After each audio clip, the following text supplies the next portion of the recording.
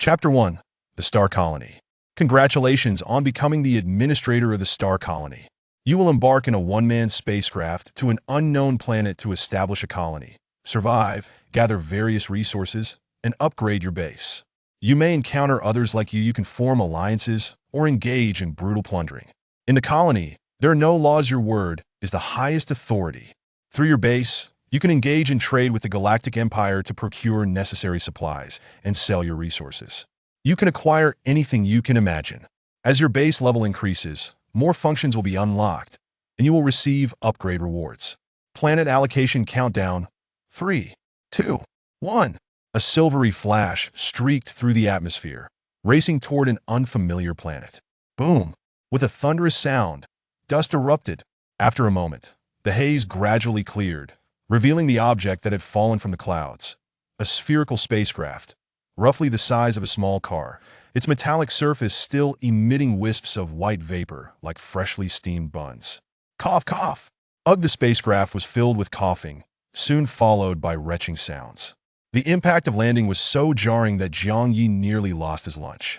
Memories rushed into his mind like a tide. Jiang Ye, an ordinary young man, vaguely recalled living in the year 2021 on Earth, enjoying a leisurely summer vacation, lying in the air conditioning while savoring watermelon.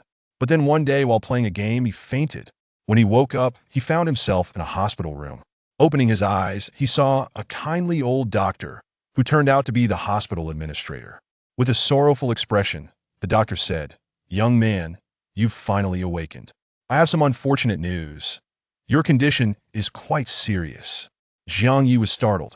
"Is it the kind of serious where I can't eat whatever I want?"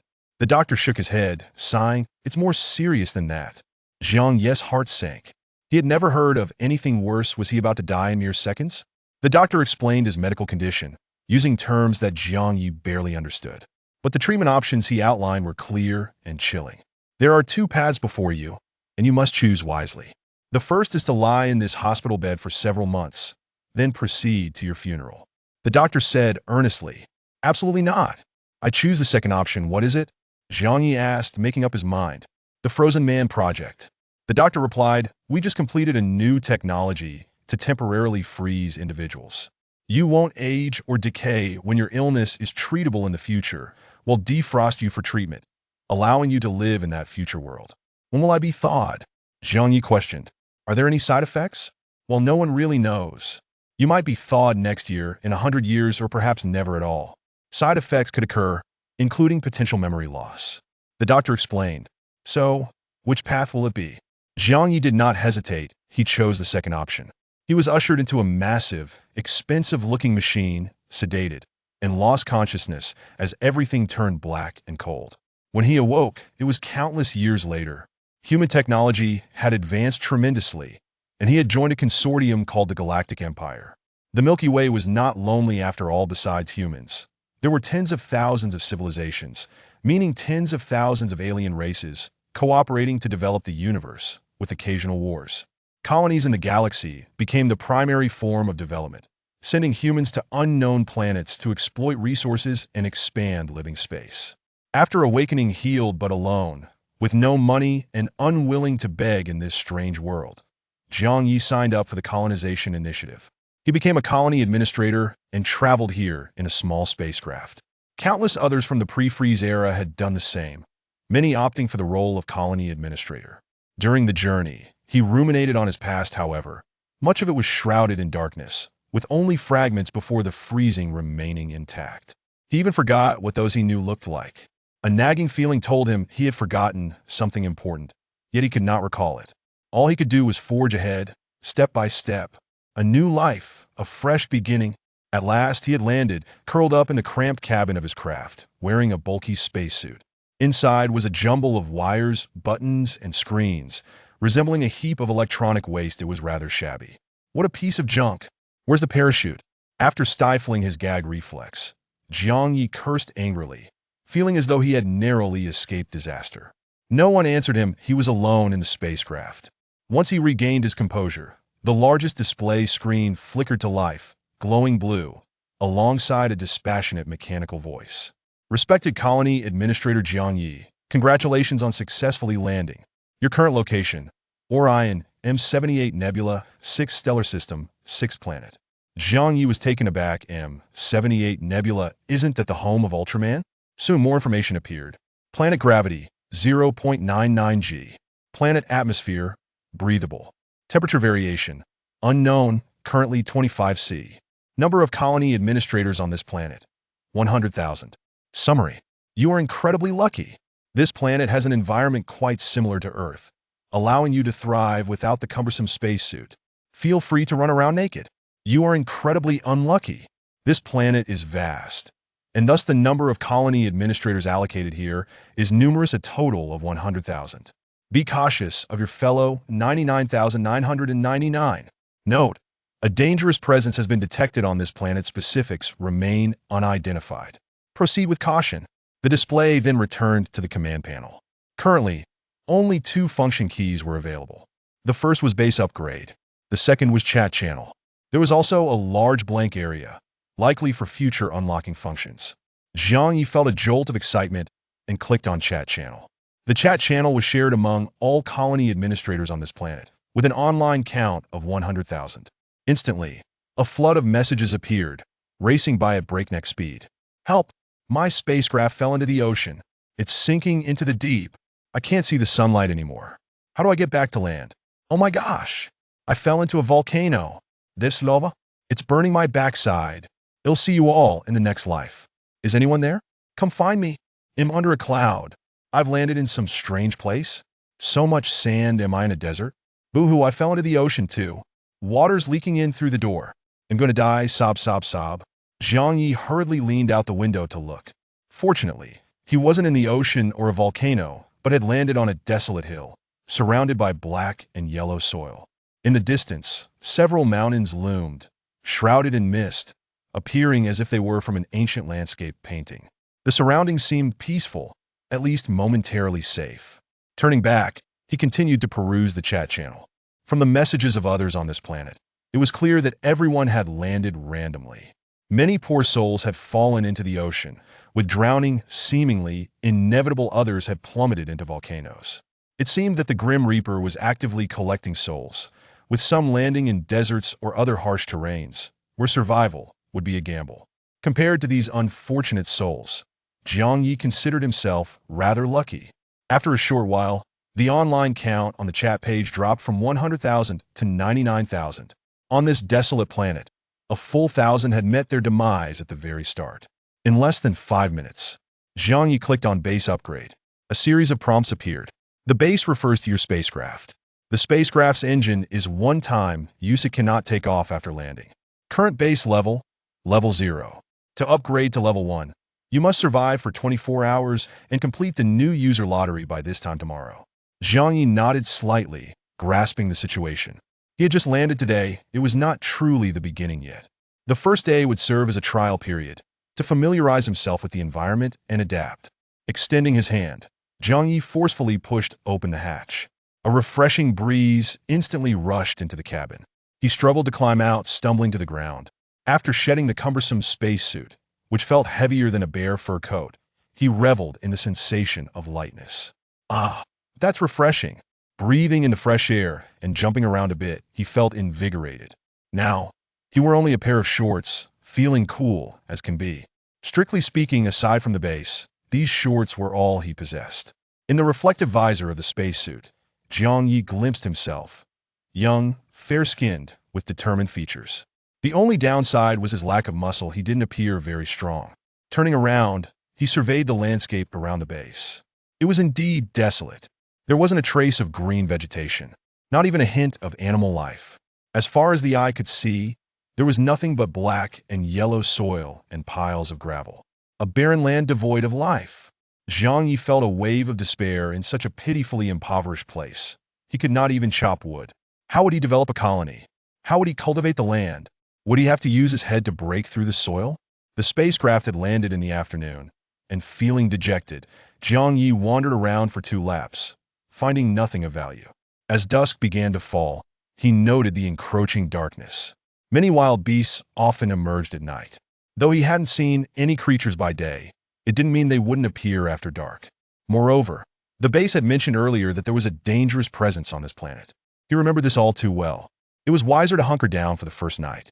He retreated into his spacecraft base, secured the hatch, and locked it tightly. Though small, the base provided a sense of security. After all, it had a metal shell regular beasts should be unable to tear it apart. Jiang Ye rummaged through the storage box, finding the last 2 packs of space food and the final 1-liter bottle of purified water. The space food resembled toothpaste in both taste and appearance. He could only squeeze a little into his mouth at a time, struggling to swallow it down. Jiang Ye was so hungry that he had to slowly savor 1 tube. Though it did not fill him, he dared not eat the second one. So far, he had no idea how to acquire more food. His remaining rations had to be rationed carefully. Water was equally precious, even more so than food. After all, while one can go without eating for over a week, one would perish after 3 days without water. The image of a shriveled, mummy-like corpse was a grim reminder. Jiang Ye took a few sips from the bottle. Then he retrieved a plastic bottle he had previously emptied. Pulling down his shorts, he aimed at the bottle's opening and began to urinate. Filling it halfway, he sealed the cap tightly. Holding the transparent bottle before him, he inspected its contents. Golden clear with bubbles. What if I can't find water in a few days? I can always treat it like champagne, Jiang Ye thought to himself, bravely contemplating his future. The night had descended entirely, and he lay by the base's window for what felt like eternity, peering into the darkness outside. He saw no gleaming eyes of beasts. The night was as dark as if ink had been splashed against the windows. Even the stars were scarcely visible. A silence draped over everything. Feeling bored, he opened the chat channel. Upon doing so, he was taken aback. When he last checked during the day, there were still 99,000 users online. Yet now, the number had plummeted to 98,801. This meant that within the last 10 hours, 199 of the colony administrators on this planet had perished. Jiang Ye's complexion paled. How had so many died? Unlike the morning's frenzy, the chat channel lay eerily silent. Occasionally, 1 or 2 users would surface to express boredom with comments like "It's so dark," or "I feel so lonely," or "I can't sleep." It was utterly monotonous. After briefly skimming through the messages, finding nothing of value, Jiang Ye felt weary and shut off the chat channel, closing his eyes to fall into a deep slumber. The next day at noon, Jiang Ye awoke, famished. To conserve energy, he decided to remain in the base today, waiting for the lottery draw. On such a barren planet, he couldn't even find a tree to chop down, and there seemed to be no means of development in sight. At this point, survival hinged solely on the luck of the draw. If he could win something beneficial like rapidly growing plant seeds, perhaps he could make a go of the colony. Finally, in the afternoon, a countdown appeared on the base's display screen. Time until the newcomer lottery, 59 minutes. Alongside the countdown appeared a large spinning wheel, divided into sections of various colors. Next to the wheel was a list of prize descriptions. First prize, randomly awarded a unique ability winning chance, 0.00002. Second prize, randomly awarded a box of weapons winning chance, 10. Third prize, randomly awarded a box of tools winning chance, 40. Fourth prize, randomly awarded a box of food winning chance, 45. Thank you for participating. We regret to inform you that you didn't win. Start from scratch and strive to survive. The prize will have been carefully designed according to the odds, with the largest sections allocated for food and tools, followed by the relatively smaller weapons. As for the unique ability, its odds were so dismal it barely made a mark, easily overlooked. At the center of the wheel, for prominent characters read, "Click to spin." Though the time hadn't arrived yet, those 4 words were still dim gray. Upon discovering the lottery wheel, the chat channel erupted with activity. Did you see the wheel? The lottery wheel is here. I see it. This prize probability setup is unfair. Why is the first prize rate so low? Are they joking? Damn, there's a thank you award? How can you start without gear? May Buddha bless me. Give me a second prize. I want an awesome blue-flamed Gatling gun. What good is a weapon? There's no animals around me to hunt. It's better to get some tools. I want a third prize. I'm starving. I want to draw for 4th prize food. So hungry. So hungry. I also think this reward setup is off balance. The chances are disproportionate, and the order is troubling. The most crucial thing right now is not to starve or die of thirst. Shouldn't food be the first prize? A cacophony ensued, with many lamenting the prize configurations. Jiang Ye contemplated deeply and found a certain rationality in the prize distribution. In a world without laws, it was survival of the fittest, those with weapons ruled. Hence, awarding the second prize of weapons made sense. The third prize of tools was crucial for production and construction, essential for building the colony and ensuring long-term survival. As for the fourth prize of food, while indeed valuable, it could only serve as a temporary fix once consumed. He would still face the dilemma of where to find more. This was Jiang Ye's rationale. Based on the wheel's design, he also understood that the actual circumstances were unpredictable. For instance, if Zhang San won the second prize and received a fully loaded AK-47, he might feel elated and decide to become a bandit, seeking both wealth and life. But if, after wandering for days with a gun, he found no one to rob, he might ultimately starve on the road, which would make winning a fourth prize of some buns worthwhile. Of course, there were parts Jiang Ye couldn't explain, like the thank you for participating prize, which was downright cruel. Receiving it would almost feel like writing a will in advance. Even more absurd, the first prize with a winning chance of 0.00002 felt like a clear impossibility. Such odds would leave even the best gamblers flabbergasted. Chapter 2. The Scent of Veins. Amidst the lively chatter of the chat channel, the countdown for the lottery fluctuated incessantly. 50 minutes, 30 minutes, 10 minutes, 5 minutes. The chat channel, once bustling with excitement, gradually fell into a hushed anticipation. All the colonial governors were seized by a palpable tension, their minds too consumed by the lottery to engage in conversation, their eyes eagerly fixed on the draw. This was a monumental opportunity, akin to a new lease on life. Jiang Ye was particularly fraught with anxiety, beads of sweat trickling down his brow. 30 seconds, 20 seconds, 10 seconds, 3, 2, 1. Let the draw commence. Jiang Ye's hands trembled uncontrollably, a victim of his own nerves, as he inhaled deeply and hastily clicked the spinning wheel. Whoosh! The wheel whirled like a fan, the various prize zones blurring past the pointer. Simultaneously, over 90,000 colonial governors across the planet were participating in the lottery. It was time to test their luck. Jiang Ye fervently prayed in his heart, "Ancestors, grant me your favor. Let your blessings shine upon me. Weapons, tools, food. Any prize will do. I do not aspire for vast riches. Just please don't let it be a thank you for participating, as that would be utterly disheartening." As for the grand prize of extraordinary abilities, Jiang Ye did not even dare to entertain the thought. The odds were astoundingly low, more difficult than winning the lottery's jackpot. One must possess self-awareness. The probability of winning such a prize was akin to that of a celestial being. He was but a novice in the beginner's village. Receiving basic equipment would be a stroke of good fortune. Starting with divine gear or a legendary sword was nothing more than a deceptive illusion. The wheel spun for what felt like an eternity before finally beginning to decelerate. At last, the pointer came to a halt. In that moment, Jiang Ye felt as though his eyes might pop from their sockets. The position where the pointer rested was remarkably ambiguous, situated precariously between the labels of thank you for participating, first prize, and second prize. It was so close that it was nearly impossible to discern where the pointer had landed. Jiang Ye was drenched in cold sweat, cursing internally. The design of this wheel was utterly unreasonable, with the first prize probability reduced to a mere sliver, rendering thank you for participating and the second prize almost indistinguishable. The line between heaven and hell was perilously thin. He stared intently for what felt like an eternity, his eyes nearly crossing, yet he could not ascertain the pointer's south final resting place. At one moment, he thought it leaned slightly to the right, perhaps indicating the second prize. Yet the next moment, he felt it might be skewed left, leaning towards thank you for participating. The wheel had come to a standstill, yet the results remained unannounced.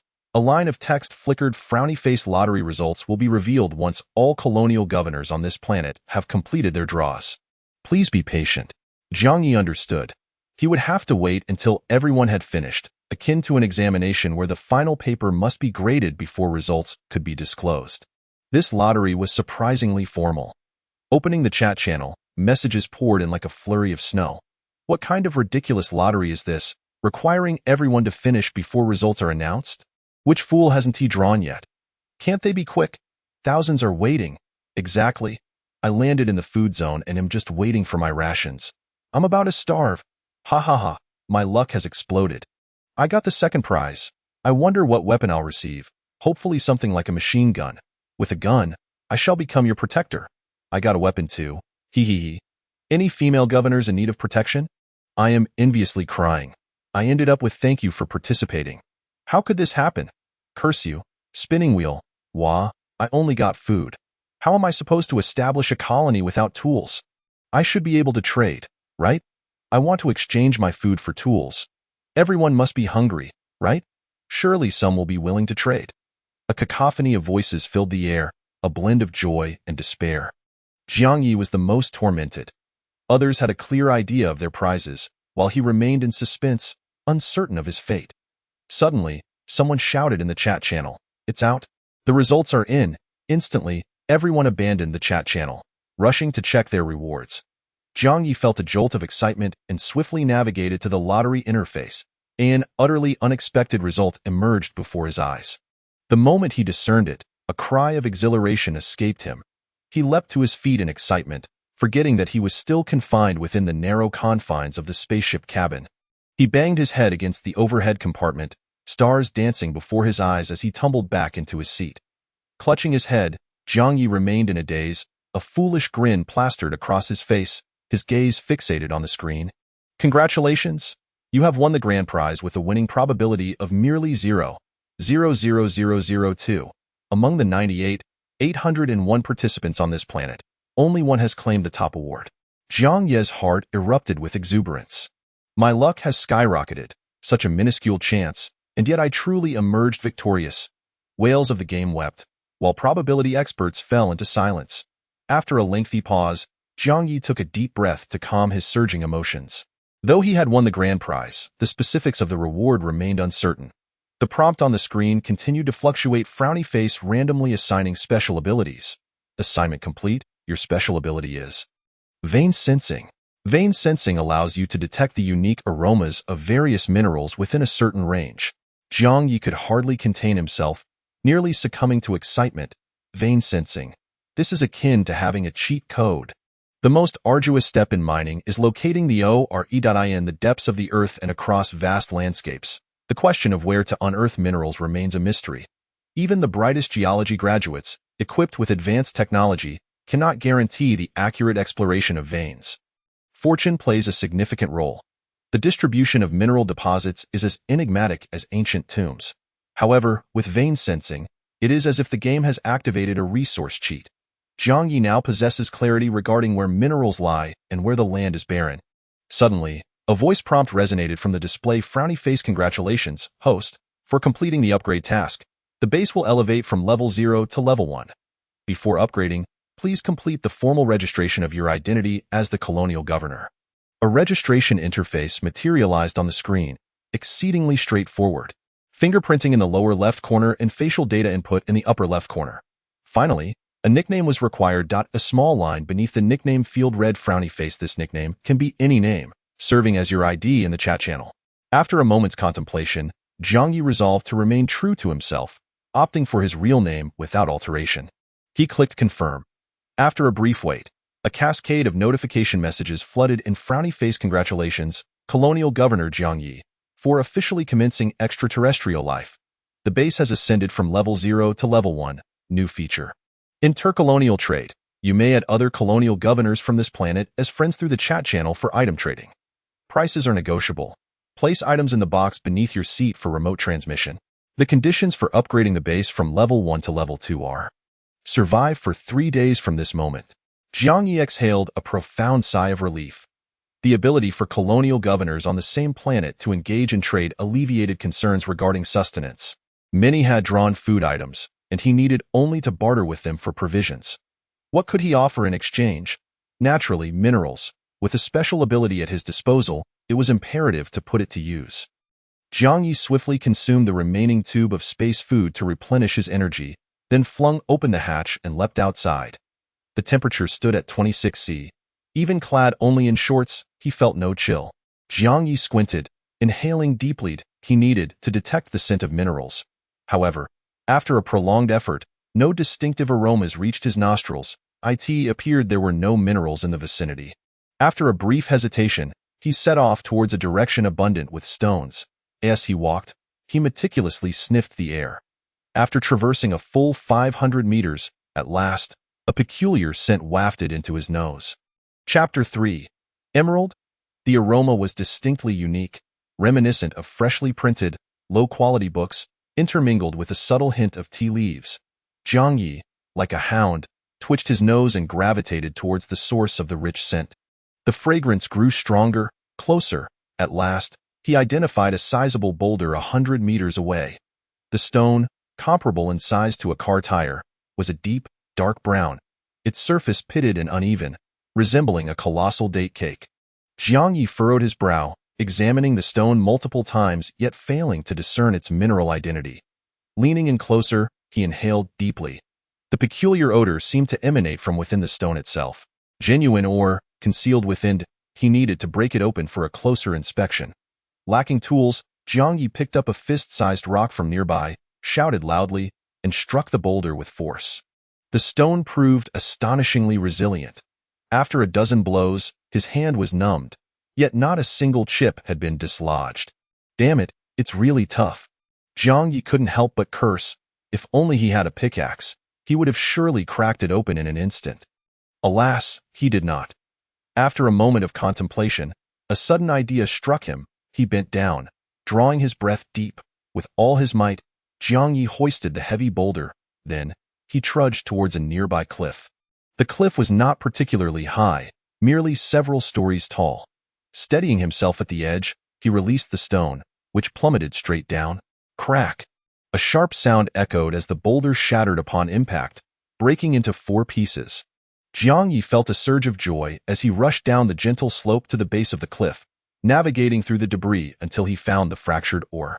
The moment he laid eyes on it, he was left utterly astonished. The dark brown stone's interior revealed vibrant, resplendent green hues, shimmering mysteriously in the sunlight.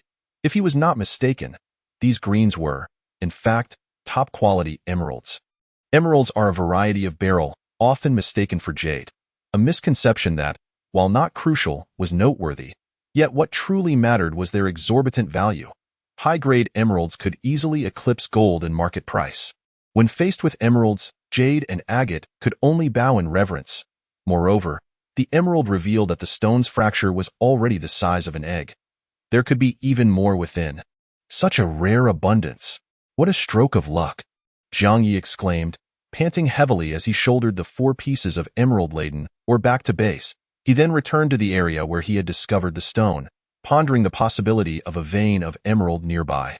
However, after several laps around the vicinity, inhaling deeply in search of that distinctive scent, his nose nearly bleeding from the effort, he found no trace of emerald aroma. It seemed that only that solitary stone held any value.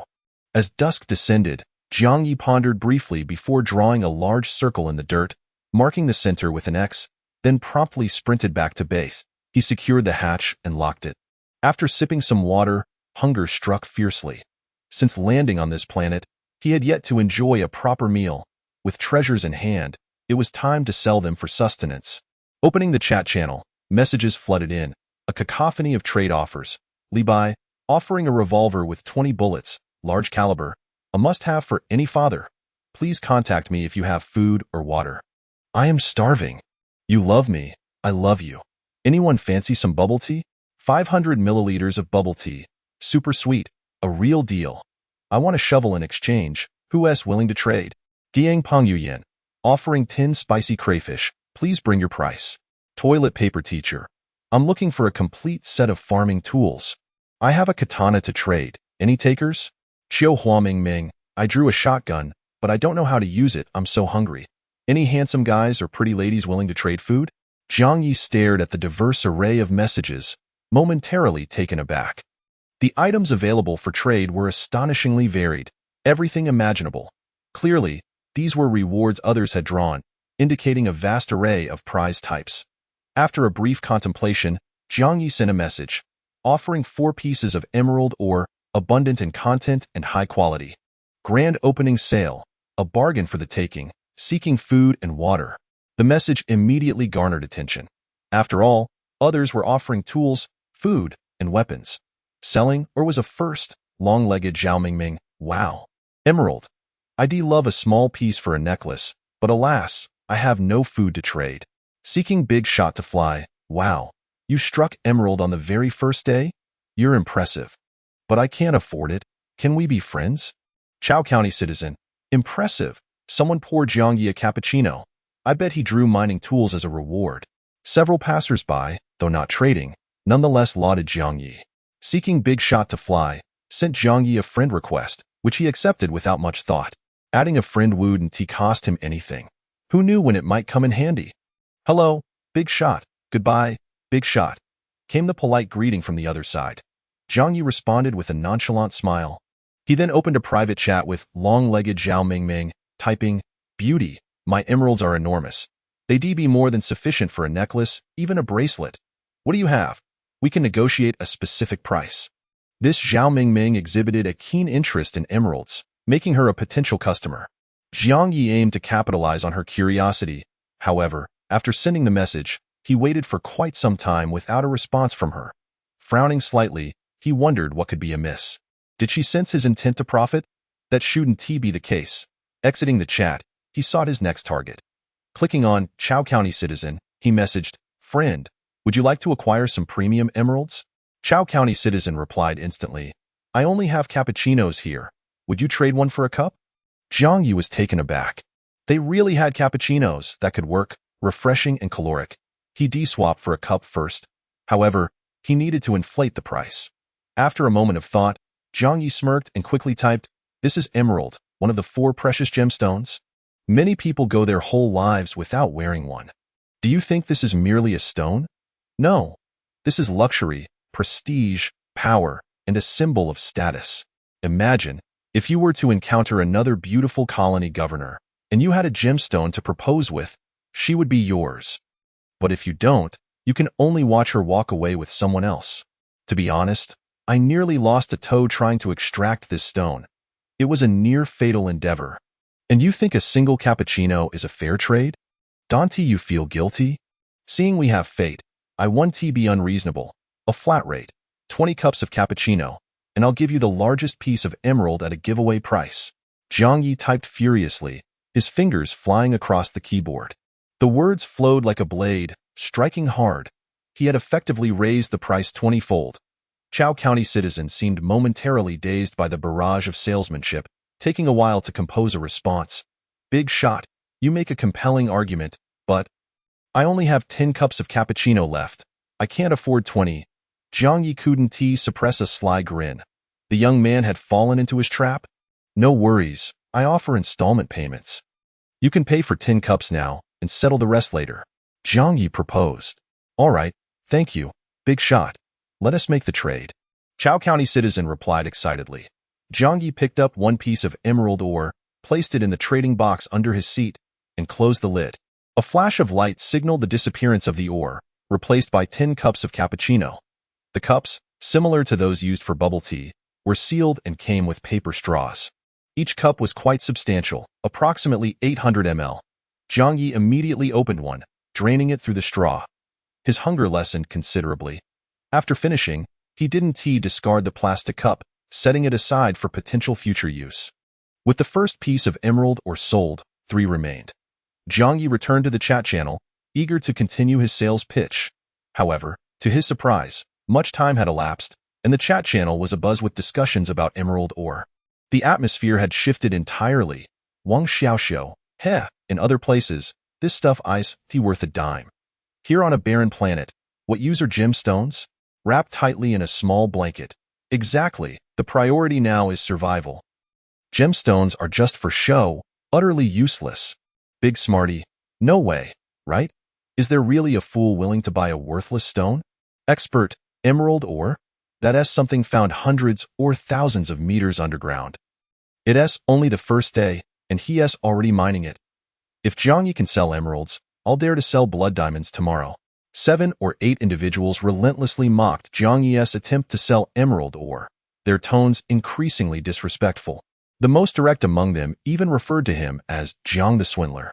Jiang Ye's brow furrowed tightly. Why had so many detractors suddenly appeared? If they weren't interested in buying, why the hostility? His modest business was fair, voluntary exchanges. Had he provoked them in some way? Their arrogance was infuriating. Chapter 3. Emerald? The aroma was distinctly peculiar, reminiscent of freshly printed, low-quality books, intermingled with a faint scent of tea leaves. Jiang Ye, like a hound, twitched his nose and gravitated toward the source of the rich fragrance. It grew stronger, closer. At last, 100 meters away, Jiang Ye pinpointed a sizable boulder. The stone was roughly the size of a car tire, entirely dark brown, its surface pockmarked, bearing an uncanny resemblance to a colossal date cake. Furrowing his brow, Jiang Ye scrutinized the stone multiple times, yet he could not discern what type of mineral it was. Leaning in closer, he took a careful whiff. That strange odor seemed to emanate from within the stone itself. Genuine ore, hidden inside the stone. He needed to break it open to investigate. Lacking tools, Jiang Ye picked up a fist-sized rock from nearby, let out a mighty shout, and struck the boulder with all his might. The stone's hardness exceeded his expectations. After a dozen strikes, his hand was left numb, and not even a chip had been dislodged. Damn it, it's really tough. Jiang Ye couldn't help but curse. If only he had a pickaxe, it would have been shattered in an instant. Regaining his composure, he suddenly conceived a plan. Bending down, he gathered his breath. With all his strength, Jiang Ye lifted the heavy boulder. He then proceeded toward a nearby cliff. The cliff was not particularly high, only a few stories tall. Once Jiang Ye steadied himself at the edge, he released the stone, which plummeted straight down. Crack! A sharp sound echoed as the stone shattered upon impact, breaking into 4 pieces. Jiang Ye felt a surge of joy and hurried down the slope to the base of the cliff, circling around to the spot where the stone had landed. Sniffing the peculiar scent, he quickly located the shattered ore among the pile of rubble at the bottom of the cliff. The moment he laid eyes on it, he was left utterly astounded. This within the dark brown stone, vibrant, resplendent shades of green emerged, appearing remarkably mysterious under the sunlight. If he wasn't mistaken, these greens within the stone were indeed high-quality emeralds. Emerald, a variety of beryl, is often mistaken for jade by many, a misunderstanding that, while significant, pales in comparison to the fact that this substance is extraordinarily valuable. High-grade emeralds can effortlessly overshadow gold in market value. In the presence of emeralds, jade and agate would humbly concede. Moreover, the emerald revealed that the fracture of the stone was already the size of an egg. There might be even more within the stone. Such a rarity. What a stroke of luck! Jiang Ye exclaimed with exhilaration, panting heavily as he carried all 4 pieces of emerald-laden ore back to the base. He then retraced his steps to the site where he had discovered the ore, pondering whether there might be a vein of emerald nearby. However, after several laps around the vicinity, inhaling deeply as he sniffed incessantly, his nose nearly bleeding from the effort, he failed to detect even a whiff of emerald-esque scent. It seemed that only that solitary piece of ore was valuable. As dusk descended and night began to cloak the land, Jiang Ye contemplated for a moment before drawing a large circle in the dirt, marking the center with an X, then turned and sprinted back to the base. He secured the hatch, locking it tightly. After quenching his thirst with a few sips of water, a fierce pang of hunger struck him. Since landing on this planet, he had yet to truly satiate his appetite. With treasures in hand, it was time to sell them for some food. Opening the chat channel, messages flooded in, with various transactions bustling energetically. Li Bai, offering a revolver with 20 rounds, large caliber, an essential for any father. Please contact me if you have food or water. I'm on the brink of starvation and thirst.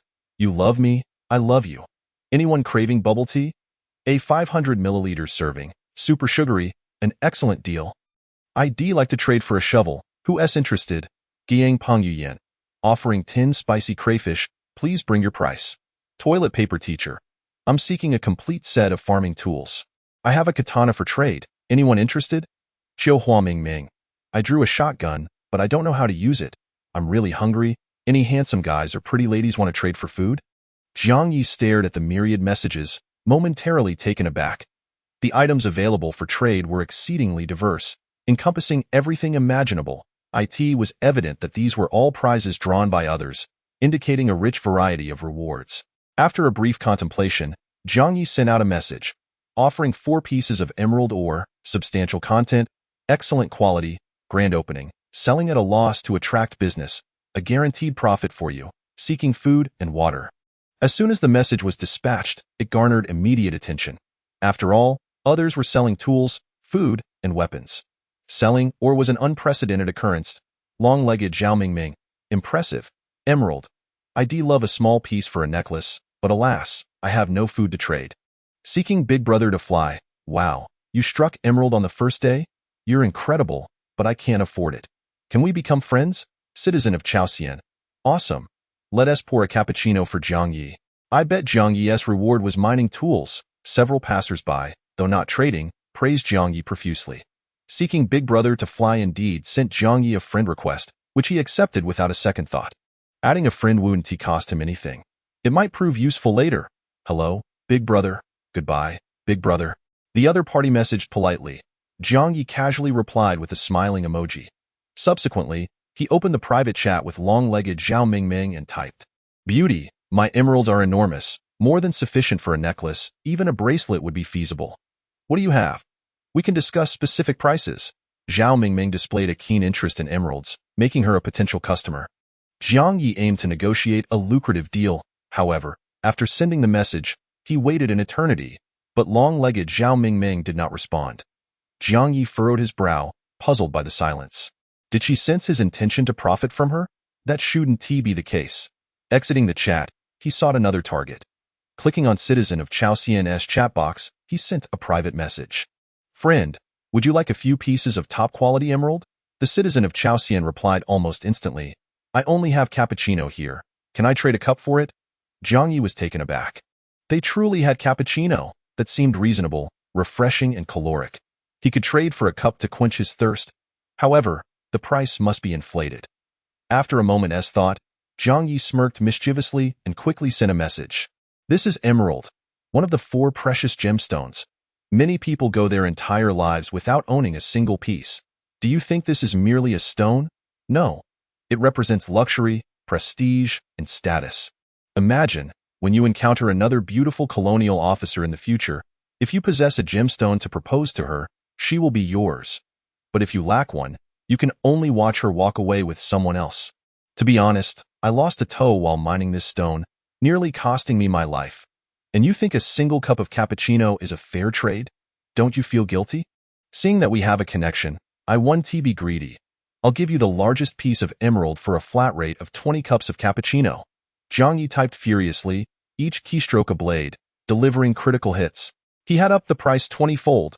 The Citizen of Chaoxian seemed dazed by his barrage of sales pitches, and after a moment, replied weakly, "Big Brother, you make a compelling point, but I only have 10 cups of cappuccino left. I can't afford 20." Jiang Ye's face broke into a sly grin. "Little brother, you've walked right into my trap. No worries, I offer installment payments. You can pay 10 cups now and settle the rest later." Jiang Ye replied, "All right, thank you, Big Brother. Let us make the trade." The Citizen of Chaoxian was visibly excited. Jiang Ye lifted one piece of emerald ore, placed it in the trading box beneath his seat, and secured the lid. A flash of light enveloped the scene. The ore vanished from the trading box, replaced by 10 cups of cappuccino. The cups, resembling plastic bubble tea containers, were sealed and came with paper straws. Each cup was substantial, approximately 800 milliliters in volume. Jiang Ye immediately opened one cup and drained it through the straw. His hunger subsided significantly. After finishing, he didn't discard the plastic cup but set it aside, thinking it might come in handy later. The first piece of emerald ore had been sold, 3 remained. Jiang Ye returned to the chat channel, eager to continue promoting his wares. However, to his surprise, the discussions surrounding emerald ore had intensified during the past half-day. Moreover, the atmosphere had entirely shifted. Wang Xiaoxiu. Ha! In other places, this trinket wouldn't fetch a dime. Here on a barren star, what is the use of gemstones? Wrapped in a small blanket. Indeed, the priority now is survival.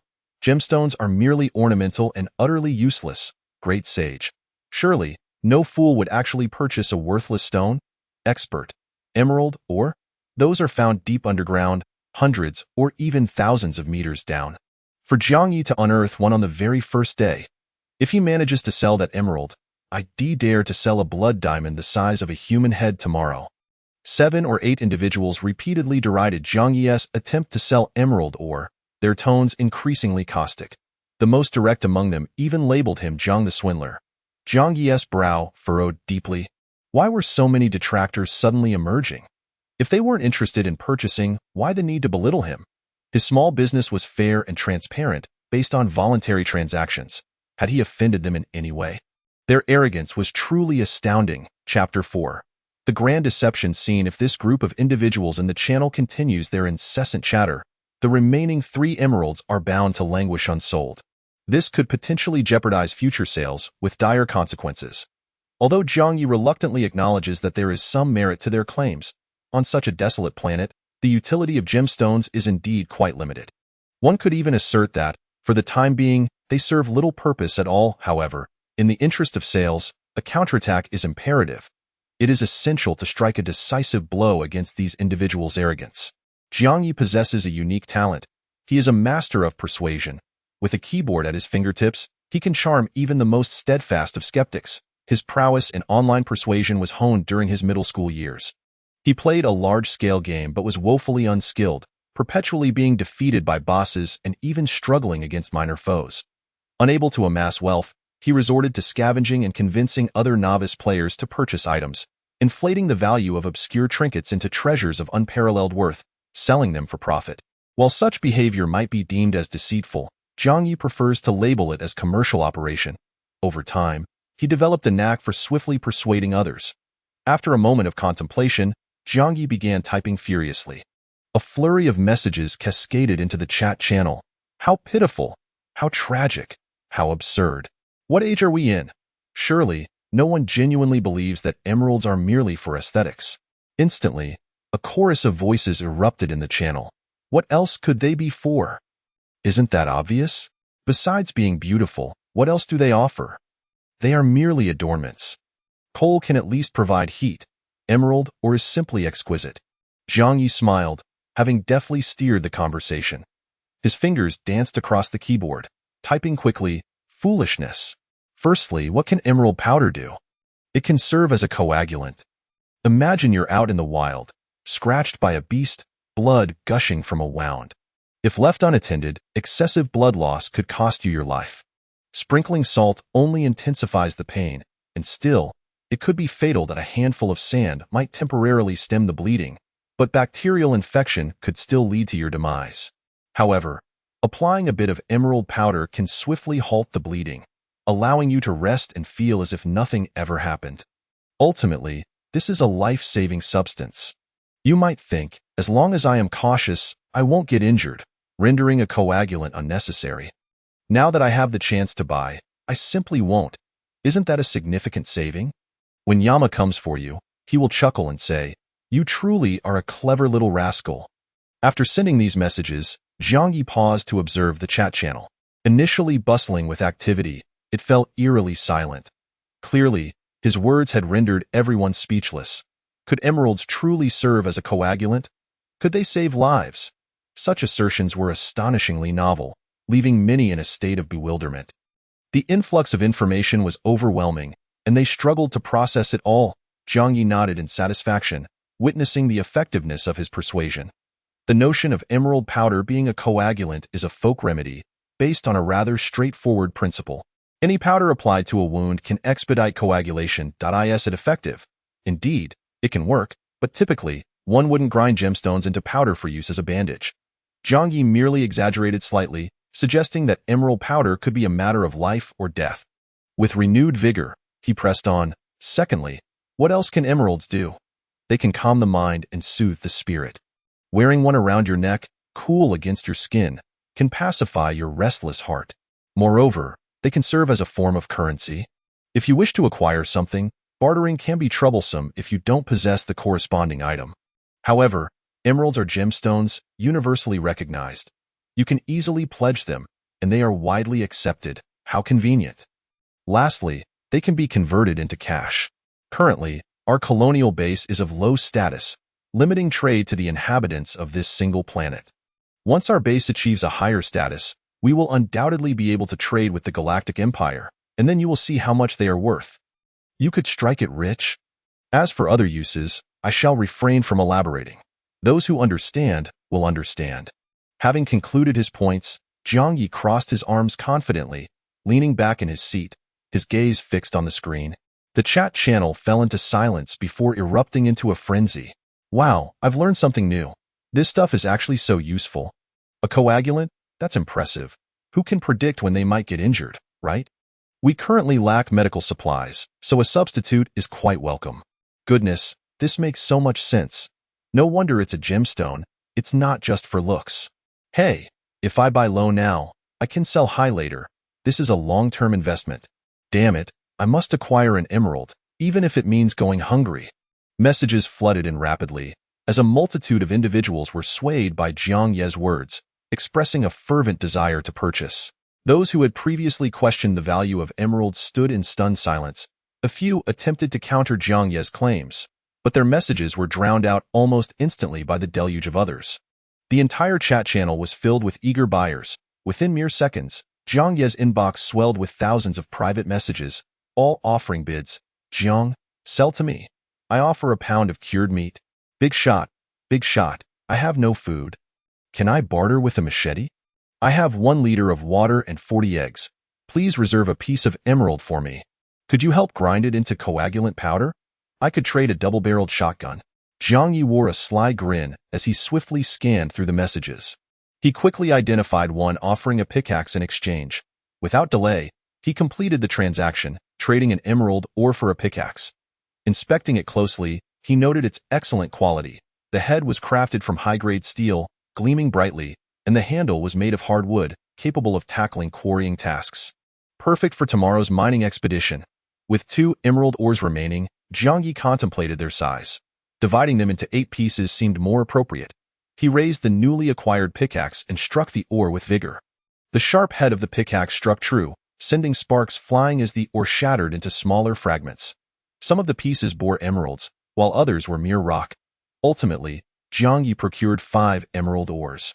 All were swiftly exchanged for a plethora of goods: 1.6 packs of biscuits, 2.3 baguettes, 3.7 bottles of water, totaling 7 liters, 4.2 iron shovels, 5.2 small knives. After completing the trades, Jiang Ye sent a final message in the chat channel. Emeralds are sold out. Please refrain from sending further offers. Good night, everyone. With that, he closed the chat channel. After a day's labor, he had temporarily alleviated his urgent need for sustenance. Jiang Ye assessed the supplies in his quarters, considering the substantial consumption expected during mining, and estimated they would last for 4 to 5 days. At least for the next 4 days, he need not worry about succumbing to thirst or hunger. His basic mining tools were now in place. Iron shovel, small knives, and pickaxe, sufficient for tackling simple mineral veins, particularly those that were relatively shallow and easily excavated. These tools could also serve as melee weapons, ideal for fending off a rogue dog, should one appear. Having organized all his belongings, Jiang Ye lay down, fatigue enveloping him as he drifted into a deep slumber. At dawn, Jiang Ye awoke. Immediately upon waking, hunger struck, prompting him to devour an entire pack of biscuits. With 6 packs of biscuits remaining, he took a 1-liter bottle of water, grasped the pickaxe and shovel, and pushed open the cabin door. The weather remained splendid, with the sun shining fiercely. The distant mountains loomed through the mist. Perhaps it was an illusion, but today's temperature seemed slightly warmer than yesterday. He was uncertain how the seasons changed on this planet. It could simply be a fluctuation in temperature, or perhaps summer was approaching. Jiang Ye secured the cabin door tightly, not out of fear of thieves. There were likely no inhabitants in the vast surrounding area, but primarily to keep out the dust. The mountaintop lacked any vegetation, and when the wind blew, considerable dust was stirred up. Armed with his mining tools, he set forth. Before long, he arrived at the spot where he had marked with circles and crosses yesterday, the location of the emerald ore. Jiang Ye resolved to dig down from this point, curious to discover if more emeralds lay beneath the surface. Logically, ores should cluster together rather than exist in isolation. Without hesitation, he began to dig vigorously with his shovel. As he worked, he attentively inhaled the scents in the air. He labored for a full 2 hours. The soil was quite compact, hindering progress, and he had only managed to dig 2 meters deep. Mining is no easy task. Jiang Ye, physically weak, felt nearly exhausted as he jumped down into the pit, carefully sniffing the earthen walls. There was no distinct mineral odor. It was merely ordinary soil. He crouched down, lowering his head to sniff more intently. This time, he detected a scent. It was a complex and unique aroma, undoubtedly emanating from the minerals, though it differed from the emerald scent from yesterday. It bore a hint of grape with a touch of lard. There was no doubt about it. Minerals lay beneath, yet the specific type and depth remained uncertain. Having found his direction, he steeled himself and continued to dig. Chapter 5 Flint. With relentless vigor, the excavation persisted until after 2 in the afternoon. A sizable pit, approximately 5 meters deep, had begun to take form. Jiang Ye crouched at the bottom, drenched in sweat, parched and continuously consuming water, swiftly finishing the bottle he had brought along.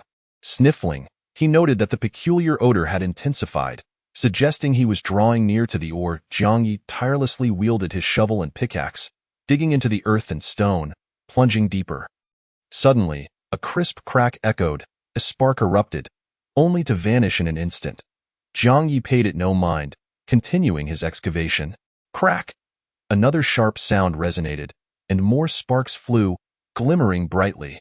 Jiang Ye paused, crouching down to scrutinize the pit's floor. Several dark stones had emerged, roughly the size of eggs, with the largest no bigger than a duck egg, embedded within the brown soil. The sheen on the stone surface resembled that of a 2B pencil's graphite. Jiang Ye leaned closer, pressing his nose against the black stones to inhale their potent aroma. Indeed, the ore he had detected was these very black stones. Yet, what precisely were they? Graphite? Lead? Coal? Many ores bore similar appearances, making it challenging for anyone but a geologist or seasoned miner to discern their true nature from mere outward appearances. Jiang Ye was certainly at a loss. However, what did it matter? They were undoubtedly valuable, so he resolved to extract them. Jiang Ye slowed his pace, meticulously clearing the mud with a small knife, carefully prying each egg-sized black stone free. 1, 3, 5, 10. By dusk, Jiang Ye had unearthed all the black ore from the pit's bottom, each piece an oval shape akin to eggs and duck eggs. After counting twice, he confirmed a total of 20 pieces. Not bad. In terms of quantity, it surpassed yesterday's haul. Lacking pockets and unwilling to make multiple trips, Jiang Ye struggled for some time before finally managing to cradle all 20 small stones in his arms. Cautiously, he climbed out of the pit and made his way back to the base. The evening glow was blood-red, enveloping the mountains near and far in a golden hue, beautiful yet desolate. Captivated by the scene, Jiang Ye could not resist the urge to compose poetry, halting his steps to recite aloud, "Ah, the evening glow. So red." After a prolonged pause, he found himself unable to conjure a fourth line, thus deeming the poem complete. Jiang Ye felt a sense of satisfaction. Crafting 3 lines for his first poem was quite commendable, after all. One couldn't he expect to emulate Li Bai all at once, could one? Continuing forward, he cast glances at the black ore nestled in his arms. The more he observed, the more troubled he became. What precisely were these 20 dark stones? How could he market them? Yesterday's emerald had been relatively easy to sell. After all, many recognized it, and even those who did not could see its beauty and discern its value. However, today's labor yielded stones with far less appeal. To the untrained eye, they appeared to be nothing more than ordinary black rocks. If they remained unsold, the entire day's effort would have been in vain. Jiang Ye strained to recall any knowledge of ores he had heard about, attempting to identify the nature of these stones. He felt as though he had encountered them before, but could not ascertain their identity. Lead? The color seemed off. Graphite? The weight didn't match. Coal? They were far harder than coal chunks. It was akin to returning home for the new year, encountering numerous distant relatives and finding their faces familiar, yet failing to recall their names. At last, he arrived at the base's entrance. Unable to extend his hands, Jiang Ye cautiously nudged the hatch open with his shoulder. As he swung the hatch open, the pile of ore in his arms wobbled precariously, ultimately slipping from his grasp. Crash! The stones scattered chaotically across the floor. As they clattered against the metallic walls of the hatch, sparks erupted in great bursts, shining like hot embers. The cabin was unlit, and in the dimness, the sparks created by the stones stood out vividly. Jiang Ye was momentarily stunned, suddenly realizing what these black stones were: flint. In simpler terms, fire-starting stones. They produced such an abundance of sparks upon impact. There was no doubt they were flint. Jiang Ye was instantly filled with elation. Why? This material was in high demand. Currently, None of the colony commanders possessed anything capable of igniting a fire. Yet, to survive long-term, fire was indispensable. He climbed into the cabin and secured the hatch tightly. While tearing open a packet of biscuits to satiate his hunger from the day, he accessed the control panel and entered the chat channel. The evening was a peak time for conversation, and the channel buzzed with messages. Demon King. I devoured 3 children today and am still famished. Does anyone have food? I can trade for an axe. Hacker D. It was scorching during the day. I have only a small cup of water left. Does anyone have more? Almost starving, little white. I'm back begging again. I received a thank you gift yesterday, and now I'm out of food and drink. Is there a kind soul who can help? Boo-hoo. I'm really on the brink of starvation. Jiang Ye perused dozens of messages, all requesting food and water. This was to be expected, as most individuals lacked sufficient provisions. Many sought to exchange tools and weapons for food and water, with prices skyrocketing compared to yesterday. Several IDs Jiang Ye recognized had previously attempted to barter a bao for 10 loaves of bread or a set of farming tools for 20 bottles of water. Tonight, however, they were only offering a single loaf of bread or a bottle of water. Throughout the chat channel, the prices for food and water had surged by more than tenfold. Jiang Ye glanced at the storage box in his base, which still contained 9 cups of cappuccino, 6 bottles of water, 4 packets of biscuits, and 3 baguettes. Compared to the many who were nearly starving, he was exceedingly affluent. These provisions could be exchanged for a plethora of tools and weapons. However, Jiang Ye was reluctant to sell. The greater the scarcity of food and water, the more he needed to stockpile. Each day, everyone consumed more food and drank more water, steadily diminishing the total supply and exacerbating the shortage. Jiang Ye quietly typed and posted a message in the chat channel, selling 16 pieces of flint, also known as fire-starting stones. Prices are negotiable. Come with sincerity. Serious inquiries only. Jiang Ye had prepared himself, should no one show interest, to regale everyone with tales of the flint's value, hoping to entice them into purchasing. With so many people, surely someone would fall for it. Heed his advice. To his astonishment, sales proceeded remarkably smoothly that evening. No sooner had he posted the message than the chat channel erupted with excitement. Dreamer, Jiang Ye, the Great One, has reappeared. Have you struck or again? Bookworm, Flint. I want it. V. I'll buy 2. Check your private messages, Great One. Truly lonely. Wow, this is a valuable item. I want to buy 2 for fire starting. Jiang Ye's private messages flooded in, with nearly 100 individuals eager to purchase flint. He decided to keep 4 pieces for personal use and sell the remaining 16. Most buyers were not seeking just 1 piece. They were purchasing in pairs. Jiang Ye, disinterested in haggling, directly accepted the highest offers. He sold the first 2 pieces to someone named V in exchange for 2 1-liter bottles of water. Then, he sold 4 pieces to an individual called Toilet Paper Teacher for a katana. Jiang Ye unsheathed the katana, inspecting it in the light. The blade gleamed brilliantly, and the body appeared sturdy, certainly a reliable weapon. Even if it wasn't used for combat, it would serve well for other tasks. When he ventured out to mine tomorrow, he would strap the katana to his side for peace of mind. Should he encounter any extraterrestrials, he would be ready to strike. To his surprise, the Chao County citizen, with whom he had traded yesterday, returned, and Jiang Ye assumed he had drained the individual's resources completely. Chao County citizen, Jiang Ye, the Great One, do you remember me? Jiang Ye, of course I remember. You still owe me 10 cups of cappuccino. Chao County citizen, ah, ha, indeed. Your memory is remarkable. I don't have cappuccino at the moment, but I possess a packet of magical seeds and would like to exchange them for 10 pieces of flint. Jiang Ye, what on earth are magical seeds? Chapter 5. Flint? With unwavering determination, the excavation continued until the afternoon. Past 2 o'clock, a 5-meter deep pit had begun to take shape. Jiang Ye crouched at the bottom of the pit, drenched in sweat, quenching his thirst with copious sips of water, quickly finishing the bottle he had brought. Sniffling, he noted that the peculiar scent had intensified. If all went as expected, he was nearing the ore. Jiang Ye tirelessly wielded his shovel and pickaxe, digging into the earth and stone, delving deeper. Suddenly, a sharp crack echoed, and a spark erupted, flickering away in an instant. Unperturbed, Jiang Ye swung the pickaxe again, continuing his labor. Crack! Another sharp sound followed, and more sparks erupted, illuminating the space. Jiang Ye paused, crouching down to scrutinize the pit's floor. Several dark stones had emerged, each roughly the size of an egg, with the largest resembling a duck egg embedded in the brown soil. The sheen of the stone's surface resembled that of a 2B pencil lead. Jiang Ye leaned closer, pressing his nose against the black stones to inhale their potent aroma.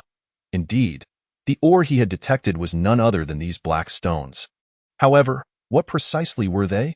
Graphite, lead, coal. Many ores bore a striking resemblance to one another. Without the expertise of a geologist or seasoned miner, discerning their true nature from mere appearance was nearly impossible. Jiang Ye certainly could not ascertain it, yet, what did it matter? They must hold value. He needed to excavate them. Jiang Ye slowed his pace, meticulously using a small knife to clear away the mud, carefully extracting each egg-like black stone. 1, 3, 5, 10. By dusk, Jiang Ye had unearthed all the black ore at the pit's bottom, each an oval shape akin to eggs or duck eggs. After counting twice, he confirmed a total of 20 pieces. Not bad. In terms of quantity, it surpassed yesterday's yield. With no pockets in his attire and reluctant to make multiple trips, Jiang Ye struggled several times before successfully cradling all 20 small stones in his arms. Cautiously, he climbed out of the pit and made his way back to the base. The evening glow was crimson, casting the distant mountains in a golden-red light. Beautiful yet desolate in such a scene, Jiang Ye could not suppress his poetic inclinations, halting his steps to recite aloud, "Ah, the evening glow. So red." After a prolonged pause, he was unable to conjure a fourth line, thus deeming the poem complete. Jiang Ye felt a sense of satisfaction. Composing 3 lines for the first time was quite commendable. One could not expect to be li by in a single breath. After all, continuing forward, he kept his gaze fixed on the black stones nestled in his arms. The more he looked, the more troubled he became. What exactly were these 20 dark little stones? How could he market them?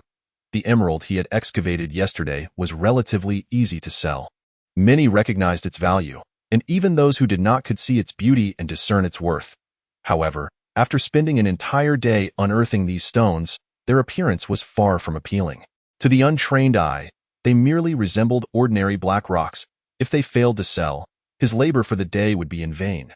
Jiang Ye racked his brain for any knowledge of ores he had previously encountered, attempting to identify the nature of the stones. They seemed familiar, yet he could not pin down their identity. Lead? The color did not match. Graphite? The weight was off. Coal? Far too hard. It felt akin to returning home for the new year and encountering distant relatives who appeared familiar yet remained nameless. At last, he arrived at the base's entrance. Unable to extend his hands, Jiang Ye cautiously nudged the hatch open with his shoulder. The hatch swung wide. The heap of stones in his arms wobbled precariously, ultimately slipping from his grasp. Crash! The stones tumbled chaotically onto the ground. As they struck the metallic walls of the hatch, sparks erupted in large bursts, glowing like embers. The cabin remained unlit, and in the dimness, the sparks produced by the stones appeared exceptionally bright. Jiang Ye stood momentarily stunned before the realization struck him. These black stones were flint. In simpler terms, they were firestones. The mere touch produced such an abundance of sparks. It could only be flint. Overcome with elation, Jiang Ye understood the significance.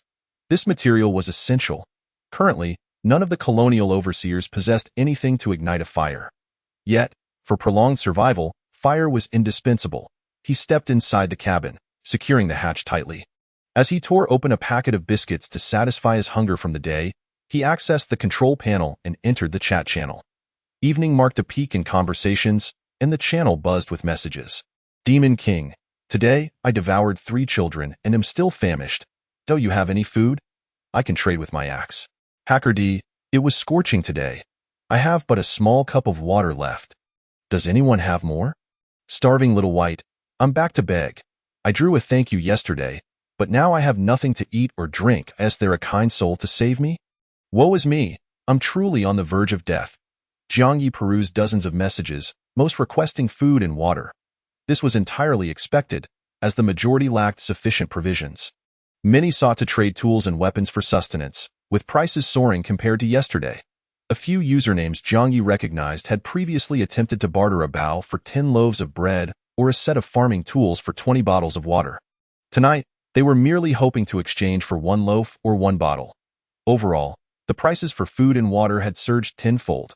Jiang Ye glanced at his base's storage box, noting 9 cups of cappuccino, 6 bottles of water, 4 packets of biscuits, and 3 baguettes. Compared to those on the brink of starvation, he was indeed quite affluent. This food and water, if traded, could procure a wealth of tools and weapons. However, Jiang Ye was unwilling to part with them. The more scarce food and water became, the more he must hoard. Each day, everyone consumed more food and drank more water, leading to a continuous decrease in supply. The shortage would only worsen. Resolutely, Jiang Ye typed a message to the chat channel, selling 16 pieces of flint, also known as firestones. Prices are negotiable. Come with sincerity. No time wasters, please. He had prepared for a lack of interest, ready to embellish the value of flint as he had done the previous night to entice buyers. With so many participants, surely someone would be swayed. Rather, persuaded. Remarkably, tonight's sales proceeded exceptionally smoothly. No sooner had he posted the message than the chat channel buzzed with excitement. Minger, Jiang Ye is back, mining again, huh? Bookworm, flint. I want it. I'll buy 2. Check your private messages. So lonely, this is a fine item. I want to buy 2 for fire. Jiang Ye's inbox erupted with private messages, and soon nearly 100 individuals expressed interest in purchasing flint. He decided to keep 4 pieces for himself and sell the remaining 16. Most buyers sought to purchase in pairs rather than singles. Jiang Ye, feeling no inclination to haggle excessively, opted for the highest offers. He sold the first 2 pieces to an ID named V in exchange for 2 1-liter bottles of water. Then, he traded 4 pieces to an ID called Teacher Toilet Paper for a katana. Jiang Ye unsheathed the katana, scrutinizing it in the light. Its blade gleamed brilliantly, and the hilt felt sturdy, clearly a reliable weapon. Even if he didn't use it against others, it would serve him well in other endeavors. As he prepared to venture out for mining the next day, he planned to strap the katana to his waist for added peace of mind. Should he encounter any extraterrestrials, he would be ready to unleash his blade against them. To Jiang Ye's surprise, the Chao County citizen, who he thought he had exhausted of resources, reappeared. Chao County citizen, Jiang Ye, do you remember me?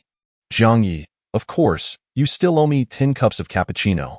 Chao County citizen, yes. Your memory is remarkable.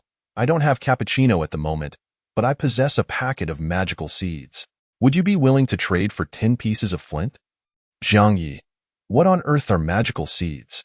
Chapter 6, The Enigmatic Seeds? A citizen of Chaosian remarked, to be honest, I'm not entirely sure. I just acquired them from someone else about 10 minutes ago. They haven't even warmed up yet. Jiang Ye inquired, enigmatic seeds. Why does that name sound so rudimentary yet flamboyant? What kind of seeds are they, vegetable or grain seeds?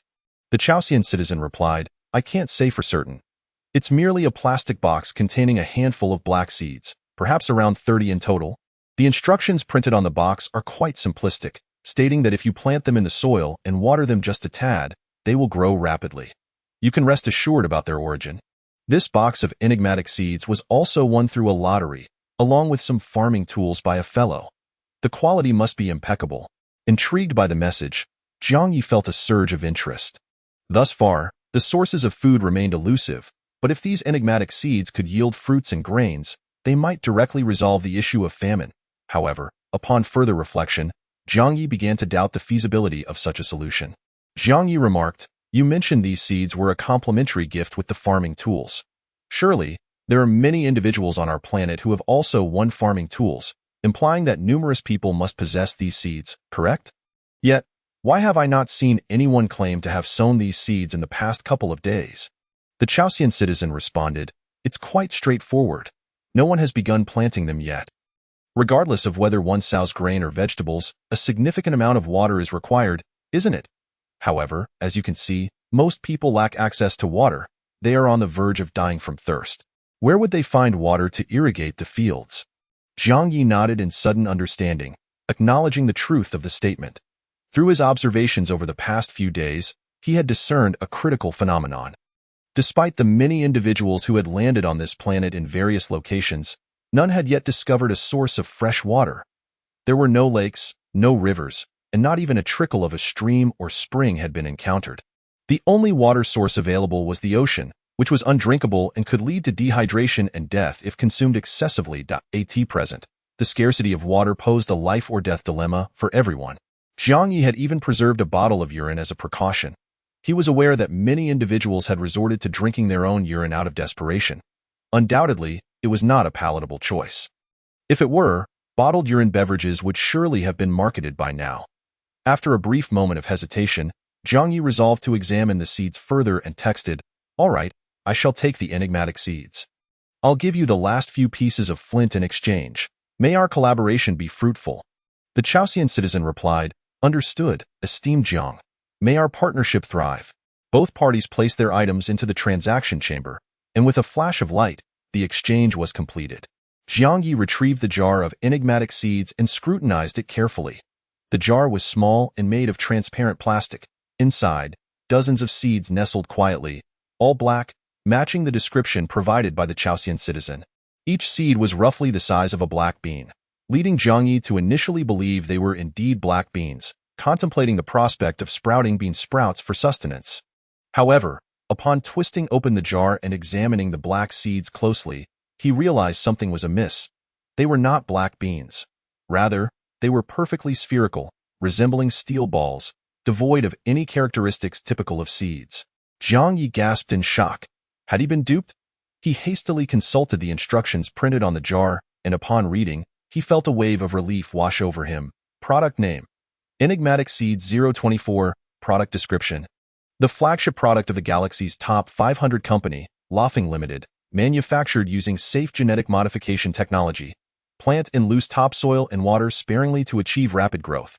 Under normal conditions, the seeds maintain a standard spherical shape. Do not compress. Expiration date: 18 years, so they were artificial seeds.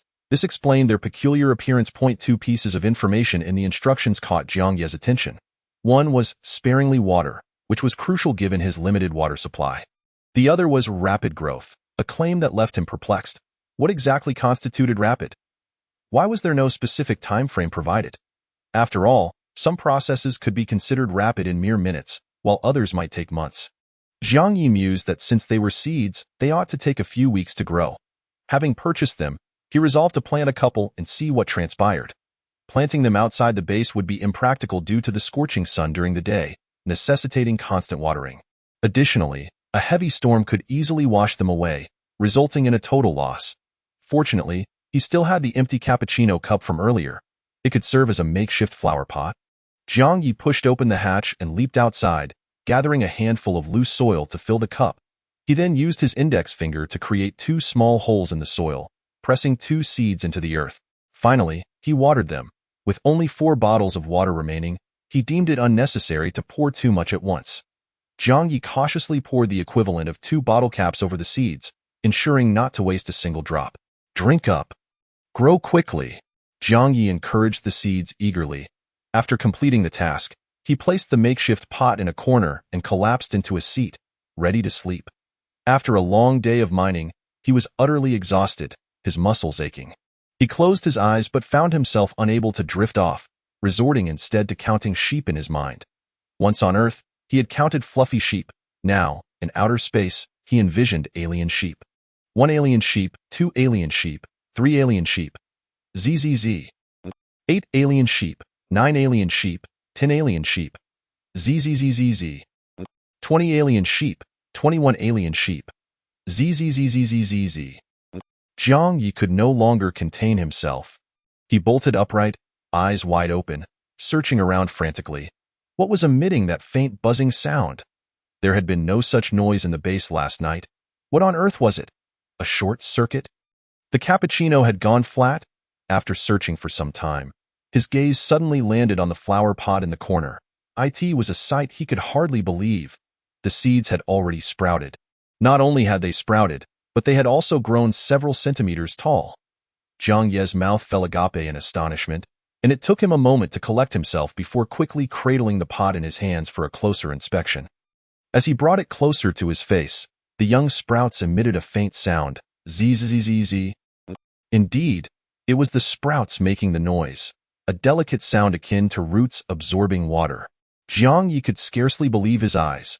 He glanced at the time displayed on the base's screen and realized that only 10 minutes had elapsed since he had watered the pot. Yet, at this very moment, both seeds had already broken through the soil, with slender stems standing upright, approximately 4 centimeters high.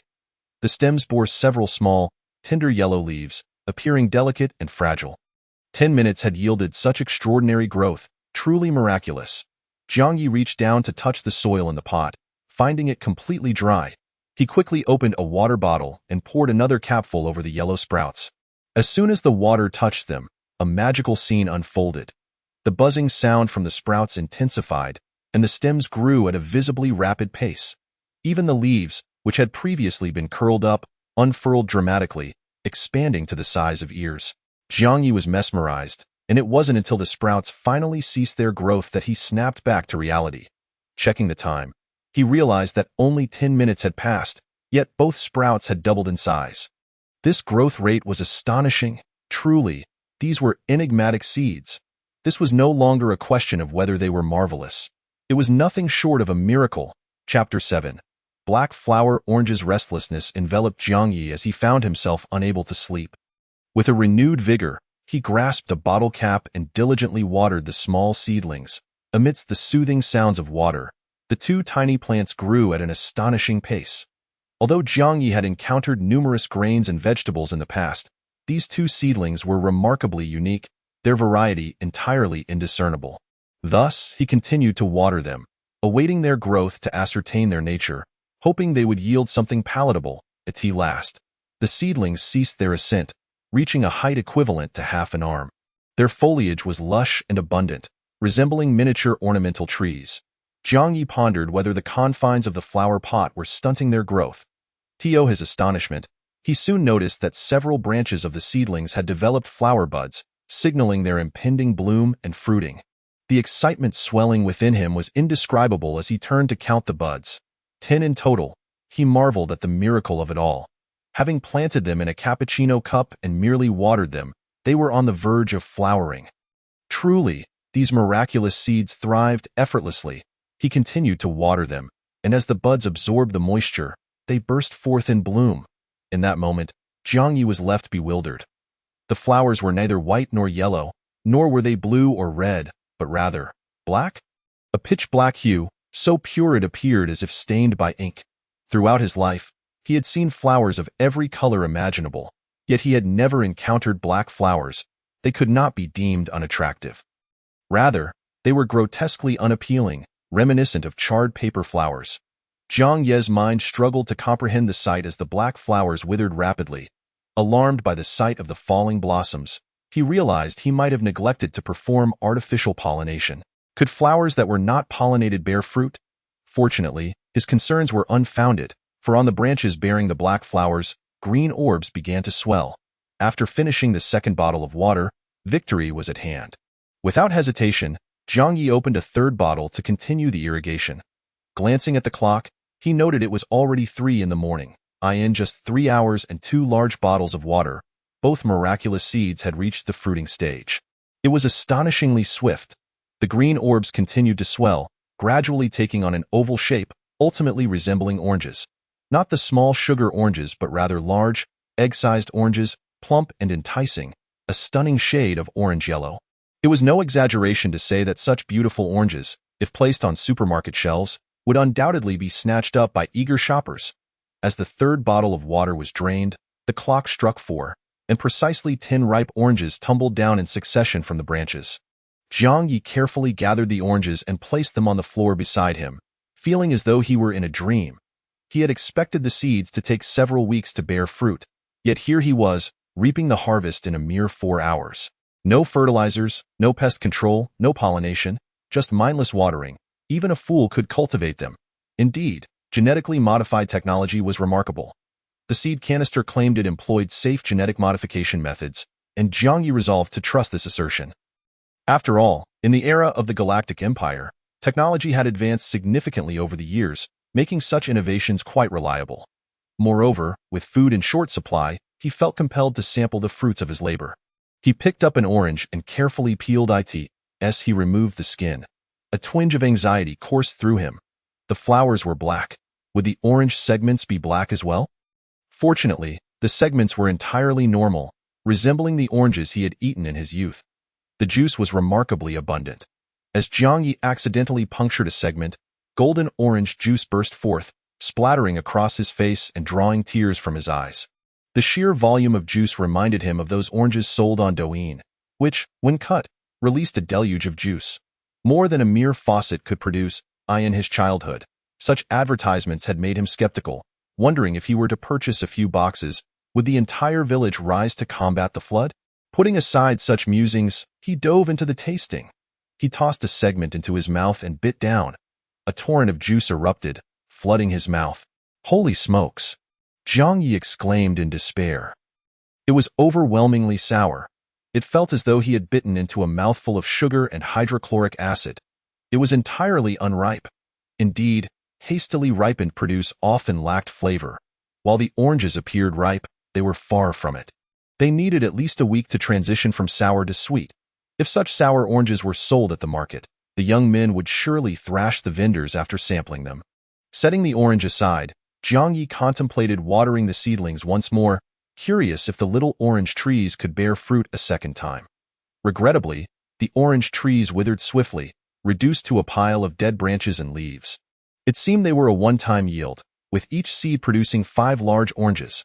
Nevertheless, this was still a commendable outcome.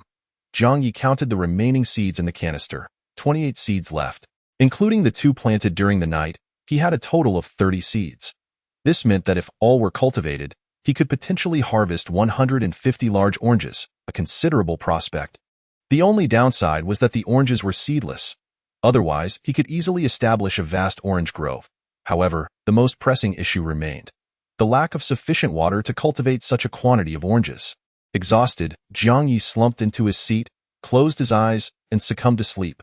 Just before drifting off, he suddenly wondered if it were possible to dig a deep well to access underground water. He felt this possibility was quite feasible, but he decided to wait until he awoke to contemplate it further.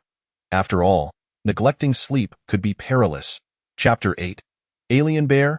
Jiang Ye was jolted awake by the thunderclap. Sitting up, he gazed out the window, greeted by a torrential downpour. Iron-gray clouds amassed in the sky, while lightning flickered in the distance like serpentine flashes, accompanied by the relentless rumble of thunder. Cascading rain enveloped his entire field of vision, transforming the ground into a flowing mire, frothing with white bubbles. Jiang Ye was momentarily dazed for 2 seconds before swiftly regaining his composure. Gather water. He flung open the hatch and brought out the previously emptied water bottles, positioning them upright in the rain. The bottles filled with rainwater at a visibly rapid pace, and he estimated they would be full in just a few minutes. He also retrieved the cherished urination bottle, emptied its contents, rinsed it with rainwater, and set it upright to collect more. Who in their right mind would drink urine when clean rainwater is available? Although he had brought out the bottles, it still felt insufficient. Jiang Ye gulped down 4 large cups of cappuccino in quick succession, nearly choking himself in the process. Once finished, he placed the cups outside to fill with rainwater as well. He couldn't shake the feeling that it still wasn't enough. The weather on this wretched planet was entirely unknown to him. It was the first time he had ever witnessed rain since arriving. Seizing this opportunity, he resolved to collect as much water as possible. What if a drought persisted for the next 3 months? With no more containers at hand, he could only resort to purchasing. Jiang Ye accessed the base panel and clicked on the chat channel. The channel was ablaze with a flurry of messages, hundreds and thousands of individuals engaged in fervent conversation. The term seemed to carry some ambiguity, but in any case, the chat channel was bustling with activity. Thirsty fool. Divine intervention. It's raining. What a downpour. I won't die of thirst now. Divine being, not my concern. Why isn't it raining here? The sun is blazing, leaving me sunburned. Top player. I'm fully hydrated. Skyward pillar. I'm diving straight into the water. Libai. I'm envious. I don't even have a single drop of rain here. Dufu. I share the sorrow, brother Bai. I don't even have a cloud in sight. Rain hater. Damn it. My base is in a valley, swept away by the flood over 500 meters. Jiang Ye observed the unfolding scenarios for a moment. The circumstances varied greatly among everyone. The area affected by this rainfall seemed extensive, as many reported rain, with some even submerged in water. However, A significant number of people expressed that they hadn't seen a single drop. The precipitation patterns on this planet appeared to mirror those of Earth, with some regions overwhelmed by rain while others remained parched. What was most worrisome was the vast distances separating everyone, rendering mutual assistance impossible. Each faced their plight in isolation. Jiang Ye typed out a message, desperately seeking rainwater. "It's not raining here. I can trade food. I'm truly on the brink of dying from thirst." Barely 3 seconds after sending his message, his private messages were inundated. A flood of individuals approached him, eager to sell rainwater. 50 messages. 100, 300, 500. Given the downpour, the rain-affected area suddenly found itself awash with water, and everyone was keen to exchange their rainwater for food. Jiang Ye wasted no time, sifting through the multitude of trade offers to find the lowest prices. He then engaged in a flurry of private messages, persuading, "Brother, wanting a whole pack of biscuits for just 10 cups of water? That's a tad greedy, don't you think? Others are offering 50 cups. Miss, could we trade 8 cups of water for an orange? That's quite a fair deal. Everyone has enough water, and I mainly like to make a friend. I've got oranges, albeit a bit sour. They'll be edible in a few days. 10 cups of water, a bargain. What do you say?" Before long, Jiang Ye had exchanged half of his food supplies. He acquired an impressive collection of rainwater bottles. After counting thrice, he confirmed that he possessed a total of 80 bottles filled with rainwater, amounting to 60 liters. With such a quantity, the bottles nearly filled half of the base. He had no choice but to discard half of them outside the base. Otherwise, he might end up suffocated by falling bottles during the night. This was a significant haul, and he felt deeply satisfied. For quite some time, he need not worry about dying of thirst. The days of preparing to drink urine were behind him.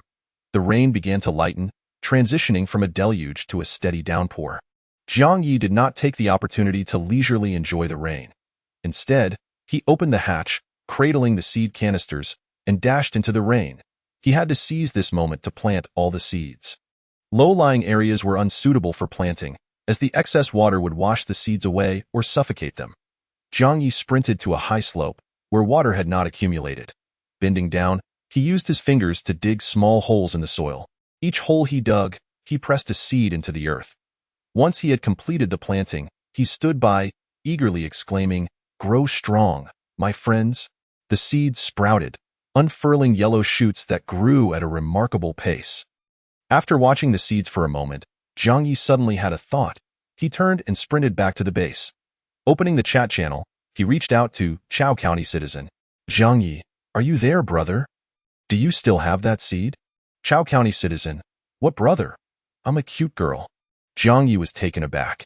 He had always assumed the other party was a wealthy, burly man, yet it turned out to be a cute girl. "Jiang Ye, then, miss, do you have seeds?" Chao County citizen. "Oh, that's a tricky situation. Do you have a USB drive? I could transfer it for you. But not right now. I need to ask around if anyone else has some." Jiang Ye. "Jiang Ye, what are you talking about?" "I mean the magical seeds you traded with me yesterday, the ones that can be planted in the soil." Chao County citizen. "Ah, you mean those? Yes, I have some left. 3 canisters. Do you want them all? 10 bottles of water. It hasn't rained here." Jiang Ye readily agreed to the trade, tossing 10 bottles of water into the transaction box. A flash of light later, he had secured 3 canisters of seeds. The label on the canisters from yesterday read, Magical Seed 024, but the 3 newly acquired canisters bore different labels, Magical Seed 166, Magical Seed 025, and Magical Seed 099. The numbering likely had dual meanings. One set represented the production number, while the other corresponded to distinct varieties. Without hesitation, Jiang Ye clutched the 3 canisters and dashed into the rain, returning to the high slope where he had just planted. The oranges he had sown had already grown to 5 centimeters, sprouting more leaves. Jiang Ye bent down, swiftly planting the newly acquired seeds. Growing increasingly adept, his hands moved rapidly, and within 10 minutes, he had planted them all. Having finished, he did not linger but returned to the base, reopening the chat channel. The chat was abuzz with lively trading, particularly among those in the rain-affected areas selling rainwater. The flurry of offers popped up continuously, with over 30 messages appearing every minute, more raucous than a bustling marketplace. Jiang Ye specifically sought out those selling farming tools and seeds, haggling and exchanging his rainwater. He was in a hurry, for he had just realized that the value of the seeds was about to skyrocket. In the preceding days, no one had planted the magical seeds due to water scarcity. Everyone assumed they were ordinary seeds and therefore undervalued. During exchanges, no one even wanted them.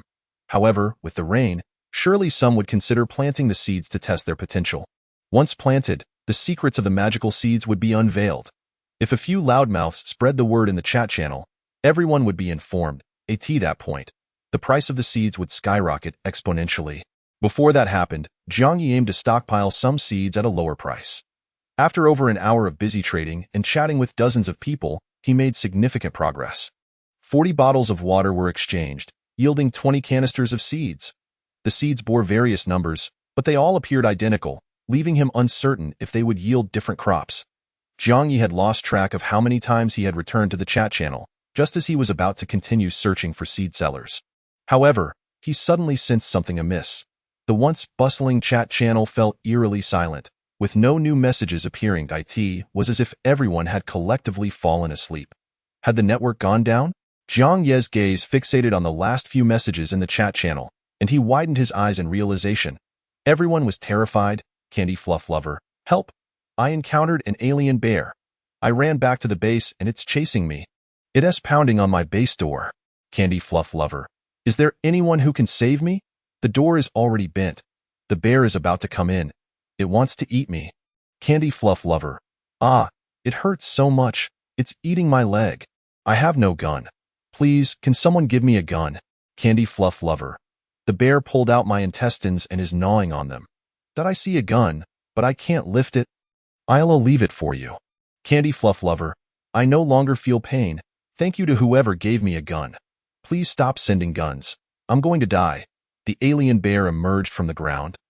It probably came out because of the rain, making the soil soft. Everyone, be careful. Candy Fluff Lover, goodbye. Chapter 9. The Quest for Firearms. Jiang Ye was utterly bewildered. An alien bear, emerging from the earth, devouring humans.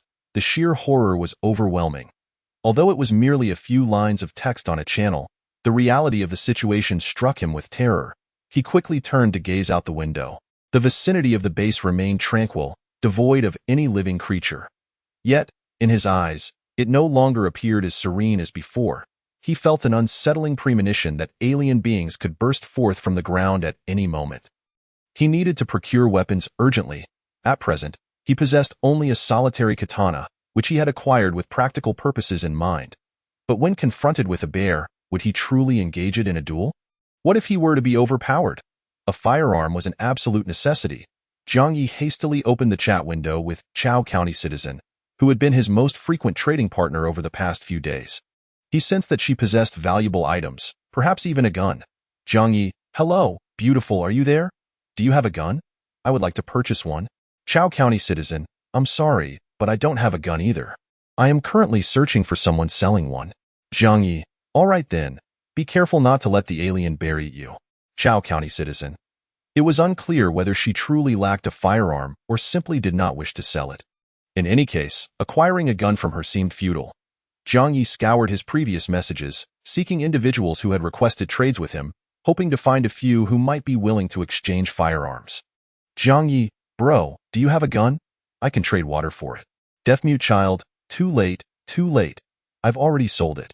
The first attempt had ended in failure. Jiang Ye, beautiful lady, do you have a gun? Can I trade water for it? Miss Liu, don't even think about it. There are wild beasts roaming about. Have you seen the chat channel? An alien bear has eaten someone. I want to sell my gun for anything. The second attempt also met with failure. Jiang Ye, friend, pardon the intrusion. Do you have a gun? My gun is super big. Aha, is that you, the great Jiang Ye? You don't have a gun. Well, I'm sorry, but I do. And I'm not selling it. You might as well give up hope. No one is going to sell you a thing. They're all keeping their weapons for self-preservation. Just wait for your demise, Jiang Ye. Ha ha ha ha. Jiang Ye suppressed his anger and refrained from cursing him. If he wouldn't sell, then so be it. What did it mean to wish him dead? Did possessing a broken gun make one significant? Just you wait. With so many items in his possession, he was determined to procure a firearm. Jiang Ye continued his search relentlessly, engaging in discussions about purchasing guns. The fourth attempt failed. The sixth attempt failed. The 10th attempt failed. After toiling for over 2 hours and consulting with hundreds of individuals, he faced complete failure. If it had been yesterday, acquiring a gun would have been effortless. Perhaps a morsel of food and a sip of water could have exchanged for an entire crate of weapons and ammunition. But now, the market had changed, and firearms had become a scarce resource. The chat channel was already in chaos, filled with requests for guns and ammunition. Yet, judging by the incessant messages from others, it was evident that no one could make a purchase.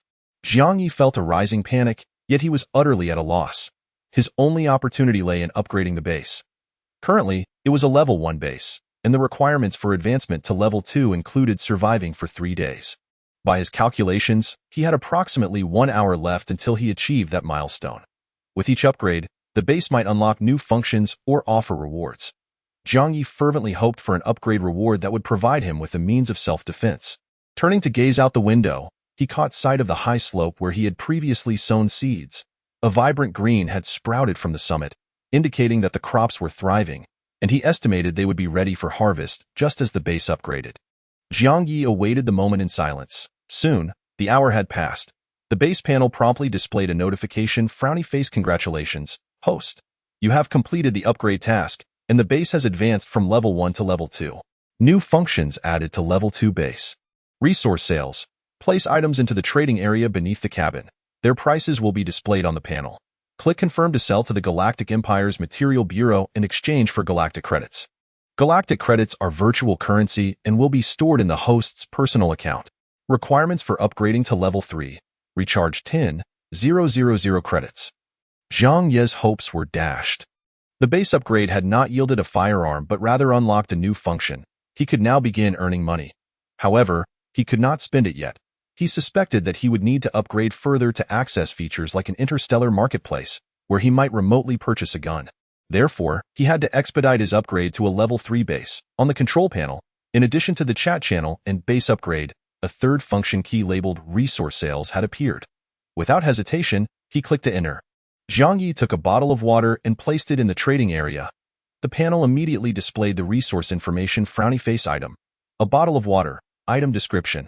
A cheap plastic bottle, appearing clean, yet containing water rich in E. coli. Estimated value. 1 credit. Would you like to sell? There was also a yes button. Jiang Ye promptly withdrew the water again. A liter of water was worth a mere credit, far too low a price. It was even cheaper than ice dew. He might as well keep it for himself. Relying on selling water to upgrade the base would require selling 10,000 bottles. That was utterly unrealistic. Jiang Ye was not running a bottled water factory. He still had a baguette left, so he placed it in the trading area to see its worth. Item, bread. Item description. Composed mainly of sugar, flour, and salt. This nearly expired, rock-hard baguette could break a pig's leg if thrown into a pigsty. Estimated value. 2 credits. Would you like to sell? Jiang Ye withdrew the bread in silence. The price was utterly ridiculous. He would need to sell 5,000 loaves to accumulate 10,000 credits to upgrade the base. Unless he opened a bakery, he could not amass that quantity of provisions. What else might be valuable? Jiang Ye scanned his possessions, passing over various waters, foods, and tools, until his gaze settled on the katana. It seemed to be the most valuable item. Let us see what it's worth. Item, katana. Item description. 88 cm, average material, average craftsmanship, nothing exceptional. Suitable for swiftly cutting reeds or intimidating children. Estimated value. 600 credits. Indeed, it was significantly more valuable. The price of the sword equated to 600 bottles of water. He had acquired it from someone else, having struck a lucky deal. However, Jiang Ye still had no intention of selling it. 10,000 credits were required to upgrade the base, and selling for 600 credits was of no immediate use. Moreover, it was his only weapon. In the event of an encounter with alien creatures, he would need it to defend himself. It was not something he could part with. Suddenly, Jiang Ye recalled the crops he had sown. Judging by the time, they should have matured by now. He could retrieve the harvest and see if the crops held any value. Jiang Ye gripped the katana tightly and pushed open the cabin door. The rain had transformed into a light drizzle. The sky remained overcast, and the surroundings were damp. He scanned the area but saw no animals, so he hurried towards the lush green slope. As he ran, he abruptly halted, his face draining of color. With a swift motion, he unsheathed the blade in his hand. Amongst the verdant crops, something resembling a small dog was gnawing at the leaves. He had not seen such a creature when sowing the seeds. Who knew where it had come from?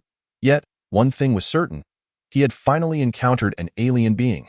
Chapter 10 Abundant Harvest. Jiang Ye gripped the knife tightly, his hands trembling with tension as he stood frozen in place.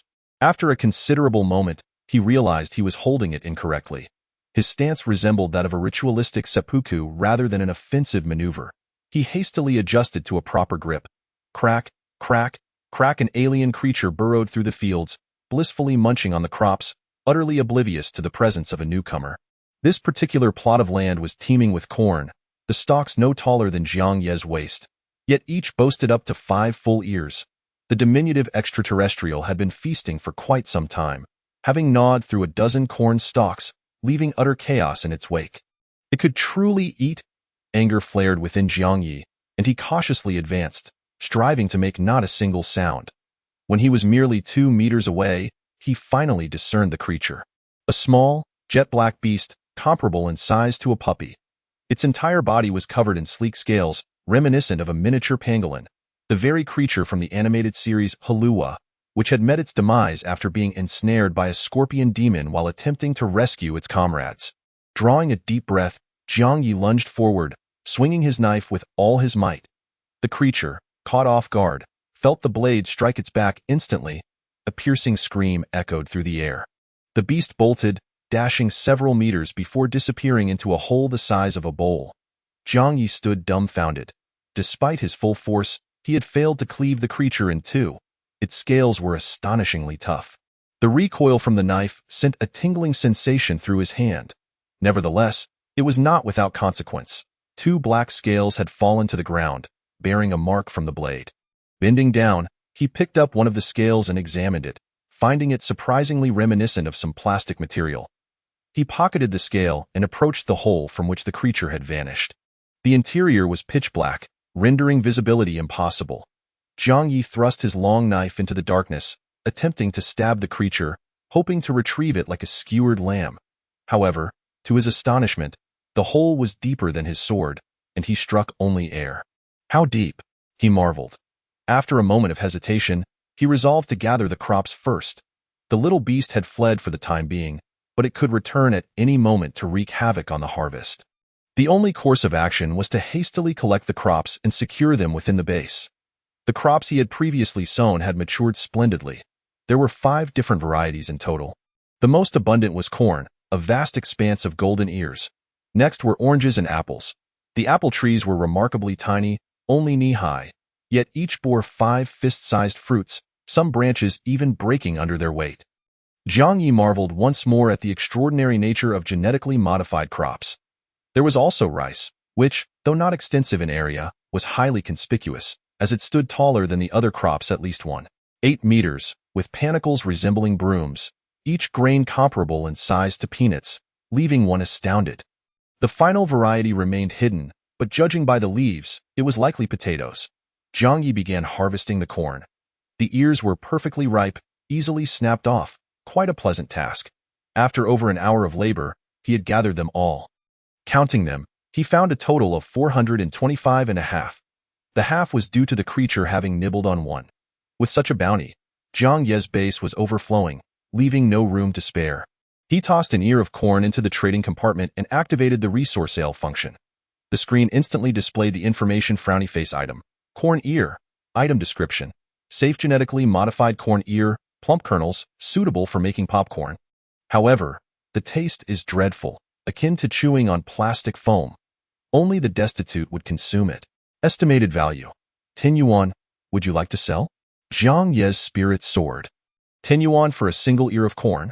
That was quite a price. Selling 425 ears would net him a whopping 250 yuan. He was less than 6,000 yuan away from upgrading his base to level 3. Given the surplus, he decided to sell 400. He selected 25 ears to store in the storage box, then mindlessly tossed the remainder into the trading compartment and clicked to sell without counting. A flurry of notifications filled the screen. Sale successful. 100 yuan has been credited to your personal account. Sale successful. 200 yuan has been credited to your personal account. Sale successful. 180 yuan has been credited to your personal account. Finally, the 400 ears of corn were sold. The bottom right corner of the base's screen displayed Jiang Ye's personal assets section, which had jumped from 0 yuan to 4,000 yuan. Only 6,000 yuan remained for the level 3 upgrade. Jiang Ye thought that selling a few more crops should suffice. He might even achieve the upgrade today. The rain outside had ceased, and with his sword strapped to his waist, Jiang Ye rushed out to continue harvesting. The second wave brought in oranges. There were quite a few, totaling 140. However, he was taken aback to find that oranges were far less valuable than corn.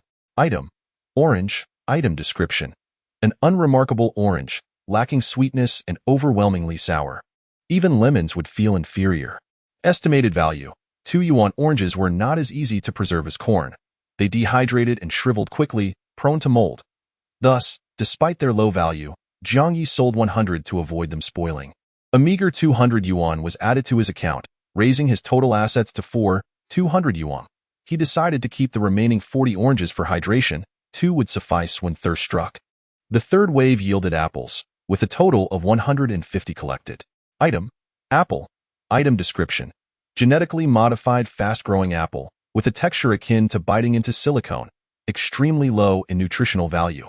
Its sole purpose is for display, requiring daily replacement due to its tendency to shrivel. Estimated value: 5 yuan. Upon hearing such disparaging remarks, Jiang Ye dismissed the notion of saving a few for himself. The price was acceptable, and he sold them without hesitation. 750 yuan was credited to his account. His personal assets surged from 4,200 yuan to 4,950 yuan. Jiang Ye felt exhilarated.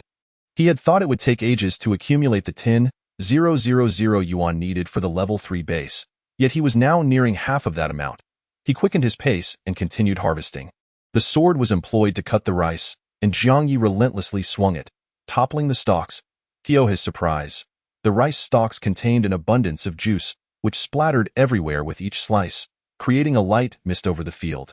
Rice lay strewn across the ground as the clouds dispersed and the sun shone brightly. The intense sunlight began to scorch the fallen rice. The panicles dried out, and with a gust of wind, the massive grains tumbled down, bouncing onto the muddy ground. Each grain was roughly the size of a peanut, glistening white, a truly surreal sight. Jiang Ye was momentarily stunned. He had not anticipated such an occurrence. Hastily, he scooped up the cut stalks, intending to carry them back to the base. Whoosh! As he gathered them, countless grains fell away, scattering across the mud. Looking back at the panicles, he saw they were almost entirely empty husks. Panicking, he grabbed another handful of rice. Whoosh, whoosh, whoosh! All the rice behaved similarly. A mere touch caused it to spill grains everywhere. Despair washed over Jiang Ye. This rice was nothing like he had expected. Thousands of grains littered the muddy ground. How long would it take to collect them all? For a fleeting moment, he even considered abandoning the task, letting the grains fester as they pleased. However, when he picked up a single grain and returned to the base to examine it, his perspective shifted entirely. Item: rice. Item description: powerful genetically modified rice, with reasonable nutritional value, yet the grains are extraordinarily large. Whether used for porridge or steamed rice, it is a disaster, as it becomes glue-like, sticking to the teeth and coating the mouth. Whoever consumes it will weep. Chapter 10. A bountiful harvest. Jiang Ye gripped the knife tightly in both hands, standing rigidly in a state of tension. It took him a moment to realize that he had inadvertently held it upside down, assuming a stance more akin to self-disembowelment than offense, and hastily adjusted to a proper grip. Crack, crack, crack. The alien creature burrowed amidst the crops, blissfully gnawing away, utterly oblivious to the human presence nearby. This particular plot of land was flourishing with corn, the stalks modest in height, reaching only to Jiang Ye's waist. Yet each plant bore as many as 5 ears of corn, their kernels plump and inviting. The diminutive extraterrestrial had been feasting for an extended period, having already severed several stalks, leaving a scene of utter devastation. Jiang Ye's ire ignited. He cautiously approached, striving to make not a sound. Upon closing the distance to a mere 2 meters, he finally discerned the creature's form. It was a small, jet-black beast, roughly the size of a puppy, yet entirely covered in dark scales, reminiscent of a miniature pangolin. It bore an uncanny resemblance to the creature from the Calabash Brothers animation that had met its demise after being captured by a scorpion spirit while attempting to rescue the second brother and the old man. Taking a deep breath, Jiang Ye lunged forward, striking down with his knife. The creature had no time to react, and a swift blow struck its back. A piercing, anguished scream echoed in the air. The small beast bolted, darting a few meters away before diving into a hole the size of a bowl. Jiang Ye stood in shock. Despite exerting all his strength, he had failed to cleave through the creature, its scales astonishingly resilient. The knife recoiled, sending a jolt through his grip. However, it was not without consequence. 2 black scales had fallen to the ground, marked with a deep cut. Bending down, Jiang Ye picked up the scales, feeling them in his hand. They resembled some form of plastic. He pocketed the scales and approached the hole into which the creature had vanished. The interior was pitch black, rendering visibility impossible. Jiang Ye thrust his long knife into the darkness, jabbing forcefully. He had hoped to impale the beast and retrieve it like a skewer of lamb, yet the hole turned out to be deeper than his sword, yielding only emptiness. How deep is this? Jiang Ye gasped in surprise. After a moment's hesitation, he resolved to harvest the crops first. The little beast had temporarily fled. It could return at any moment to wreak havoc upon the fields. The only solution was to hastily gather the harvest and secure it within the base. The crops he had sown had matured beautifully. There were 5 distinct varieties in total. The most abundant was corn, a vast expanse of golden cobs. Next were oranges and apples. The apple trees were remarkably diminutive, barely reaching his knees, yet each bore 5 fist-sized fruits, some even weighing down the branches. Jiang Ye marveled once more at the miraculous nature of genetically modified crops. There was also rice, not extensive in area, yet remarkably prominent. The rice stood taller than all other crops, reaching at least 1.8 meters, with ears resembling brooms, and each grain comparable in size to peanuts, astonishingly so. The final variety remained hidden, but judging by the shape of the leaves, it appeared to be potatoes. Jiang Ye commenced his harvest with the corn. The cobs were perfectly ripe, dropping effortlessly with a mere twist, making the collection remarkably convenient. After over an hour of labor, he had gathered all the corn. Upon counting, he found 425 and a half. The half was due to the creature having gnawed through one. With such a bountiful yield, Jiang Ye's base quickly filled to capacity, leaving no room to spare. He tossed a cob into the trading chamber and activated the resource sale function. The screen promptly displayed the following information: frowny face item, corn cob, item description, safe genetically modified corn cob, plump kernels, suitable for popcorn. However, the taste is abysmal, akin to chewing on plastic foam. Only a pauper would consume it. Estimated price, 10 yuan. Would you like to sell? Jiang Ye's spirits lifted. A single corn cob was worth 10 yuan. That was quite a reasonable price. 425 corn cobs would amount to 250 yuan. He needed just under 6,000 more yuan to upgrade to a level 3 base. With such a surplus proving unnecessary, Jiang Ye decided to sell 400 of them. He selected 25 cobs to store in his inventory. The remainder, without further counting, he mindlessly tossed into the trading chamber and clicked to sell without hesitation. A flurry of notifications flashed on the screen. Sale successful. 100 yuan has been credited to your personal account. Sale successful. 200 yuan has been credited to your personal account. Sale successful. 180 yuan has been credited to your personal account. Finally, all 400 corn cobs were sold. In the lower right corner of the base's screen, Jiang Ye's personal assets section rose dramatically from 0 yuan to 4,000 yuan. With only 6,000 more yuan needed for the level 3 upgrade, Jiang Ye felt optimistic that selling a few more crops would suffice. Perhaps he might even achieve the upgrade today. The rain outside had ceased, and Jiang Ye strapped the sword to his waist, bustling outside to continue his harvest. The second wave focused on oranges. There were quite a few, totaling 140. However, Jiang Ye was taken aback to discover that oranges were far less valuable, significantly inferior to corn. Item: orange, item description. An unremarkable orange, lacking sweetness and overwhelmingly sour. Even lemons would feel embarrassed in its presence. Estimated price, 2 yuan. Oranges were less durable than corn. They were prone to dehydration and decay over time, easily developing mold. Thus, despite their low value, Jiang Ye sold 100 to avoid them spoiling. A meager 200 yuan was credited, bringing his total assets to 200 yuan. He planned to keep the remaining 40 oranges for hydration, consuming 2 whenever thirst struck. The third wave of harvest focused on apples, totaling 150. Item. Apple. Item description. Genetically modified fast-growing apple variety, with a texture reminiscent of biting into silicone and extremely low nutritional value. Its sole purpose is for display, requiring daily replacement due to rapid wilting. Estimated price. 5 yuan. Upon hearing such dismal descriptions, Jiang Ye abandoned any thoughts of keeping a few for himself and opted to sell them without hesitation. A total of 750 yuan was credited. His personal assets surged from 200 yuan to 950. Jiang Ye felt exhilarated. He had anticipated it would take ages to save the 10,000 yuan required for the level 3 base, yet here he was, having amassed nearly half in such a short time. Accelerating his efforts, he continued the harvest. The sword was utilized to cut down the rice. Jiang Ye relentlessly swung it, toppling the stalks to the ground. To his astonishment, many of the rice stalks contained a surprising amount of juice, splattering everywhere with each strike, creating a light mist across the field. The rice lay strewn across the ground as the clouds parted. The sun emerged, its rays scorching the waterlogged rice.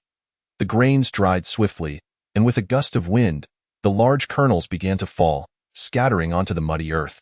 Each grain was nearly the size of a peanut, gleaming white and appearing quite surreal. Jiang Ye was momentarily taken aback. He had not anticipated such a scenario. He hurriedly gathered the fallen rice, intending to transport it back to the base. Whoosh! As soon as he grasped a handful, countless grains tumbled down, bouncing across the muddy ground. Looking again at the rice ears, he found them nearly hollow. Panic surged within him as he reached for another handful. Whoosh! Whoosh! Whoosh! All the rice behaved similarly.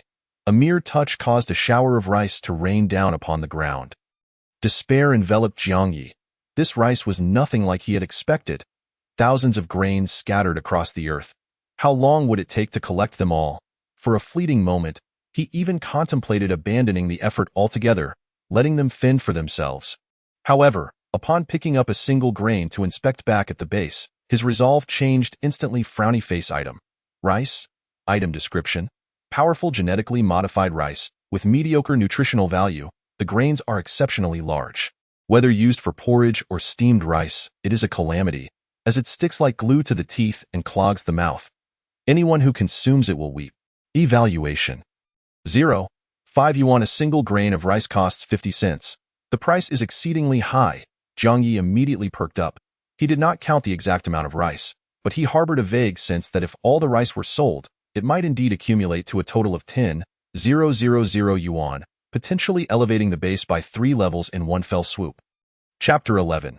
It's just black stockings. After toiling until dusk, I finally gathered all the scattered rice from the ground and sold it off. My back felt as if it might snap from exhaustion. I counted a total of 10,000 grains, selling them at the price of 50 cents each, which raised my personal assets to 950 yuan. I was but a step away from accumulating the 10,000 yuan needed to upgrade my base to level 3. There were still potatoes left unharvested in the fields, but Jiang Ye had no intention of working through the night. The potatoes were buried underground, making their collection quite cumbersome. In the pitch darkness, I dared not linger outside for too long. My life was of utmost importance. He nestled within the base, securing the hatch, while simultaneously eating and perusing the chat channel. The channel was abuzz with activity, as the colony officials shared their observations from the day. Many had encountered extraterrestrial beings. Tianwu, holy cow! I saw an enormous squid this afternoon. I'm still in shock. Qingdou, Tianwu, were you by the sea? Did the squid attack you? Nyohi, Tianwu, please elaborate on what happened. Tianwu, no, I was at the edge of the desert a few days ago. I saw nothing alive. But today, there was a torrential downpour, and everywhere was flooded. Around 2 in the afternoon, I spotted a massive dark figure suddenly emerge from a puddle in the distance. It was a giant squid. The creature was at least 2 stories high, with tentacles as long as fire hoses. It flailed its limbs for several seconds, as if it had grasped something with its tentacles, before sinking back into the puddle. I am trembling in my base right now, too scared to go out. Who knows what lurks beneath the ground? Mechanical G. Indeed, I saw it too. I spotted 2 of them, and they were absurdly large. I nearly wet my pants. They weren't true squids, but rather devilish extraterrestrial beings with red eyes and emanating black mist. Swisho held the mouse. That's terrifying. I've only seen some small bugs. I was so hungry that I had to crush and eat them. It seems that when it's not raining, there are no living creatures visible, but when the rain comes, many beings emerge from underground. Zhenning Kaibu Ping. I was bitten by a monster. It hurt so much, boo-hoo. It looked grotesque, much like a pangolin. Upon reading this, Jiang Ye felt a stirring in his heart and quickly sent a private message to Zhenning Kaibu Ping. Jiang Ye. The creature that bit you, was it black, scaly, and capable of burrowing? Zhenning Kaibu Ping. Yes. It emerged from the burrow and lunged at my leg, biting off a chunk of flesh, boo-hoo. Jiang Ye, did you manage to kill it? With what? Zhenning Kaibu Ping. No. I took the opportunity while it was feasting on my flesh to run back to the base. How did you know about that creature? Were you bitten as well? Jiang Ye. I wasn't bitten. I slashed at it once, and it burrowed away. I saw your message and intended to ask how you dealt with it, but I've intruded. Zhenning Kaibu Ping. Don't go. Do you have a knife? Could you sell it to me? I fear it may bite me to death, Jiang Ye. I want to sell it. It's my only means of protection. I lack nothing but a firearm. Just as he was about to close the private message window, another message arrived from the other party. Zhenning Kaibu Ping. That I can send you a photo of my long legs. You can only see my legs. Jiang Ye? Jiang Ye. This chat channel allows photos? Zhenning Kaibu Ping. Not in the public channel, but private messages can. Do you want to see? I'll trade it for a knife. Jiang Ye hesitated momentarily, feeling a stirring of temptation, yet ultimately declined. I'm sorry, but I want to trade, of course. The reason for his refusal wasn't due to the knife's value, but rather his integrity. Such clandestine transactions were unbefitting of a gentleman. In this materialistic world, one must adhere to fundamental principles. Zhenning Kaibu Ping. If you want to trade the knife, then just give me some food. The photo was taken last night before I was injured, and my legs look really good. Plus, I'm wearing black stockings. Jiang Ye, don't try that with me. I'm not the type to be easily swayed. What is so impressive about it? It's just black stockings. Black stockings. A brief silence ensued. Jiang Ye, deal. The other party promptly sent a photo that appeared to have been taken from within the cabin, showcasing elegantly long legs intertwined, clad in black stockings, exuding an intense allure. The only downside was the low pixel quality, as it had been captured with the front camera of the base panel. Jiang Ye's face flushed crimson, glancing around as if fearful of being caught in wrongdoing. He honored his word, tossing a packet of biscuits into the trading compartment and sending it to the other party. Zhenning Kaibu Ping. Thank you, big shot. Biscuits. I can soak them in water to eat tomorrow. Immediately after, a friend request popped up. Zhenning Kaibu Ping request to add you as a friend. Jiang Ye decisively accepted, his intentions pure, to facilitate better mutual assistance in the future. It wasn't easy for everyone to come to this desolate planet to pioneer, and as fellow humans, mutual support was a fundamental virtue. As for the photos, that was merely for. Well, that wasn't important. What mattered was helping one another. The transaction concluded. The base fell silent as Jiang Ye stared at the photo, lost in thought like an artist admiring a masterpiece. After a while, he suddenly felt a sense of ennui. Then, a wave of regret washed over him. What use was such a photo? It would have been better to save the biscuits for himself. Biscuits could satiate one's hunger, whereas a photo only brought emptiness. Jiang Ye realized that he had acted impulsively. When one accumulates too many possessions, one loses sight of their purpose, becomes wasteful, and succumbs to unhealthy indulgences. This was truly not to be. What a disgrace! How shameful! I shall never repeat this mistake again. After being drenched in rain for most of the day, he felt utterly fatigued. Jiang Ye, filled with guilt, closed the chat channel and collapsed into a deep slumber.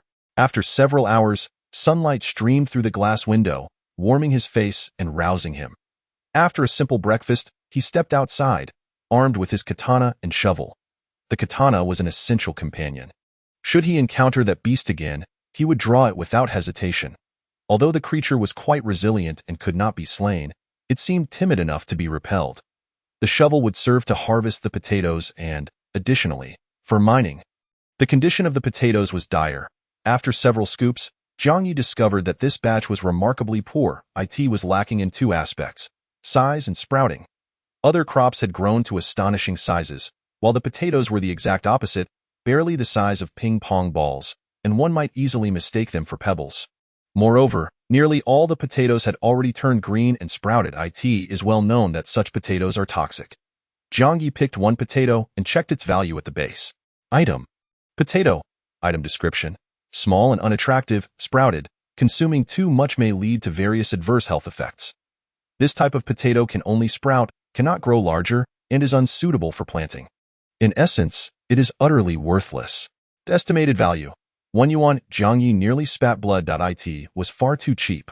1 yuan each, and still 50 yuan short of upgrading to a level 3 base. Were there even 50 potatoes in the field? Chapter 12.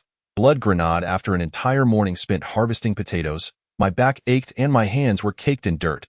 However, all the toil was worthwhile, as the sale of the potatoes had finally brought my total to 10,000 yuan. Sitting within the confines of the base, Jiang Ye gulped down water and activated the control panel, selecting Base Upgrade. Deducting 10,000 yuan, the base will be upgraded to level 3. Do you agree? Without hesitation, he consented. In an instant, the Personal Assets section at the bottom right of the panel reset to 0.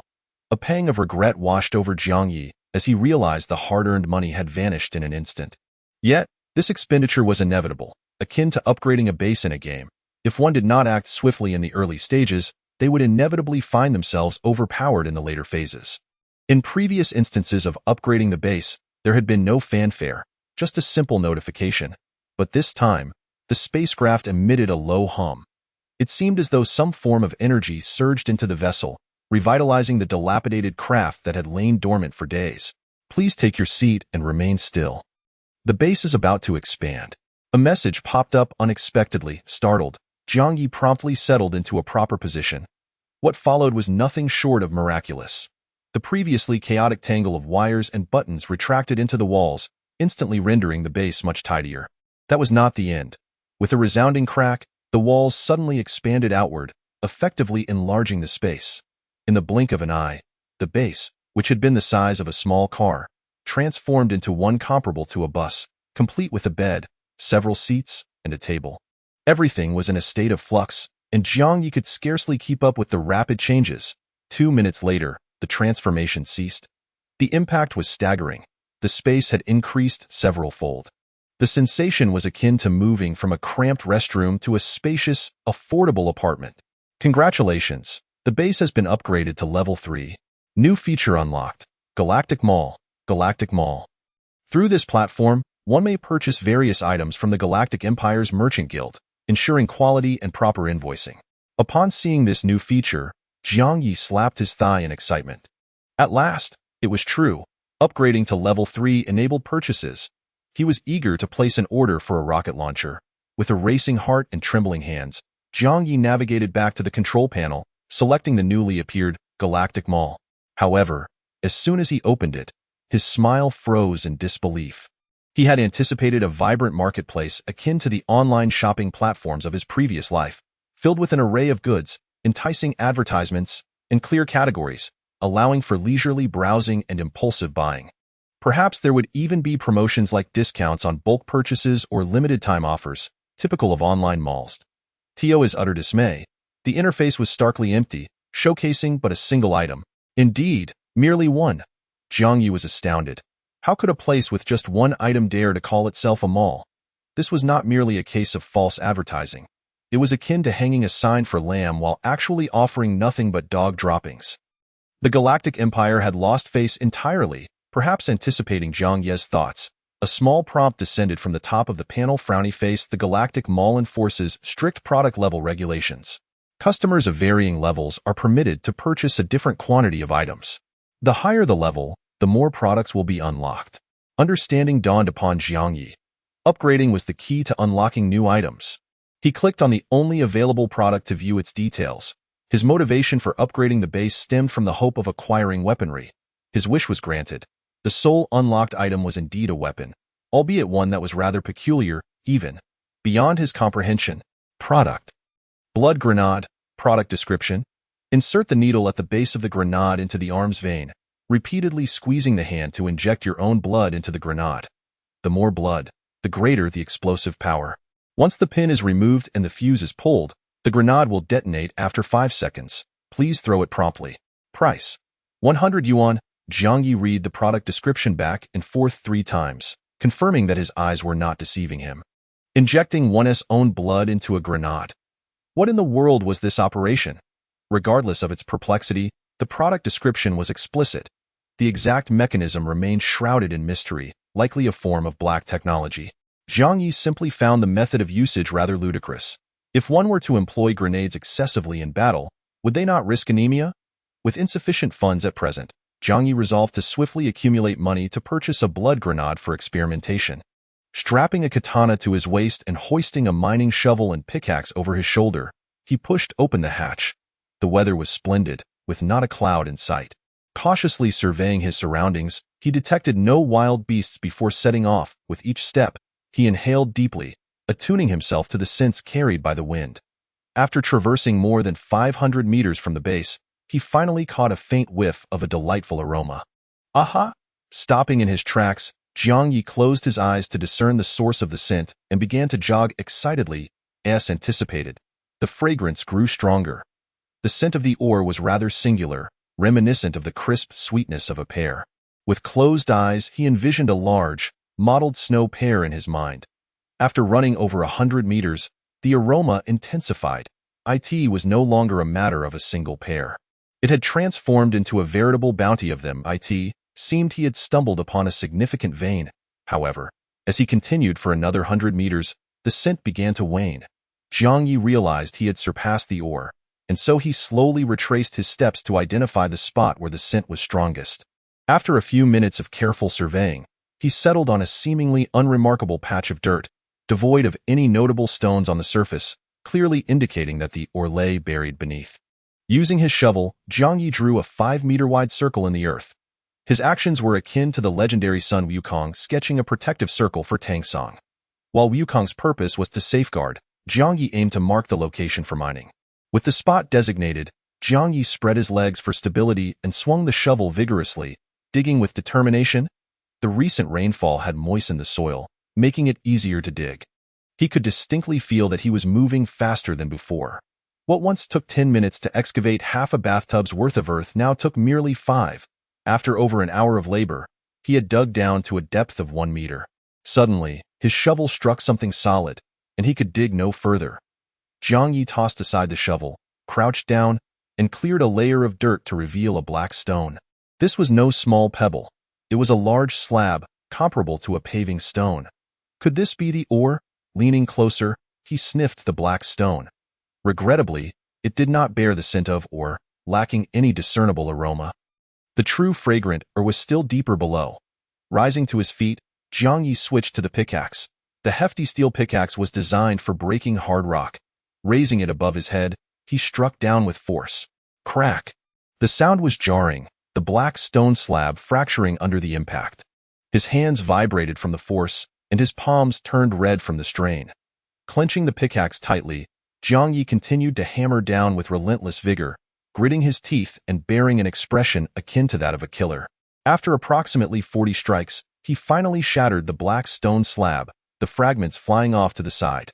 Switching back to the shovel, he resumed digging. After burrowing another half-meter, he encountered another hard stone. By now, dusk had fallen, and the blue sky had transitioned to a fiery red, tinged with golden hues, creating a picturesque scene. Jiang Ye leaned down to clear the dirt with his hands. As he caught sight of the stone beneath the soil, he froze, instantly recognizing that he had indeed struck ore. The reason was simple. The stone before him was simply too beautiful. Chapter 13. The great mine of cryolite. If I were to encapsulate the essence of the ore before me in a single word, it would be ice. Transparent, faintly white, and exquisitely crystalline, it resembles a block of ice. Were it not for the warmth of the stone's surface beneath my touch, I might have genuinely believed I had unearthed subterranean ice. For the sake of caution, I leaned down to inhale the aroma of the ore. Indeed, the rich fragrance of pear confirmed it. I had struck a vein. Based on my experience, I surmised that this substance was likely crystal, as the possibility of it being diamond seemed remote, given that the visible ore was no larger than a basin. If I had truly unearthed a diamond of such considerable size, it would transcend mere fortune. It would indicate I was ensnared in a dream. As twilight approached, I hastened my efforts, switching to a pickaxe and striking vigorously. Soon, I had extracted 3 chunks of ore, each the size of a bar of soap. Holding them up to the evening glow, I marveled once more. These stones genuinely resembled ice, as though they might melt in my grasp. If they were indeed crystal, my fortune would be immense. Such treasures would not come cheaply. Clutching the 3 pieces of ore, I gathered my tools and jogged back to the base. I needed to remain indoors for the night. Who knows what beasts might roam after dark? There would be no night shift. Any unfinished tasks could wait until tomorrow. Upon returning to the base, I sealed the hatch and locked it securely. Eagerly, I placed one of the ore pieces into the trading chamber. Activating the resource sale function, the information about the ore appeared instantly. Frowny face item. Cryolite, item description. Behold, a fine specimen. Sodium and aluminum fluoride, typically colorless or white, with a few darker variants. The refractive index of cryolite closely resembles that of water. Toss it into water, and it becomes nearly invisible. This substance is utilized in aluminum processing, the glass and enamel industries, metallurgy, and the production of pesticides. Evaluation. 30 yuan. I uttered a soft sound of surprise. It was not crystal after all, but cryolite, albeit it bore a striking resemblance. The item description indicated it was indeed valuable, but why was the price so low? A fist-sized piece of cryolite valued at merely 3 corn cobs. I sold this piece for 30 yuan, then placed another, slightly larger piece into the chamber. The item description remained unchanged, yet its valuation had risen to 40 yuan. Without hesitation, I sold it. The final piece of cryolite also fetched 40 yuan. My personal assets now amounted to 110 yuan. Unable to contain my enthusiasm, I accessed the Galactic Mall and purchased a blood grenade. At this moment, weapons were my most pressing need. Although the method of using this blood grenade was peculiar, it was a grenade nonetheless, an essential tool for survival in critical situations. The payment was instant, reducing my funds from 110 yuan to 10 yuan, 100 yuan spent in a heartbeat. In the trading chamber, a small, flimsy yellow box appeared, an exceedingly cheap and somewhat crumpled package. Really? Is this how they package grenades? It looks like a giveaway. I couldn't help but scoff. Carefully, I extracted the box and opened it, pouring its contents into my palm. The heavy blood grenade, roughly the size of a fist, had a strikingly unique appearance. Transparent, resembling a hard plastic product, I could discern some metallic components within, and the craftsmanship of the pin was exquisite. At the base of the grenade, a distinctive metallic needle protruded slightly. The needle was remarkably thick, 5 or 6 times the width of those typically seen in hospitals. Are they serious? I gasped in alarm. That needle looks like something meant for an elephant. Following the product instructions I had previously examined, I steeled myself and pressed the grenade against my arm. The needle swiftly penetrated my vein, a sharp sting causing me to shudder. Vivid red blood gushed into the transparent grenade. The scene bore a resemblance to blood donation, except that this time, the blood flowed into the grenade rather than a bag. I then noticed that the edges of the grenade bore measurement markings. The lowest mark read 0 milliliters, followed by 20 milliliters, 40 milliliters, and finally 50 milliliters at the top.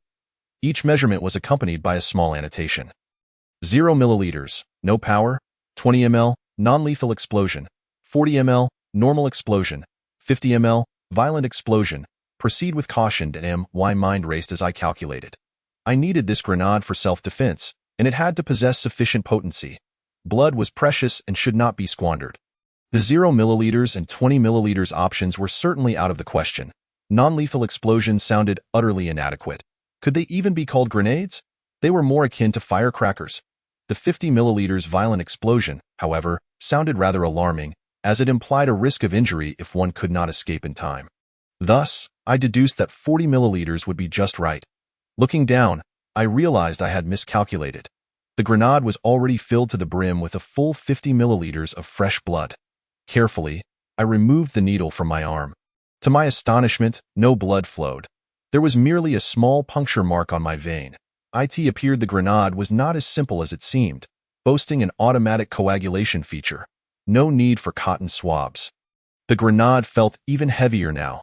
Holding the blood grenade, I scrutinized it intently. Having watched countless war films filled with gruesome scenes, I found myself heart racing at the sight of human blood in such proximity and realized that films were merely fiction. The color was deeper than I had anticipated. Not a bright red, but a dark, almost blackish hue.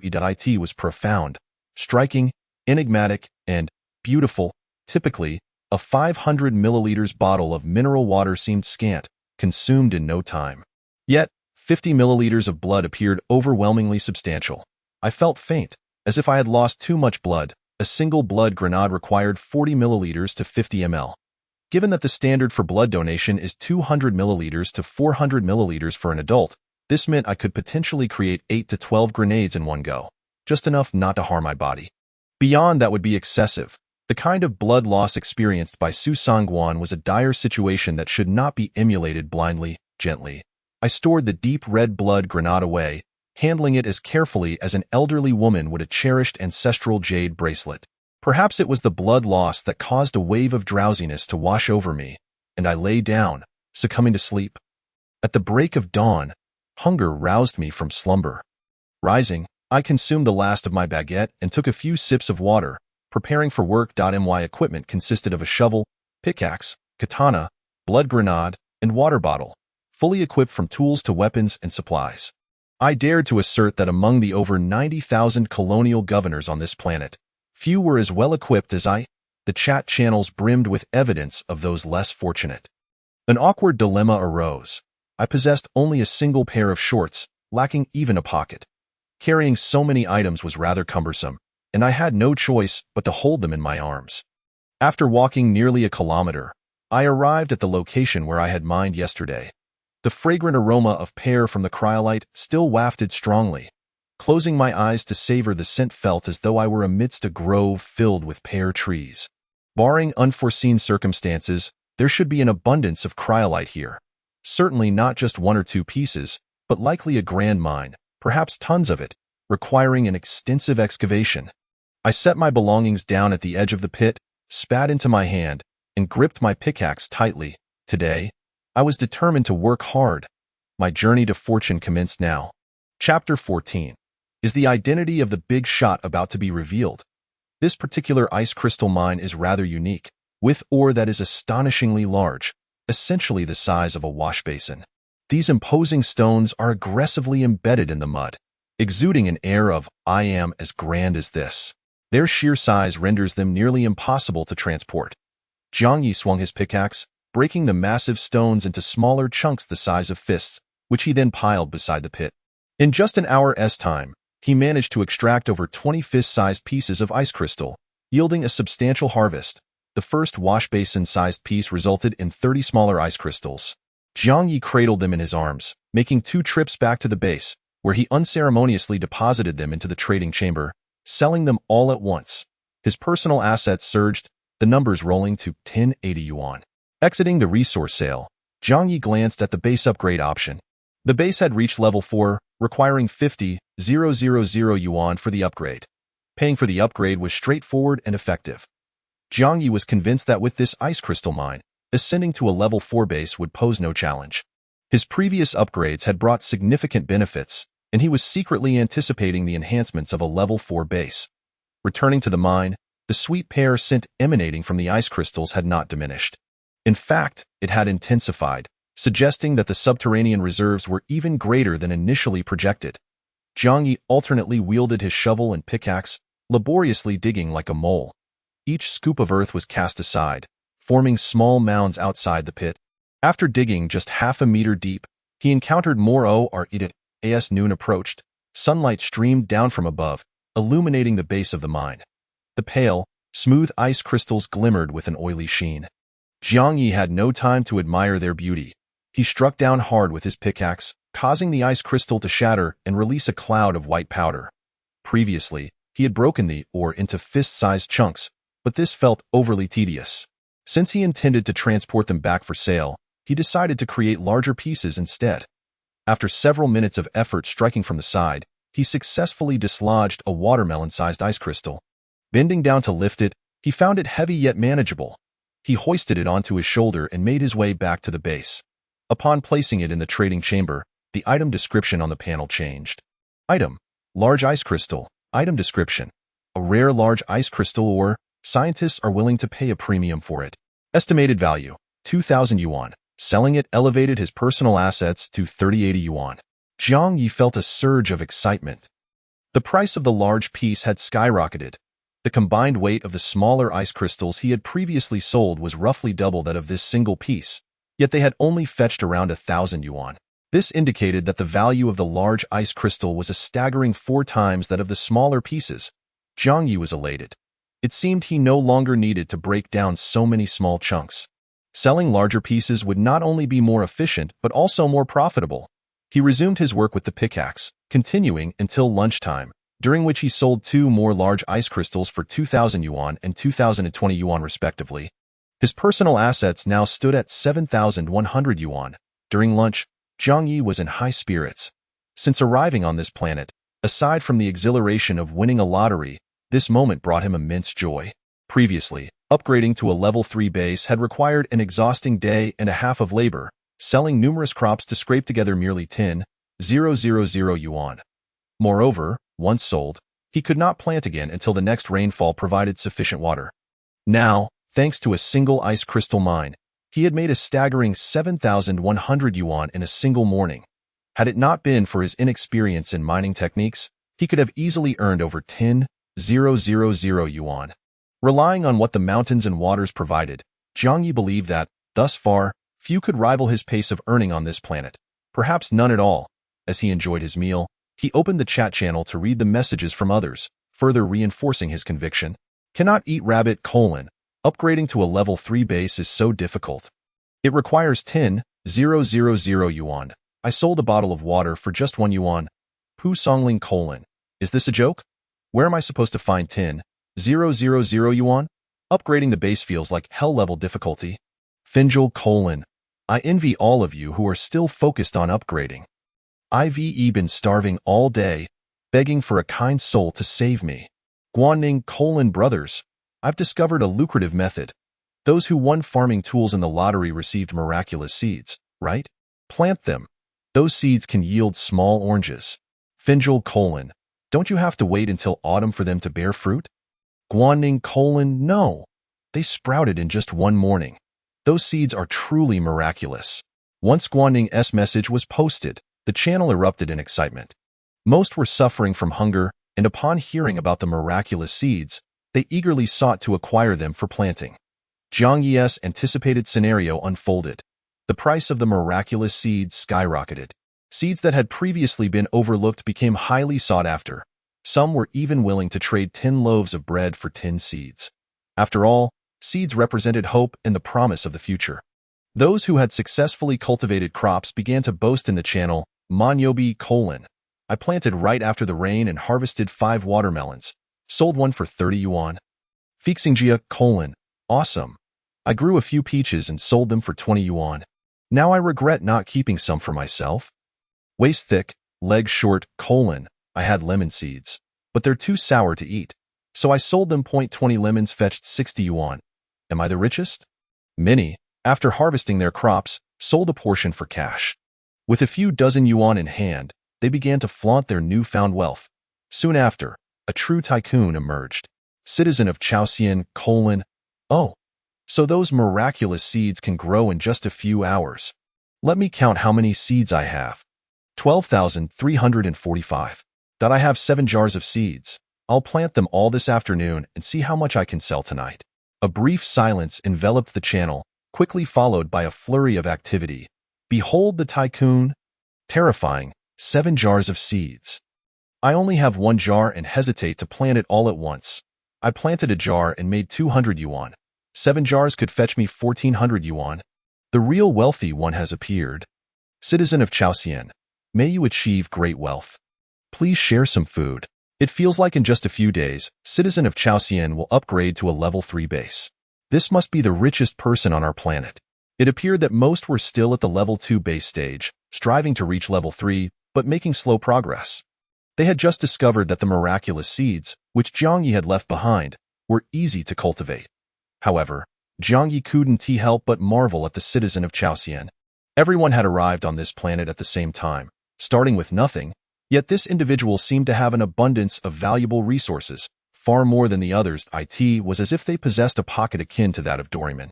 After finishing his lunch, Jiang Ye was about to close the chat channel and return to work when suddenly, the atmosphere shifted dramatically. Amidst a flurry of compliments, citizen of Chaosian spoke up, "I shouldn't be considered the richest on this planet. At least I know someone richer. I sold all my seeds to him previously. And several days ago, he was frantically buying seeds when they were still cheap. Bet he managed to accumulate a significant number of seeds to plant.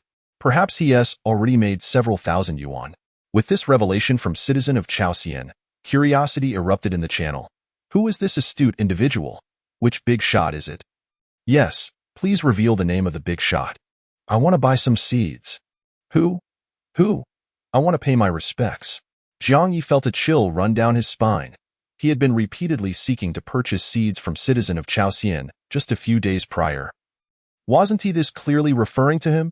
He quickly clicked on the private chat window with citizen of Chaosian, typing furiously to dissuade her. No, big shot. Don't mention me. Citizen of Chaosian. Oh, Jiang Big Shot, you're online. Why not speak up? Jiang Ye, no way. Just don't say anything. I prefer to keep a low profile. Chapter 15. A day of profound profit. Jiang Ye, ever cautious, adhered to the principle of survival is victory. He firmly believed that fame breeds fear, much like a pig grows wary of becoming a feast. Under the current circumstances, the governors of the colonies on this planet were unable to meet one another. However, with the continuous upgrades of the base and the expansion of its functions, this situation was bound to change dramatically. Jiang Ye was convinced that it would not be long before the colony governors could convene in person. At that time, it would likely not be a solitary endeavor. Small factions, tribes, villages, or even miniature cities might emerge. Should he become overly famous and attract the attention of a group of envious fiends, leading to a collective raid, it would spell disaster. Therefore, he resolved to amass wealth quietly, allowing his renown to bloom only when his resources were sufficiently formidable to confront any adversary, vanquishing one foe at a time, or an entire gang if necessary. A citizen from Chaosian kept his promise and sent a message in the chat channel. Oh dear, my apologies. That esteemed individual just contacted me and prefers to remain anonymous. Oh, it's a secret for now. Jiang Ye felt quite pleased. This citizen from Chaosian seemed trustworthy, a potential ally for long-term collaboration. For some reason, he couldn't shake the feeling that this citizen was harboring grand ambitions. What those ambitions entailed remained unclear to Jiang Ye. It was merely an instinct. Equipped with mining tools, blood grenades, and a katana, Jiang Ye pushed open the hatch and made his way to the mine. The sun blazed fiercely in the afternoon. Before leaving the base, he glanced at the thermometer on the wall. The outdoor temperature had already soared to 31 degrees Celsius, and the distant ground shimmered in the heat haze. I could really go for some ice cream, Jiang Ye muttered to himself, drenched in sweat. Upon arriving at the mine, he leaped in and commenced his labor. Chop, chop, chop. The pickaxe struck the ice crystal stone with a sound that made one's teeth ache. After an hour, he had unearthed 2 sizable blocks of ice crystal, each the size of a watermelon. He returned them to the base for sale, fetching one, 802, 700 yuan respectively. His personal assets surged to 11,600 yuan. Jiang Ye felt as though he was picking up money. The earnings were astonishingly swift. At this pace, he could elevate his base to level 4 in less than 5 days. By 3 in the afternoon, the heat intensified. Sweat poured down his body, saturating his clothes. As there was no one around, Jiang Ye made a bold decision. He removed his undergarments. The damp and clingy fabric was unbearable. With his backside exposed, he hoped to feel a refreshing breeze. Ah, what a relief! Jiang Ye placed his undergarments aside. His spirits lifted. He seized the pickaxe and resumed his work. The excavation proceeded smoothly, devoid of any significant obstacles. It was merely a matter of clearing some earth and breaking the ice crystal into larger chunks. The task required little skill, relying purely on brute strength. Jiang Ye worked diligently, laboring from 3 o'clock until 6 in the evening. As the sun set, dusk enveloped the land. The mine had reached a depth of 3 meters, obscuring the surface from view. Moreover, the underground environment was considerably cooler, allowing Jiang Ye to rest without climbing back up. He simply sat down to catch his breath. Excitingly, despite having excavated a substantial amount of ice crystal, large, glistening deposits remained visible on the walls and floor of the mine. This indicated that the surrounding ice crystal reserves were still plentiful. Jiang Ye believed he could mine here for several more days. If he worked diligently, he could potentially amass a significant fortune. After multiple trips, he carried the ice crystals he had mined over the past few hours back to the base, just as night fell. Locking the hatch behind him, Jiang Ye settled down for a meal. Overcome with thirst, he guzzled a full liter of rainwater. It was his first taste of rainwater, and to his surprise, it was slightly sweet. No wonder the wealthy characters in Dream of the Red Chamber used rainwater for brewing tea. They certainly knew how to indulge. After satisfying his hunger and thirst, he stood up to sell the minerals he had extracted that afternoon. The efficiency of his work had surged. Not counting the 2 initial blocks sold, he had extracted no fewer than 8 additional pieces in just a few hours. Perhaps due to his growing familiarity with the task, his output had doubled compared to the morning. He sold the ice crystals one by one, and notifications continuously popped up on his interface. Sale successful. 2,000 yuan has been credited to your personal account. Sale successful. 2,080 yuan has been credited to your personal account. Sale successful. 1,890 yuan has been credited to your personal account. Sale successful. 2,370 yuan has been credited to your personal account. Having sold all 8 blocks of ice crystal, he had amassed a total of 16,800 yuan. His personal assets soared to 28,400 yuan. Astonished by this figure, Jiang Ye could scarcely believe he had earned so much in a single day. The 50,000 yuan required to upgrade to a level 4 base, which he thought would take at least 4 or 5 days to gather, now seemed within reach by tomorrow if he exerted himself. Jiang Ye's spirits soared. His unique ability to sense mineral veins was proving invaluable, almost akin to a cheat. He accessed the base panel and entered the Galactic Mall. There was still only one item available: the blood grenade. After a moment's contemplation, he placed an order and purchased 5 at once. Spending 500 yuan reduced his assets to 27,900 yuan. The grenades arrived instantly, packaged in simple yellow cardboard boxes, 5 neatly lined up within the trading chamber. Jiang Ye immediately opened one, extracting the transparent grenade and puncturing the needle into his arm. He repeatedly clenched his fist to promote blood circulation. Vivid red blood flowed into the grenade. 10 milliliters, 20 milliliters, 40 ml. Jiang Ye decisively withdrew the needle, halting the transfusion. He planned to test the grenade's power tomorrow by detonating the previous one he had thrown into the mine. This newly prepared grenade would serve as his means of self-defense. Weapons must be tested prior to battle. Knowing their strength would provide assurance, preventing any mishaps at critical moments. As for the remaining 4 grenades he had just purchased, they would be stored in the base for emergencies. Exhausted from the day's labors, Jiang Ye felt no inclination to engage in the chat channel. He collapsed onto his bed, quickly succumbing to slumber, his snores soon echoing through the chamber. Chapter 16. The reselling of grenades. At 8 o'clock in the morning, Jiang Ye was jolted awake by the sound of thunder outside the base.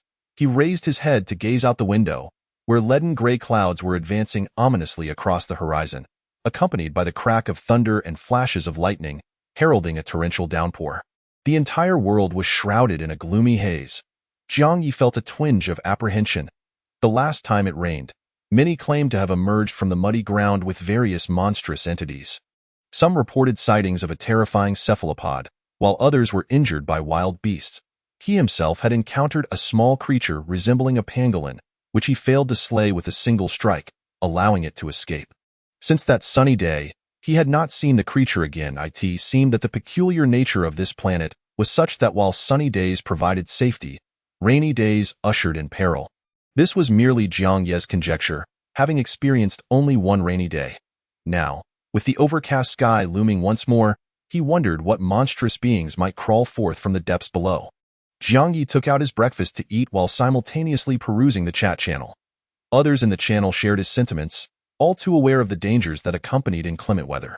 Mermaid, it's raining here, and I dare not leave the base. I think I'll just stay in today.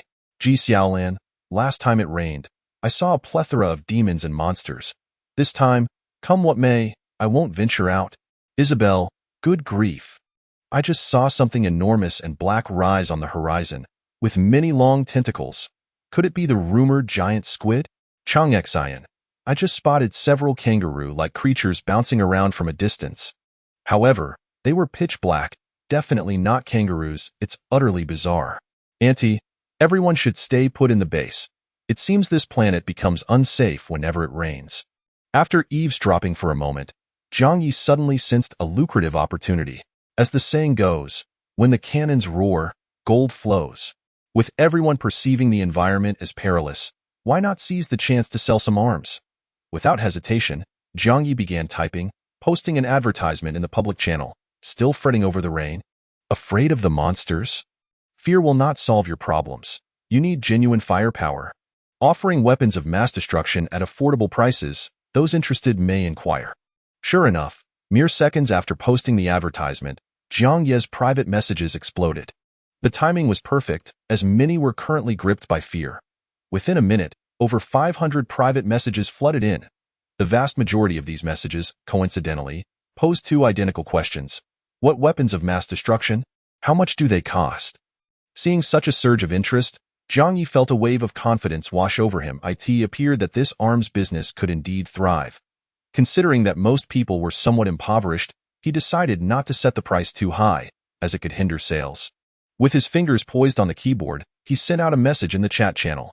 Due to the overwhelming number of private messages, I will respond here collectively. The so-called weapons of mass destruction refer to bombs. This particular bomb is unique, known as the blood grenade, which requires a small amount of your blood to be injected before it can be used like a conventional grenade. The selling price is 200 yuan, with discounts for purchases of 10 or more. Limited quantities available, first come, first served. The cost price of the blood grenade was 100 yuan, allowing for a neat profit of 100 yuan per unit, making this transaction quite satisfactory. After explaining, Jiang Ye was met with a flurry of discussions in the group chat. Steven, blood grenade? That sounds odd. Is it real? Killing coconut. Why does it sound so dubious? What kind of weapon needs blood as a trigger? Is it a magical weapon? Mao Xingzhen, so expensive, 200 yuan. You could sell me for less. Bear lover, whoever wants to be fooled can go ahead, but I won't fall for it. This blood grenade might just be a toy. Xiaoji, huh? A grenade that requires blood to function? Have scammer skills sunk so low now? Jiang Ye could no longer hold back. Allowing this group to slander him was unacceptable. He had to retaliate. If everyone joined in the derision and no one defended him, others might wonder if Jiang Ye truly was a fraud. If he were not a swindler, why not step up to refute the claims? Before retaliating, Jiang Ye needed to ascertain the true power of the blood grenade. With the rain yet to fall, it should be relatively safe for the moment. With determination, he pushed open the hatch, armed with a katana and 2 blood grenades, and sprinted away. Soon, he arrived at the ice crystal stone mine, which still bore the appearance from the previous day. 3 meters deep, with its walls exposed in dirt and crystalline IC.IT, was an ideal testing ground for grenades. Taking a deep breath, Jiang Ye pulled the pin on a 50 milliliters grenade and hurled it into the pit. Then, he turned and fled, running like the wind. After sprinting for 4 seconds, he had covered several dozen meters and suddenly dropped to the ground, looking back. Boom! With a thunderous explosion, a thick stream of crimson erupted from the mine. Along with it came a cloud of dust and flying debris, soaring to a height of 4 stories. It was akin to a grand explosion. Jiang Ye's eyes widened in astonishment. This grenade was indeed powerful, far exceeding the grenades seen on television. He scrambled to his feet and hurried back to the mine, dust and small stones cascading from above. Peering over the edge of the pit, he was utterly astounded by the sight before him. The 3-meter-deep mine had transformed into a 5-meter depth. The mouth of the pit substantially widened, as if the explosion had effortlessly inflated it like a balloon. The solid ice crystal stones had shattered significantly, littering the pit floor like scattered rock candy. The air was thick with a red mist, lingering like a ghost, hot and metallic when inhaled. This blood mist was clearly from Jiang Ye's own blood infused into the grenade, suspended in the wind by some unknown principle. Incredible! This was no mere grenade. It was akin to an aerial bomb. Jiang Ye turned and sprinted back to the base. Meanwhile, the chat channel buzzed with fervent discussions about the blood grenade. They had yet to elevate their base to level 3 and were entirely unaware of the existence of such a device. When Jiang Ye casually mentioned it, many found it hard to believe. A considerable number mocked, branding it a scam, and labeled Jiang Ye a fraud. With utmost confidence, Jiang Ye typed a rebuttal. I have personally tested the blood grenade, and its power is immense. To what extent? If you hold it in your hand, mere seconds later, your head and feet could be 50 meters apart. My product is of reliable quality. If it proves false, I will compensate tenfold. You will all come to understand this in due time. No matter how you defame it, those who purchase my product will undoubtedly be satisfied and grateful. With that, he ceased further commentary. There was no need for excessive words. His stance was clear. Jiang Ye believed that there would be those willing to buy. Once someone used it and found it effective, the word of mouth would swiftly change. Indeed, shortly after sending those 2 messages, dozens of private messages came through, expressing interest in purchasing the blood grenade. Most sought to negotiate, as 200 yuan represented a substantial sum for many, nearly their entire fortune. However, Jiang Ye was resolute in his refusal to haggle. If he sold the same product to one person for 200 yuan and offered another a discount to 180 yuan, it would portray him as a mere street vendor, lacking professionalism. Clear pricing and equal treatment were Jiang Ye's principles. If one wished to purchase from him, they must adhere to his rules. Many who attempted to negotiate were left disheartened after failing to secure a better deal. Yet, despite their disappointment, the majority ultimately forked over the money. Only a few opted out, likely due to insufficient funds. Jiang Ye was busily engaged, continuously purchasing blood grenades from the Galactic Mall and selling them to others. Sometimes selling 1 or 2, other times offloading 7 or 8 in one go. Throughout the morning, his private messages kept chiming in. He attended to over 140 customers, successfully selling exactly 400 blood grenades. At a profit of 100 yuan per grenade, that amounted to a staggering 40,000 yuan. To put this in perspective, he had mined for an entire day just yesterday, earning a little over 28,000 yuan. In the short span of a morning, simply typing away in the base, he had earned more than an entire day of backbreaking labor. Jiang Ye marveled. Indeed, commerce was a swift avenue to wealth. By noon, the rain finally began to fall. Initially a light drizzle, it rapidly escalated into a torrential downpour. The clouds opened the floodgates, unleashing millions of tons of water upon the earth. Jiang Ye felt exhilarated. Rain signified danger, and danger meant an increase in the sales of blood grenades. If all went as expected, he anticipated even more buyers in the afternoon. However, an unforeseen turn of events occurred. After noon, nearly all new private messages ceased. Jiang Ye advertised multiple times in the chat channel, yet to no avail. Orders simply did not materialize. He pondered briefly, suspecting that those who wished to purchase had already done so in the morning. The remaining individuals were either unwilling to buy or merely observing. Thus, there were no new orders for the time being. Yet Jiang Ye was not disheartened. He had already made a substantial profit. His personal assets had surged from 27,900 yuan yesterday to 67,900 yuan, more than enough to upgrade to a level 4 base. He could hardly contain his excitement. He clicked on the base upgrade function, paying 50,000 yuan. Watching his assets plummet from 67,900 to 17,900 yuan, Jiang Ye couldn't help but feel a pang of regret. Upgrading the base was exorbitantly expensive, and money seemed to flow like water. On the base panel, the upgrade information gradually materialized. Chapter 17:3 New Products. The base is about to upgrade to level 4. For this upgrade, it is recommended that you provide a small quantity of blood, sweat, saliva, urine, and X-liquid, as well as a few strands of hair. A buzzing sound echoed as a small opening appeared in the wall beside the panel, from which a long metallic plate extended. On this metallic plate were several petri dish-like containers, each labeled with tiny writing indicating what should be placed inside. Jiang Ye felt somewhat bewildered. It was merely an upgrade.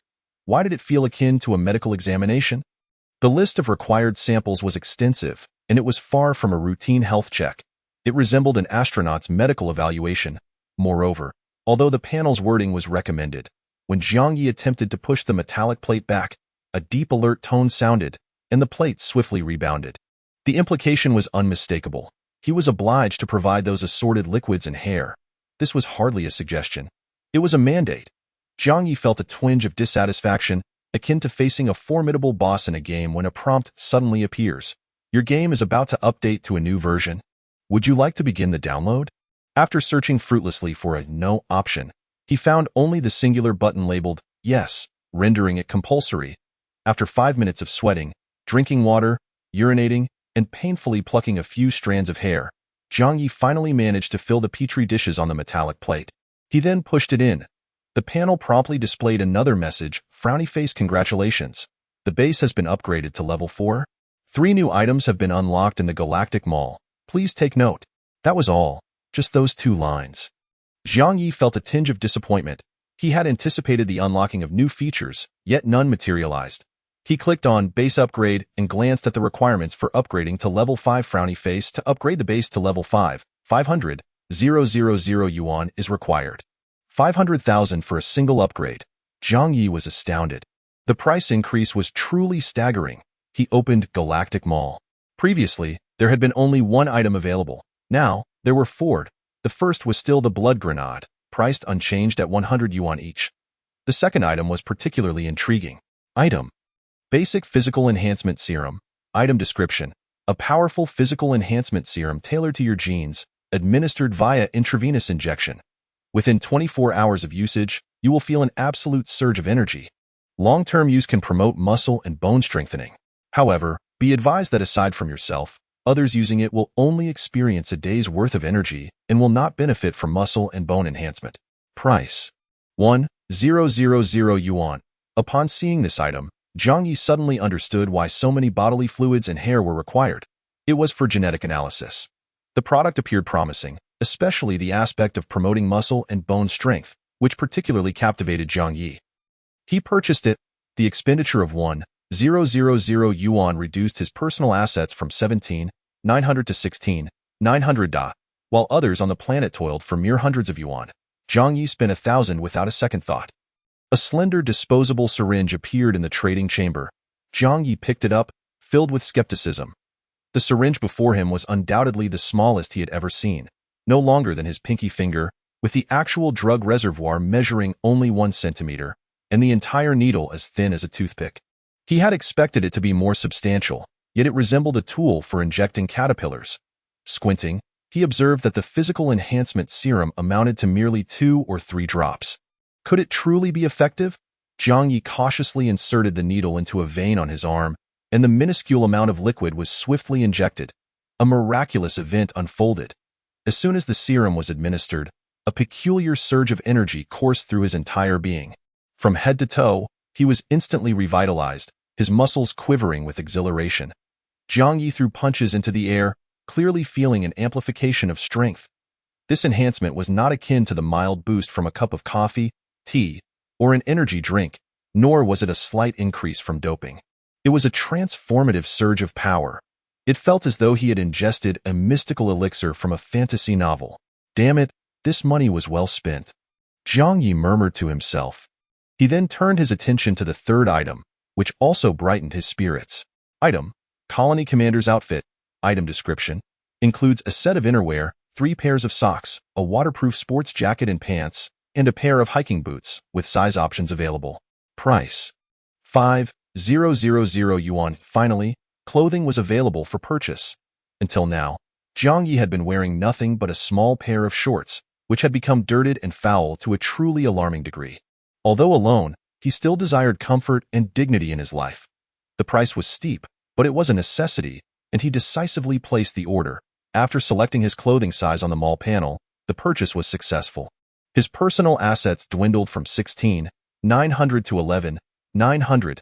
A neatly folded, brand new outfit materialized in the trading chamber, even exuding a faint scent of fresh fabric. Jiang Ye was overjoyed. Just as a torrential rain began outside, he flung open the chamber door, stepped out, and washed his dirty shorts in the rain. Simultaneously, he allowed the downpour to cleanse his entire body, washing away the accumulated grime and sweat.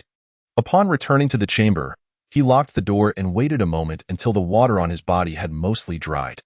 With short hair, a man's hair dries quickly. It was time to get dressed. He started with the shorts. The newly purchased white shorts fit perfectly with good elasticity, making them incredibly comfortable. The socks appeared to be made of pure cotton and also fit just right. The sportswear was white, noticeably more comfortable and lighter than the ones he had worn previously. The hiking boots were substantial, with a thick sole that felt heavy. Jiang Ye was quite fond of these shoes.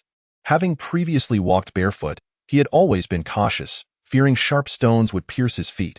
With a pair of shoes, his mobility efficiency would at least double. "This feels fantastic," Jiang Ye exclaimed, strutting back and forth in the chamber, reveling in his new attire. While others on the planet remained in their primitive, filthy state, he had transformed into a dignified individual. The final newly added item also filled Jiang Ye with excitement. Item: pot. Item description: 1 meter in diameter, round-bottomed, for cooking. Price: 2,000 yuan. Without hesitation, he placed the order on the spot. Jiang Ye was quite ruthless, purchasing 5 pots in one go. His personal assets plummeted from 5 digits to 4, leaving him with only 900 yuan. The 5 large pots arrived, resembling frying pans but brand new and shiny, reflecting his silhouette. Jiang Ye's decision to buy so many pots was not without reason. Chapter 17: 3 New Products. The base is about to upgrade to level 4. For this upgrade, we kindly request a small amount of blood, sweat, saliva, urine, and X-liquid, as well as a few strands of hair. A buzzing sound resonated as a small opening appeared in the wall beside the panel, from which a long metallic plate extended. Upon this plate were several petri dish-like containers, each marked with small text indicating what should be placed inside. Jiang Ye felt a bit bewildered. It was merely an upgrade. Why did it resemble a medical examination? The requirements were extensive, far beyond a simple health check. It was akin to an astronaut's physical. Moreover, although the panel used the term request, when Jiang Ye attempted to push the metallic plate back, a deep prompt sounded, and the plate swiftly rebounded.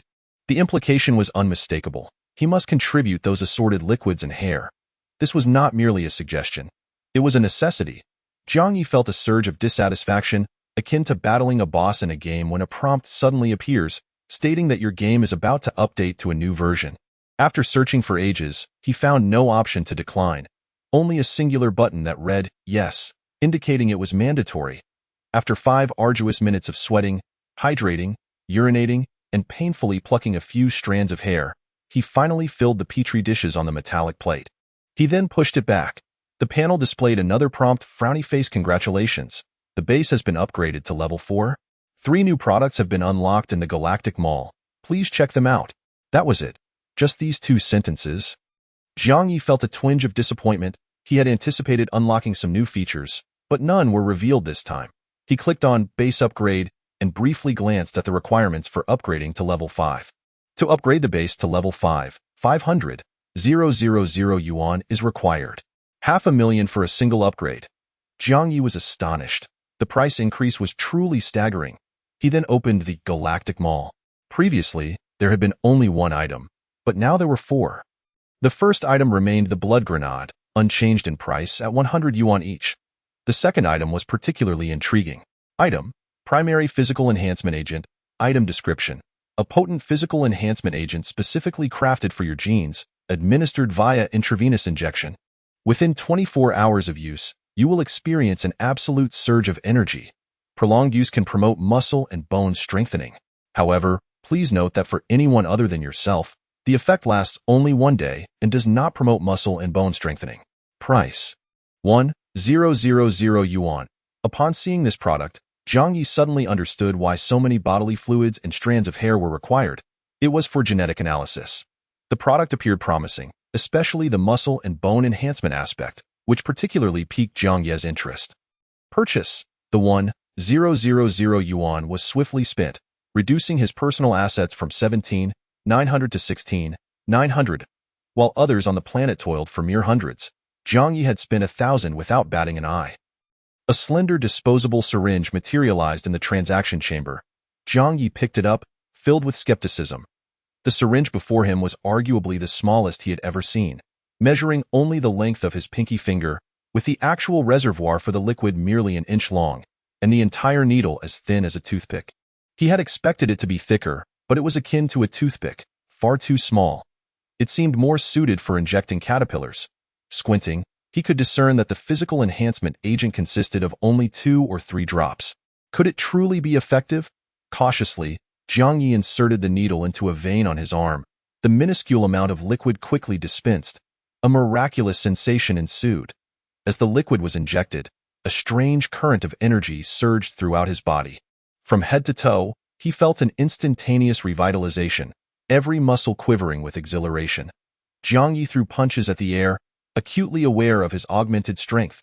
This enhancement was not akin to the slight boosts from a cup of coffee, tea, or a can of energy drink, nor was it a minor improvement from performance-enhancing substances.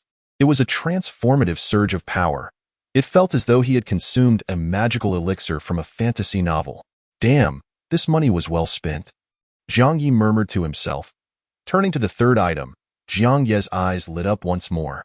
Item: Colonial Officer's Outfit. Item description: includes a set of undergarments, 3 pairs of socks, a waterproof sports jacket and pants, and a pair of hiking boots, with size selection available. Price: 5,000 yuan. Finally, clothing was available for purchase.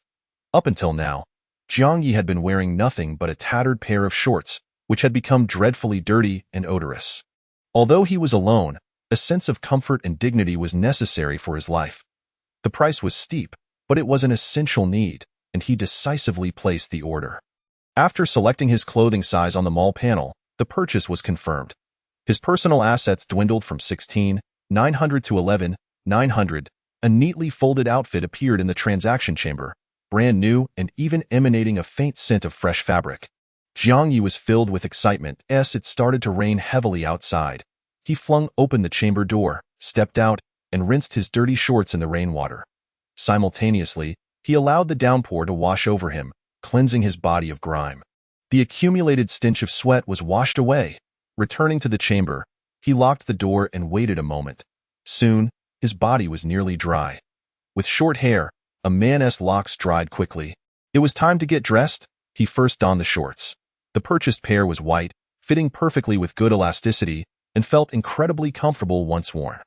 The socks appeared to be pure cotton and fit just right. The sports attire was white as well, noticeably more comfortable and lightweight compared to his previous wear. The hiking boots, with their thick soles, felt substantial. Jiang Ye adored these boots. Having previously walked barefoot, he had been cautious not to walk too fast for fear of being pierced by sharp stones. With this pair of shoes, his efficiency in movement would at least double. "This feels fantastic," Jiang Ye exclaimed, strutting around the chamber as if on a runway, thoroughly pleased with himself. While others on the planet remained in their primitive, filthy states, he had transformed into a respectable individual. The final new addition to the product lineup also thrilled Jiang Ye immensely. Item: pot. Item description: 1 meter in diameter, round-bottomed, designed for cooking. Price: 2,000 yuan. Without hesitation, he promptly placed an order. Jiang Ye was quite audacious, purchasing 5 pots in one go. His personal assets plummeted from the 5-digit range to the 4-digit range, leaving him with only 1,900 yuan. The 5 large pots arrived, resembling frying pans but shining like new, capable of reflecting his image. The reason behind Jiang Ye's bulk purchase of pots was indeed substantial. Chapter 18. Trapped? Firstly, he had only one last packet of biscuits left. Once consumed, he would have to resort to corn.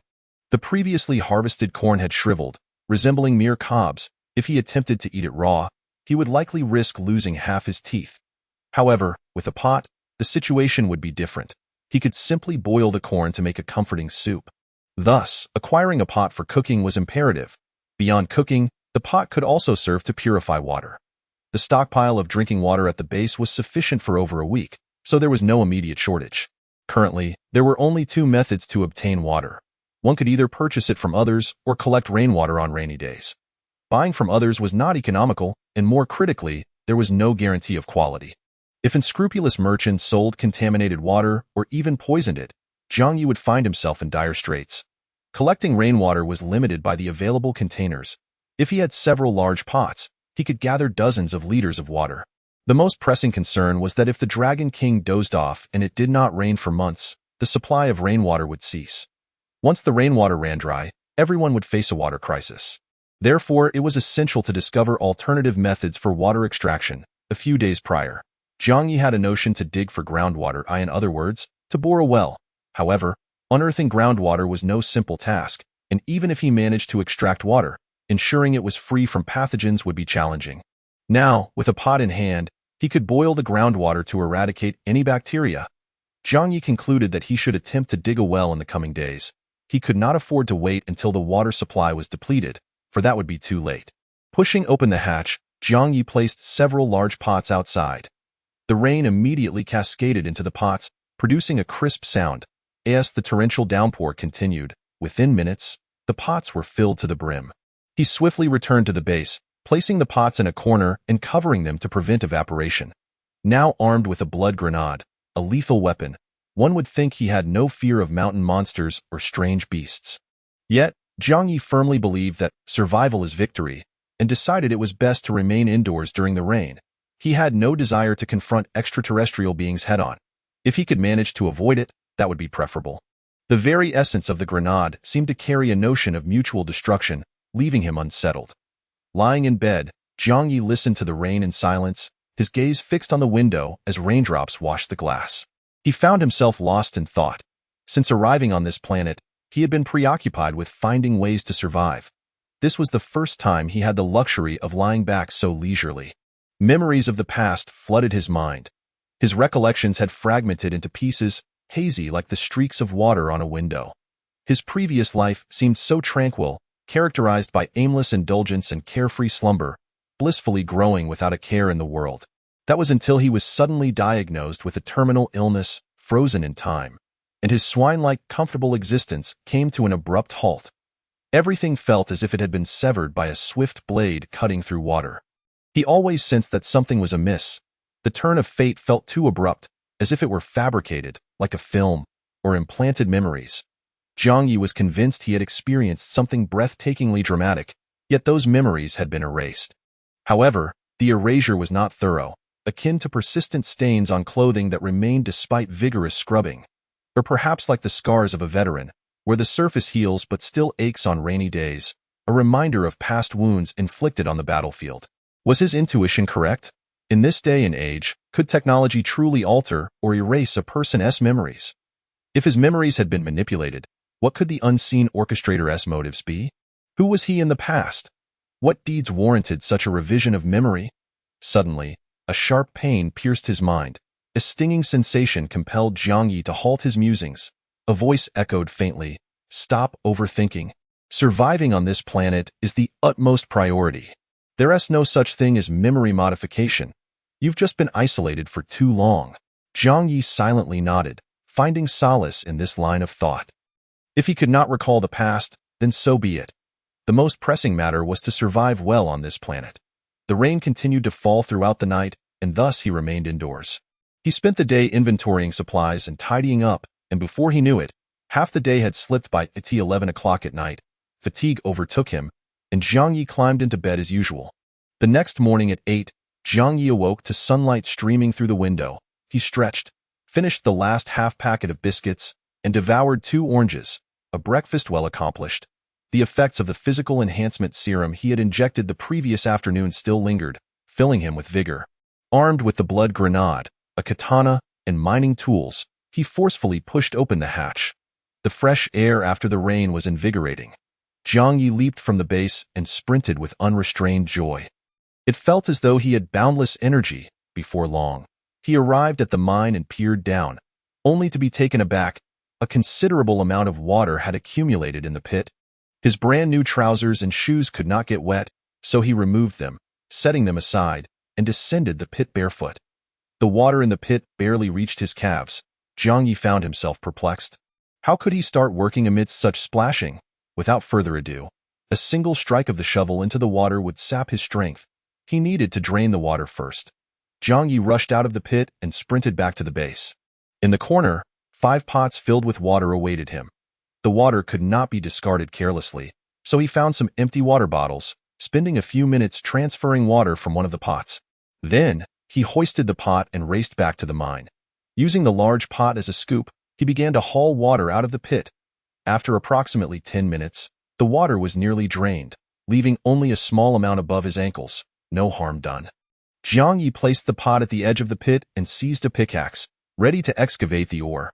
The ice crystal ore was abundant, embedded in the damp walls of the pit, glistening enticingly. With his arms brimming with strength, he swung the pickaxe with abandon, striking rapidly like a pile driver. His work pace was nothing short of frenetic. In the first hour, he had already extracted 6 watermelon-sized chunks of ice crystal ore. His efficiency had surged several times compared to the previous days. Remarkably, despite the rapid pace, He hardly felt fatigued. A few deep breaths revitalized him. Jiang Ye was elated. That initial dose of physical enhancement serum had proven invaluable, and the surge of physical energy was simply exhilarating. The feeling of being fully charged and revitalized was a rare experience. He placed the 6 chunks of ore into the large pot and, gripping the pot's handle, bent down to run back to the base. To his surprise, this method was remarkably efficient, allowing him to transport 6 chunks in one go, compared to the previous 1 or 2. He sold them all at once, netting a total of 13,010 yuan. His personal assets soared from 1,900 to 14,910, instantly elevating his financial status. In high spirits, Jiang Ye returned to the mine, eager to continue his work. Clang, clang, clang. The sound of striking echoed from the depths of the pit. Every few minutes, a sizable ore chunk would soar from the bottom and land beside the pit. Occasionally, a scoop of dirt would also fly out. Jiang Ye was fueled with enthusiasm, working tirelessly until midday. That moment, he suddenly realized he was trapped. The mine had reached a depth of 5 meters. Most critically, in his fervor, he had neglected to leave a slope for climbing out in the last 2 meters he had excavated. Gazing up at the blue sky, Jiang Ye felt as though he had become a frog at the bottom of a well. Damn it, he needed to devise a way to escape. Chapter 19. The extermination of extraterrestrial creatures. After a moment of contemplation, Jiang Ye resolved to excavate a slanted passageway leading to the surface. This was, for the time being, the only viable solution. The walls surrounding him were composed of hard crystalline ice, making the act of digging exceedingly arduous. Fortunately, the effects of the physical enhancement serum had yet to dissipate, and he felt invigorated with strength. Jiang Ye swung his pickaxe, striking the wall of the pit before him. The sound of clinking resonated as chunks of crystalline ice began to flake away, cascading down at his feet. An hour later, the entrance to the passage had taken shape. It was slightly lower than Jiang Ye's height, 1/2 meter wide and 1 meter long, just enough to accommodate him in a standing position. As he bent down and stepped into the passage, his vision dimmed. Relying on instinct, he continued to wield the pickaxe, gradually increasing the height of the tunnel. In a moment of reverie, he was overcome by a peculiar sense of nostalgia reminiscent of playing Minecraft.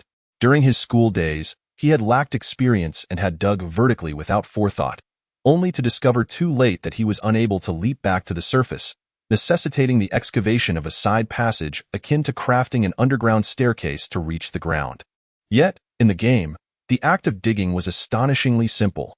One merely had to hold down the mouse button, and within minutes, the task would be complete. In stark contrast, his current endeavor was fraught with complications, with each stone and clod requiring his personal effort to dislodge. The sole comfort for Jiang Ye was the solid quality of the subterranean soil, as there were no unsettling signs of earth cascading from above. Had the soil been less stable, a collapse could have easily ensnared him within its grasp. While laboring diligently, a grave realization dawned upon Jiang Ye. He could no longer afford to excavate recklessly as he had in the past few days. A strategic plan for the mining process was imperative. Mines are perilous and complex, with the underground realm vastly distinct from the surface. This was undeniably a high-risk occupation. His exuberance in digging today, which had led to his entrapment below, served as a stark warning. Suddenly, Jiang Ye halted, his gaze fixed intently ahead.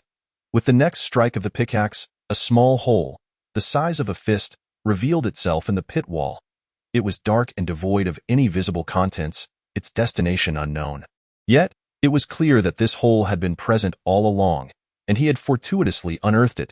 A shiver coursed through Jiang Ye as memories of a previous encounter flooded back, an encounter with a creature resembling a pangolin during a rainstorm. That small beast had also escaped by burrowing into a hole of similar size. Could this opening be a passageway to the lair of some creature? Instinctively, Jiang Ye reached for the grenade at his waist, only to realize that it was of no use in such a confined space. A detonation would surely obliterate him as well. Gripping his katana tightly, he aimed the blade toward the ominous opening.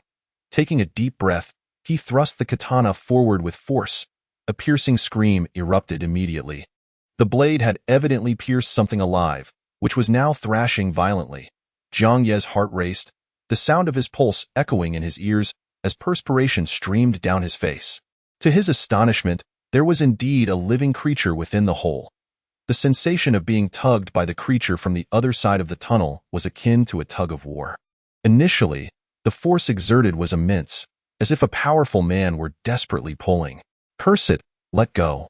Jiang Ye could not help but yell, his grip on the hilt of the katana tightening. After several minutes, the resistance began to wane. A faint metallic scent of blood wafted from the opening. Jiang Ye deduced that the creature must be losing strength due to excessive blood loss. Taking a deep breath, he attempted to extract the katana. Before long, he had pulled the entire blade free. A small, dark creature was impaled on the tip of the katana. "So it was you," Jiang Ye exclaimed, a mixture of relief and fury surging within him. This creature was indeed the same one he had encountered days prior, albeit with some notable changes. Previously, it had been encased in a glossy, jet-black shell that was nearly impenetrable to the katana's blade. However, now the shell was absent, revealing a gray, fleshy back adorned with fine hairs. The katana had entered through its abdomen and protruded from its back, much like a skewered delicacy. Vivid crimson blood oozed from the wound, dripping from the blade. The small creature lifted its head, glaring at Jiang Ye with a mixture of defiance and hatred before convulsing and perishing. A foul stench emanated from beneath its tail as it released a stream of excrement. "Umitba, tonight we feast on meat," Jiang Ye murmured to himself. Feeling as though he had narrowly escaped a calamity, Jiang Ye set aside the katana and the creature, resuming his excavation with the pickaxe. The crystalline ice in this section had diminished significantly, yielding to softer soil, thus accelerating his digging pace. After advancing a meter, Jiang Ye stumbled upon the creature's nest. The nest was modest in size, roughly the volume of a basin. It was remarkably clean, containing only a half ear of corn, a few small white stones, and a set of black scales. Jiang Ye reached for the set of black scales, confirming they were indeed the same ones he had observed on the creature during their previous encounter. It seemed these scales were not permanently affixed to its body. They could be shed. Did this creature don armor when venturing outside, only to remove it in the comfort of its lair? This little beast had quite the penchant for indulgence. It seemed unlikely it had anticipated that Jiang Ye would directly invade its sanctuary from below. After 2.5 additional hours of labor, Jiang Ye's pickaxe finally broke through the soil, revealing the sky above, a sky stained crimson. Unbeknownst to him, dusk had already descended. The passage of a single day had been swift. "I am utterly exhausted," Jiang Ye exclaimed as he emerged from the tunnel, collapsing onto the ground, breathless. The effects of the serum had worn off, leaving him weary and aching. Yet, he could not afford to rest for long. He needed to gather all his belongings and return to the base before darkness enveloped the land. Tools, weapons, the slain creature, and a few crystalline stones to sell, all awaited him. Chapter 19. The elimination of extraterrestrial beings. After a moment of contemplation, Jiang Ye resolved to excavate a slanted passage leading to the surface from the side. This was, for the time being, his sole recourse. The walls surrounding him were composed of hard ice crystal stones, making the task of digging exceedingly arduous. Fortunately, the effects of the stamina-enhancing agent had not yet waned, and he felt invigorated with strength. Jiang Ye swung his pickaxe, striking the walls of the pit before him. The clanging sound echoed as chunks of ice crystal stone dislodged and fell at his feet. After an hour of labor, the entrance to the passage had taken shape, measuring slightly lower than Jiang Ye's height, 1/2 meter wide and 1 meter long, just enough for him to stand within it. As he bent down to enter the passage, his vision dimmed. Relying on his instincts, he continued to wield the pickaxe, gradually increasing the height of the tunnel. In a moment of disorientation, he was seized by a strange illusion reminiscent of playing Minecraft.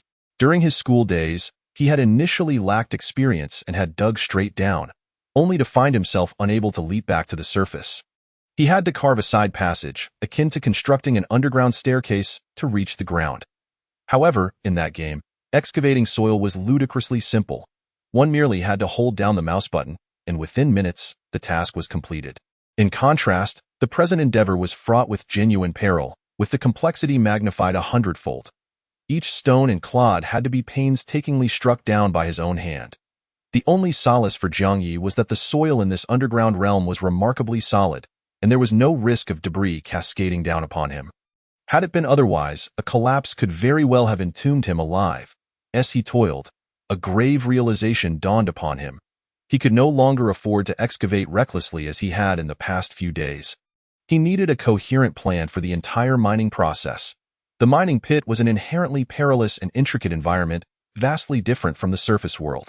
After all, this was a high-risk occupation. The excitement of today's excavation could easily lead to him becoming trapped below. A stark warning. Suddenly, Jiang Ye froze, his eyes fixated on the space ahead. Just moments ago, a blow from his pickaxe had revealed a small hole in the wall of the pit, a fist-sized aperture, dark and inscrutable, concealing its contents and destination. Yet, it was clear that this hole had existed all along, and by mere coincidence, he had unearthed it. A shiver ran down his spine as he recalled an encounter from a rainy day not long ago with a creature resembling a pangolin. That small beast had escaped by burrowing into a hole of similar size, vanishing without a trace. Could it be that this newfound hole served as a passageway or den for some creature? Instinctively, Jiang Ye reached for the grenade at his waist, only to realize that it would be futile in this cramped mining pit. A detonation would leave him in ruins. Gripping his katana tightly, he aimed the blade towards the inky entrance of the hole. Drawing a deep breath, Jiang Ye thrust the katana forward with force. A piercing shriek erupted immediately. The blade had evidently pierced something alive, which began to thrash violently. Jiang Ye's heart raced, the sound of his pulse echoing in his ears as sweat poured from him like a torrent. By all that is sacred, there truly was a living creature within the hole.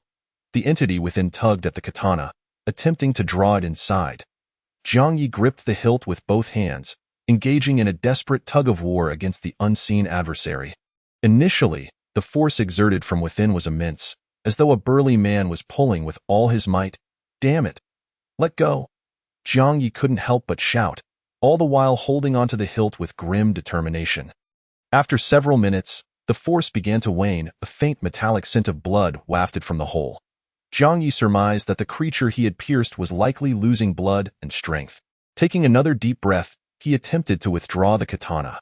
Soon enough, he extracted the entire blade, revealing a small, dark creature impaled upon its tip. "Indeed, it's you?" Jiang Ye felt a blend of elation and fury. This creature was undoubtedly the same one he had encountered days prior, albeit with some alterations. Previously, it had been encased in a glossy, impenetrable shell, impervious even to his katana. Yet now, its armor had vanished, leaving only a gray, fleshy back adorned with fine fur. The katana had pierced through its belly, emerging from its back like a skewered delicacy. Vivid red blood oozed from its wound, dripping from the blade. The small creature lifted its head, glaring at Jiang Ye with a mixture of rage and defiance, before convulsing and expiring. A foul stench emanated from beneath its tail as it voided its bowels. "Umitba, tonight we feast on meat," Jiang Ye murmured to himself, a sense of relief washing over him. He set aside the katana and the small beast, returning to his labor with renewed vigor. This section of ice crystal stone had diminished considerably, yielding to softer soil, which accelerated his digging. After advancing another meter, he stumbled upon the creature's nest. The nest was modest in size, barely accommodating the space of a basin. Inside, it was remarkably tidy, containing half a corn cob, some small white stones, and a set of black scales. Jiang Ye reached for the scales, confirming they were indeed the same as those he had encountered previously on the creature. To his astonishment, these scales were not affixed to its body. They could be shed. Did this creature don its armor when venturing out while shedding it in the comfort of its nest? It appeared this little beast had a penchant for luxury. He speculated that it had never anticipated Jiang Ye would infiltrate its lair from below. After laboring for another 2.5 hours, he finally struck through the soil, revealing the sky above, a blood-red expanse. Unbeknownst to him, dusk had fallen, and the day had slipped away with surprising swiftness. "I'm utterly exhausted," Jiang Ye exclaimed as he emerged from the tunnel, collapsing onto the earth, panting heavily. The effects of the stimulant had worn off, leaving him weary and aching. Yet, he could not afford to rest for long. He needed to gather everything and return to the base before darkness enveloped the land. Tools, weapons, the slain creature, and some ice crystal stones for sale, all awaited his attention. Chapter 20. Are business raiders approaching? Throughout an entire day spent excavating tunnels, numerous ice crystals were struck along the way. Upon his first return to the base, Jiang Ye promptly discarded the carcass of a small beast along with his pickaxe and shovel, then hastily accessed the Galactic Mall, spending 1,000 yuan to purchase a physical enhancement serum, which he immediately injected into himself. There was no other choice. The invigorating sensation of increased stamina was too delightful, and he had become addicted, resolving to administer a dose each day. After all, this substance posed no harm to the body, and in fact, the more one consumed, the better, promoting muscle and bone growth. Subsequently, he dragged a large pot to the mine to collect ore. The ore varied in size, the largest being akin to a small watermelon, while the smallest resembled a peanut. Once Jiang Ye filled his pot to the brim, he sprinted back to the base in a frenzy. After unloading, he rushed back to gather more. By the time darkness descended, he had only transported half of the ore to the base. Drenched in sweat, Jiang Ye secured the hatch and locked it. Next, he prepared for dinner. There was nothing immediately edible left. The bread and biscuits had all been consumed. The only remaining provisions were dry corn cobs. However, lacking firewood and a stove, he could not cook the corn. Jiang Ye, disinterested in haggling with others on the chat channel, finished off the remaining oranges, which sufficed for a makeshift dinner. Then came the sale of the ore. Today's yield surpassed any previous day. He had excavated continuously, driven by the need to escape from the depths. With the aid of the physical enhancement serum, his digging speed had multiplied exponentially. The base's interface was inundated with notifications. Frowny face, sale successful. 780 yuan has been credited to your personal account. Sale successful. 890 yuan has been credited to your personal account. Sale successful. 100 yuan has been credited to your personal account. Within mere minutes, all the ore was sold.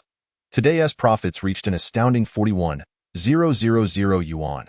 His personal wealth surged to 55,910 yuan. Goodness, Jiang Ye, you're absolutely remarkable. Once a mere handsome figure, now you are truly a wealthy and handsome man. Jiang Ye exclaimed, unable to contain his self-admiration. With his work completed, he opened the chat channel to check for any new messages. To his astonishment, as soon as he opened the chat, a notification popped up. Frowny face, during your offline period, you have received 288 private messages from 2016 colony officials. Please address them promptly. Jiang Ye's mouth fell agape in disbelief. What on earth? Over 2,000 people sent me private messages. Goosebumps erupted all over his body. How could so many people be paying attention to him? He hadn't even sent out any messages. Calming himself, he carefully examined each private message in the back end, letting out a surprised, "Oh, is the great Jiang here? Are you selling blood grenades? I only have 100 yuan. Could you possibly offer a discount? Big shot. I'm desperate for blood grenades. Can you sell them at 180? I truly have no money. Brother, help. Monsters are clawing at my base door. Please give me a grenade to save my life. I'll pay you back later. I want to buy 3 blood grenades. Is there any discount available?" Among the thousands of messages, apart from a few sales promotions, the overwhelming majority expressed interest in blood grenades. Jiang Ye was puzzled. How had so many business opportunities materialized suddenly? He hadn't advertised at all. After a moment of contemplation, he scrolled down to the bottom of the unread messages to check the timestamp of the earliest one. It was at 3 o'clock in the afternoon. Upon reviewing the subsequent messages, he pieced together the situation. Starting from 3 o'clock, hundreds, even thousands, had surged in with inquiries about blood grenades. Returning to the chat channel, he scoured the public chat records with fervor. Finally, he reached 3 o'clock, discovering the source of his private message explosion. It stemmed from a lengthy message. King of drifting at Xiaoming Mountain. Brothers, I just encountered an alien bear. That bear was truly terrifying. Its paw was bigger than my head. I was tilling the land in a light drizzle when suddenly a large mound of earth heaved up, and the alien bear emerged from underground. I was so frightened my hair stood on end. I thought I was a goner. The bear charged at me. A crowd was captivated by his tale, expressing their astonishment. Good heavens! How did you survive, brother? So frightening. I am getting anxious just hearing this. So how did you escape? Did you pretend to be a bear cub? I've never heard of anyone surviving an encounter with an alien bear. You read the first, brother. Please share your survival tips. We might encounter a bear one day too. Numerous individuals chimed in. all expressing keen curiosity about the king of drifting at Choming Mountain experience. I'm sharing this to impart life-saving techniques. It's actually quite simple. I had a blood grenade from the great Jiang Ye, filled to the brim with blood the night before. When I saw the bear charging, I turned tail and ran while pulling the pin on the grenade and tossing it toward it. A few seconds later, the grenade detonated. The noise was deafening, the shock wave was immense, and it sent me flying. When I got up and looked back, the bear was eviscerated, writhing in agony. Indeed, this message was sent precisely at 3 o'clock in the afternoon. Following it, a swarm of inquiries flooded in, with people clamoring to purchase blood grenades from Jiang Ye. Initially, many had been skeptical, as the concept of blood grenades sounded dubious. However, with a first-hand account, many were convinced and eager to acquire a life-saving device. This planet was becoming increasingly perilous, and firearms had nearly vanished from the market. Jiang Ye's blood grenades had become virtually the sole option. Ah, the market is opening up, Jiang Ye said joyfully. Sifting through the private messages, he began conducting business. He ignored those who haggled. He was not in short supply of customers. His priority was to handle bulk orders first. Jiang Ye had anticipated that he could earn a significant profit from reselling blood grenades that night, likely raking in tens of thousands of yuan. However, much to his surprise, the very first customer fell through. Jiang Ye, I just got back. You want to buy 4 blood grenades, right? Each at 200, totaling 800 yuan. Sorry, I've changed my mind. I want to buy. Jiang Ye, oh, all right then. Perhaps we can collaborate another time. My apologies.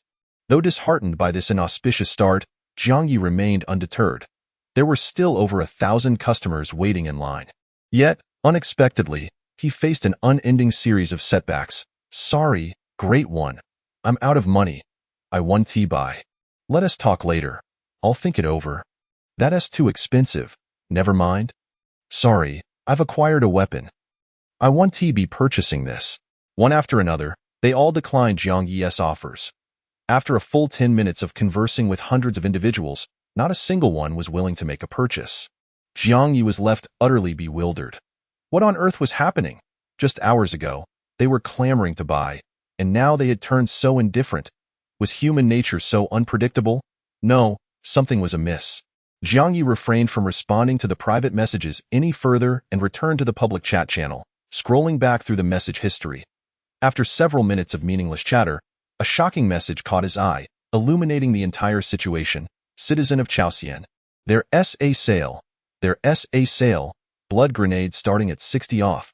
150 each if bought individually. Discounts for bulk purchases. Looking further up, Jiang Ye was astounded. Citizen of Chaosian. Clearance sale. Blood grenades at a steep discount. Forget about 950. Forget about 850. Just 150 each if bought individually. Bulk purchases get discounts.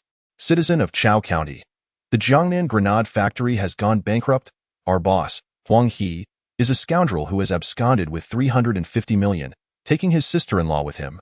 We, the laid-off workers, can only bring out the grenades hoarded in the warehouse to offset our wages. Blood grenades start at a 40 discount, priced at 150 each for single purchases. Bulk purchases come with discounts. Citizen of Chao County, limited time promotion, lowest prices for 365 days. What are you waiting for?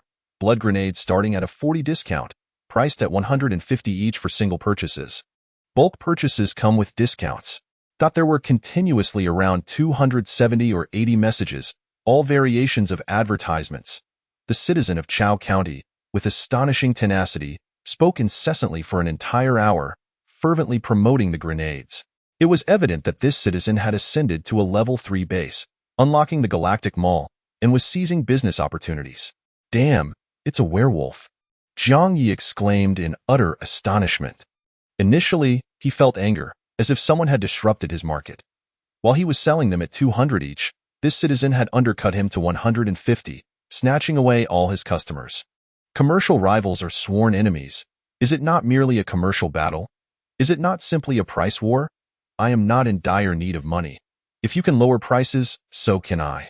Let's see who can outlast whom. But after the initial anger subsided, Jiang Ye calmed his mind and reconsidered. Engaging in a price war is unwise. The consumption would be too great. Should this citizen of Chao County become ruthless and initiate a loss-leading strategy, driving prices down to 70 or even 30 or 40, it would be utterly unbearable. The crucial point is that waging a price war at this stage is meaningless.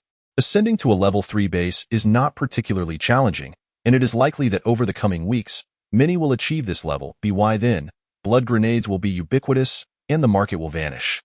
Contemplating the base panel for a moment, Jiang Ye's eyes brightened as he conceived a brilliant idea. He opened the chat window with the citizen of Chao County for a private conversation. Jiang Ye, are you busy, my esteemed friend? I have something important to discuss with you. The response was almost instantaneous, as if the other party had been eagerly awaiting his message. Citizen of Chao County, what a coincidence, Jiang De. I have plenty to discuss with you as well. Chapter 21. A pleasant collaboration, Jiang Ye. Oh, then you go first. Citizen of Chaosian, I would like to ask one thing first. How many levels has your base reached, big shot? Jiang Ye was about to respond, but abruptly halted. Such a sensitive question. Let us engage in a bit of verbal sparring. Jiang Ye, well, it's probably, maybe, perhaps, a rather commendable level. Citizen of Chaosian, don't be coy, just tell me honestly. What level is your base? Surely, that's permissible to disclose. Jiang Ye, of course. I'm delighted you brought it up, as it is indeed a very pertinent question. Given the current circumstances, comprehensively understanding the situation is quite significant. To put it succinctly, Jiang Ye, ever the cunning one, rambled on with a plethora of words that conveyed nothing substantial, purely vacuous dialogue. The speed of base upgrades was a closely guarded secret, not to be divulged. This citizen of Chaosian knew quite a few people, and he could not afford to share that information with her. Citizen of Chaosian, all right, if you prefer not to disclose, that's fine. But I know for certain that you must have reached a level 3 base quite some time ago, am I correct? A moment of silence ensued. Jiang Ye, no, it can't always be you asking me. I believe it's my turn to speak. The citizen of Chaosian sent 2 sweat emojis. Fine then. Jiang Ye, I noticed you were peddling blood grenades. You've reached a level 3 base, haven't you? Citizen of Chaosian, yes, just upgraded this afternoon. After the upgrade, the Galactic Mall was unlocked. Upon seeing the blood grenades, I figured you must have upgraded to a level 3 base quite early on, right? Jiang Ye, well, yes and no. Citizen of Chaosian, all right, I surrender. I won't ask anymore. Please, what did you wish to discuss with me? Jiang Ye, I perceive you possess an exceptional business acumen, and thus I wish to propose a collaboration. Citizen of Chaosian, what a coincidence. I had the same intention. May I first introduce myself? Jiang Ye, please do. Citizen of Chaosian, I was diagnosed with cancer in 2024 and was sent to the Frozen Man project until now. Before my illness, I was a master's student in finance at the University of Saskatchewan, with half a year's internship experience on Wall Street, having worked on approximately 30 to 40 projects. By the age of 22, I had purchased my first BMW i8 with my own savings, and in the subsequent 3 years, I acquired 4 more sports cars and a suburban mansion. Therefore, I have absolute confidence in my business capabilities. Since my arrival on this planet, I have neither farmed nor mined, and I haven't left my base much. I have solely relied on bartering to swiftly elevate my base to level 3. Jiang Ye was taken aback. A young mogul from Wall Street? How intimidating. Fortuitously, he had not engaged in a price war with this woman. Had he done so, his capabilities would have paled in comparison. However, from her self-introduction, Jiang Ye gleaned a deeper understanding of this citizen of Chaosian. Firstly, although she spoke with politeness, there was an inherent arrogance in her demeanor. With such a dazzling resume, if it were indeed true, she had ample reason to be proud. Secondly, she was genuinely a business expert. Jiang Ye's mind conjured images of the quintessential female corporate elite from films. Clad in a tailored skirt suit, carrying a Chanel bag to work, her hair elegantly styled, seated in a high-rise office with multiple screens and keyboards, deftly tapping away as millions flowed through her grasp. Jiang Ye, allow me to outline my intentions. Currently, I possess certain goods that are rather unique. I am likely the only one on this planet with them. Jiang Ye, however, I am quite busy and do not have ample time to scour the chat channels to sell these items. Therefore, I am seeking someone to assist me in selling them. Jiang Ye, I believe you excel in this area. If you are willing, I will provide you with the goods, and you can assist in their sale. We can split the profits. Citizen of Chaosian, what a coincidence. That is precisely my plan. I figured you must be of a higher level than us and possess many items that we cannot obtain. Jiang Ye, so, I will act as the supplier, and you will handle sales. Are you amenable to this arrangement? Citizen of Chaosian, absolutely. I intend to establish a Chaosian mall, akin to an online store, to sell various items in the chat channels. You will supply the goods, and I will manage the sellers. Jiang Ye, excellent. Now I shall present my requirements. Citizen of Chaosian, please, go ahead. Jiang Ye, your mall's inventory will certainly comprise two categories. The first, items that do not require my supply, like blood grenades. The second, items that only I can provide. For the former, I will take 30% of the sales profit, and for the latter, I will require 60%. Jiang Ye had considered this meticulously. Initially, selling blood grenades on his own would yield substantial profits. However, once Citizen of Chaosian's business took off, no one would purchase his blood grenades, which would incur a loss, and thus he needed to claim a portion. Most crucially, the market for blood grenades was vast, and profits were high. If she were to monopolize that market, she would swiftly upgrade her base. Should her base level equal Jiang Ye's, their collaboration would likely collapse, as she would no longer require his supplies. Citizen of Chaosian, that sounds reasonable. Let us proceed as you suggested. May I propose my conditions as well? Jiang Ye, certainly, please share. Citizen of Chaosian, my condition is that our partnership must be maintained for at least 5 years, with an unwavering commitment to loyalty and honesty towards each other during this period. Jiang Ye felt elated. This was indeed a favorable arrangement. I am honored, and we can certainly trust one another, so, do we have a deal? Citizen of Chaosian, deal. Thus, the collaboration was established. Jiang Ye's heart raced with excitement. To collaborate with such a business prodigy, working hand in hand, seemed like an exceptional opportunity to amass wealth swiftly.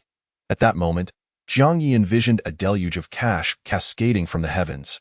By the way, big shot, what items do you currently have? Can I procure some from you now? Citizen of Chaosian inquired. I have 3 types of goods: physical enhancement agents, colonial governor outfits, and cooking pots. The cost prices are 1,000, 5,000, and 2,000 respectively. Since we are just beginning our collaboration, I won't take too much profit. I'll sell each to you at a markup of 500. You can then sell them and split the profits with me. Jiang Ye typed. Citizen of Chaosian, wow, these are indeed valuable items. In the following 5 minutes, both parties engaged in a detailed discussion regarding the goods. Citizen of Chaosian decided to acquire 3 pieces of each item, totaling 9 items. Jiang Ye promptly completed the transaction, earning 500 for each item, thus making an immediate profit of 4,500. His personal assets soared from 55,910 to 60410. Although it appeared substantial, he was still far from the 50,000 required to upgrade his base to level 5. After acquiring the goods, Citizen of Chaosian swiftly set about promoting them. Jiang Ye crouched down, scrutinizing the carcass of the small beast he had killed that day. The creature had been dead for several hours, its body already stiffened. It bore remnants of blood and excrement, quite filthy indeed. Initially intending to slice and consume it the following morning, Jiang Ye felt a wave of nausea at its unsightly condition and lost all appetite. Perhaps he could sell it instead? An idea struck him. He could toss the small beast's carcass into the trading depot and see if it would be recognized. Lifting the creature by its tail, he tossed it into the trading depot. After a brief scanning period, a notification appeared on the panel. Frowny face item. Unknown mammal. Item description. Oh my! The Galactic Empire's species database could not find a match for this organism. It may be a new species. Scientists from the Galactic Empire would undoubtedly be very interested. It could fetch a handsome price. Estimated value: 100,000 yuan. Jiang Ye rubbed his eyes in disbelief. After confirming several times, he realized that this small beast's corpse was worth a staggering 100,000 yuan. Without a moment's hesitation, he decisively sold it. A flash of light marked its disappearance. His personal assets surged from 60,410 to 160410. After a moment of contemplation, Jiang Ye resolved that he could venture out on rainy days for some risk-taking. Armed with blood grenades, he could detonate them upon sighting any living creature. If he managed to bring back an unknown organism, it might just yield him a fortune of 100,000 yuan. This was nearly equivalent to 2 days' worth of labor. The day was growing late, and he retired to bed. Today had been particularly exhausting. Within 3 seconds of lying down, soft snores began to escape him. At 8 in the morning, Jiang Ye pushed open the door to his base. He had a task to accomplish that morning, to construct a stove. Many of the corn cobs in the base were too hard to consume. He desperately needed a stove to boil them. Wandering around the vicinity of the base, Jiang Ye discovered a small mound. It was not particularly high, reaching only to his waist, and the soil was quite firm, revealing many small stones. This will do, Jiang Ye nodded. Grabbing a shovel, he began to excavate. Digging from the side, he quickly fashioned a hole, then he dug down from the top of the mound to connect with the hole below. This would conveniently allow for a pot to sit atop while firewood could be placed underneath. This technique was something Jiang Ye had learned from a survival program on television where they demonstrated how to dig a simple stove. It required minimal skill. Anyone with a shovel could manage it. Returning to the base, he filled a pot with water and added 5 corn cobs. The water used for boiling corn was drinkable, sweet, and even considered beneficial by traditional medicine. With the corn, this would suffice for nearly a day's nourishment. After placing the pot on the earthen stove, it was time to start a fire. He had flint on hand, having previously unearthed several pieces, and he kept 4 for himself. Firewood was also available. Although there were no woods or grasslands in the vicinity, Jiang Ye had planted a large crop a few days prior. The fruits had been harvested, leaving behind withered stalks and leaves. Sun-dried and devoid of moisture, they were highly flammable. Jiang Ye took his machete and swiftly began to chop, gathering a substantial pile of dry leaves and branches weighing about a dozen pounds. This should be sufficient to boil a pot of corn, so he tucked the bundle under his arm and returned to the stove.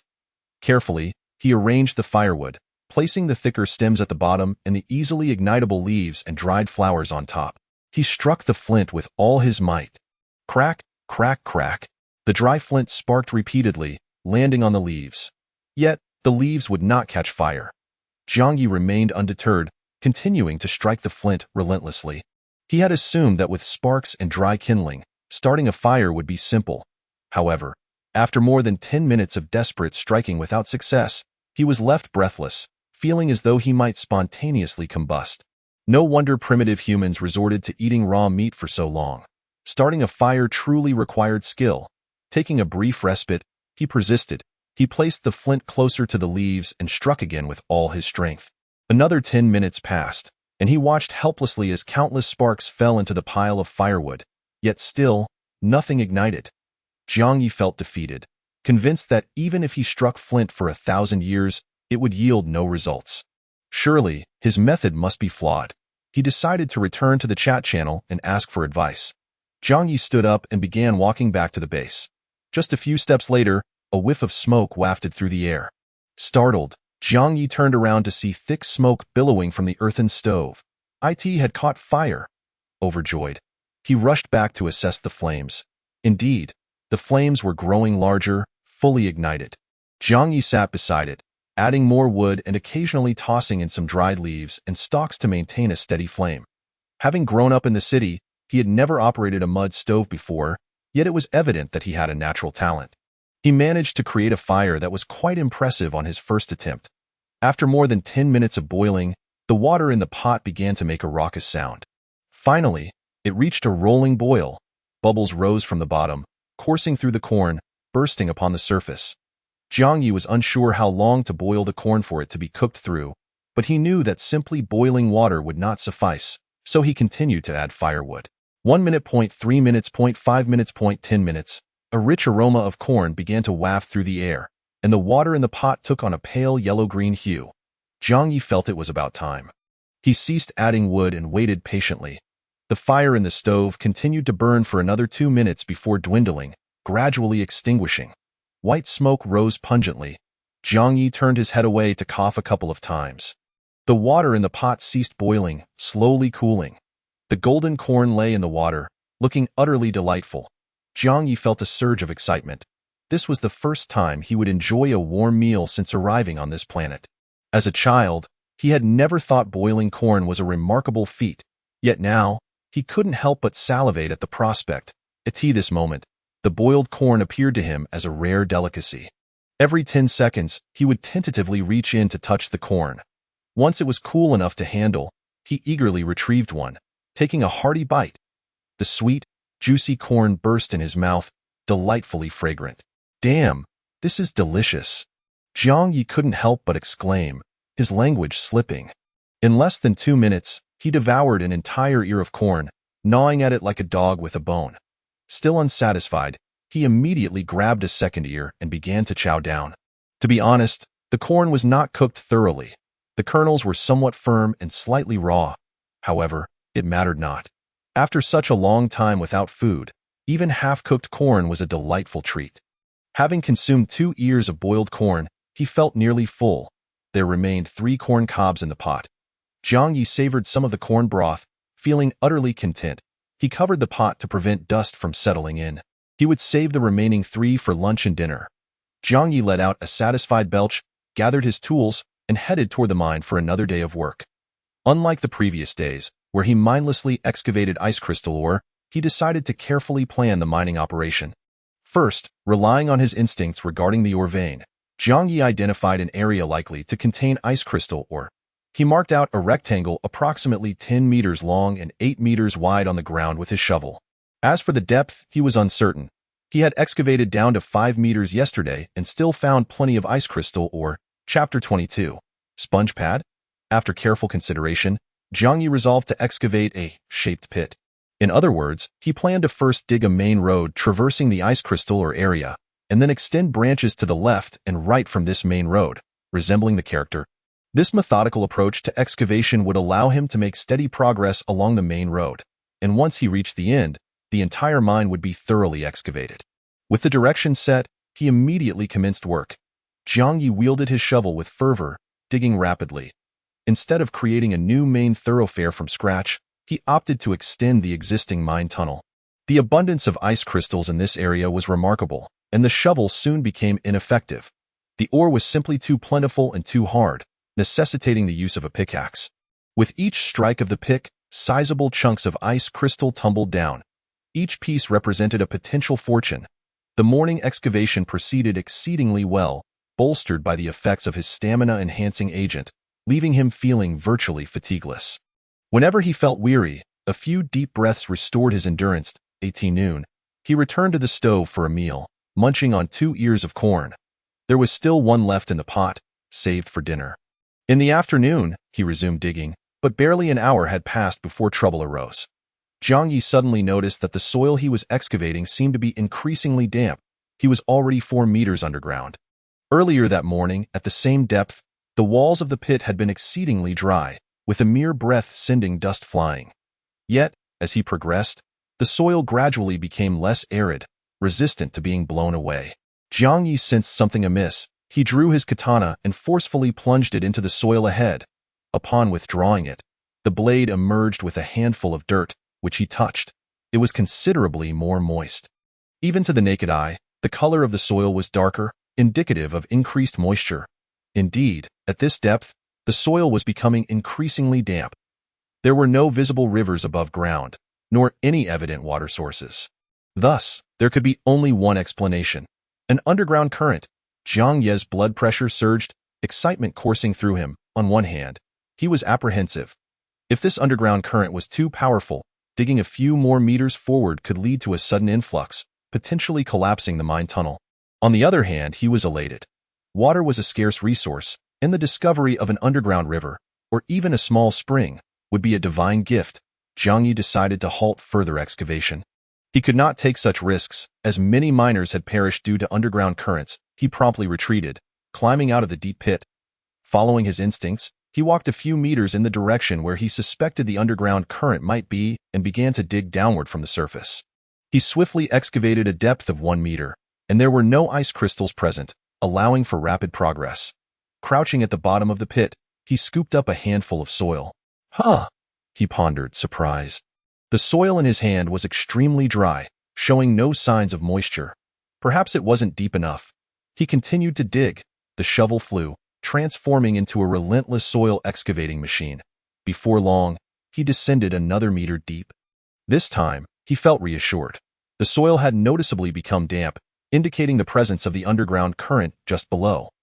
Jiang Ye deduced that the current was likely at least 4 meters underground, possibly even deeper. He could not continue digging blindly downward. or he might find himself unable to resurface. Thus, he spent an additional hour excavating the walls, creating a slope that would allow him to climb back to the surface. Then, he continued to dig downward 2.5 meters, 0.3 meters, 0.4 meters. The soil was now exceedingly moist, akin to freshly watered potting soil. Grasping a handful tightly, he could even squeeze out a drop or two. Jiang Ye once more reinforced the walls, leaving a climbable slope, and then plunged deeper. As he dug, a sudden splash echoed, and a pure white column of water erupted from the bottom of the pit. The water pressure exceeded his expectations, spraying directly onto Jiang Ye's legs, nearly causing him to lose his balance. He swiftly dodged to the side as the water column shot up to the height of his face. Without time to turn away, he was doused with water. Fortunately, it bore no foul odor, likely indicating it was non-toxic. A few drops splashed into his mouth, and he swallowed them inadvertently. There was no strange taste. It seemed to be nothing more than crisp underground water. As the water column continued to spurt forth, the bottom of the pit gradually filled with water. The water level rose swiftly, reaching his calves within 2 minutes. "Wow, that is quite impressive," Jiang Ye exclaimed in astonishment as he scrambled upward. His earlier decision to frequently reinforce the pit walls had proven wise. Using the slope he had created, he managed to climb back to the surface in mere seconds.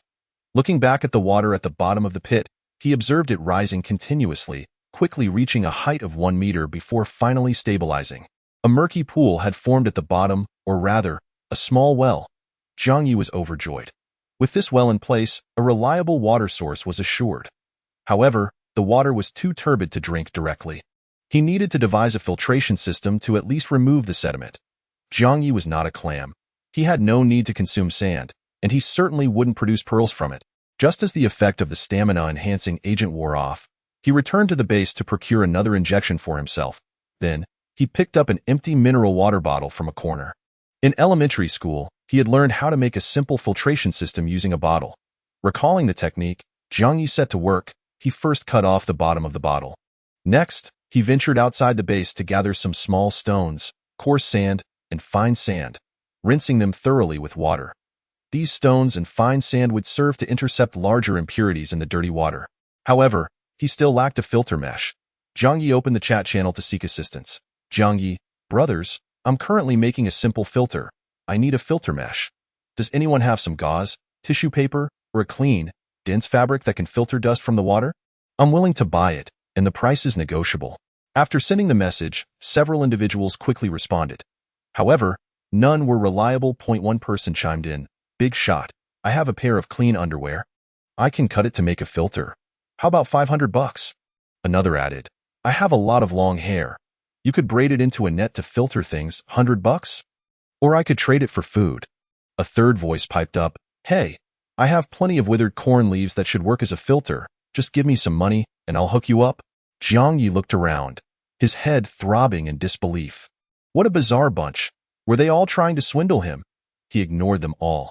Just as he was about to close the chat channel and figure something out himself, a new private message popped up. To his surprise, it was from an old acquaintance, the girl from whom he had purchased a Risku photo. "Do you need a filter mesh? I have a sponge pad that could work." Jiang Ye was taken aback. A sponge pad? That could actually be quite effective. Sponges are excellent filters, however. He needed to clarify the details to avoid any misunderstandings. "What kind of sponge pad is it? How big is it?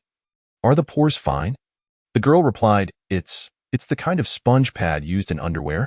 Jiang Ye froze, his cheeks suddenly feeling warm. Good heavens, that kind of pad. Though it was somewhat awkward to discuss, it just might be perfect for filtration. It was thin, with fine pores, likely suitable for filtering. Who would have thought he would end up buying such an item for a filter mesh?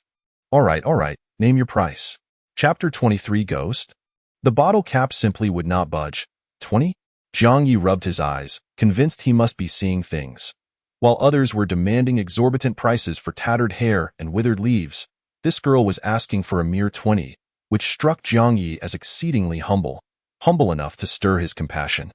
Jiang Ye said, "I'll give you 200. In the future, prioritize selling good items to me."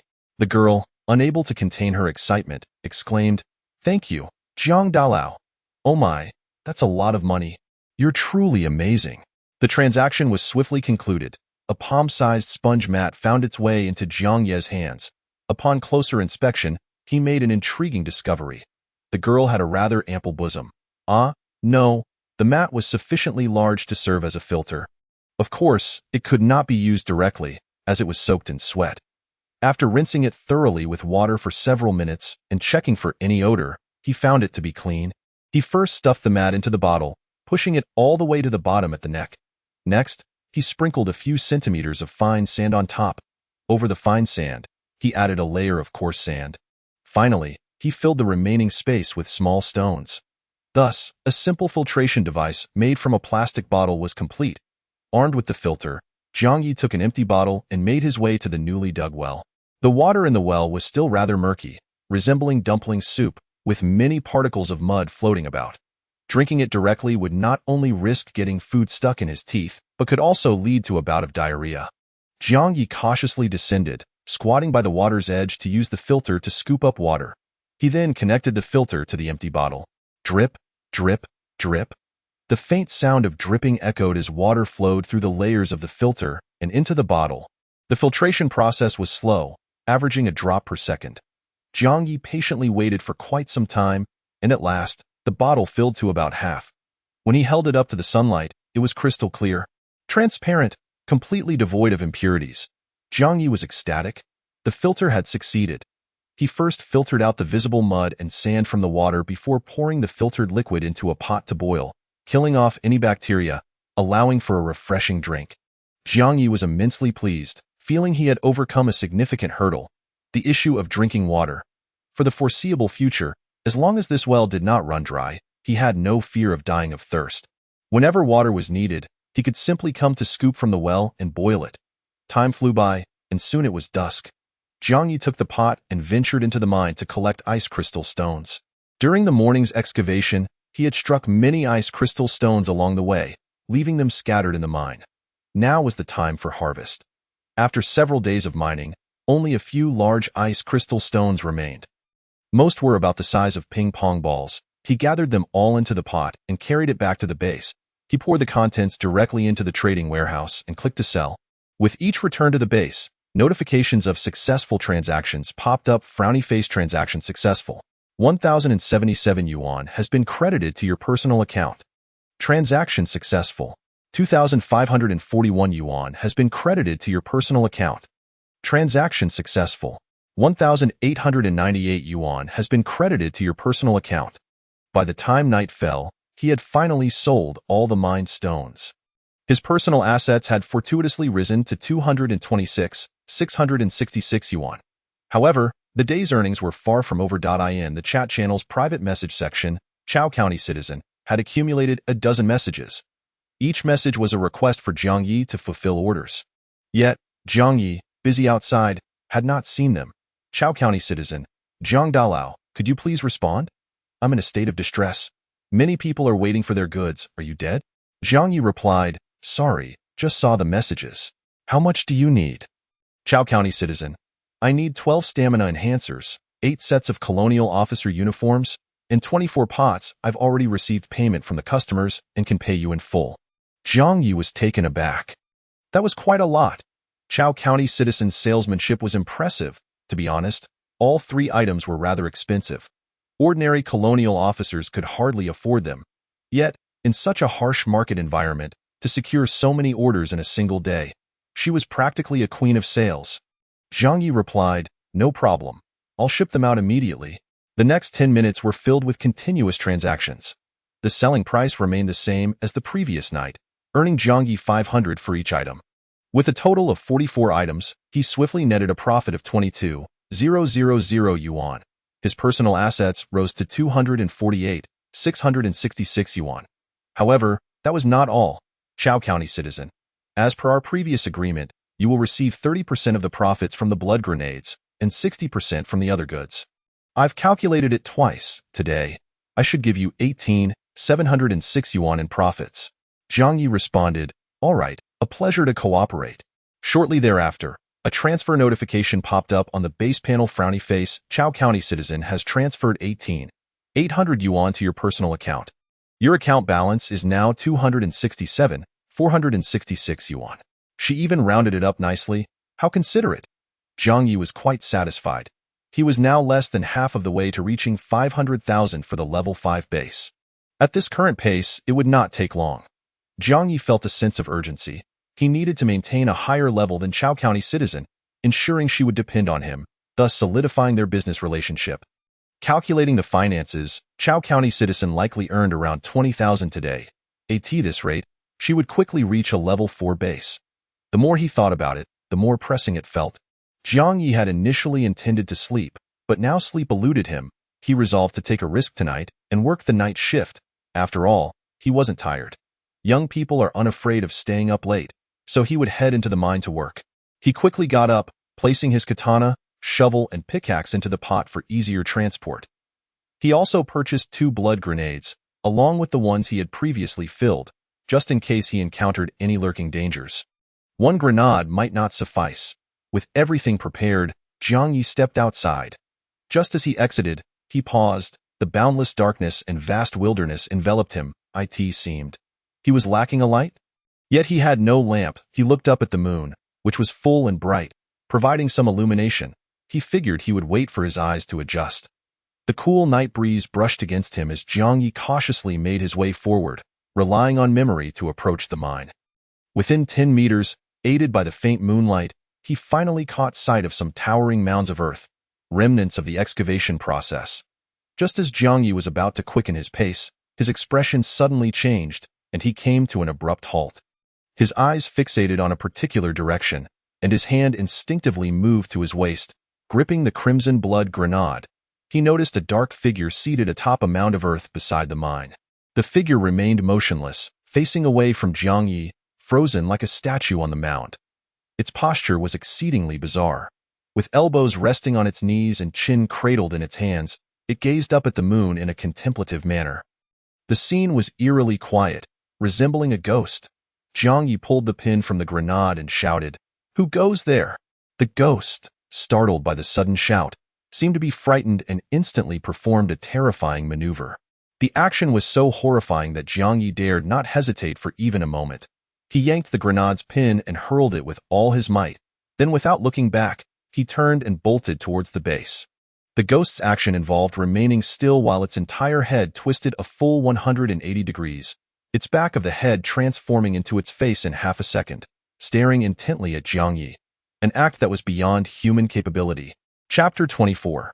Preparing to open a new mine, Jiang Ye sprinted towards the base with the fervor of a 100-meter dash, his intensity surpassing that of a frenzied dog. Boom! A thunderous roar erupted behind him, a blinding crimson light flickering and vanishing. The grenade he had thrown exploded. Jiang Ye dared not glance back nor hesitate. A true man never looks back at an explosion. He simply runs for his life. Upon finally reaching the base, he yanked open the hatch, rushed inside, and immediately secured the door with a series of clicks. Peering through the base's window, he observed the encroaching darkness. Beyond 10 meters lay an abyss of black, rendering everything invisible. Not a trace of that ghost pursuing him was found. The surroundings were eerily vacant. Panic surged within Jiang Ye as he seized an empty blood grenade and jabbed it into his own arm. Viscous crimson plasma surged rapidly into the grenade. 10 milliliters, 20 milliliters, 50 milliliters. It filled to capacity.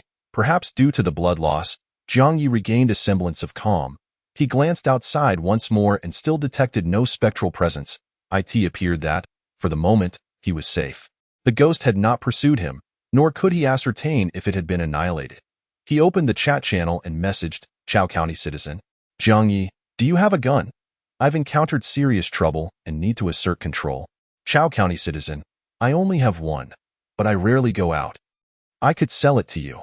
A needle-type double-barreled shotgun, with 20 rounds, for 20,000. Interested? Jiang Ye, I'm a bit short on cash, 18,000. Chao County citizen, deal." The transaction was executed swiftly. Jiang Ye parted with 18,000 yuan, leaving him with 466 yuan in his account. A flash of light from the trading warehouse signaled the arrival of his purchase. He eagerly retrieved the items: a gleaming shotgun, a box of 20 cartridges, a gun strap, and even a small instruction manual. The weapon was exquisite, sleek, and ebony, with its barrels arranged vertically rather than side by side, feeling heavy and cold in his grasp, exuding the scent of gun oil. It radiated formidable power, providing a comforting sense of security as he cradled it. Jiang Ye perused the instruction manual. Frowny face. Product: needle-type shotgun.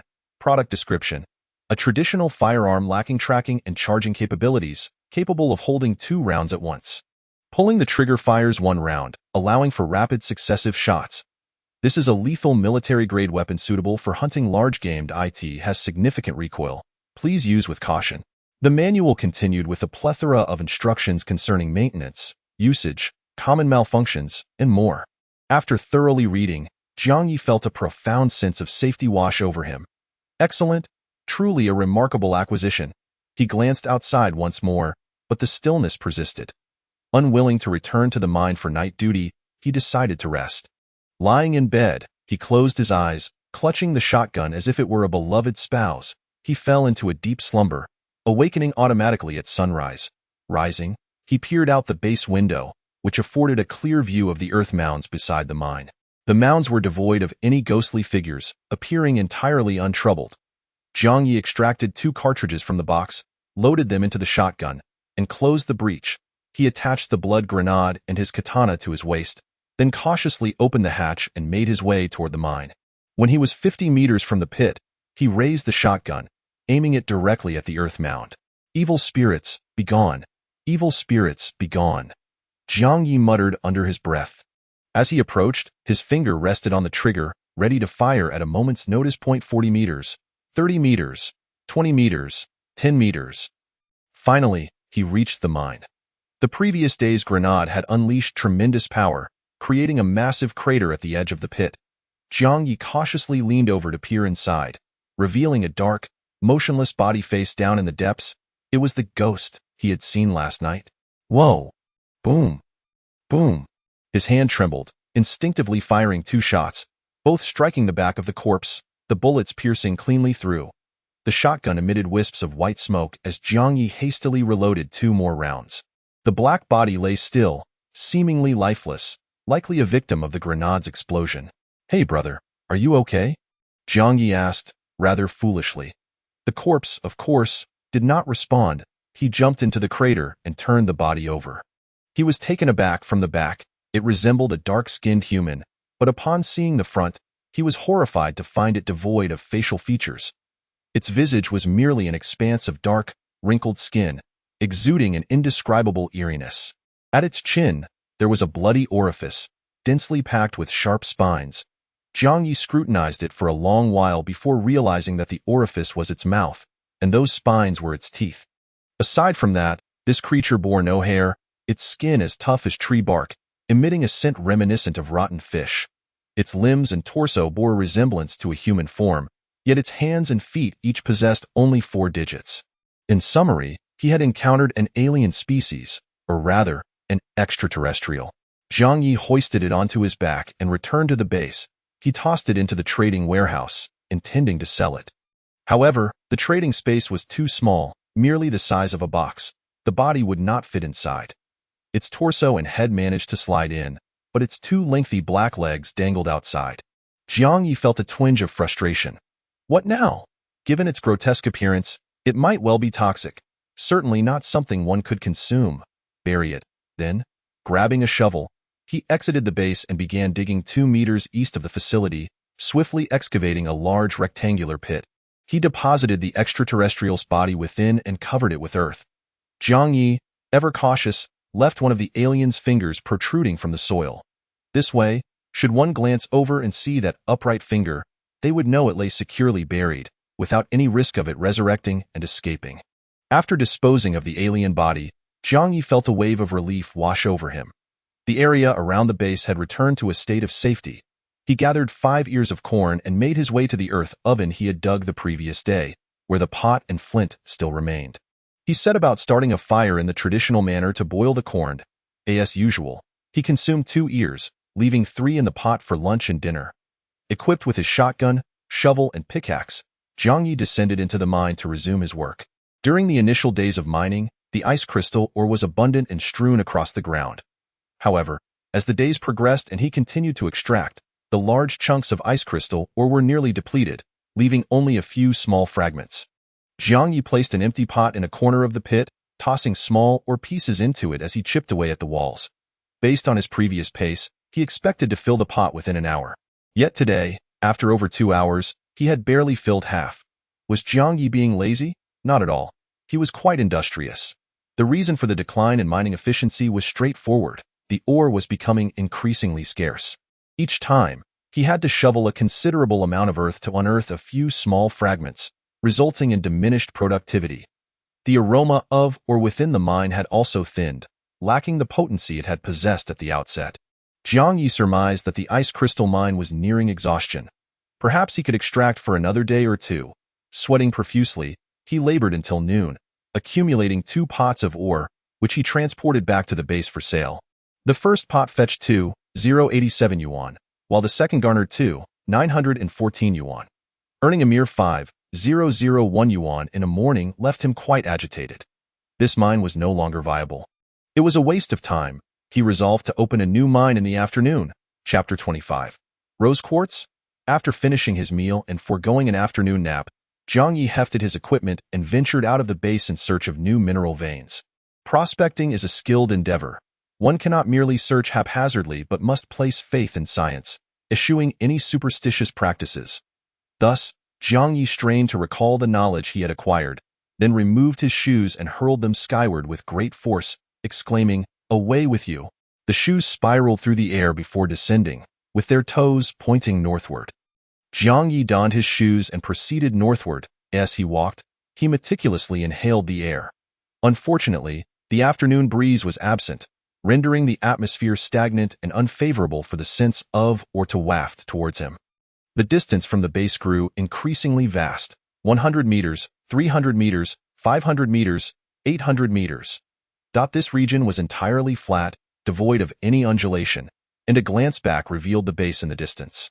At last, after traversing 1 kilometer, Jiang Ye abruptly halted. A faintly distinct scent wafted toward him.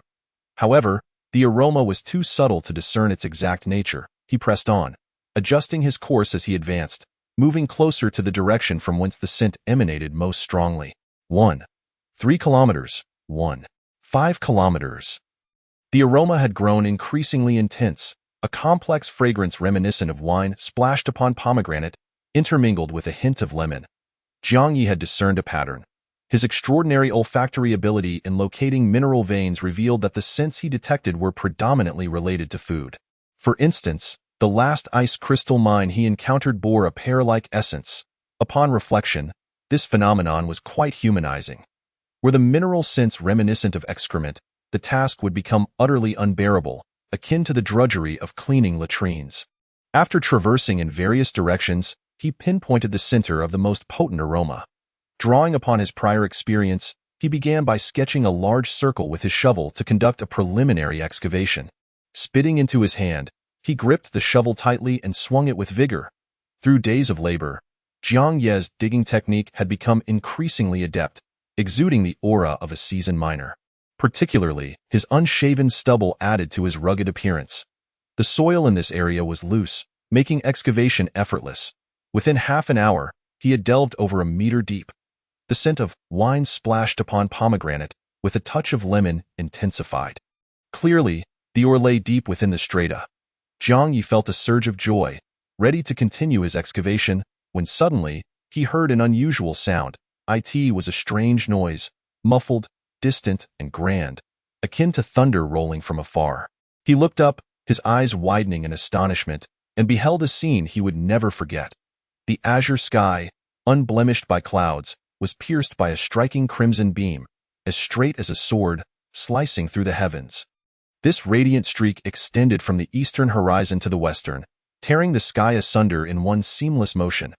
The sight resembled a divine being wielding a flaming sword to cleave open the celestial realm, magnificent and terrifying. One could imagine worshippers kneeling in prayer at the sight. Jiang Ye experienced a profound intuition that this was the trajectory of some weapon, for it appeared excessively straight and fierce, reminiscent of a bullet striking its target the moment it exits the chamber. He recalled watching artillery exercises on television as a child, where shells traversed the night sky, glowing red and formidable. Alternatively, it might also be the trail of a high-speed aircraft, akin to the straight white smoke left in the wake of a jet. Jiang Ye was momentarily transfixed, realizing that the light was positioned at an exceedingly high altitude, likely in outer space or just skimming the atmosphere. How long was this beam? 1,000 kilometers? 100,000 kilometers? Perhaps even a light year? One thing was certain. Its brilliance, visible even in broad daylight, rivaled that of a supernova. In the span of a few astonished breaths, the red glow gradually diminished, as if a burning fuse turned to ash, ultimately vanishing entirely. Only the deep blue sky remained, as if nothing had transpired. Standing in the 1-meter-deep pit, Jiang Ye gazed upward, feeling the gentle breeze against his face in the profound silence, suddenly acutely aware of the vastness of the universe and his own insignificance, akin to an ant. After a few minutes, he regained his composure. Lowering his head once more, he bent down and resumed wielding his shovel. Whatever transpired in the cosmos, be it interstellar warfare or a celestial dispute between deities, was of no concern to him at that moment. Mining diligently, accumulating wealth for upgrades, was of paramount importance. As dusk approached, Jiang Ye quickened his pace. The shovel danced as yellow earth flew from the pit. After an hour, he had dug another meter deep. At last, he discovered a scattering of pink stones within the soil. These were no ordinary rocks. They were translucent pink crystals, reminiscent of pomegranate seeds. Jiang Ye bent down to pick up 2 pieces, examining them closely. Their delicate pink hue was far from mundane. He held them to his nose and inhaled deeply. The scent was rich and unmistakable. This was indeed the ore he sought. Overcome with exhilaration, he realized he had unearthed yet another shallow deposit. His greatest fear was encountering a mine buried dozens of meters deep, a futile endeavor that would leave him exhausted and empty-handed. For now, fortune favored him. He pocketed a few of the pink stones and continued his vigorous digging. Half an hour later, the sun sank below the horizon. The shovel struck something hard with a resounding clink. Switching to a pickaxe, he raised it above his head and struck down forcefully, producing a sharp cracking sound as a fist-sized mineral leapt into the air. He picked it up and brushed off the dirt, marveling at it. While the previously excavated ice crystals were beautiful, they paled in comparison to the awe-inspiring quality of this stone. The piece in his hand exhibited a candy-like pink hue, with a deeper red at the base that gradually lightened, culminating in a delicate blush reminiscent of peach petals. As darkness approached, he could not linger. Jiang Ye swung the pickaxe once more, striking 2 fist-sized pink stones. Clutching all 3 in his hand, he climbed out of the pit and sprinted toward the base. Passing by the earthen stove, he could not resist lifting the lid to retrieve the corn prepared for dinner. He arrived at the base just as night fell. Entering, he secured the hatch and locked it. Eagerly, he tossed one of the pink stones into the trading chamber, impatient to discern the nature of this newly discovered ore. After a brief scan, the information appeared on the base panel: frowny face item. Rose quartz, item description. Transparent or semi-transparent pink crystalline quartz variant, hexagonal or trigonal crystal system. Commonly used as a gemstone for the 5th wedding anniversary. Some individuals apply it to their skin, believing it imbues them with qualities of selflessness and love, and can heal emotional wounds. Estimated value, 110,000 yuan. Jiang Ye was taken aback by this price. A small piece, roughly the size of his fist, commanded an astonishing 11,000. "I've struck gold this time," he exclaimed, unable to contain his excitement. He swiftly sold it. His personal assets surged to 367 yuan. Jiang Ye was elated and promptly tossed the second piece of rose quartz into the chamber. The panel displayed the information once more. The first 2 items and their descriptions remained unchanged, but the final estimate left him dumbfounded. Estimated value: 500 yuan, only 6,005. What was this? The 2 stones were nearly identical in size. How could the price differ by 17 times? Was the machine malfunctioning? Jiang Ye removed the stone, tapped the panel, and placed it back. Estimated value: 500 yuan. The result remained the same. Jiang Ye, filled with perplexity, clicked to sell, and his personal assets rose again to 369,867 yuan. With only 1 piece of rose quartz remaining, he immediately placed it in. The first 2 pieces of information were unchanged, yet the estimate had transformed once more. Estimated value: 31,200 yuan. He sold it, bringing his total assets to 401, 0.67 yuan.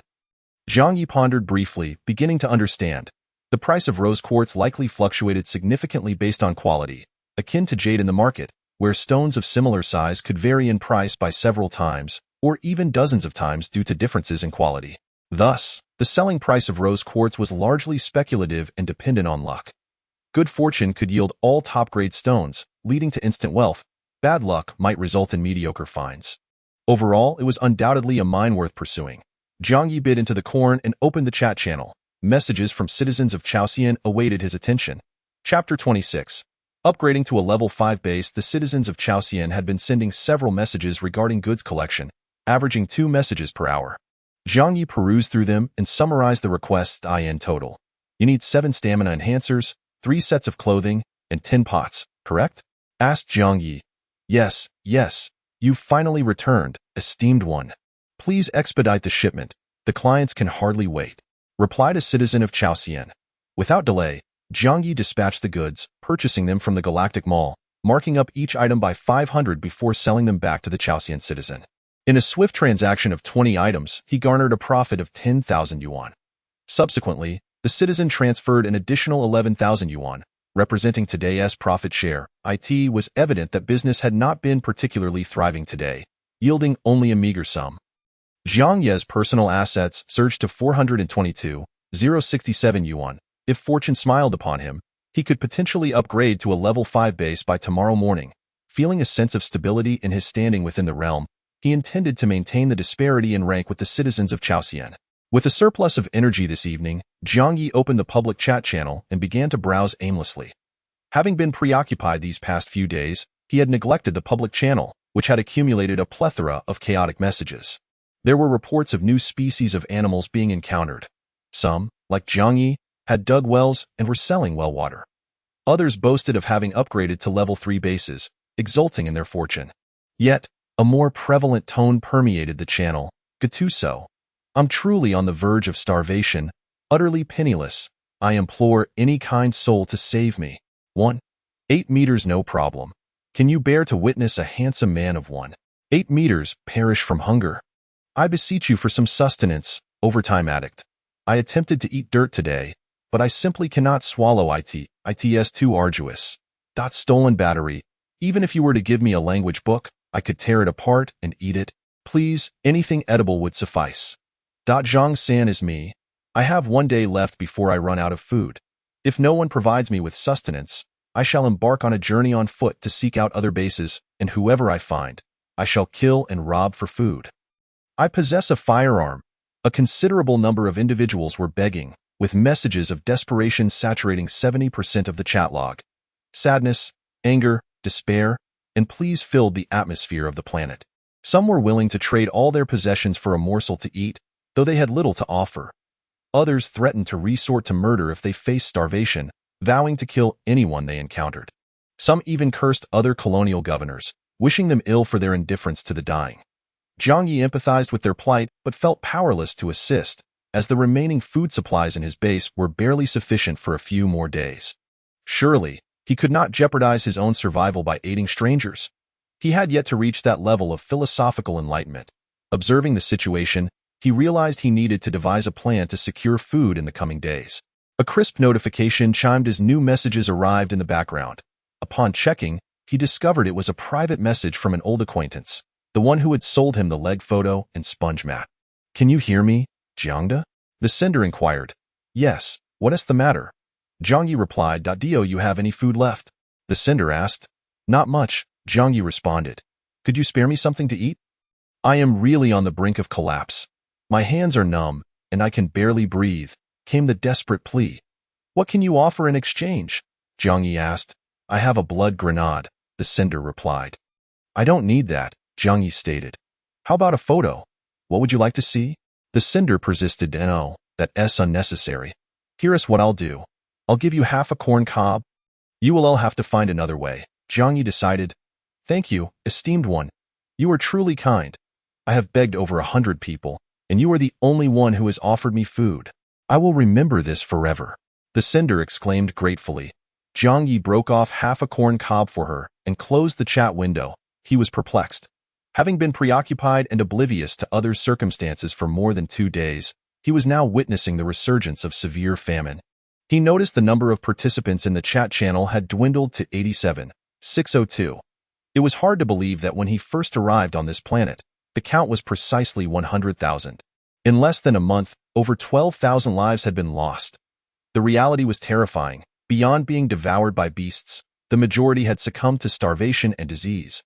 Presently, homicides and violence were likely minimal, as distances between individuals were great and transportation was inconvenient. Jiang Ye silently prayed to become one of the last survivors. He lay down to rest, falling into a slumber. At dawn, he rose promptly to begin his tasks. First, he procured a stamina enhancer and administered it to himself. As with previous days, he continued to consume corn. Jiang Ye had become quite adept at fire-making, boiling the corn within 10 minutes. The thought that thousands were currently struggling against hunger, with some on the brink of death, made his corn seem particularly delectable. Having food was already a luxury. There was no reason to be choosy. He boiled 5 ears of corn, consuming 2, while leaving the rest to soak in the pot, covered. Armed with his weapon and tools, he set off to mine. Jiang Ye took a liking to the newly acquired shotgun. Carrying it across the desolate plains made him feel like a lone cowboy from a Western film. He soon arrived at the mining site and was brought back to reality. He resolved to be a diligent miner. With a pickaxe in hand, he began to dig vigorously. After burrowing half a meter down, he uncovered rose quartz. The pink hue sparkled beautifully in the morning sun. However, Jiang Ye's expression quickly soured. This particular rose quartz deposit was rather peculiar. Only a scant amount of fragments lay on the surface, while the majority was deeply embedded within the dark gray rock, tightly ensconced like chocolate in a cookie. The only viable option was to forcefully break the rock to extract the rose quartz within. This was a physically demanding task, as the rock was quite hard. Jiang Ye struck repeatedly, each blow sparking sparks. After a dozen strikes, a large rock cracked open, revealing a fist-sized piece of rose quartz. With a few swift motions, Jiang Ye extracted the gem and stowed it in his pocket, then sought the next one. The mine was relatively small, containing only a handful of sizable rocks. Within less than a morning, he had completely excavated the site. He obtained a total of 12 fist-sized rose quartz pieces, which paled in comparison to the bountiful ice crystal stones from previous days. However, the value of ore was not solely determined by quantity. Quality mattered more. Bearing his tools, Jiang Ye returned to the base, too lazy to unveil the gems individually. He simply tossed all 12 pieces of rose quartz into the trading warehouse. The scanning process took a bit longer this time, but ultimately resulted in a highly satisfying outcome. Frowny face estimated value, 280,000 yuan. Earning 280,000 in a mere morning was remarkably impressive. Jiang Ye was almost certain that he was now the fastest earner on the entire planet. With a good mine, profits flowed like water. Regrettably, the rose quartz deposit had been depleted, and he would need to venture out again in the afternoon to seek new mines. While contemplating his next steps, he clicked to sell the gems. The 280,000 yuan was credited to his account instantly, elevating his personal assets to 701,067 yuan. He was now able to upgrade to a level 5 base. Without hesitation, he clicked on Base Upgrade. Instantly, 50,000 yuan vanished, leaving him with 201,067 yuan. A notification popped up on the base panel. This upgrade will take a considerable amount of time. Please be patient. Approximately time remaining for upgrade, 1 hour and 30 minutes. Chapter 26. Upgrading to level 5 base. Citizens of Chaosian have been sending several messages regarding item pickups, averaging 2 every hour. Jiang Ye perused the messages and summarized the requests. In total, we need 7 stamina enhancers, 3 sets of clothing, and 10 pots, correct? Asked Jiang Ye. Yes. You've finally returned, esteemed one. Please expedite the delivery. The clients can hardly wait, replied the Chaosian citizen. Jiang Ye promptly processed the order, purchasing the items from the Galactic Mall, marking them up by 500 before selling them back to the citizen, swiftly earning 10,000 in profit from 20 items.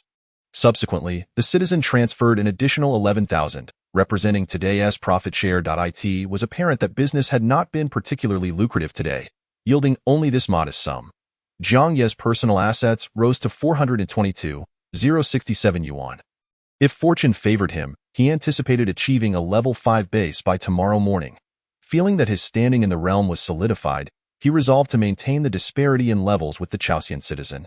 With ample energy this evening, Jiang Ye opened the public message channel, aimlessly browsing through the plethora of accumulated information from the past few busy days. Recently, others had encountered new species of animals. Some, like Jiang Ye, had dug wells and were selling well water. Others had ascended to level 3 bases and were exuberantly boasting in the channel. Yet, a predominant tone prevailed. Gattuso, I am truly on the verge of fainting from hunger, utterly penniless, begging for assistance. An indifferent one, 8 him. Can you bear to see a handsome man, standing at 1.8 meters, perish from starvation? Please, I implore you for some grains. Overtime demon. I tried eating dirt today, but it's utterly unbearable. Thieving battery. Even if you gave me a language textbook, I could tear it apart to eat. I beg for any scraps of food. Zhang San is me. I have 1 day left before running out of food. If no one provides sustenance, I shall embark on a journey on foot to seek out other bases, killing anyone I encounter for food. I am armed. A considerable number of individuals were begging, with messages of desperation filling 70% of the channel as records. Sorrow, anger, despair, and pleas, various negative emotions permeated the planet. Some were willing to relinquish all their possessions for a morsel to eat, despite having little to offer. Others threatened to resort to murder if they starved, declaring they would capture and kill anyone they could. Some even cursed other colonial officials, wishing them ill for their inaction in the face of death. The pain of hunger was unbearable, and while Jiang Ye felt sympathy for them, he was equally helpless, as the remaining food in his base would only last a few more days. Surely he could not aid strangers at the cost of his own life.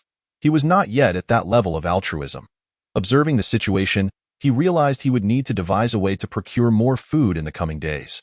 A crisp notification tone drew him back to reality, signaling a new message. Upon opening it, he was surprised to find a private message from an old acquaintance, the one who had sold him the leg photo and sponge pad. Can unscrew the bottle. Is Zhang Daolao available? Jiang Ye replied, yes, what's the matter? Can unscrew the bottle. Do you have any food left? Not much, Jiang Ye responded. Can unscrew the bottle. Could you spare me something to eat? I am truly on the brink of fainting from hunger. My hands are numb, and I can scarcely breathe. Jiang Ye inquired, what do you have to offer in exchange? Can unscrew the bottle. I still possess a blood grenade. I have no need for that, Jiang Ye replied. What about a photo? Which part would you like to see? No need for that. Here's what we'll do. I'll give you half an ear of corn, and you'll have to think of something else, Jiang Ye offered. Can unscrew the bottle. Thank you, esteemed one. You are truly generous. I've asked over 100 people, and you are the only one who has provided food. I shall remember this forever.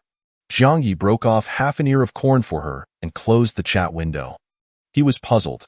After neglecting the activities of others for over 2 days, a severe famine had seemingly erupted anew. He noted the number of people in the chat channel had dwindled to 87,602. It was astonishing to recall that when he first arrived on this planet, the count was a full 100,000, and in less than a month, over 12,000 had perished. The situation was dire indeed. Apart from being devoured by beasts, most had succumbed to illness or starvation. Violent crimes were likely still rare, given the vast distances and poor transportation between them. Jiang Ye silently prayed to become one of the last survivors. He lay down to rest. As dawn broke, he rose promptly to begin his day. First, he purchased a stamina enhancer and administered it to himself. As before, he relied on corn for sustenance.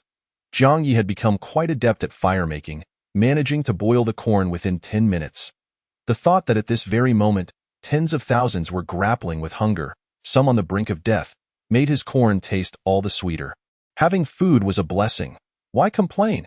He boiled 5 ears of corn, consumed 2, and left the remainder soaking in the pot, covering it with the lid. Armed with his tools, he set out to mine. Jiang Ye felt a fondness for the newly purchased shotgun. Carrying it across the desolate plains gave him the illusion of being a lone cowboy in a Western film. Before long, he arrived at the mine, jolted back to reality. He resolved to be diligent as a miner. With a pickaxe in hand, he swung vigorously. After digging down half a meter, he gradually uncovered rose quartz, a lovely pink that sparkled under the morning sun. However, Jiang Ye soon frowned. This rose quartz mine was somewhat peculiar. Only a small amount of debris lay scattered on the surface, while the majority of the quartz was deeply embedded within the dark gray rock. Much like the tightly embedded chocolate in a cookie, the only way to retrieve it was to strike the rock forcefully, shattering it to extract the rose quartz within. This was a laborious task, as the rock was quite hard. With each strike, sparks flew from the pick. After a dozen blows, a large boulder cracked open, revealing a sizable piece of rose quartz about the size of a fist. Jiang Ye quickly extracted the quartz and placed it into his pocket, then set out to find the next piece. The mine was not extensive, containing only a few large stones. In less than a morning, he had completely harvested the area. He gathered a total of 12 fist-sized pieces of rose quartz, a pitiful amount compared to the copious ice crystals he had collected in previous days. However, the quantity of ore was but one aspect. Quality was paramount. With tools in hand, Jiang Ye returned to the base. Rather than opening each piece individually, he simply tossed all 12 pieces of rose quartz into the trading warehouse. This time, the scanning process took longer, but ultimately, a highly satisfactory result emerged. Frowny face valuation, 280,000 yuan. Earning 280,000 in a morning was astonishingly impressive. Jiang Ye was nearly certain that he was now the fastest earner across the entire planet. With a good mine, the profits flowed like water. Regrettably, the rose quartz mine had been exhausted, and he would need to venture out again in the afternoon to seek new sources. As he pondered this, he clicked to sell. The 280,000 was instantly deposited, bringing his personal assets to 701,067 yuan. He was now in a position to upgrade to a level 5 base. Without hesitation, he clicked on Base Upgrade. 50,000 vanished in an instant, leaving him with 201,067 yuan. The base panel displayed a notification. Frowny face. This upgrade will require a considerable amount of time. Please be patient. Approximate time remaining for upgrade, 1 hour and 30 minutes. Chapter 26. Upgrading to level 5 base. The citizens of Chaosian have been sending multiple requests for goods, averaging 2 messages per hour. Jiang Ye perused the messages and summarized the requests. In total, you require 7 stamina enhancers, 3 sets of clothing, and 10 cooking pots, correct? Asked Jiang Ye. Yes, you're finally back, esteemed sir. Please, expedite the delivery. The clients can scarcely wait, replied the citizen from Chaosian. Without delay, Jiang Ye processed the order, purchasing the items from the Galactic Mall, marking them up by 500 each before selling them to the Chaosian citizen, swiftly earning 10,000 yuan from the sale of 20 items. Subsequently, the citizen sent over 11,000 yuan, which represented today's profit share. It was evident that business had not been particularly prosperous today, yielding only this meager sum. Jiang Ye's personal assets rose to 422,067 yuan. If fortune favored him, he might reach a level 5 base by tomorrow morning. Feeling a sense of stability in his standing within the community, he resolved to maintain the disparity in rank with the Chaosian citizen. With ample energy this evening, Jiang Ye opened the public chat channel and aimlessly browsed through the messages. Having been busy these past few days, he had neglected the public channel, accumulating a plethora of disordered information. More individuals reported encounters with newly discovered animal species. Some, like Jiang Ye, had dug wells and were selling well water. Others had upgraded to level 3 bases and were boasting excitedly in the channel. However, the prevailing tone was one of despair. I'm truly on the verge of starvation, completely broke. Is there any kind-hearted soul willing to help? Lamented a user. Can you bear to see a handsome man, standing at 6 feet tall, perish from hunger? Please, spare some food, pleaded another. I attempted to eat dirt today, but it was simply unbearable, complained a third. Even if you handed me a textbook, I would tear it apart to eat it. Please, anything edible will do, begged another. I have one more day before I run out of food. If no one feeds me, I shall embark on a journey to find another base, and whoever I encounter shall be my target. I am armed, declared yet another user. A significant number of individuals were begging for food, and messages of desperation filled 70% of the chat log. Sadness, anger, despair, and pleas for help permeated the atmosphere of the planet. Some were willing to part with all their possessions in exchange for a meal, despite having little to begin with. Others threatened to resort to violence, declaring they would kill and plunder food as needed. Some viciously cursed the officials of other colonies, wishing them ill for their inaction in the face of suffering. Jiang Ye felt a pang of sympathy for those starving. However, he was equally powerless to assist, as the remaining food in his base would only last a few days. He could not risk his own life to save strangers. Jiang Ye had yet to reach that level of moral conviction. Observing the dire situation, he realized he must devise a plan to secure more food in the coming days. A crisp notification sound indicated a new message in the background. Upon checking, he discovered it was a familiar contact, the individual who had sold him the leg photo and sponge pad. "Are you there, Jiang Dalao?" The message read. "Yes, I am." "What is it?" Jiang Ye replied. "Do you have any food left?"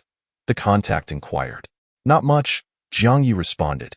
"Could you spare me something to eat? I'm truly on the verge of fainting. My hands are numb, and I can barely breathe," the contact pleaded. "What can you offer me in exchange?" Jiang Ye asked. "I have a blood grenade," the contact offered. "I don't need that," Jiang Ye replied. "How about a photo?"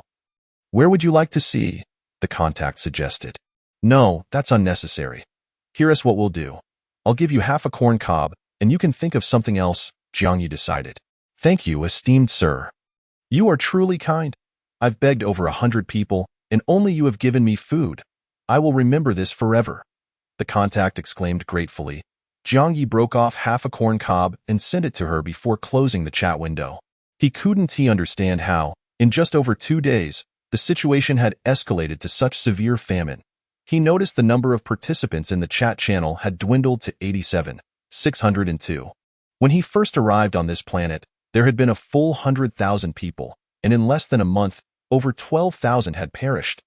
The reality was terrifying. Aside from being devoured by beasts, most had succumbed to starvation or disease. Instances of violent crime were likely minimal, as the distances between people made travel difficult. Jiang Ye silently prayed to be among the last survivors. As dawn broke, he rose promptly to begin his tasks. He first purchased a stamina enhancer and injected it. Just like the previous days, he prepared corn for breakfast. Jiang Ye had become quite adept at starting a fire, boiling the corn in just 10 minutes. The thought that thousands were struggling against hunger at that very moment, some on the brink of starvation, made the corn in his hands all the more delectable. Having something to eat was a blessing. Why complain? He boiled 5 ears of corn, consumed 2, and left the rest soaking in the pot, covering it with a lid. Armed with his weapons and tools, he set off to mine. Jiang Ye relished his newly acquired shotgun.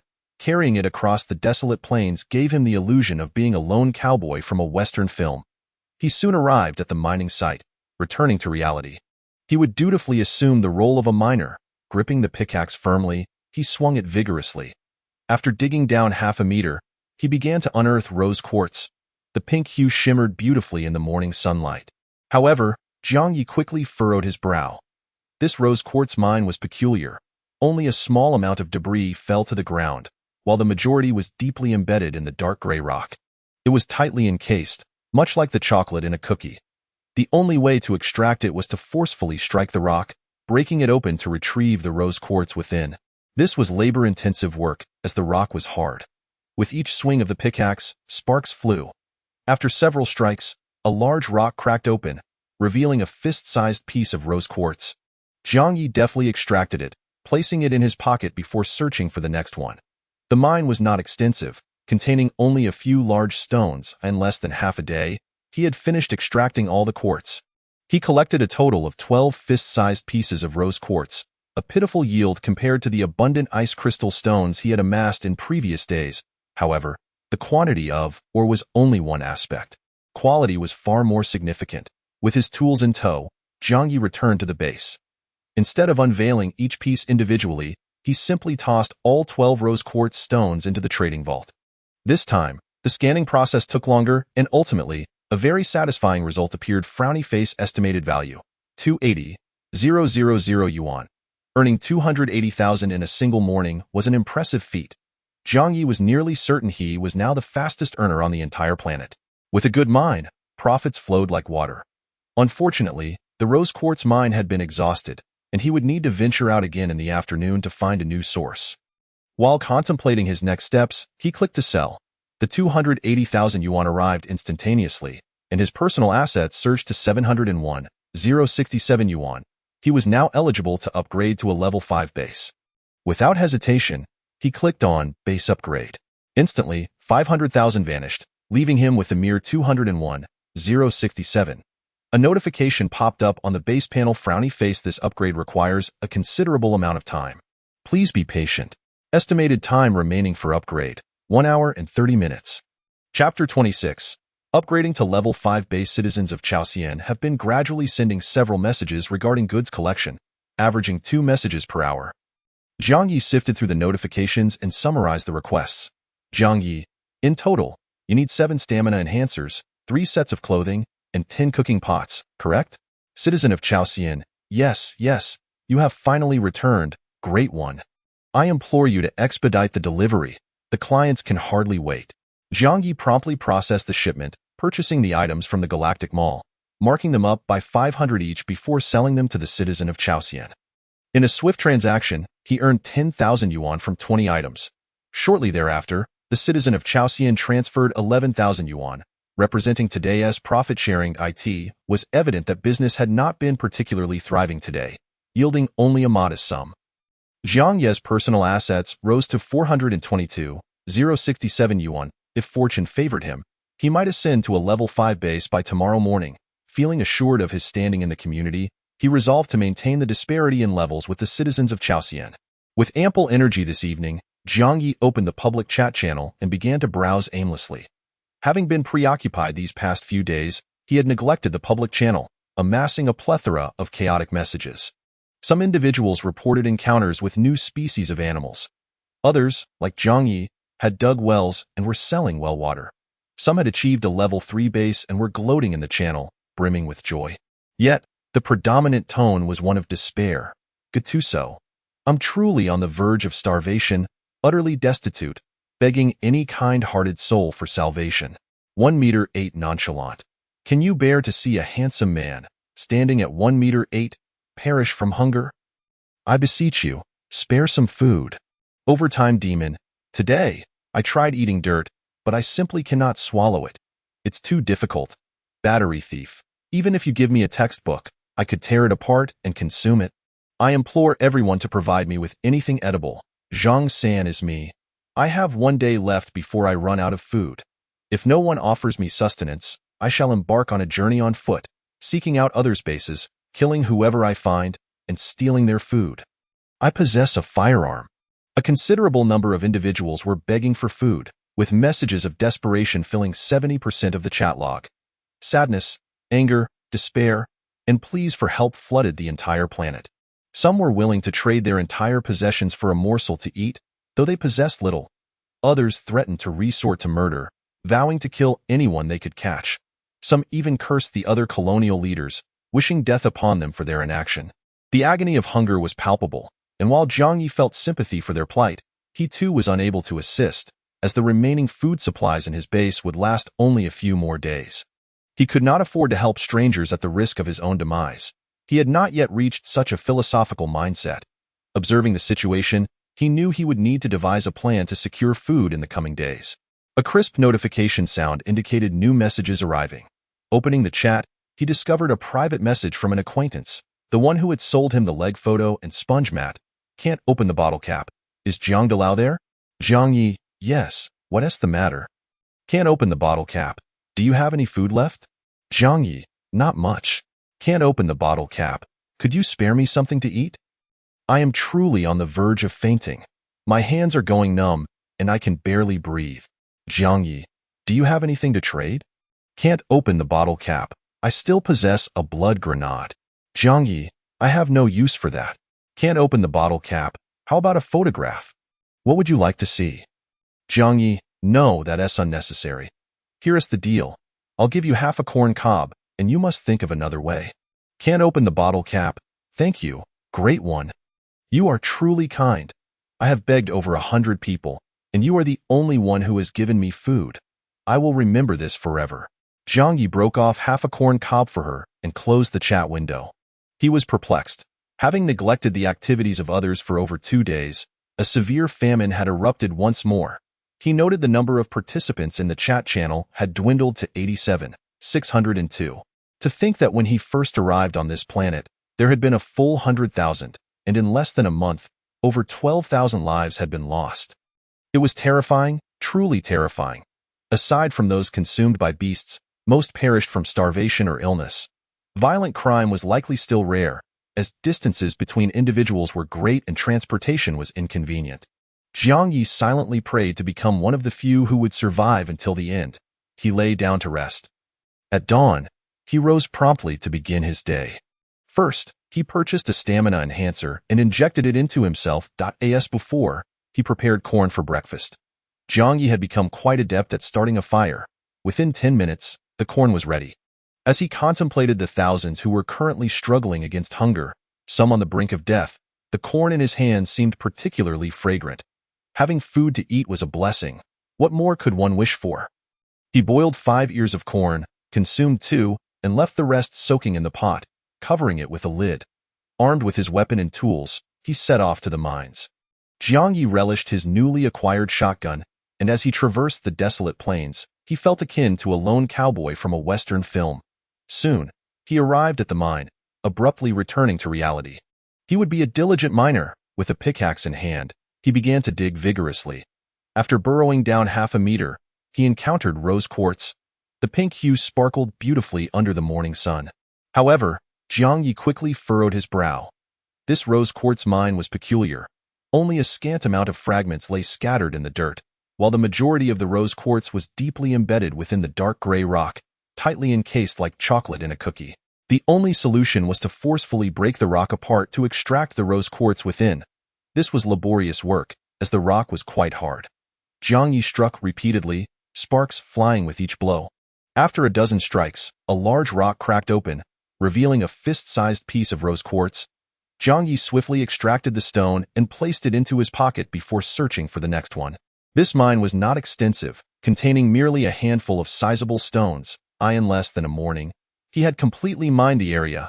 In total, he secured 12 fist-sized pieces of rose quartz, a pitiful amount compared to the abundant ice crystal stones he had gathered in previous days. However, when it came to ore, quantity was only one aspect. Quality was far more significant. Jiang Ye carried his tools back to the base. Rather than opening each individual piece, he simply tossed all 12 pieces of rose quartz into the trading warehouse. The scanning process took longer than usual, but ultimately, a highly satisfying result emerged. Frowny face estimated value: 280,000 yuan. Earning 280,000 in a single morning was an impressive feat. Jiang Ye was nearly certain that he was now the fastest earner on the entire planet. As long as he found a good mine, profits flowed like water. Unfortunately, the rose quartz mine had been depleted, and he would need to venture out again in the afternoon to find a new one. While pondering his next steps, he clicked to sell the ore. The 280,000 was instantly credited, raising his personal assets to 701,067 yuan. He was ready to upgrade to a level 5 base. Without hesitation, he clicked on Base Upgrade.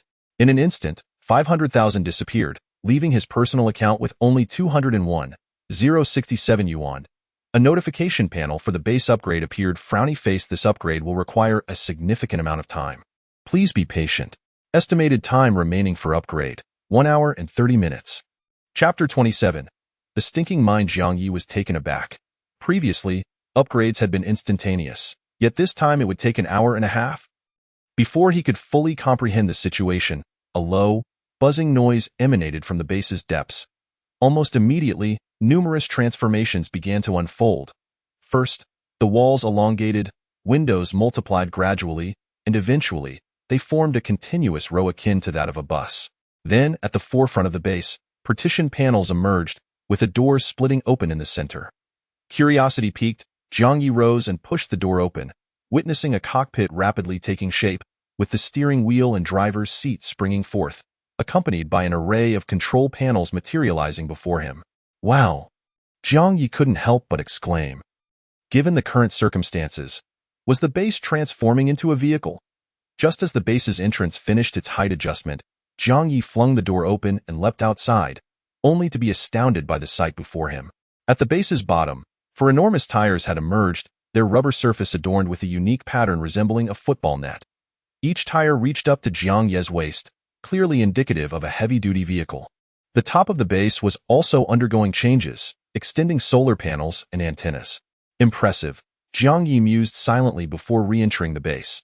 The various exterior transformations took about half an hour to complete, ultimately resembling a bus, albeit with thicker wheels and solar panels atop. From the inside, it resembled a bus stripped of its seating. The long cabin was entirely empty, save for a small bed. Jiang Ye's stockpiled food, tools, and weapons had been pushed into a corner. Additionally, a separate cockpit was established, complex like that of an aircraft, filled with an array of screens and buttons that left Jiang Ye feeling overwhelmed. The only control he felt confident operating was the steering wheel. For the next hour, the interior of the vehicle emitted a cacophony of sounds, likely indicative of internal components being reconfigured.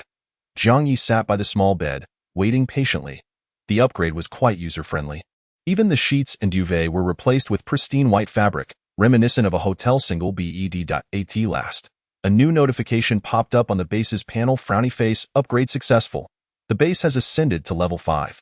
Your base is now equipped with mobility functionality, reaching a maximum speed of 40 miles per hour.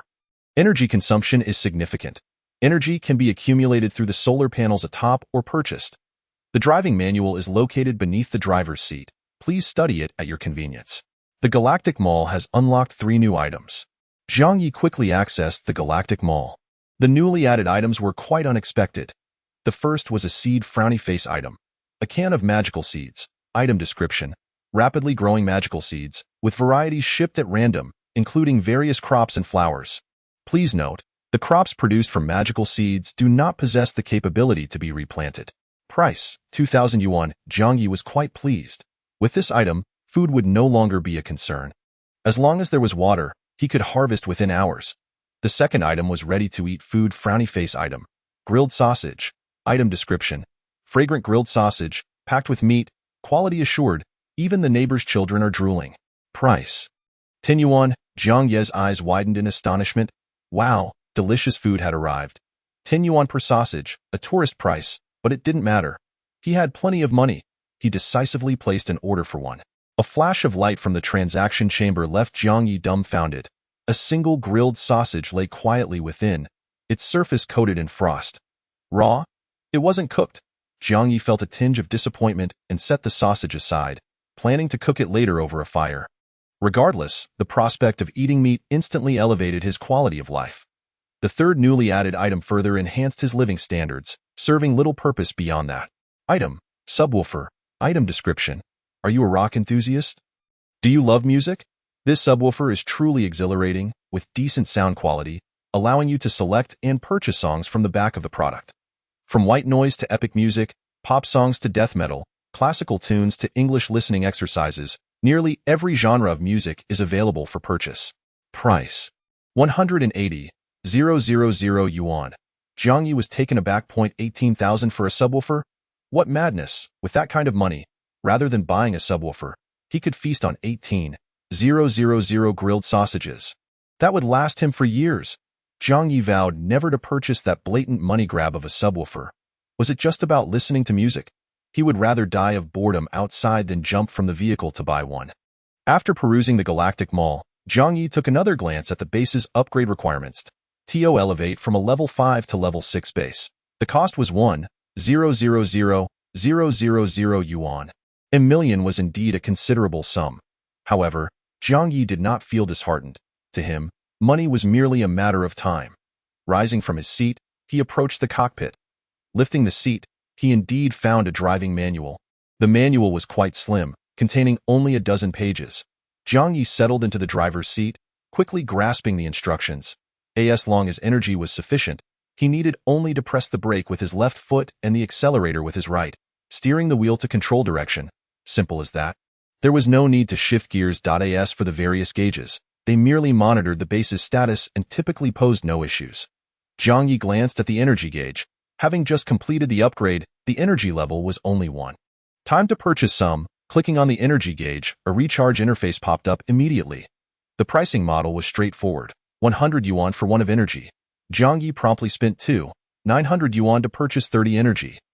Then, he pressed down hard on the accelerator.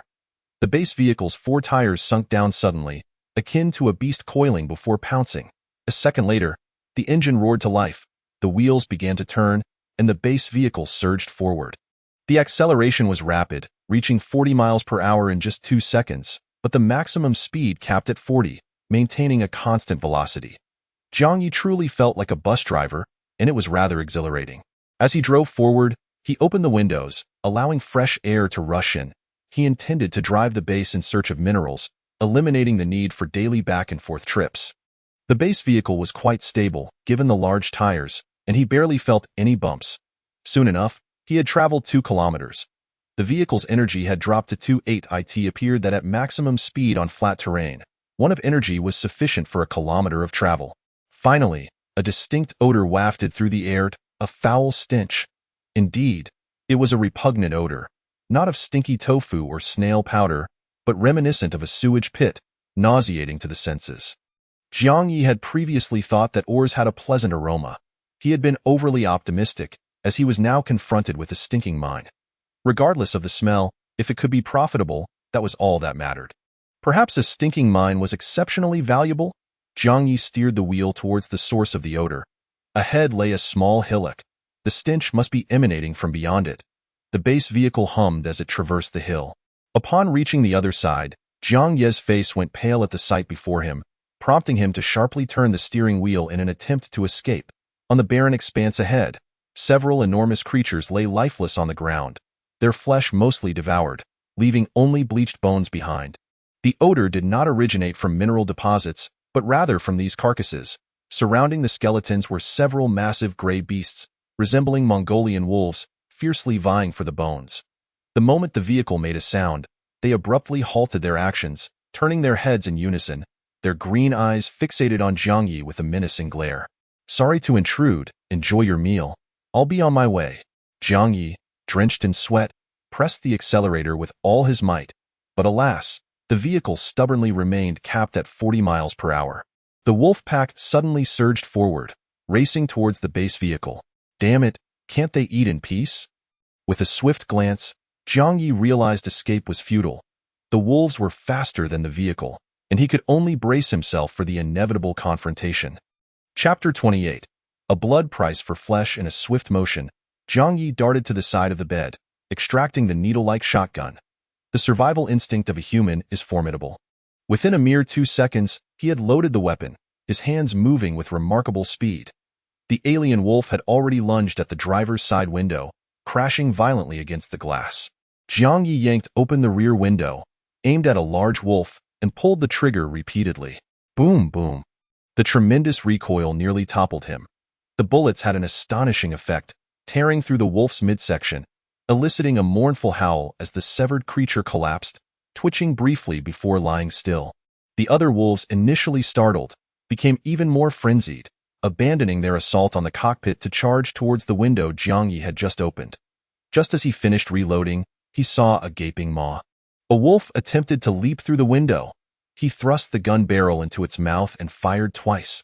The wolf, clenching the barrel, met a gruesome fate as the powerful bullets instantly perforated its innards, exiting through its rear, killing it on the spot. The corpse slid off the barrel, leaving a trail of blood.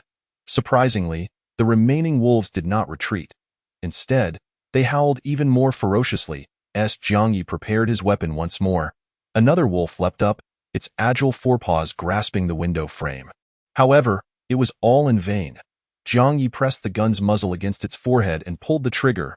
With a resounding blast, the wolf's skull shattered, its brain and flesh scattering in all directions, accompanied by a spray of blood. The creature instantly became a headless carcass, its claws losing strength as the body plummeted, blood gushing from its neck. Having slain 3 wolves in quick succession, the pack finally succumbed to fear, scattering like birds in flight, fleeing into the distance. One wolf, seemingly reluctant to abandon its companion's corpse, clung to the headless body, trailing behind at a sluggish pace. TSK, how touching, carrying the body along. Truly a loyal alien wolf. Jiang Ye mused, touched by the sight. Boom. Boom. 2 rapid shots struck the wolf clutching the corpse, and it collapsed lifelessly to the ground. The remaining wolves had already fled far, beyond his reach. Jiang Ye blew on the gun barrel, only then realizing he was drenched in cold sweat. He pushed open the base door to inspect the wolf carcasses. They resembled wolves, but were nearly twice the size of their Earth counterparts, their bulging muscles clearly visible. Their fur was not sleek but rather coarse, feeling rough to the touch. Jiang Ye attempted to lift one of the wolf corpses to gauge its weight, but found himself unable to budge it, managing only to drag it along the ground. It was likely at least 100 pounds. Such colossal wolves could have easily claimed his life had he lacked the base and firearms. After much effort, he dragged a wolf carcass back to the base, depositing it in the trading chamber. Having worked so hard to kill it, he hoped to sell it for a good price. Moments later, after scanning, the base panel displayed the following notification: frowny face item, Herman wolf, item description, an alien wolf species that killed the biologist Herman. It possesses 2 sets of lungs and hearts, capable of alternating functions. Bite force reaches 850 pounds, maximum speed of 67 km/h, with pack sizes ranging from a minimum of 3 to a maximum of 300, making it a rare large-scale organism. The meat is tough and tasteless, of low value, while the bones contain heavy metals classified as refuse. However, the pelt is highly valuable. Estimated value, 91,000 yuan. Friendly reminder. Skinned separately, the wolf pelt fetches an even higher price. Upon seeing this, Jiang Ye promptly dragged the wolf carcass out of the trading chamber. He then began the arduous task of skinning the wolf. Removing animal hides is a complex skill. Seasoned professionals require numerous tools and chemicals, taking considerable time to obtain a complete skin. Yet Jiang Ye was unfamiliar with such techniques, armed only with a small knife. With focus, he slowly began to cut. The wolf had just died, its blood still flowing freely as he worked. Soon, the base floor was awash with wolf blood, creating a gruesome scene. Finally, after half an hour of labor, he successfully removed a wolf pelt. Upon tossing it into the trading chamber, he was pleasantly surprised to see the price surge, and not by a small margin.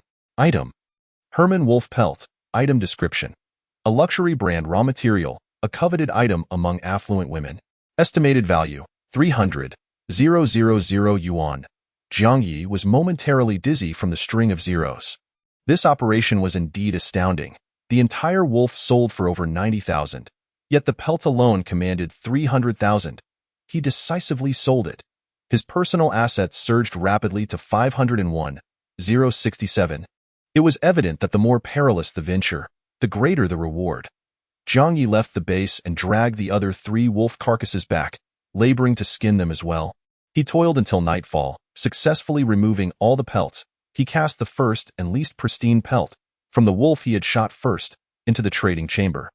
That wolf had suffered 2 shots to its midsection, resulting in a torn hide. Jiang Ye anticipated a lower price, but was shocked by how little it yielded. Frowny face item, torn wolf pelt, item description. It's all torn, unsuitable for luxury goods, and certainly unappealing to affluent women. Estimated value, 1,000 yuan. Jiang Ye was profoundly dismayed, wishing he had not been so ruthless in his slaughter. He sold it and then tossed in the other 2 pelts, which were in much better condition, aside from the bullet holes, selling for 270,000 and 200,000 respectively.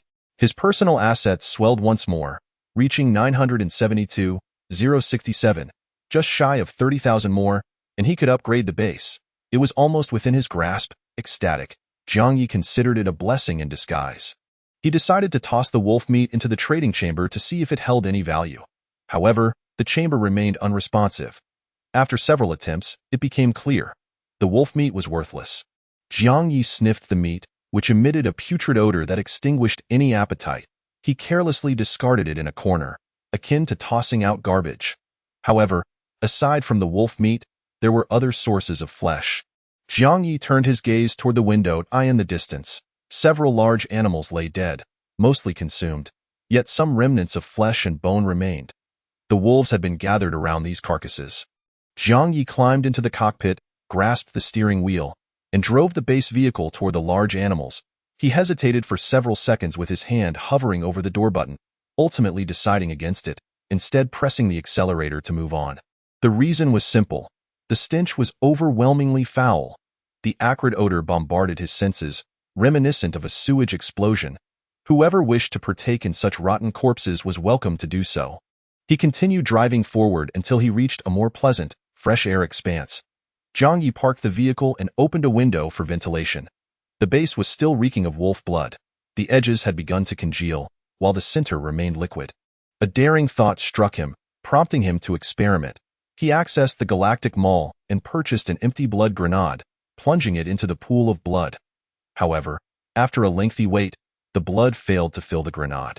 It appeared that to fill the blood grenade, it required the blood of a living creature, as the dead blood would not suffice. Jiang Ye opened the chat channel, where a multitude of messages flooded in, most lamenting their hunger. The famine persisted. After a brief contemplation, Jiang Ye placed his hand on the keyboard and typed, "I just killed a few beasts, left with approximately 400 pounds of meat. If anyone desires meat, I ask for blood in exchange, no money or items required. I will first provide you with an empty blood grenade. Once you fill it with blood and return it to me, I will immediately give you a pound of meat. Those interested, please private message me. Supplies are limited. Act quickly." Chapter 29. The first lake news spread swiftly, and true to expectation, a multitude of individuals inundated my private messages. "Boss, I beg for your help. I am willing to exchange blood for meat. I'm signing up. I can fill 6 blood grenades with my blood. Do you really offer meat? I only need 9 tails. Please let me exchange first. I have type O blood. I possess panda blood. RH negative. My blood is excellent." Jiang Ye typed rapidly, engaging in conversation with these eager individuals. The process was rather straightforward. Jiang Ye would provide blood grenades, and in return, they would supply their blood. Once confirmed, Jiang Ye would send over a pound of wolf meat. After securing over 100 blood donors, Jiang Ye busied himself. He opened the Galactic Mall and frantically purchased blood grenades, acquiring 300 in one go, spending 30,000 yuan, reducing his personal assets to 942,067 yuan, a mere drizzle in the grand scheme of things. 300 grenades formed a spectacular mound. Jiang Ye swiftly traded these grenades, watching the mound gradually diminish. Once the delivery of grenades was complete, the next task was to butcher the wolf meat. Lacking a scale at the base, he relied solely on instinct. Jiang Ye took great care with his reputation, ensuring he never shortchanged anyone.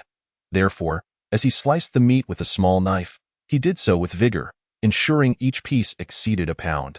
It took over an hour to butcher the 4 wolf carcasses, the meat proving exceedingly tough, dulling his knife's edge. Simultaneously, the previously dispatched blood grenades began to return in succession. The trading warehouse flickered with light, each flash heralding the arrival of numerous grenade boxes. Soon, the boxes overflowed. Jiang Ye carried the grenade boxes out, neatly stacking them in a corner. Once he had amassed nearly 300, he began to unpack them for inspection. Opening the first box, he retrieved a grenade, its surface a vivid crimson, filled to 50 ml. He extracted another, which was also filled to 50 milliliters. After sampling over 10, he found them all filled. It seemed the participants were indeed trustworthy. The quality of this cohort of colonial officials was commendable. Jiang Ye grasped the wolf meat, preparing for the final transaction. He sent the meat to the clients he had previously negotiated with. Piece by piece, the meat was tossed into the trading warehouse, dispatched to every corner. His private message inbox flooded with expressions of gratitude from clients. "The meat has arrived. Thank you, boss. Wow, over a pound. Thank you, Jiang. Brother Jiang, though this is a transaction, this meat can save lives. I owe you a personal favor. Feel free to call on me in the future. You're amazing, Dad. It is truly meat. Your immense kindness shall never be forgotten." Before long, all the wolf meat had been distributed, 300 pieces, perfectly accounted for. Exhausted, Jiang Ye sat on the ground, counting the number of blood grenades. However, an issue arose. Out of the 300 grenades sent out, only 297 were returned. This meant 3 individuals had not returned their grenades but kept them for themselves. Jiang Ye shook his head and chuckled. Only 3. It was inconsequential. The loss of 300 yuan was trivial. Was that even worth mentioning? Yet, when he stood to check the base's panel, his expression abruptly shifted. The situation was more alarming than anticipated. Special notice. 3 activated blood grenades have been detected being sent to you. According to the Galactic Empire Colonial Trade System Security Management Regulations, these 3 grenades have been automatically returned, refunding the original sender. 3 individuals had pulled the pins and sent the grenades back. Unbelievable, this operation was akin to a terrorist attack. Jiang Ye speculated that these 3 were perhaps envious of his success and intended to eliminate him. Ironically, The trading system automatically refunded the grenades. From the moment the pin was pulled to detonation, mere seconds elapsed.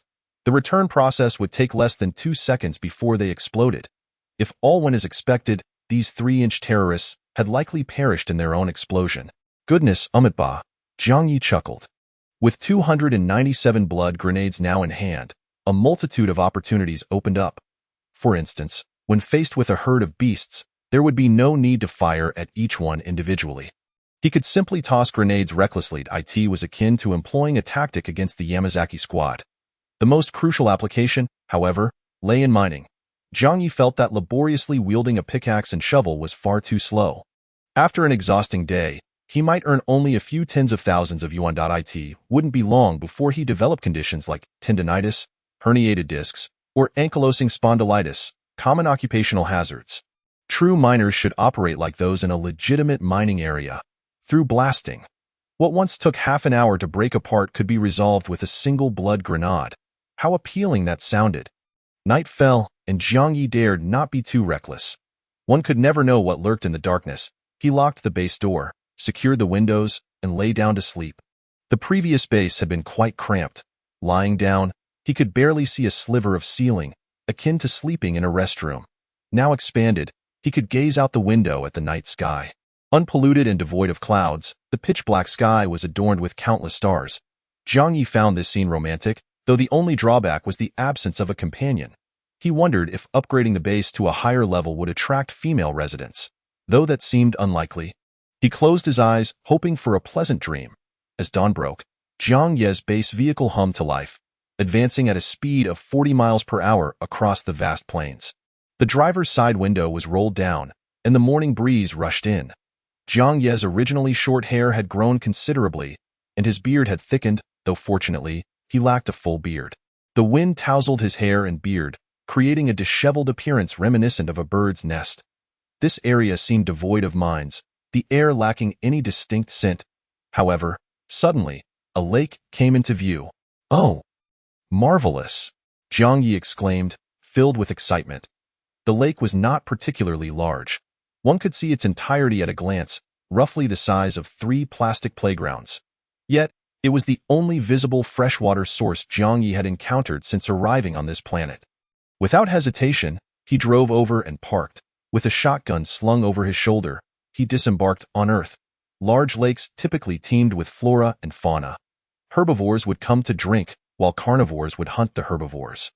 Yet, for reasons unknown, perhaps due to the scarcity of life on this planet, the lakeside was eerily deserted. No plants, no animals, and not a single crocodile or long-legged mosquito floated on the surface. It was a tranquil scene, a stagnant pool of water. Jiang Ye approached cautiously, gun in hand, wary of any lurking predators. However, as he drew nearer, he realized his fears were unfounded. The water held no large creatures, as the lake was quite shallow, resembling the depth of a swimming pool. At Jiang Ye's height, the water barely reached his thighs even at the center of the lake. The water was crystal clear, reflecting the sunlight, with the bottom displaying white sand that resembled a picturesque travel brochure for the Maldives. Jiang Ye knelt by the water's edge and sniffed. The water bore no foul odor. It was clean. He returned to the base to fetch an empty water bottle, filling it with lake water and placing it in the trading warehouse for scanning. Item: a bottle of water. Item description: drinkable water rich in minerals, with extremely low pollution levels. Estimated value: 2 yuan. Excellent. This lake water is potable. Jiang Ye felt invigorated. He had discovered a vast lake brimming with drinkable water. This not only meant an end to water scarcity, but also the potential for cultivating abundant crops. Most importantly, he could finally take a bath. Chapter 30. Bathing and farming. Since arriving on this planet, I have yet to truly experience the refreshing sensation of a bath. The only semblance of cleanliness I have managed was during a rain shower, where I stood beneath the downpour. It has been many days since that moment. The sweltering summer heat has left me drenched in sweat, my body caked in dust from the mining pits, and stained with the remnants of a wolf's blood. I have become exceedingly filthy and odorous. Even I find my condition unpleasant, often rubbing my hands over my body, producing a considerable amount of grime with each vigorous motion. Now that water is available, it is imperative that I indulge in a thorough cleansing. Undressing completely, I prepare to leap into the lake, but suddenly halt and know. I cannot simply immerse myself in the water, as it is limited and must also serve for drinking. Washing myself first and then drinking would be like licking myself clean. I must first construct a bathing pool. After a brief moment of contemplation, I swiftly devise a method to create the bathing facility. Returning to the base, I retrieve a blood grenade and seize a shovel. I then walk towards the lakeshore, quickly locating a depression in the ground. I pull the pin from the grenade and hurl it into the hollow. Down, boom! The deafening explosion sends sand and stones soaring into the air, enveloped in a mist of blood. As the dust and sanguine haze settle, a large pit gradually reveals itself. I jump in to inspect it. The depth reaches just to my abdomen. This will serve as my rudimentary bathing pool. Next, I must channel water into it. This task is straightforward. As the lake lies adjacent, I wield my shovel, digging into the sandy earth beside the bathing pool. I carve a straight trench towards the lake, swiftly creating a shallow waterway approximately 20 centimeters wide. With one final scoop, I breach the barrier. The lake's water, being at a higher elevation, immediately begins to flow into the trench, gently cascading towards the bathing pool. The soil at the bottom of the pool is compact, impervious to leakage, and thus begins to accumulate water rapidly. Within 10 minutes, the water level rises to nearly full capacity. I use a shovel to block the waterway, halting the influx. Then, it is time to leap into the pool. Splash! How refreshing! I exclaim, standing in the waist-deep, icy clear water as I vigorously scrub myself. With just a little scrubbing, large swathes of dirt are released into the water. By the time I have cleansed myself thoroughly, the once pristine pool has become visibly soiled. Emerging from the water, I bask in the sunlight, allowing myself to dry, feeling an unprecedented sense of comfort. Once cleansed, I do not feel hunger. Instead, I am eager to commence work. I intend to establish a small plantation. The recent famine has been severe, and the initial harvests have nearly been consumed. To procure food, one must elevate the base to level 5, yet the majority have not even reached level 3. Therefore, I plan to cultivate some crops, not only for my own sustenance, as it is reassuring to consume what I have personally grown, but also to exchange for other valuable goods. I first stroll along the lakeshore, assessing the soil quality. Aside from a few rocky patches, the majority consists of sandy or loamy earth suitable for planting. I retrieve my shovel and begin to excavate. Initially, I dig small pits to loosen the soil for the seeds. Then, nearby, I carve out straight, narrow trenches to facilitate irrigation. This task is relatively effortless. I work swiftly and, within an hour, have created a plantation the size of a basketball court. Returning to the base, I access the galactic market to purchase seeds. The miraculous seeds available are exorbitantly priced, at 2,000 units per canister. However, with ample resources at my disposal, I disregard the cost and place a flurry of orders. The trading warehouse is illuminated with bursts of light as canisters of seeds materialize. In total, I acquire 25 canisters, spending 50,000 units. I also purchase a stamina enhancer for 1,000 units, leaving my personal assets at 891,067 units. I toss the seed canisters into an empty pot, dragging it out of the base towards the plantation. Without concern for the specific types of seeds, I haphazardly toss them into the pits before covering them with soil. If I were to utilize genuine seeds on Earth, given my current skill level, even without complete failure, I would scarcely yield a bountiful harvest. However, with these miraculous seeds, as long as there is soil and water, they will flourish effortlessly. Before long, I have sown all 25 canisters of seeds, accurately filling the newly cultivated plantation. Armed with my shovel, I head to the lakeside, quickly excavating a trench to direct water to the plantation. The crystalline lake water begins to flow, following the network of irrigation channels I have prepared, gradually advancing forward. Increasingly, the seeds sense the moisture, germinating at a visible pace. Countless yellow sprouts burst forth, and under the sun's warm embrace, they swiftly transform to a lush green, accelerating in growth. I stand by, watching in satisfaction as every seed breaks through the soil. It appears my plantation is a resounding success. Next, I must replicate this achievement. The harvest from this round of crops will take several hours, so I decide to establish another plantation in the meantime. After walking a few steps, I arrive at a patch of rich, dark brown soil that appears fertile. Swinging my shovel, I begin to excavate. This time, I alter my strategy. Instead of digging small pits for the seeds, I simply press the seeds directly into the soft earth, focusing solely on creating irrigation channels. 1 irrigation channel, 2, 3.4, 6, 8.10, 12, 14. After 50 minutes, I have unearthed another plantation area. Returning to the base, I purchase more seeds. I order another 25 canisters of miraculous seeds, transporting them in the pot for planting. The first plantation now flourishes with vibrant greenery, various leaves and stems thriving, though the specific crop types remain indistinguishable for the moment. I bend down to sow the seeds in the second plantation, diligently pressing them into the earth. As I work, I recite softly. I was once a humble commoner, toiling in Nanyang, merely seeking to preserve my life amidst turmoil, not yearning for recognition among the lords. Planting beans at the base of the southern mountain, the grass flourishes while the bean sprouts remain sparse. Hoeing the fields at noon, sweat drips onto the earth beneath. Finished, straightening my back, I gasp for breath. Planting is indeed laborious work. I make my way to the lakeshore, excavating the irrigation trench leading to the second plantation. The clear water flows steadily, and the seeds swiftly germinate, sprouting countless yellow-green shoots. Feeling gratified, I lean against the lakeside, sipping a few gulps of water as I rest for a few minutes before rising again.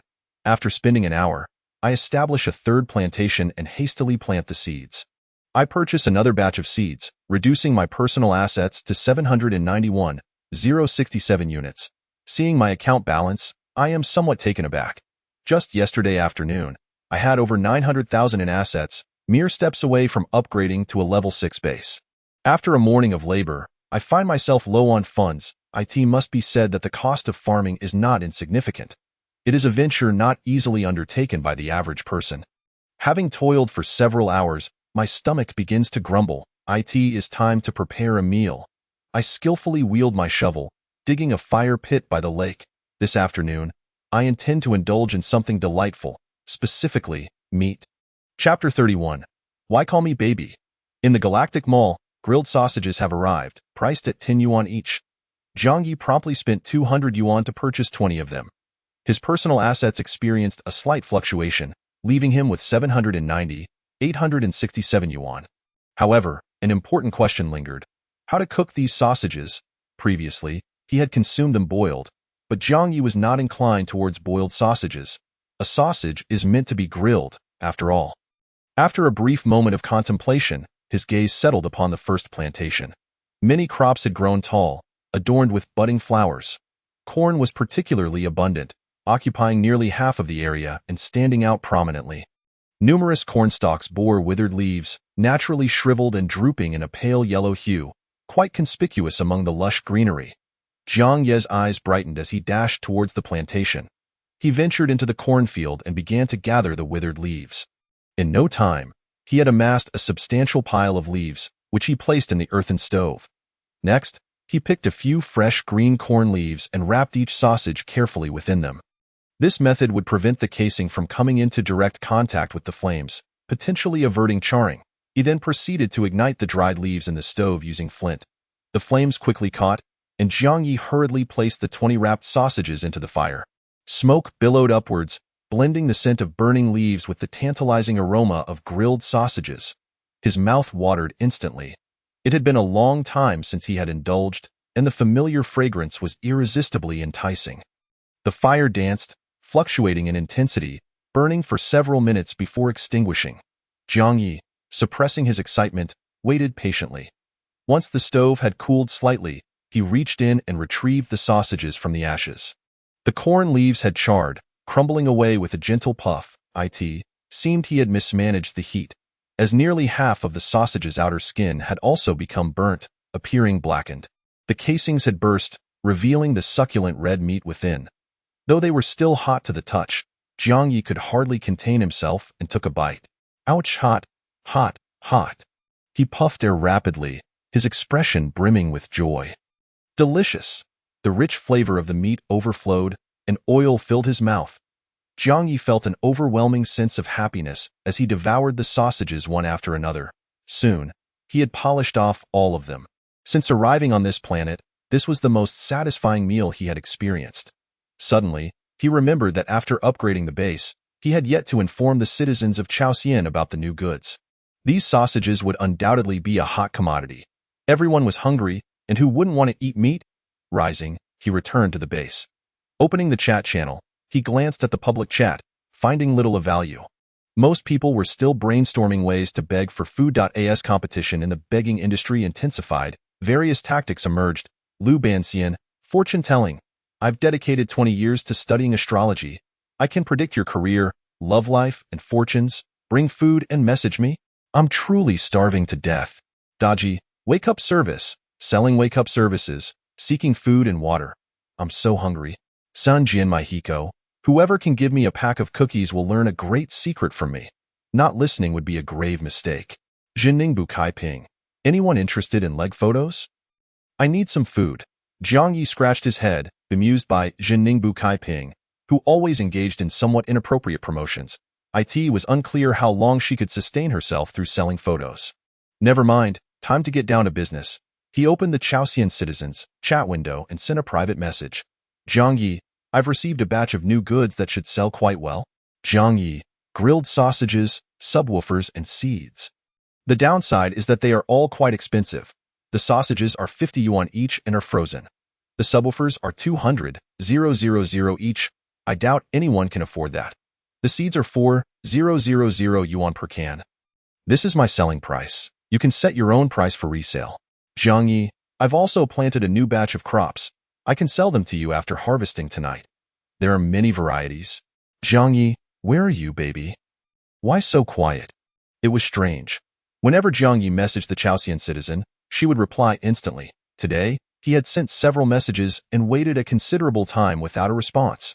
The public channel was devoid of her usual promotional chatter. It was as if she had vanished. Jiang Ye felt puzzled. It was midday. Shouldn't she be busy working? Could it be that she had been devoured by a beast? Lost in such thoughts, a message suddenly arrived. Chaosian citizen, who do you think you are, calling me baby? Scoundrel? Chaosian citizen, I caught a cold today and feel unwell. I am temporarily closing shop. Let's discuss business tomorrow. I'm going to sleep now.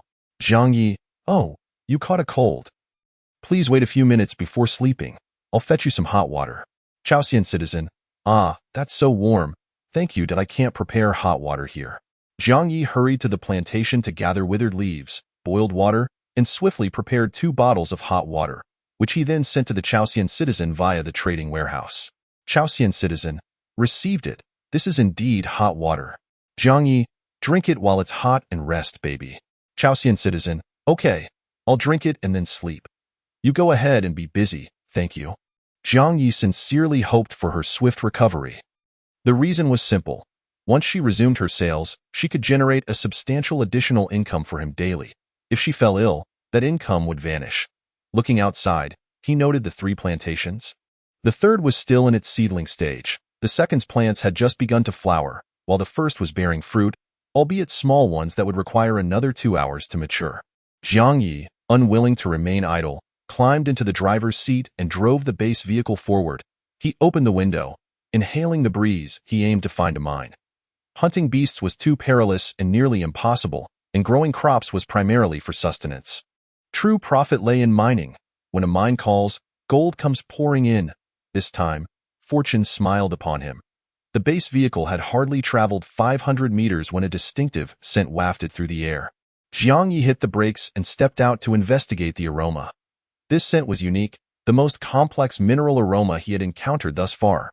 The most prominent was a mulberry fragrance, interwoven with various familiar scents, including that of tofu, biscuits, honey, and braised pig trotters.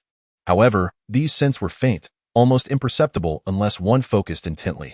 The aroma emanated from the left front. Jiang Ye hopped back into the vehicle, turned the steering wheel towards the left, and pressed the accelerator to the floor, reaching 40 miles an hour.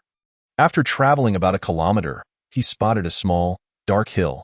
The intense mulberry scent wafted from the hill, revealing countless glossy black stones protruding from the earth. Jiang Ye parked and picked up a stone the size of an orange. The stone was peculiar, its surface dotted with numerous small black squares that reflected the sunlight. This must be it. Returning to the base, he placed the stone in the trading warehouse and scanned it. The mineral information appeared on the screen. Chapter 31. Why do you call me baby? In the Milky Way Mall, there are grilled sausages available for 10 yuan each. Jiang Ye promptly spent 200 yuan to purchase 20 of them. His personal assets experienced a slight fluctuation, leaving him with 867 yuan. However, there remained a pressing issue. How to cook these sausages? Previously, he had consumed them boiled, but Jiang Ye was not inclined to eat boiled sausages. They are called grilled sausages for a reason, and they ought to be grilled.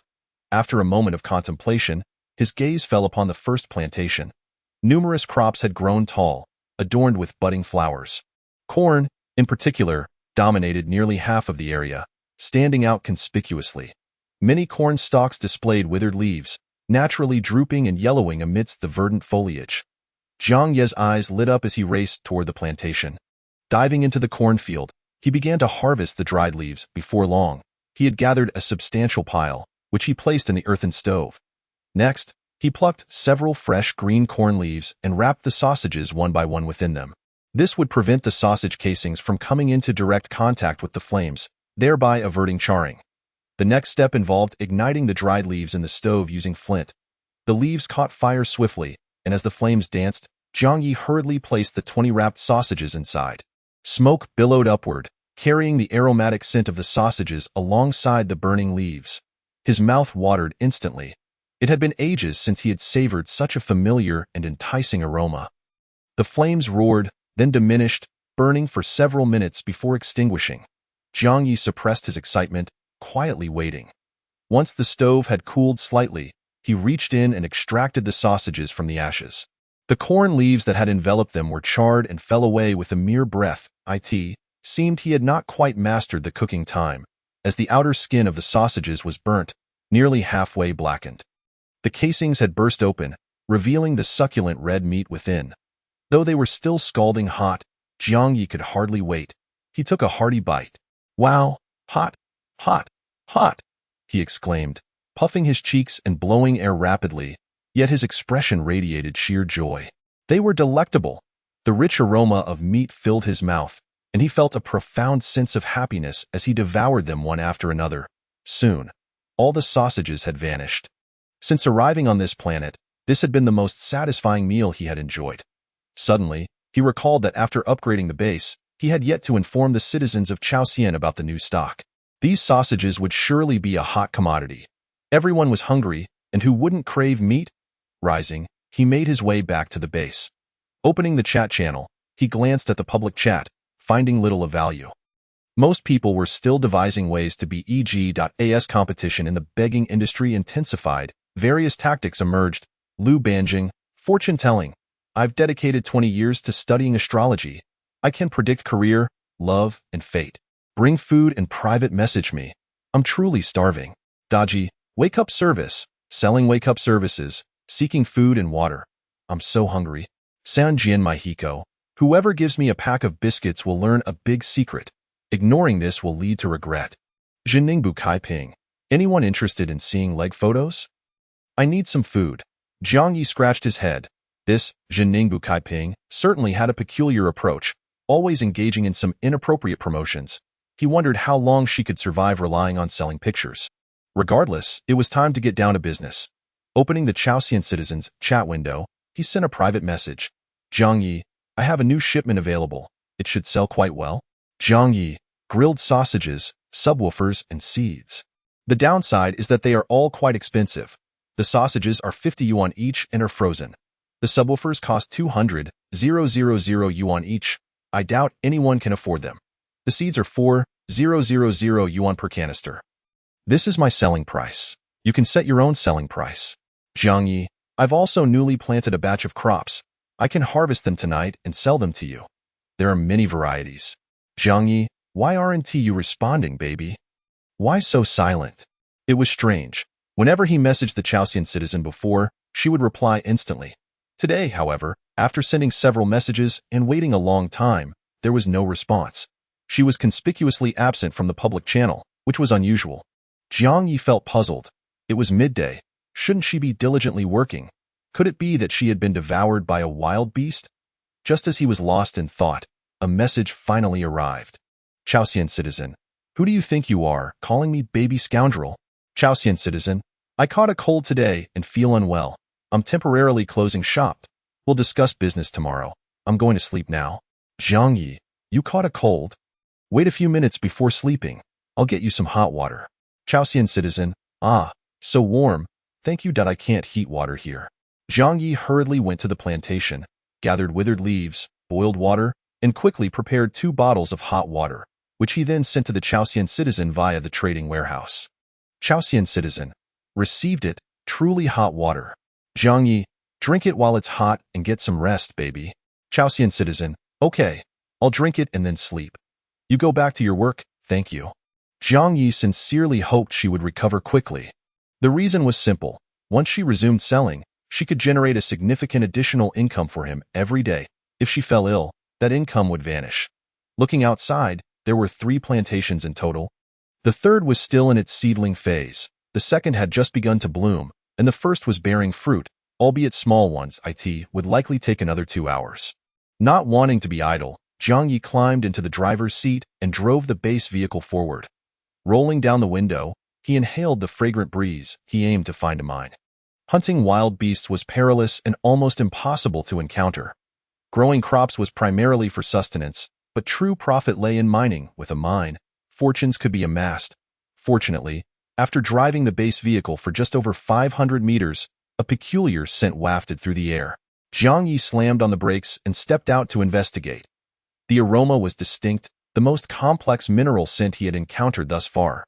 The most pronounced note was that of mulberries, interwoven with various familiar scents, including tofu, biscuits, honey, and braised pig trotters.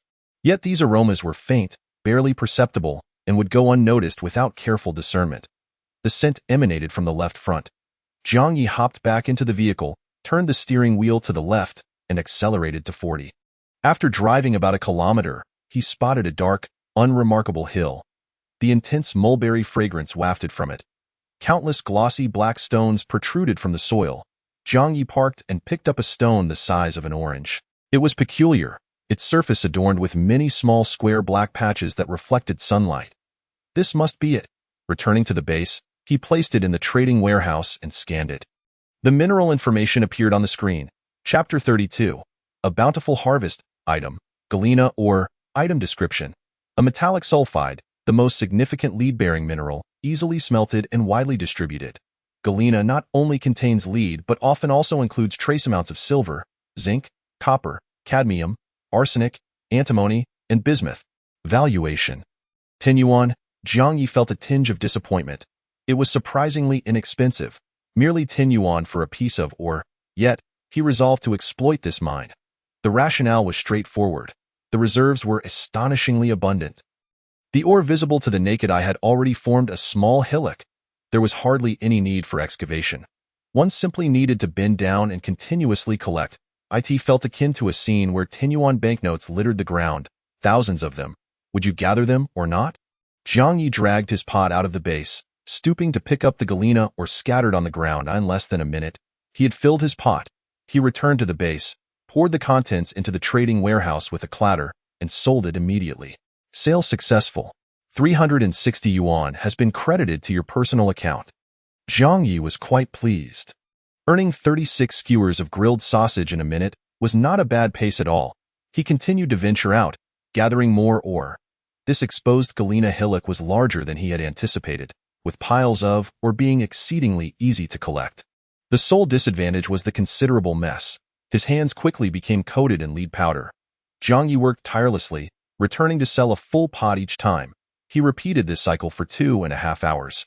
In total, he sold ore worth 45,000 yuan, elevating his personal assets to 865,867 yuan. At this rate, he estimated that it would take merely 2 or 3 days to upgrade his base to level 6. However, Jiang Ye felt this progress was somewhat sluggish and sought to expedite the process.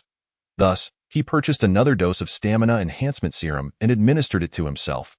The effects of the previous injection had yet to wear off, and he was curious to see if doubling the dosage would yield a corresponding increase in stamina. Unfortunately, after taking the enhancement serum this time, he did not experience any pronounced effects. It appeared that the effects could not be stacked but merely prolonged. He resolved to proceed at a steady pace. Jiang Ye continued to collect ore, selling pot after pot of galena. He toiled until the sun dipped below the horizon, at which point his personal assets reached 863,300 yuan. He drove back to the lakeside, and from a distance, he spotted 3 plantations. After an afternoon of growth, all the crops had borne fruit, yet distinctions were evident. The first plantation was left with only bare stalks, the leaves and fruits having fallen to the ground. The second plantation's plants had withered, though the fruits and leaves remained. The third plantation boasted freshly ripened fruits, with the leaves still a vibrant green. As dusk fell, wary of lingering outside for too long, Jiang Ye merely drove around, inspecting the varieties of crops in the 3 plantations.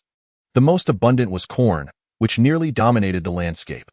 The second most plentiful were tomatoes, not the small varieties, but large ones the size of a fist, glistening blood red. Jiang Ye had a fondness for tomatoes. They were nutritionally rich and served as both a vegetable and a fruit. The third most abundant crop was peanuts.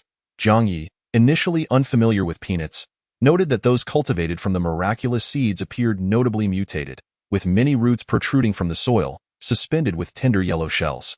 This was also a valuable resource. Peanuts were edible, and their shells could be used for kindling. It should be noted that Jiang Ye's cultivation of these crops served not only for their fruits, but also for the essential purpose of gathering firewood. The remaining crops were fewer in number, including apples, oranges, broccoli, and eggplants. To his surprise, he even discovered watermelons, not overly large, roughly the size of a human head. Unable to resist, Jiang Ye plucked a watermelon and carried it back to the base. He then brandished his katana, pressing down on the melon. With a fierce expression, he demanded, "Watermelon, will you ripen? Speak. I ask you, will you ripen?" He suddenly thrust the blade into the melon, his motion akin to stabbing a person. Jiang Ye chuckled, having lived in solitude for too long. He occasionally began to talk to himself, a subtle indication of a potential descent into madness. Upon slicing the melon open, the flesh inside was plump, vividly red, and exuded a fragrant sweetness. Jiang Ye made several cuts, dividing the melon into wedges, and began to munch on them. The taste was decent. After all, it was a fast-growing variety and did not possess the same sweetness as those on Earth, yet it was undoubtedly refreshing.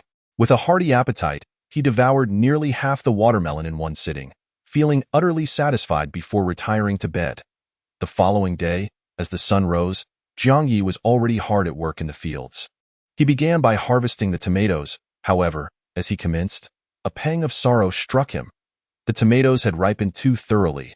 Many fell from the vines and shattered upon hitting the ground. Once these crops split, they would quickly spoil. Most of the tomatoes in the field had begun to rot, emitting a foul odor. Only the slightly smaller tomatoes that fell without cracking remained intact, and those were the ones Jiang Ye gathered. After half an hour of labor, he managed to bring back 200 good tomatoes to the base, while the rotten ones numbered over 1,000. Jiang Ye placed the tomatoes into the trading warehouse for scanning. Item: tomato. Item description: safe genetically modified tomato, containing genes for frost resistance, drought tolerance, and pest resistance, with exceptionally high nutritional content and remarkably pleasant taste. Valuation: 30 yuan. Each tomato was valued at 30 yuan, meaning 30,000 yuan worth had been left to rot on the ground. Jiang Ye immediately consumed 2 tomatoes raw to soothe his distress, feeling deeply pained. Had he known, he would have stayed up late to harvest them. He truly hadn't anticipated such rapid spoilage overnight. It seemed that the crops cultivated from the miraculous seeds, while growing rapidly, also spoiled just as swiftly. The last batch of potatoes had sprouted overnight. The other crops posed no significant issues, maintaining their plump and vibrant state.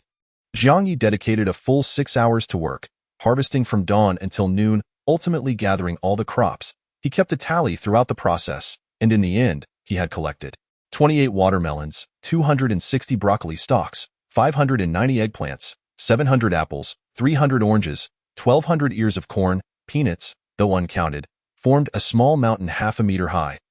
A truly bountiful harvest. There were so many fruits that the base could not accommodate them, necessitating their stacking outside the plantation, forming small hills. Jiang Ye beamed with joy. He truly no longer feared starvation. It felt as though he had become a landlord, reveling in the abundance of provisions. Naturally, with such an excess, it was impractical to consume it all, and leaving it to waste would be unwise. Perhaps it would be best to distribute some to the needy, of course, while slightly charging a fee would be entirely reasonable. Chapter 33. Can I buy a house now? Before selling, one must first ascertain the worth of these crops. Jiang Ye picked up the fruits, placing them individually into the trading warehouse for scanning. He then committed to memory the official prices of each crop. When selling, one must ensure the price exceeds the official rate. Otherwise, it would lead to a loss. Subsequently, he opened the chat channel in search of potential customers, or rather, prey. His fingers hovered over the keyboard, poised to broadcast a public message to sell agricultural products, but he suddenly hesitated. No, it would be unwise to sell openly. It would attract too much attention. Everyone was starving, and here he was, brazenly offering food for sale. What a way to incite resentment. Better to pursue private transactions. The public channel was teeming with starving beggars. Any one of them would suffice. The first unfortunate soul he encountered was an individual with the ID Zizzle, who was vociferously lamenting in the channel. Certainly, he must be on the brink of starvation. Jiang Ye sent a private message, "Good sir, how much do you have? I possess food that I can sell to you." Zizzle responded, "Oh my God, you truly have food. You are my savior. I have $1,000. Sell it to me." Jiang Ye calculated quickly, a faint smile curling his lips as he typed swiftly. "You are aware that we are amidst a famine, where food is more precious than gold. $1,000 would only procure a solitary eggplant from others. However, as fate would have it, I am inclined to befriend you. For your $1,000, I shall offer you 2 eggplants, 2 heads of broccoli, 2 apples, and as a bonus, 2 ears of corn." Zizzle exclaimed, "Goodness! Do not speak of friendship. You are my benefactor. I will buy these." The transaction was swiftly concluded, and Jiang Ye tossed a bounty of agricultural products into the trading warehouse, a radiant glow enveloping his personal account, which surged by $1,000. In truth, according to the official guide price, these items were worth scarcely $100. His inaugural venture had been immensely successful, and Jiang Ye was elated. With newfound vigor, he pressed on. The second and third customers possessed little wealth, prompting Jiang Ye to forego any transactions with them. The fourth customer, with the ID My Matey, was a veritable windfall. My Matey exclaimed, "Oh heavens, do you truly have food? I possess over $8,000. I intend to use it all for sustenance."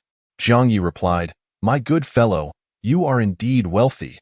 I have yet to witness such a sum on this planet. But consider yourself fortunate. I have crops worth $9,000 remaining, and I shall grant you a discount. Allow me to offer you 90 ears of corn, 1 watermelon, 10 eggplants, 10 apples, and 10 oranges. Are you satisfied?" My Matey responded, "Oh, I am exceedingly satisfied. This will last me a long time. Let us transact." The transaction was executed with haste, and $8,000 were credited to his account. The cost had only been a few $100s. Jiang Ye felt a surge of exhilaration, his scalp tingling with delight. No wonder the citizens of Chaosian could amass such wealth without leaving their homes. Business truly was a swift source of income. Originally, he had intended to excavate lead or later, but now, who could fathom that? Collecting stones paled in comparison to this lucrative endeavor. Jiang Ye, brimming with enthusiasm, continued to promote his wares. The transaction volume soared: 3 deals, 5 deals, 10 deals, 20 deals, 40 deals, 80 deals. Most customers were rather impoverished, nay, one could describe them as destitute, unable to afford much, which was disheartening. Occasionally, he encountered a few affluent individuals who made extravagant purchases, much to his surprise. Amidst alternating feelings of joy and disappointment, most of the crops were sold. Looking out the window, he noted that night had fallen. Jiang Ye tallied the agricultural products he had retained, which included 6 watermelons, 20 heads of broccoli, 20 apples, 20 oranges, 40 ears of corn, and several pounds of peanuts. This bounty would suffice for nearly half a month, providing ample sustenance with a nutritious balance of grains, fruits, and vegetables. Finally, he calculated his earnings for the day. Jiang Ye recalled that his previous account balance stood at $863,300. Now, it had astonishingly soared to $1,073,300. Thus, he had earned a precise sum of $210,000 from selling the fruits and vegetables. Goodness, this is the fortune of a famine. Jiang Ye was astounded by the figure. However, he did not immediately upgrade his base. Instead, he pondered a pressing question. Should he share the profits with the citizens of Chaosian? Had they discussed such a scenario when they established their contract? Jiang Ye could not recollect, so he opened the private chat window with Chaosian citizens, scrolling through the message history. After a brief moment, he found it. Jiang Ye suddenly realized that the agreement he had signed with the citizens of Chaosian was, in fact, an unequal treaty. To put it simply, he could sell items without sharing any profits, whereas she was required to share a portion of her profits from any sales. Well, this young lady actually consented to such terms, Jiang Ye mused, feeling somewhat embarrassed as he covered his face. Nonetheless, embarrassment aside, the unequal treaty had already been signed, and it favored him. Thus, there was no need for rectification. One must honor the spirit of contracts. With newfound wealth, he could now upgrade to a level 6 base. Without hesitation, Jiang Ye clicked on the upgrade option in the base panel.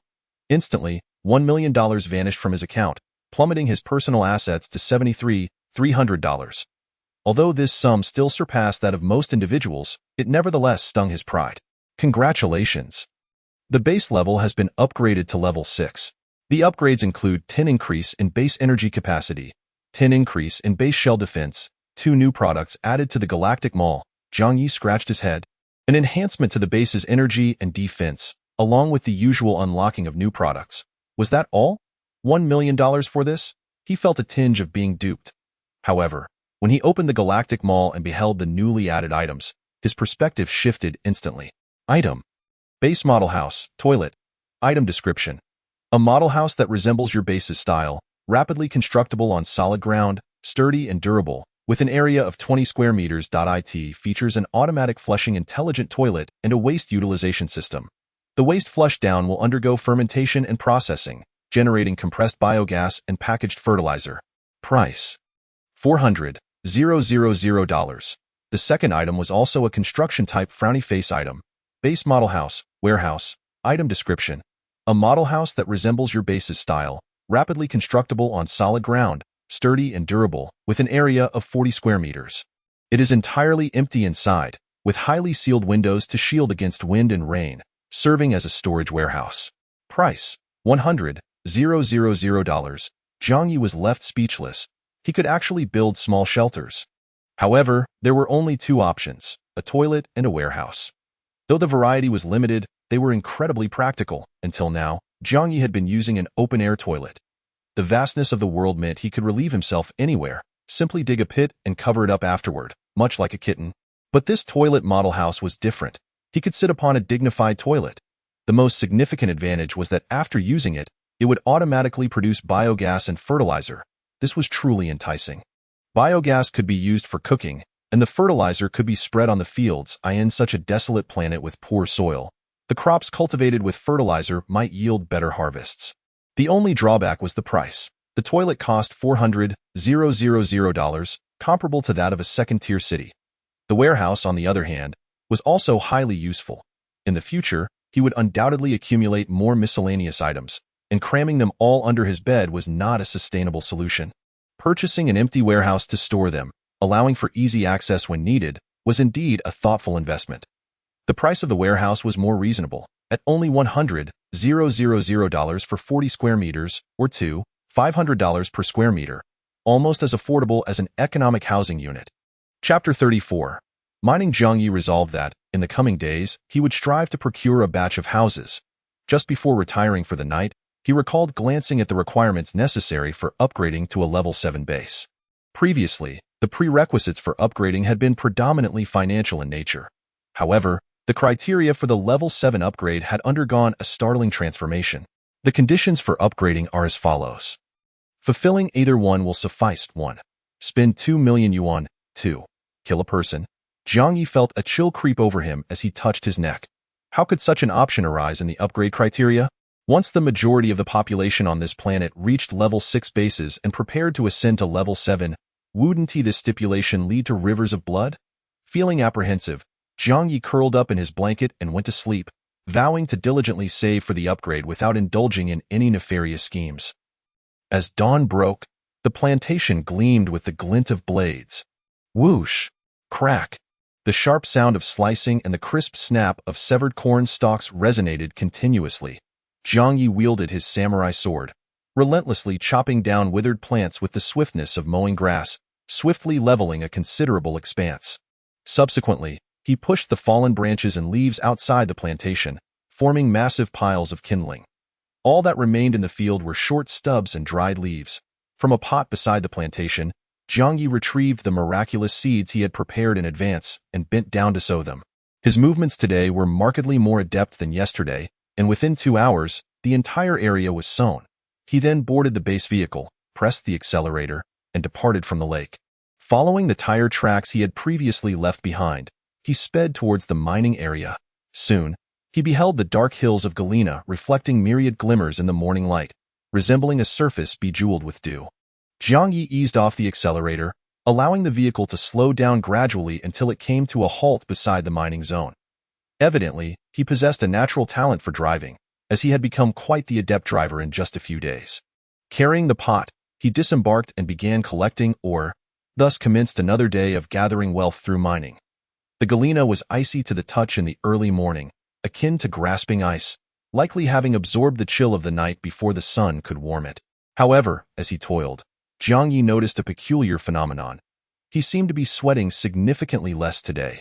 Having already sold several pots of ore, he was merely glistening with a light sheen of perspiration. A week ago, he would have been drenched in sweat by now.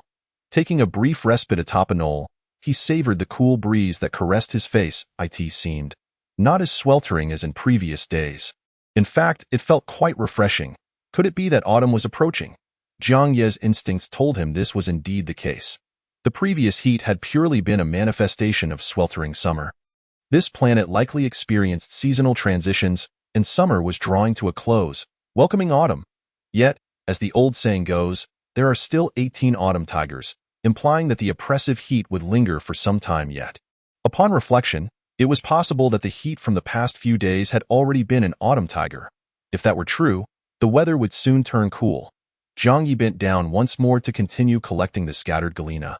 The smaller pieces of galena, no larger than his fist, had been nearly exhausted, leaving behind only larger boulders, akin to soccer balls. Heavy and cumbersome, they resembled soccer balls filled with lead. Well, that was precisely what they were. What had begun as an easy task gradually evolved into a laborious endeavor. Jiang Ye's breath grew labored as he painstakingly loaded the hefty stones into the pot, accumulating a full load before returning to the base to sell them at the trading depot. Each pot fetched around 1,000 yuan, a considerable sum.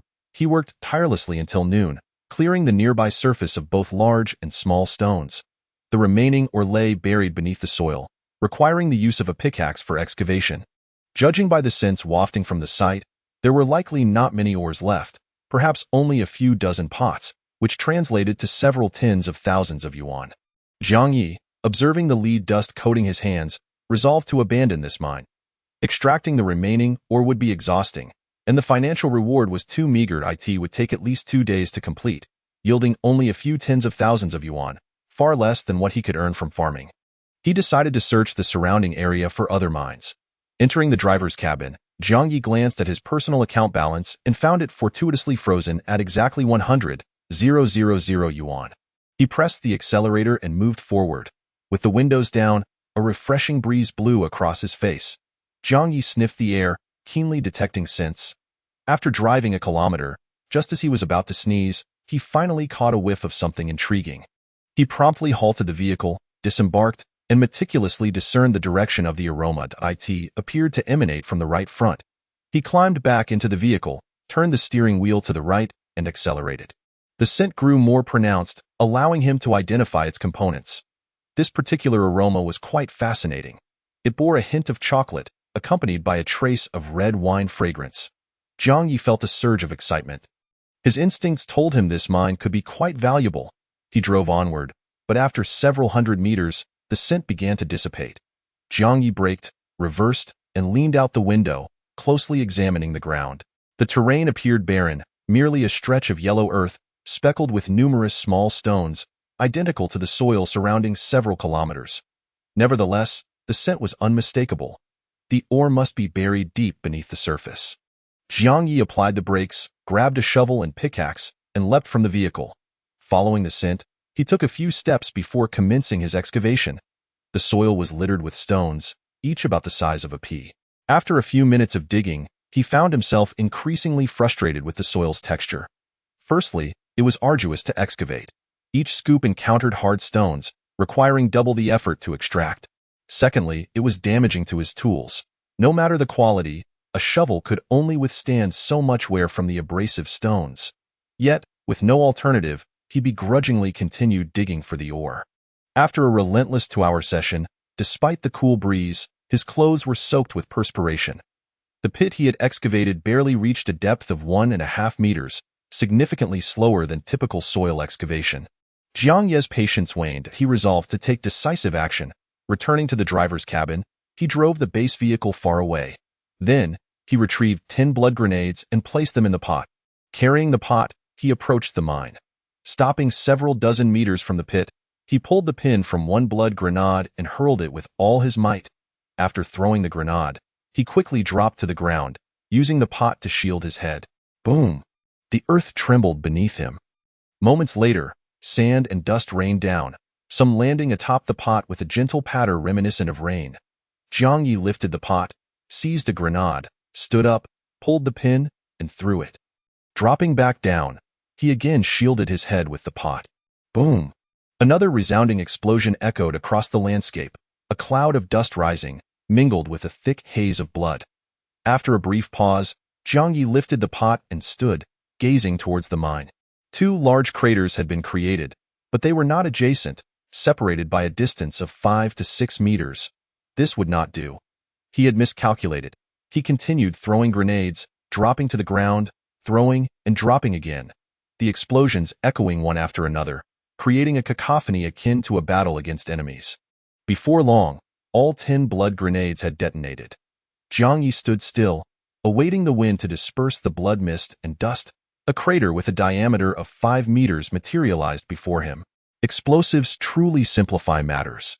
Would it not take an entire day to dig such a large pit? Jiang Ye approached eagerly, for it was likely that, following this round of bombardment, the ore would be revealed. Chapter 35. Magnetite. The blasted pit was far deeper than one might have imagined, approximately the height of 2 stories. At the bottom of the pit lay vast expanses of black and red ore, along with heaps of crushed mineral powder. The color of the ore powder was indeed quite unique, resembling black hair soaked in blood. Moreover, whether due to the shockwave from the explosion or not, both the ore and the fragments exhibited peculiar shapes, clustering together as if they were drawn to one another by an invisible force. Jiang Ye slowly descended along the walls of the pit. To his surprise, the walls were still warm to the touch, indicating the immense power of the 10 grenades that had turned the earth to heat. If any living creature were present here, it would likely be roasted to perfection. Upon reaching the bottom of the pit, Jiang Ye bent down to attempt to pick up a piece of, or roughly the size of a dragon fruit. An astonishing occurrence unfolded. The stone was inexplicably heavy, so much so that he was unable to lift it on his first attempt. This shouldn't be the case, should it? So heavy. Could it be gold? No, gold or does not resemble this. With both hands gripping the stone, he exerted force as if pulling a radish, yanking it upwards with a sudden determination. The moment he lifted the ore, his expression shifted, as if he had suddenly realized what kind of mineral it was. However, verification was still necessary. Utilizing both hands and feet, he scrambled back up the pit and hurriedly returned to the base, where he tossed the ore into the trading chamber. After a brief scan, information materialized. Frowny face item, magnetite ore, item description. A mineral with strong magnetic properties that can attract iron filings, typically octahedral crystals, easily crumbled into loose particles. It is a high-temperature secondary mineral formed from magma, metamorphic rocks, and sulfide veins, and is a primary source of iron ore. Valuation: 160 yuan. Upon selling it, his personal assets reached a total of 160 yuan. Jiang Ye felt a surge of joy. The price of this magnetite was quite satisfactory. In contrast, a similarly sized galena could fetch only 20 yuan at most. Abandoning that lead or had proven to be the right choice. All right, time to get to work, Jiang Ye exclaimed, picking up a cooking pot and spatula. Just as he was about to head out to mine, a beam of golden red light streamed in through the window. He looked up to behold the vibrant sunset and the sky ablaze with fiery clouds. Dusk had descended, and time was running short. The day had passed swiftly. Perhaps the daylight hours were indeed growing shorter. Oh well, I'll put a pause on work for today and check on the vegetable garden. Tomorrow, I'll return to focus on extracting magnetite. Jiang Ye climbed into the driver's seat, started the base vehicle, and retraced his route. The lake was not far away, and with the accelerator pressed to the floor, he arrived in no time. The crops in the 3 plantations had all ripened. Jiang Ye surveyed the area and was astonished to discover that tomatoes dominated the harvest, nearly occupying half of the yield. Many tomatoes had ripened, falling from the branches and landing in the dirt. This was unacceptable. If left until tomorrow morning, they would surely spoil. Immediate harvesting was imperative, however. With the crops ready for collection, he needed a place to store them. Thankfully, he had just unlocked the model house, so Jiang Ye decided to purchase a warehouse first. Opening the base panel, he clicked on the Galactic Mall, selected Base Model House, Warehouse, and completed the purchase. Instantly, 100,000 yuan was spent, leaving his personal account with a meager balance of 160 yuan, finally making him as impoverished as everyone else. A flash of light enveloped the trading chamber, and then it began to eject cardboard boxes. A cascade of boxes, each 3 meters long, continuously spewed forth, tumbling to the ground in a chaotic heap. The packaging was crumpled, reminiscent of a violent unloading process. Jiang Ye hurriedly tore open a box, only to find it contained metal sheets and components. Additionally, there was a 20-page manual that vividly illustrated how to construct a warehouse using the materials within. What a scam! I've just bought a pile of building blocks, Jiang Ye grumbled. Nevertheless, there was no alternative but to get to work on the construction. After reading through the manual twice, he found the steps to be relatively straightforward and uncomplicated. Armed with a shovel, Jiang Ye strolled along the lakeside until he located a clear, flat area suitable for excavation. He dug a foundation half a meter deep, the dimensions just right for the warehouse. Following the manual's instructions, he began assembling the warehouse. It was primarily constructed from silver-white metal sheets, featuring 2 small windows. The seams between the walls and ceiling were secured not with nails, but through principles of mechanics. Several reinforced elastic metal wires and numerous screws were used to stabilize the base. The door was impressively thick, reminiscent of the security doors Jiang Ye had seen in his childhood, complete with a 14-digit combination lock. After careful consideration, he set the door code to 123456776543321. Such a combination should be secure enough, he thought. Who could possibly crack it? If someone did manage to, they would truly be a genius. Busily working until nightfall, he finally completed the warehouse. A sense of accomplishment washed over him. This structure resembled a proper house far more than the base itself. A true home. It made him contemplate moving his bed in for a night's rest. With an area of 40 square meters, it was quite spacious, akin to the living room of a luxurious apartment. With the warehouse finished, it was time to harvest the crops. As darkness fell, Jiang Ye prepared for potential dangers by stuffing 2 blood grenades into his pocket and shouldering his shotgun, remaining alert for any wild beast that might appear. With a pot in his left hand and a samurai sword in his right, he ventured into the vegetable garden. He began collecting the tomatoes scattered on the ground, filling the pot to return to the warehouse. The darkness obscured his vision, causing him to inadvertently crush several tomatoes underfoot. The air was fragrant with the scent of fresh tomato salad. However, the losses were manageable. He ultimately gathered 802 tomatoes, neatly stacked in the warehouse. The remaining crops would not be harvested immediately, as visibility was poor. Jiang Ye decided to rest until dawn, planning to rise early the next morning to continue the harvest. In total, he gathered 802 tomatoes, 40 sunflowers, 80 apricots, 30 pumpkins, each the size of a car tire, 20 gigantic winter melons, each the size of an aerial bomb, a large mound of peanuts, not precisely counted but estimated to weigh around 20 pounds, approximately 20 pounds of rice. Upon completing the harvest, Jiang Ye sliced a quarter of a pumpkin, cleaned it, chopped it into small pieces, and tossed it into a pot with a handful of rice, adding water to boil. The plantation was abundant with wilted plant leaves, so firewood was not a concern. Jiang Ye stood by the pot, simmering it over a low flame, gradually adding more wood, and allowing it to stew for half an hour. When he lifted the lid, a delightful aroma wafted up. The pumpkin porridge was ready. Lacking a bowl, he simply grabbed the pot and drank directly from it, wolfing down nearly half. To be honest, Jiang Ye had never particularly enjoyed pumpkin porridge before. Yet, for reasons unknown, perhaps due to the long absence of a proper meal, upon seeing the pumpkin and rice, his first instinct was to prepare pumpkin porridge. After tasting it, he found it quite enjoyable. This would be his meal for the day, with plenty left for lunch and dinner. Returning to the base, Jiang Ye opened the chat channel and messaged the citizen of Chaosian. "Good morning. Are you feeling better?" The citizen of Chaosian replied almost immediately, "Much improved. I can work today. Please supply me." Chapter 36. Freezing Guild. Jiang Ye, not one to be greedy, sold his crops at double the price, disposing of more than half of his yield. Subsequently, in response to requests from the citizens of Chaosian County, he also sold a batch of miraculous seeds, grilled sausages, and stamina enhancers. After a flurry of activity lasting half an hour, his personal assets surged to 118,000 yuan.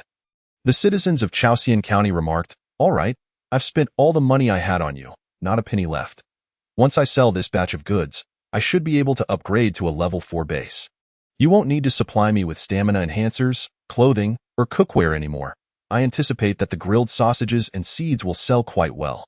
Once I finish selling what I have, I'll come back to you for more stock." Jiang Ye replied, "Very well, may your business prosper." Not feeling particularly hungry in the morning, Jiang Ye sliced half a watermelon to eat. After finishing, he set off in his vehicle towards the magnetite mine. The distance was not great, and he arrived shortly. The first order of business upon reaching the mining area was to unleash a barrage. Jiang Ye parked his vehicle 20 meters from the pit and took cover behind it, vigorously tossing grenades into the mine. Chipping away at the ore with a pickaxe was far too cumbersome and inefficient. It was far more convenient to obliterate the ore entirely. Boom, boom, boom. The sound of explosions echoed, sending clouds of dust and debris soaring into the sky, accompanied by a mist of crimson. Jiang Ye remained safely ensconced behind his vehicle, with only a light dusting of particles falling upon him. After launching 20 grenades, the area of the pit had doubled in size. Almost there. Time to begin work. Jiang Ye hoisted a shovel and a pot, making his way to the edge of the pit and sliding down the gentle slope. The heat from the blast was palpable, the air he inhaled searingly hot. He felt akin to an egg plunged into a hot oil bath, beads of sweat forming all over his body. After a brief moment of endurance, as the heat dissipated with the wind, he resumed his labor. The pit was now largely devoid of sizable ore, filled instead with fragmented stones and sand-like magnetite powder, haphazardly accumulating. Jiang Ye placed the pot at his feet and wielded the shovel to scoop the magnetite powder into it. He worked swiftly, filling the pot within 2 minutes. With the shovel thrust into the ground, he lifted the pot and returned to the base for sale. Sale successful. 1,008 yuan has been transferred to your personal account. Seeing the notification on the panel, Jiang Ye felt a surge of satisfaction. Earning over 1,000 yuan with just a few shovelfuls was indeed a lucrative venture. He returned to the mine, continuing to shovel magnetite sand. The magnetic force of this magnetite was not particularly strong, yet the sand clung to the shovel like a stubborn adhesive, requiring a vigorous shake to dislodge most of it into the pot. Fortunately, Jiang Ye quickly adapted to this workflow, increasing his mining speed. A pot after pot of magnetite powder, mingled with small magnetite stones, was extracted from the pit and poured into the trading warehouse. 3 pots, 5 pots, 10 pots, 30 pots, 50 pots, 100 pots, 150 pots. In the span of a mere morning, he had produced 180 pots of magnetite ore. His personal assets skyrocketed to 297,000 yuan. This sum could procure nearly anything, except for a toilet and upgrades. A sample toilet required 400,000. While upgrading to a level 7 base would cost a staggering 2 million. His stomach grumbling, it was time for lunch. Jiang Ye dug a makeshift earthen stove beside the magnetite mine. Setting up a pot, he retrieved a small pile of firewood from the base vehicle, including corn stalks and peanut shells, and placed them beside the stove. Adding a small amount of water to the pot, he chopped half a kilogram of wintermelon, along with 2 bright red grilled sausages and a handful of tender rice, tossing these ingredients into the pot. He lit the fire and added the wood, boiling the winter melon. Lacking knowledge of how to control the heat, he cooked it vigorously for half an hour, resulting in a mushy concoction. After cleaning 2 short wooden sticks to use as chopsticks, crafted from apple branches he had broken the day before, rough but serviceable, he exclaimed, "Delicious," as he enjoyed his meal. As he ate, a sudden gust of cold wind swept by, chilling his back. Fortunately, the pot before him was warm.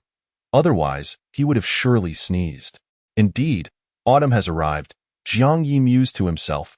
When he first arrived on this planet, the midday winds had felt like those from an incinerator, capable of scorching a person. Now, He found himself feeling cold in the middle of the day. A little chill was welcome, as it meant less sweat while working. After finishing his meal, Jiang Ye stood up and returned to the mine to continue his excavation. By 2 o'clock in the afternoon, he began to frequently strike hard chunks of ore with his shovel. Each contact sparked, and he realized that the magnetite powder in the pit had nearly been entirely extracted. Yet, glancing around, he noted that there remained a considerable amount of ore deeply buried beneath the surface, revealing only glistening black edges. Jiang Ye reverted to his tried-and-true method, taking cover behind the vehicle to hurl grenades, launching another 20 in one go. Following the violent explosions, the mine was once again filled with warm, fragmented stones and powder. Jiang Ye descended into the pit, diligently resuming his digging. 1 pot, 10 pots, 30 pots, 50 pots, 70 pots, 100 pots. By dusk, his shovel frequently scraped against yellow earth. The entire pit had been excavated to a depth of 6 meters. Most of the ore had been mined, leaving only small granules of debris.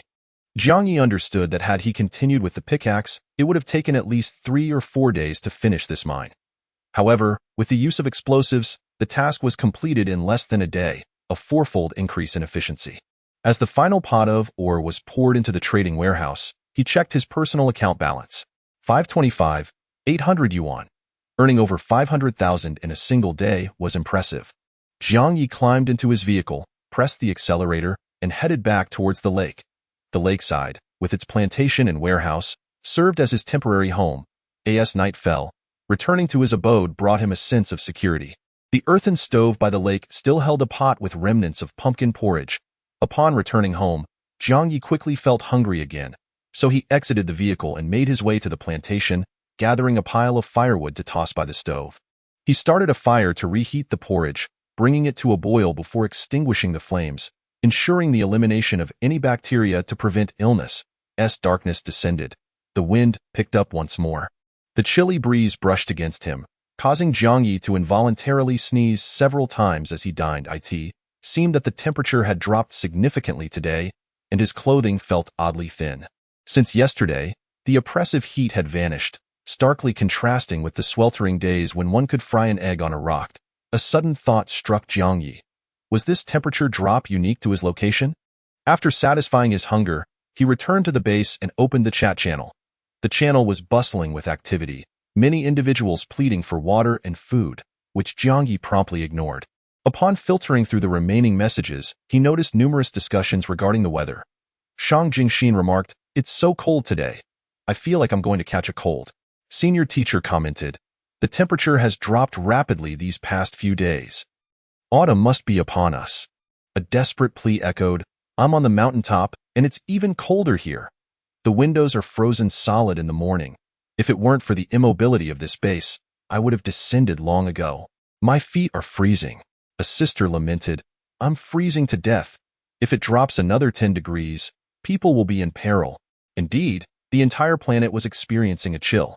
Unlike Earth, where the northern and southern hemispheres had seasonal differences, the chat channel revealed a uniformity of complaints about the cold, suggesting this planet lacked seasonal variation. Everyone was cold together.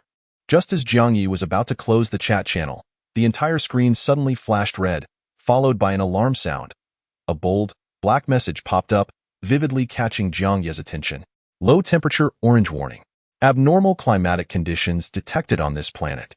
Large amounts of cold air are descending from high altitudes, forming multiple supercyclones. In the next 5 to 7 days, temperatures across various regions are expected to plummet by 30 to 40 degrees Celsius, dropping below -10 degrees, accompanied by fierce winds and heavy rain and snow. This will be followed by a prolonged month of severe winter, with temperatures expected to decline further. To assist the colony leaders in overcoming this challenge, a new batch of heating and insulation products has been launched in the Galactic Mall. Good luck to everyone. Jiang Ye was left dumbfounded, a week until it dropped below freezing. The winter on this planet was incredibly harsh. There was no transition, just a swift descent into life-threatening conditions. He hurriedly opened the Galactic Mall, where indeed, several new winter products were available. Product: Windproof lighter. Product description: useful for lighting cigarettes and kindling. Burns for approximately 2 minutes with strong flame. Price: 100 yuan. Jiang Ye's eyes lit up. This was far superior to that useless flint. He placed an order, immediately purchasing 10 after spending 1,000 yuan. His personal assets dipped to 524,800 yuan. Product: small heating stove. Product description: an old-fashioned stove that can burn wood or coal, equipped with a chimney to expel smoke outside. Though its design may be rustic, it provides genuine warmth. Price: 5,000 yuan. Without hesitation, Jiang Ye purchased one. A mere 5,000 yuan was hardly a concern. A stove materialized in the trading warehouse, blackened and weighing at least 20 pounds. Its structure was simple, featuring a lid that opened for adding wood or coal, with a chimney that turned out to be a flexible tube. Jiang Ye attached the tube to the window, placing the stove 2 meters from his bed. "I won't freeze to death." Jiang Ye sighed in relief. Product: inferior coal blocks. Product description: low-quality coal blocks that produce excessive smoke and burn quickly. If you're truly cold, give it a try. Price: 500 yuan per sack. Jiang Ye decisively placed an order for 30 sacks. Spending 15,000 yuan left his personal assets at 504,800 yuan. The trading warehouse flickered with light as the bulging sacks materialized, thudding onto the floor. Jiang Ye carried the sacks outside, tossing them into the warehouse. After making 15 trips back and forth, he finally completed the task. Seeing 30 sacks of coal neatly stacked in a corner of the warehouse, Jiang Ye felt a sense of satisfaction. With this amount of coal, he should be safe from freezing for a while. He could always buy more when needed. Returning to the base, he continued to browse the newly added products in the Galactic Mall, which indeed offered a variety of heating items. Product: cotton coat. Product description: lots of cotton, a large coat, warm and comforting. Price: 5,000 yuan. Product: cotton pants. Product description: seriously warm cotton pants, reinforced at the knees, unisex design. Price: 5,000 yuan. That was all. Nothing more. Jiang Ye immediately purchased a full set of cotton clothing, spending 10,000 yuan, reducing his personal assets to 494,800 yuan. He had initially expected simple black or white cotton garments, but to his surprise, they were vibrant green and red. With a bright red background adorned with peonies, complemented by green leaves, the attire was incredibly eye-catching. Seeing this familiar color scheme, Jiang Ye was thrilled. Wow, this style looks warm. It's perfect for winter. After trying it on, he found it slightly oversized. Comfortable indeed, and genuinely warm. Within moments, he felt the urge to sweat. Jiang Ye laughed. Having been frightened by the impending winter, the presence of the stove and cotton clothing made it seem that winter might not be so daunting after all. Unless something went terribly awry, he should not end up like the little match girl, frozen to death. The only drawback was the lack of a proper quilt. The thin blanket on his bed would likely be inadequate during the winter, and he might have to sleep in his cotton coat or stoke the stove with coal before bed. Having completed his winter preparations, Jiang Ye opened the chat channel to see what clever strategies others had for surviving the cold. However, upon entering, he was met with a chorus of lamentations. Xiaoji cried, "Wu, what is this? Why don't I have access to the Galactic Mall? Is it because my base level is too low to purchase winter supplies?" Tian Wang Daidi who exclaimed, "I'm in despair. I also lack access to the Galactic Mall. Who can sell me some winter goods?"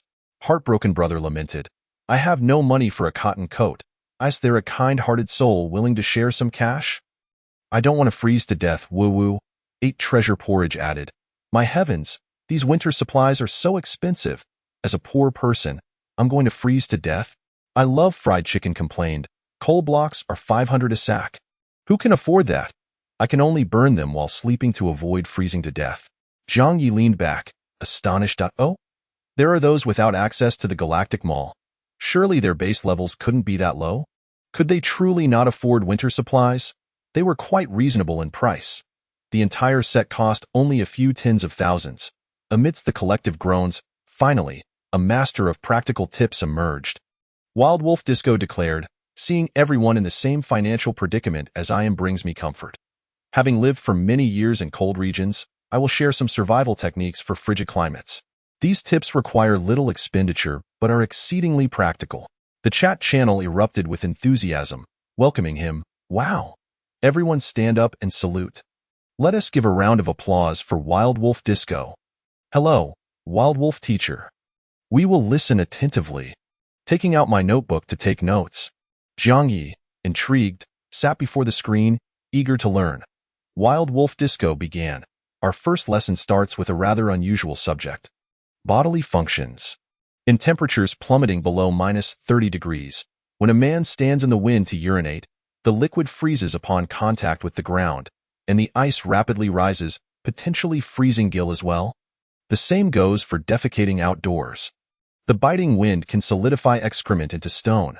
For those prone to constipation, this scenario is particularly dreadful. Your stool could freeze to your backside. The chat channel erupted in shock. My heavens! Oh God! How terrifying! No, I don't want Gil to freeze. Wild Wolf teacher, please tell us how to avoid such a calamity. This is a nightmare. Are we not even safe while relieving ourselves? I detest winter. Jiang Ye was equally astonished. Was it really that horrifying? Wild Wolf Disco continued, thus, resolving issues related to bodily functions is of utmost importance. I suspect you wouldn't want to lose your beloved Gil merely from stepping outside to relieve yourself, nor would you want to find yourself sporting a glistening frozen stool as a tail. If you can think of a solution, act upon it. If not, feel free to private message me for the answer. My fee is quite reasonable, just 88 yuan. Chapter 37. The lavish latrine. Jiang Ye understood instantly. No wonder they were sharing their expertise, as they were merely waiting here. Knowledge comes at a price, indeed quite impressive. 88 yuan is hardly exorbitant. Jiang Ye resolved to invest in it.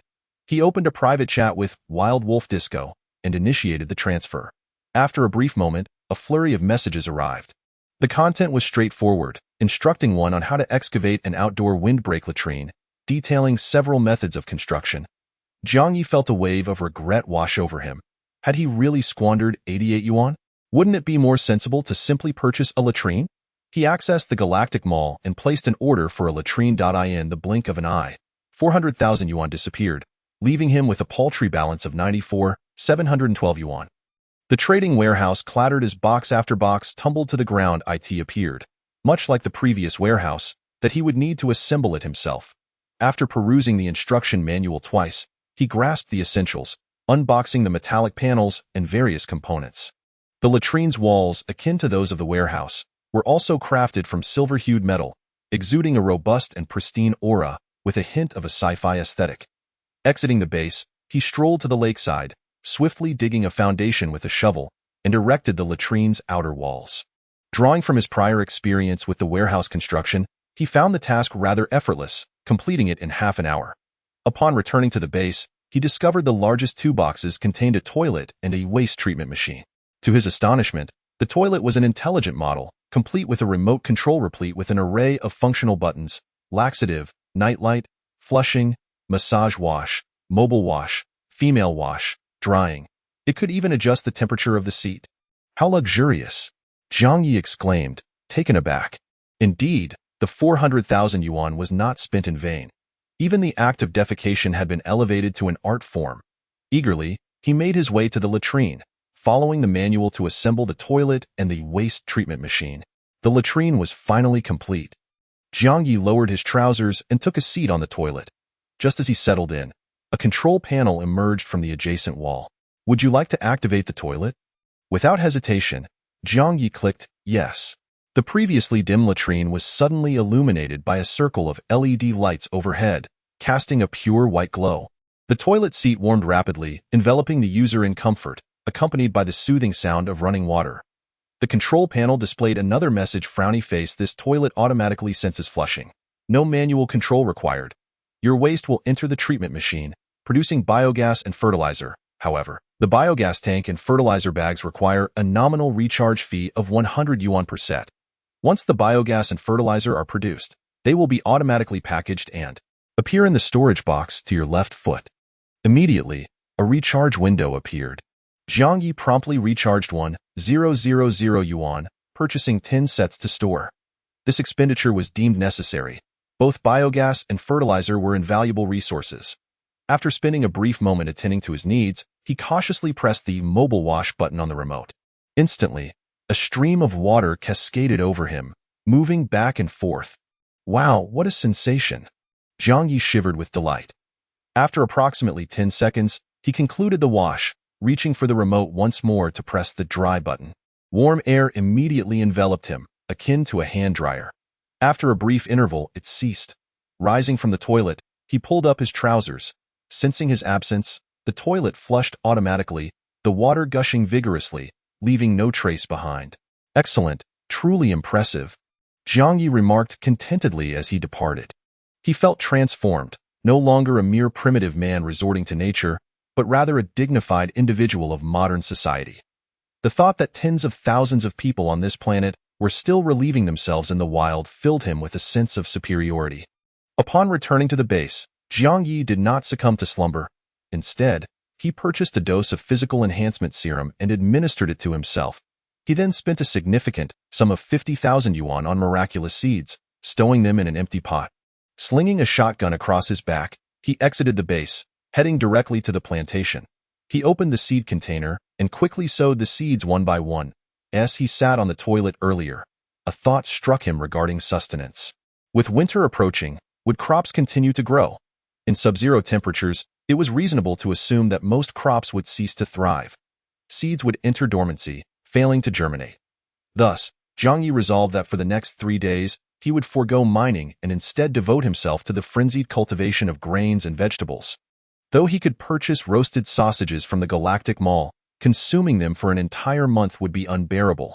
Most critically, the onset of winter would inevitably exacerbate famine. When everyone was starving, a single ear of corn could fetch an exorbitant price. With winter looming, those who possessed ample grain would remain untroubled. In no time, he finished 1 pot of seeds, and tender yellow shoots began to emerge from the soil. Jiang Ye returned to the base and spent the remainder of his funds on seeds. He took them out for sowing, dedicating an hour to fill all 3 plantations. Having completed this, he did not return to rest. Instead, armed with a shovel, he sought out an empty patch near the lake to establish a new plantation. 3 plantations were insufficient for his needs. Given the lake's vastness, he resolved to plant a full perimeter. To facilitate management, Jiang Ye established each plantation to encompass the area of a basketball court. This size would yield a considerable harvest, and the lake's waters could easily irrigate them. The night air howled as Jiang Ye worked alone, his shotgun slung over his shoulder, tirelessly turning the soil with his shovel. Occasionally, he glanced around to ensure no beasts or intruders were lurking nearby. He toiled until the early hours, having cleared 6 additional plantations. Now, there were a total of 9 plantations along the lakeshore. Traversing from the first to the last took a significant amount of time. Returning to inspect the first 3 plantations, he anticipated a bountiful harvest, only to be taken aback upon approaching. The crops had not matured and were merely in bloom. Some had yet to produce even a bud. Seemed that the drop in temperature had slowed their growth. Based on previous experiences, he knew that a few hours should suffice for the fruits to ripen. Of course, the absence of sunlight during the night might also have contributed to the deceleration in growth. Turning back, he established the 10th plantation, feeling satisfied with his efforts. According to his sowing pace, from the first plantation to the 10th would take at least 5 or 6 hours, by which time the earlier crops should be ready for harvest. Thus, working independently, managing 10 plantations was nearly his limit. Returning to the first plantation, he found the fruits had just ripened. Corn dominated the yield, occupying more than half. Next was rice, with the remainder consisting of wheat. Quite fortuitously, the first plantation had produced solely grains. Jiang Ye returned to the base to fetch a katana for harvesting. Initially exchanged for self-defense, it had unexpectedly transformed into a scythe for cutting crops. Chapter 38. The grain hoarding war. Having engaged in agricultural labor for several days, Jiang Ye quickly became adept at his tasks and soon completed the harvest of his first plantation. A total of 500 ears of corn. As for rice and wheat, he did not count them precisely, but estimated around 150 pounds, still unthreshed. Upon returning to the base, he opened the chat channel and sent a private message to the citizens of Chaosian. Jiang Ye, I have just harvested a new batch of grains, corn, rice, and wheat. Are you interested? The citizen of Chaosian, still awake, replied instantly, Yes. I'm currently gathering grains everywhere. It's imperative to stock up before winter. After a brief exchange, they agreed on a price of 50,000 yuan, selling the entire batch of grains. Although this price was somewhat inflated, the citizen of Chaosian readily accepted, for news of the impending winter had already begun to shift market conditions, causing a surge in food prices overnight. Jiang Ye felt compelled to sell this batch of grains, as he required additional funds to purchase seeds. He promptly invested the entire 50,000 yuan in miraculous seeds, carrying them in a pot as he hurried back to the plantation to sow them. He planted seeds in 4 plantations in one go, exhausting his supply. Returning, he harvested the second and third plantations, both of which had also reached maturity. The second plantation was entirely devoted to fruits, while the third was filled with vegetables. Among the fruits, watermelons were predominant, followed closely by plums, apricots, pears, and peaches. The vegetables were largely comprised of celery, alongside heaps of cabbage and rapeseed. Jiang Ye intended to sell these to the citizen of Chaosian, but found she had no funds left to make a purchase. Consequently, he resorted to placing everything into the trading warehouse for sale at official prices, netting him 49,000 yuan. The official prices for fruits and vegetables remained quite high.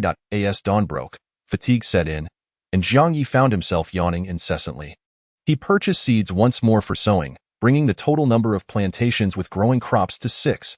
Seizing the opportunity before the fruits ripened, he retired to bed. Since arriving on this planet, Jiang Ye's sleep had been quite shallow. The slightest rustle could rouse him. 9 o'clock in the morning. A fierce wind outside startled him awake. Calculating the time, he realized he had only slept for 3.5 hours. However, he was not feeling drowsy anymore. It was time to rise and toil. He sprang from his bed and hurried towards the plantations, where 3 had reached maturity. Wielding a machete, he swiftly harvested the crops. After harvesting, he sold them and then purchased seeds for replanting. Jiang Ye transformed into a relentless agricultural machine, sowing, harvesting, sowing, and harvesting.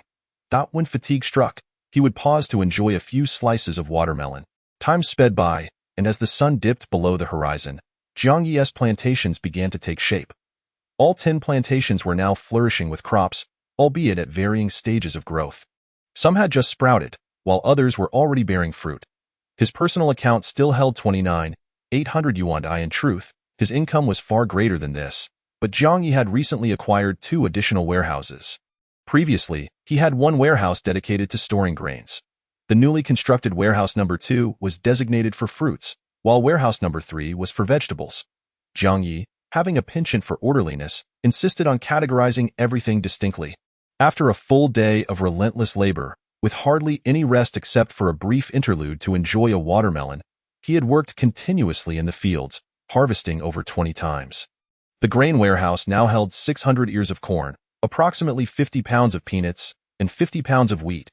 The fruit warehouse was stocked with a total of 262 watermelons, having sold off the other fruits. Jiang Ye favored watermelons for their high water content and sweetness, providing substantial energy when needed. In contrast, the apples and pears produced were lackluster in flavor, containing little more than water, prompting him to sell them for cash. The vegetable warehouse contained about 20 pounds of celery and 60 pumpkins, along with 20 winter melons.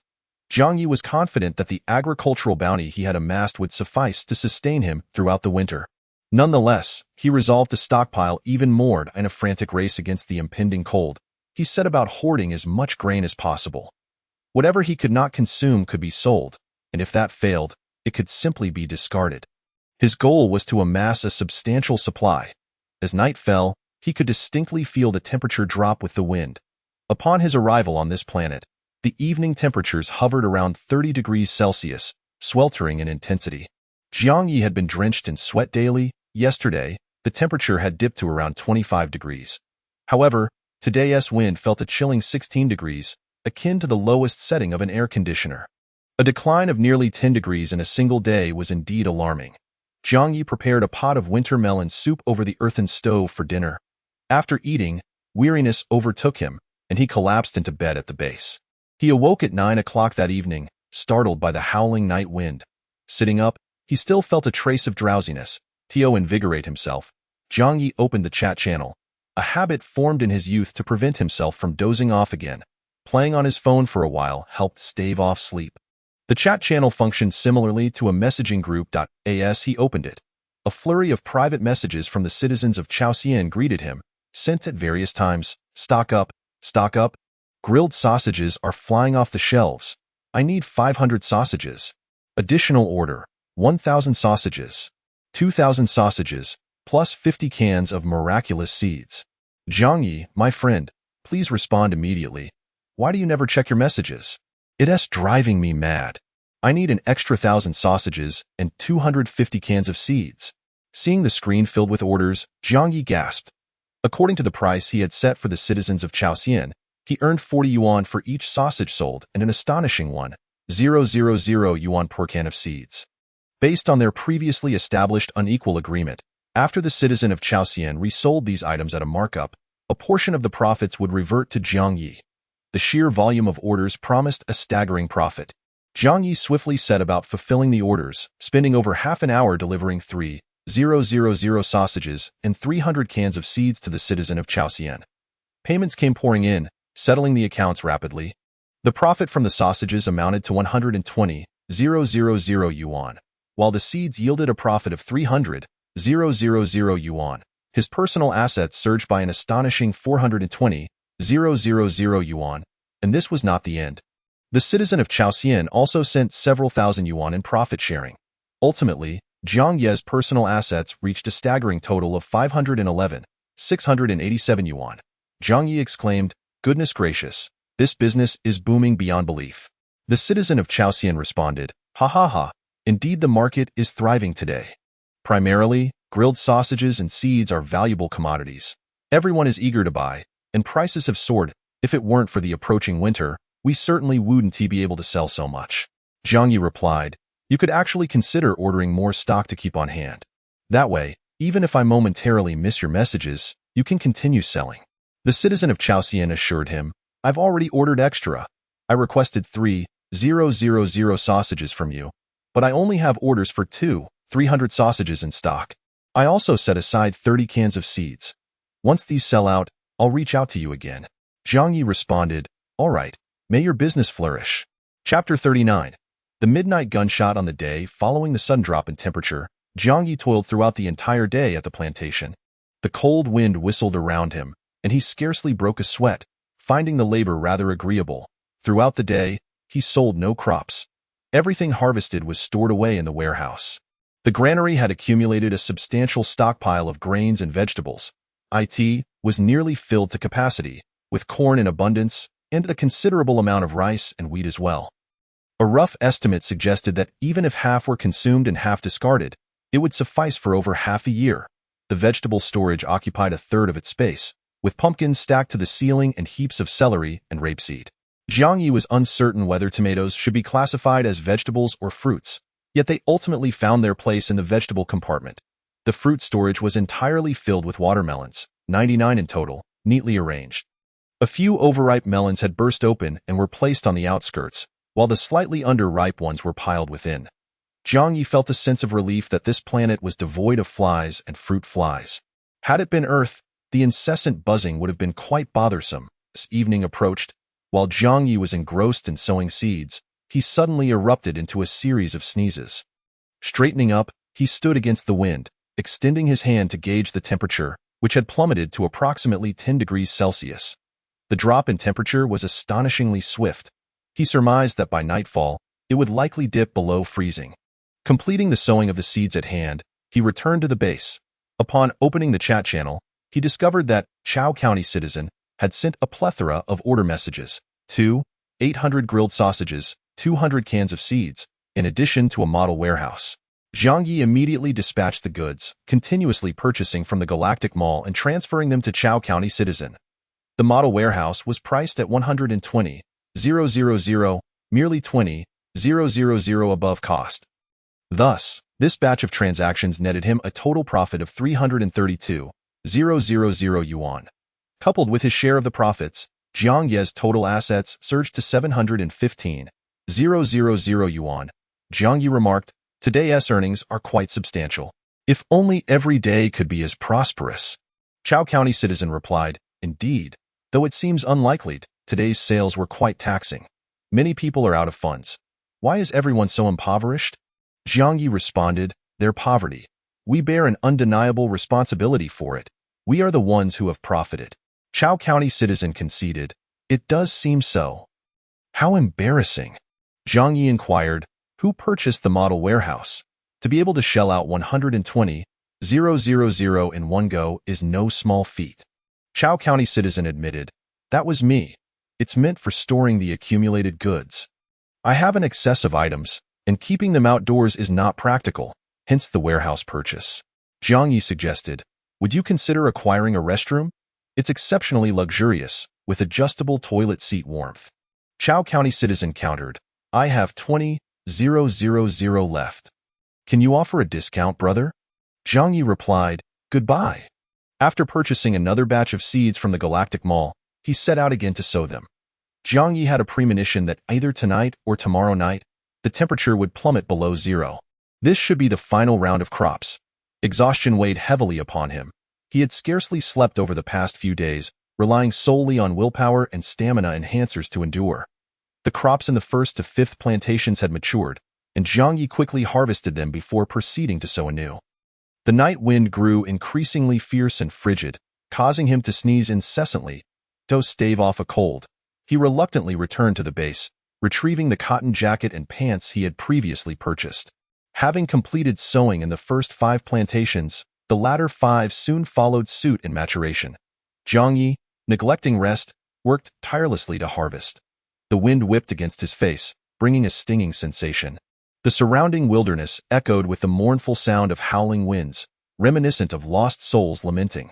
Upon finishing the harvest of the latter 5 plantations, Jiang Ye suddenly realized that no plants had sprouted in the previously sown first 5 plantations. Turning to glance at the lake, he beheld a glistening expanse of white. It was frozen. The temperature had indeed dropped below zero. Standing in the biting cold wind, Jiang Ye exhaled deeply. Winter had truly arrived, even earlier than anticipated. Wait. Jiang Ye's expression shifted suddenly. The speed of the temperature decline was faster than expected. Could this imply that the winter temperatures would be lower than initially predicted? He hurried back to the base and activated the chat channel. Indeed, a warning message had just been pinned. Frowny face, red cold wave warning. Significant climate anomalies detected on this planet. Within the next 24 hours, outdoor temperatures in most regions will plummet to below -20 degrees Celsius, with some areas reaching -30 degrees Celsius. Average wind speed may exceed level 8. All colonial officials are advised to prepare for cold weather. Jiang Ye was taken aback. Truly, one fears what one encounters. He resolved to hunker down at the base beside the heater, venturing nowhere. After all, food was plentiful. He had weapons for self-defense, and he had stockpiled ample firewood and coal. With the hatch secured, he would comfortably weather the winter. Jiang Ye hurried to the warehouse, grabbed a sack of coal, and on his way back to the base, he collected a handful of dry corn leaves. He secured the base door and locked it, then approached the stove. The stove had yet to be used since its purchase. Tonight was the time to ignite it. He stuffed in some dry corn leaves followed by a few pieces of coal. Producing a lighter, he ignited the corn leaves. The dark stove flickered with bright red flames, dancing and expanding, and smoke billowed from the stove, as it was funneled through the chimney to the outside. Jiang Ye looked up at the window and saw the thick white smoke billowing from the chimney top. As the corn leaves burned down, the coal ignited. The black coal pieces' surfaces were charred with red streaks from the flames. Jiang Ye extended his hand toward the stove, feeling the warm air rising. So comforting. After adding a few more pieces of coal, Jiang Ye yawned and climbed into bed to lie down. It was time for hibernation. A sudden gunshot echoed from afar, jolting Jiang Ye upright in bed. He stared wide-eyed out the window. The darkness obscured his view. Just as he began to doubt whether the sound was merely a figment of his imagination, another shot rang out. This time, he discerned clearly that it came from directly ahead, albeit from a distance, thus sounding rather muted.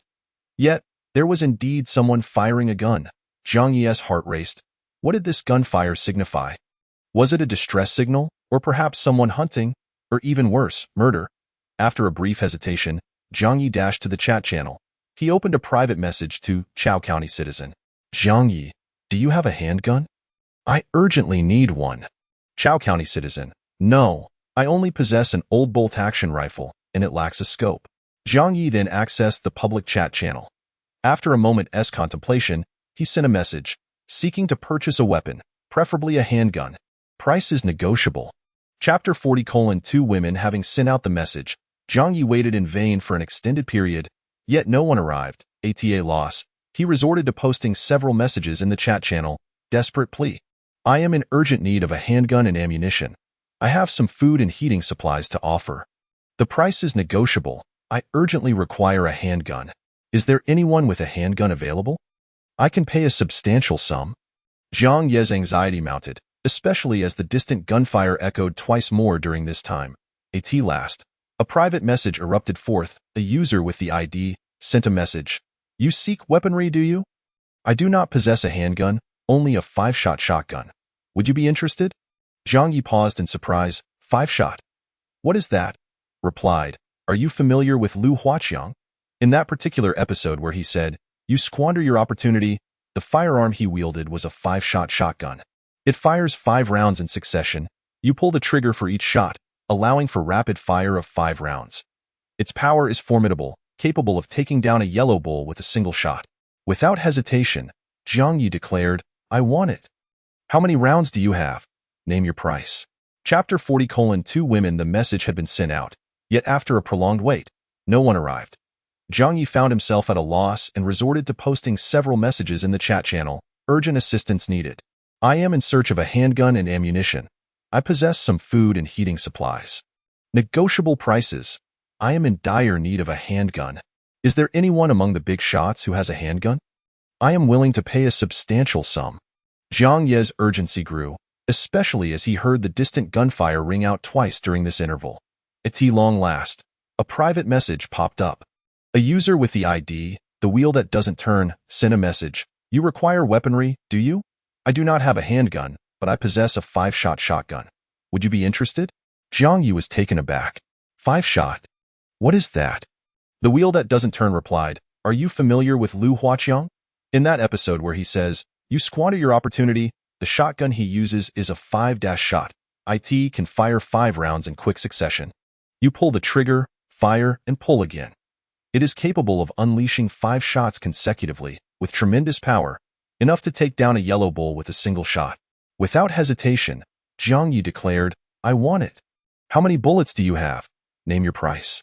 Jiang Ye found himself in possession of only a needle-type shotgun, capable of firing a mere 2 rounds in succession. In stark contrast, this 5-shot hunting rifle could unleash 5 rounds, thereby amplifying his firepower by a remarkable factor of 2. 5 within a brief span of time. Initially, he intended to purchase a pistol as a backup should the shotgun fail to incapacitate the enemy. He would then draw the pistol and continue the assault. However, lacking a pistol yet armed with a 5-shot rifle proved to be a commendable alternative. The front wheel was not turning. I'm freezing to death. If you could provide me with a set of cotton clothing, a heating stove, and a sack of coal, I would gladly part with this rifle, along with 50 rounds of ammunition. Jiang Ye replied, It's a deal. Swiftly, the transaction was completed. He procured a complete ensemble of cotton clothing, a heating stove, and a sack of coal, all of which were deposited into the trading warehouse. A flash of light ensued, and the clothing, stove, and coal vanished, replaced by a sleek, black hunting rifle that emerged with striking prominence. Jiang Ye hefted the weapon. It was heavier than he had anticipated, the caliber indeed substantial, exuding an intimidating presence. Beside the rifle lay a cartridge box containing 5 rows of 10 bullets. Jiang Ye extracted 5 rounds, swiftly loaded them into the chamber, and pulled the lever.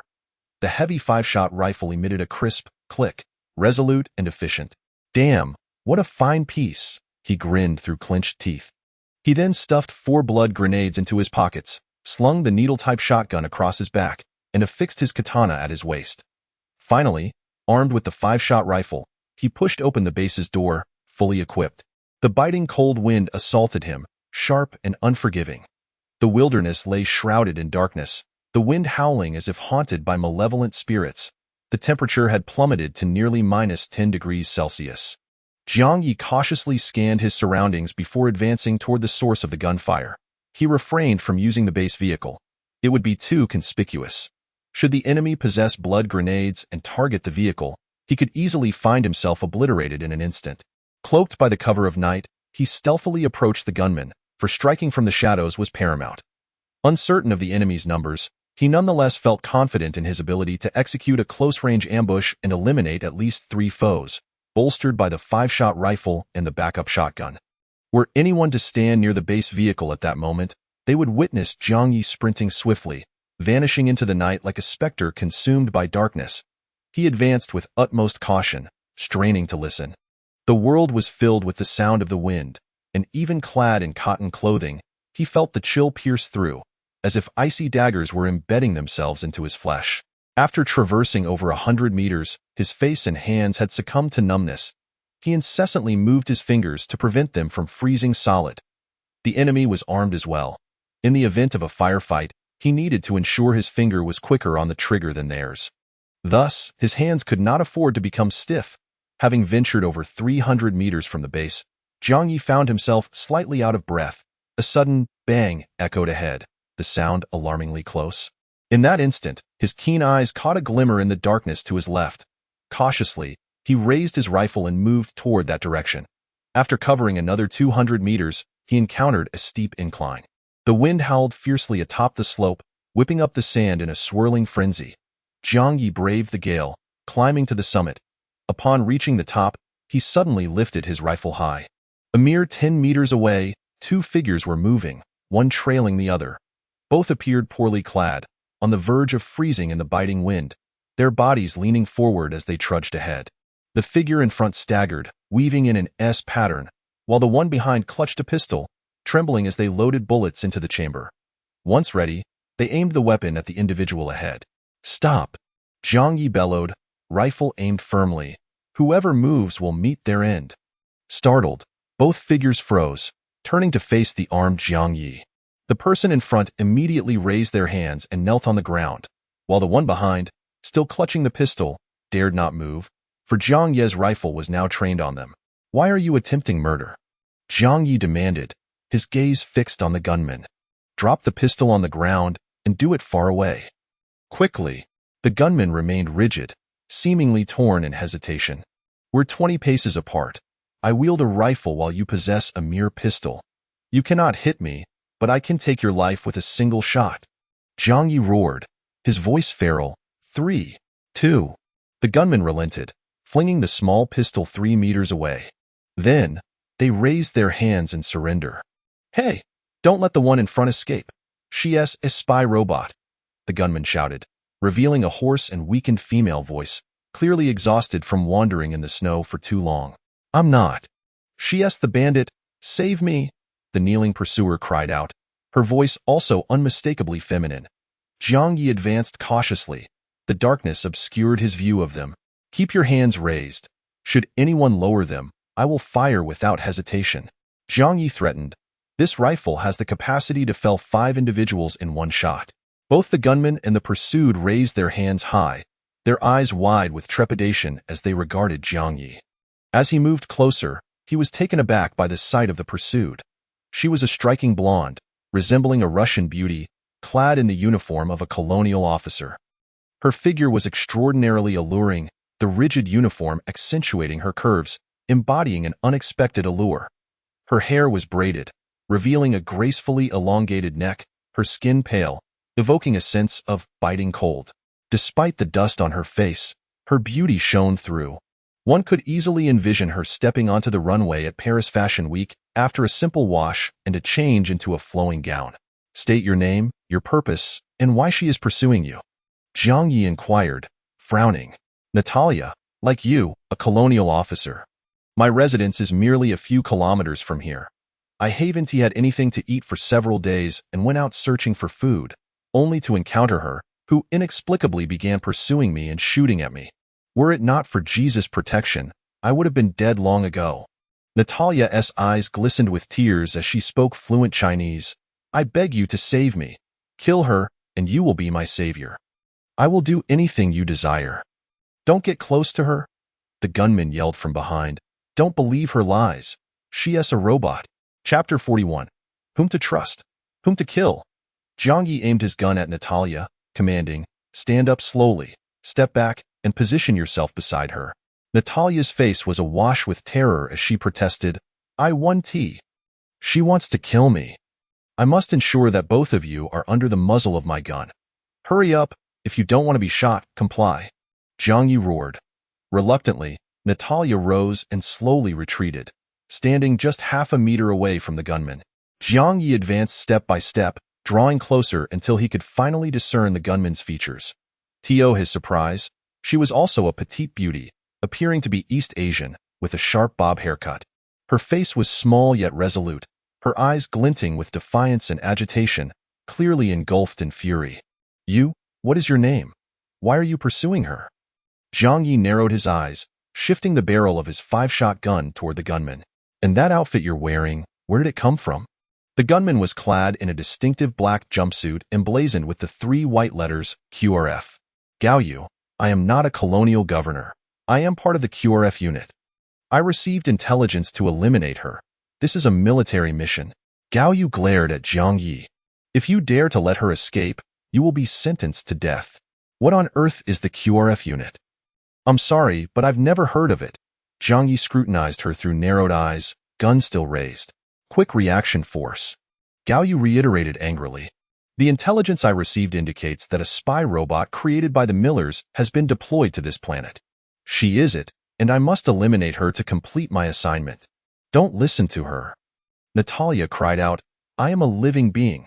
I am not a robot." "Silence." Jiang Ye shot Natalia a glare before turning back to Gao Yu. "Continue. What are the Millers? What is this about a spy robot?" "You don't know about the Millers? They are our enemies. They reside in the Miller star system, resembling gigantic, slimy cephalopods, devouring nearly anything, insatiable and technologically advanced. We have been at war with the Millers for over 40 years. Gao Yu shouted in exasperation, as if Jiang Ye were an ignorant fool oblivious to the national grievances. "I truly am unaware. I arrived a long time ago and know nothing of the current world," Jiang Ye replied, bewildered. "You say she is a spy robot? Natalia doesn't appear to be a robot. You simply haven't encountered the new model. This type of spy robot is specifically designed to target colonial planets. Once deployed, the robot seeks out a colonial governor, swiftly kills him, then assumes his appearance, becoming indistinguishable from a real person. The most critical aspect is that the robot can access the memories of the deceased, erasing its own identity, seamlessly living on with the dead man's memories. The robot believes itself to be human until one fateful day when the Millers send a signal, at which point it remembers its true identity. In recent months, 2 colonial planets have already fallen victim to the Millers' spy robots, which stealthily eliminated all colonial governors. Natalia is a spy robot. Gao Yu insisted with all her might. "I am not. I truly am not. I am Natalia." Natalia cried, desperate to the point of tears. "You are a damned spy robot. You killed Natalia. You have replaced her." Gao Yu shouted, "Hurry! Shoot her. Just one bullet. You will see that her body contains not organs but various electronic components." Jiang Ye observed the 2 women arguing, then suddenly shouted, "Enough!" Both women fell silent, staring at Jiang Ye. "How can you be certain she is a spy robot?" Jiang Ye fixed his gaze on Gao Yu. "What if you are the spy robot? Are you deceiving me?" Gao Yu looked incredulously at Jiang Ye. "I am a living being. How can you doubt me? How can you prove it?" Jiang Ye inquired. Gao Yu was rendered speechless, her face paling with anxiety. Suddenly, Natalia knelt down, tears streaming down her face as she pleaded, "Please, kill her and save me. I can be yours. You can have me at the base, even with my father watching." Gao Yu stared at Jiang Ye, then also knelt down with her hands raised. "Trust me, shoot her. Do you know why I am pursuing her? I have already found Natalia's corpse, approximately 10 kilometers to the east. I can take you to see it. Once you see that body, you will believe me. If you kill me, that damned robot will swiftly overpower you." Jiang Ye scrutinized both women, squinting as if in deep contemplation. The gun in his hand oscillated between Natalia and Gao Yu. Both women looked at him, pleadingly. Finally, Jiang Ye made up his mind. Bang! The gun fired. Chapter 42. The spy robot's Natalia was struck in the chest by a bullet, the force of the shot sending her sprawling backwards. Simultaneously, her upper body erupted, not a single drop of blood spilling forth. Instead, brilliant electric sparks flew, while relays and springs cascaded out, littering the ground. Jiang Ye was momentarily stunned, stepping forward with his gun aimed at the lifeless form. Boom! The deafening sound of 5 consecutive shots rang out, accompanied by blinding flashes of fire and smoke, as Jiang Ye fired another round at Natalia's head. Her golden braids flew away, and her silvery metal skull was sent soaring. Instead of a gruesome display of brain matter, a multitude of chips, screws, and an array of unidentifiable electronic components erupted from her. Natalia was obliterated. She was indeed a robot. Oh, what an advanced machine. I thought she was just a charming woman, but she turned out to be a robot, Jiang Ye marveled, turning to Gao Yu. You can lower your hands now. I apologize for startling you, Miss Gao Yu. Gao Yu's expression shifted to one of relief as she relaxed her stance, gazing at Jiang Ye with keen interest.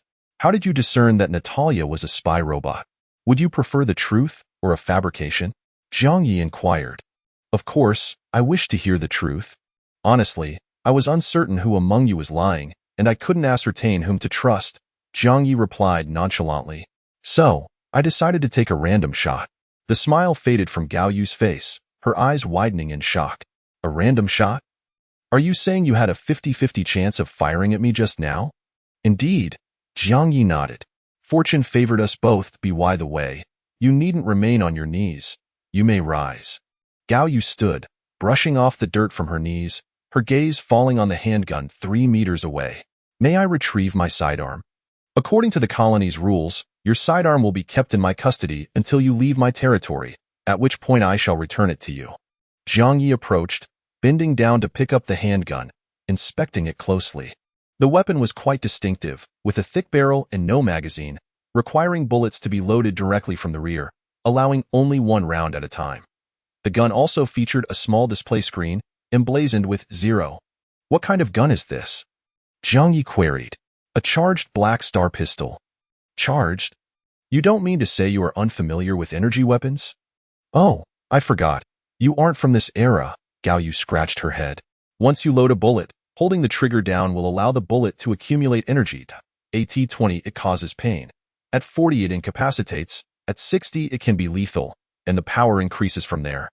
Is it expensive? May I inquire if I can purchase one from you? Jiang Ye asked.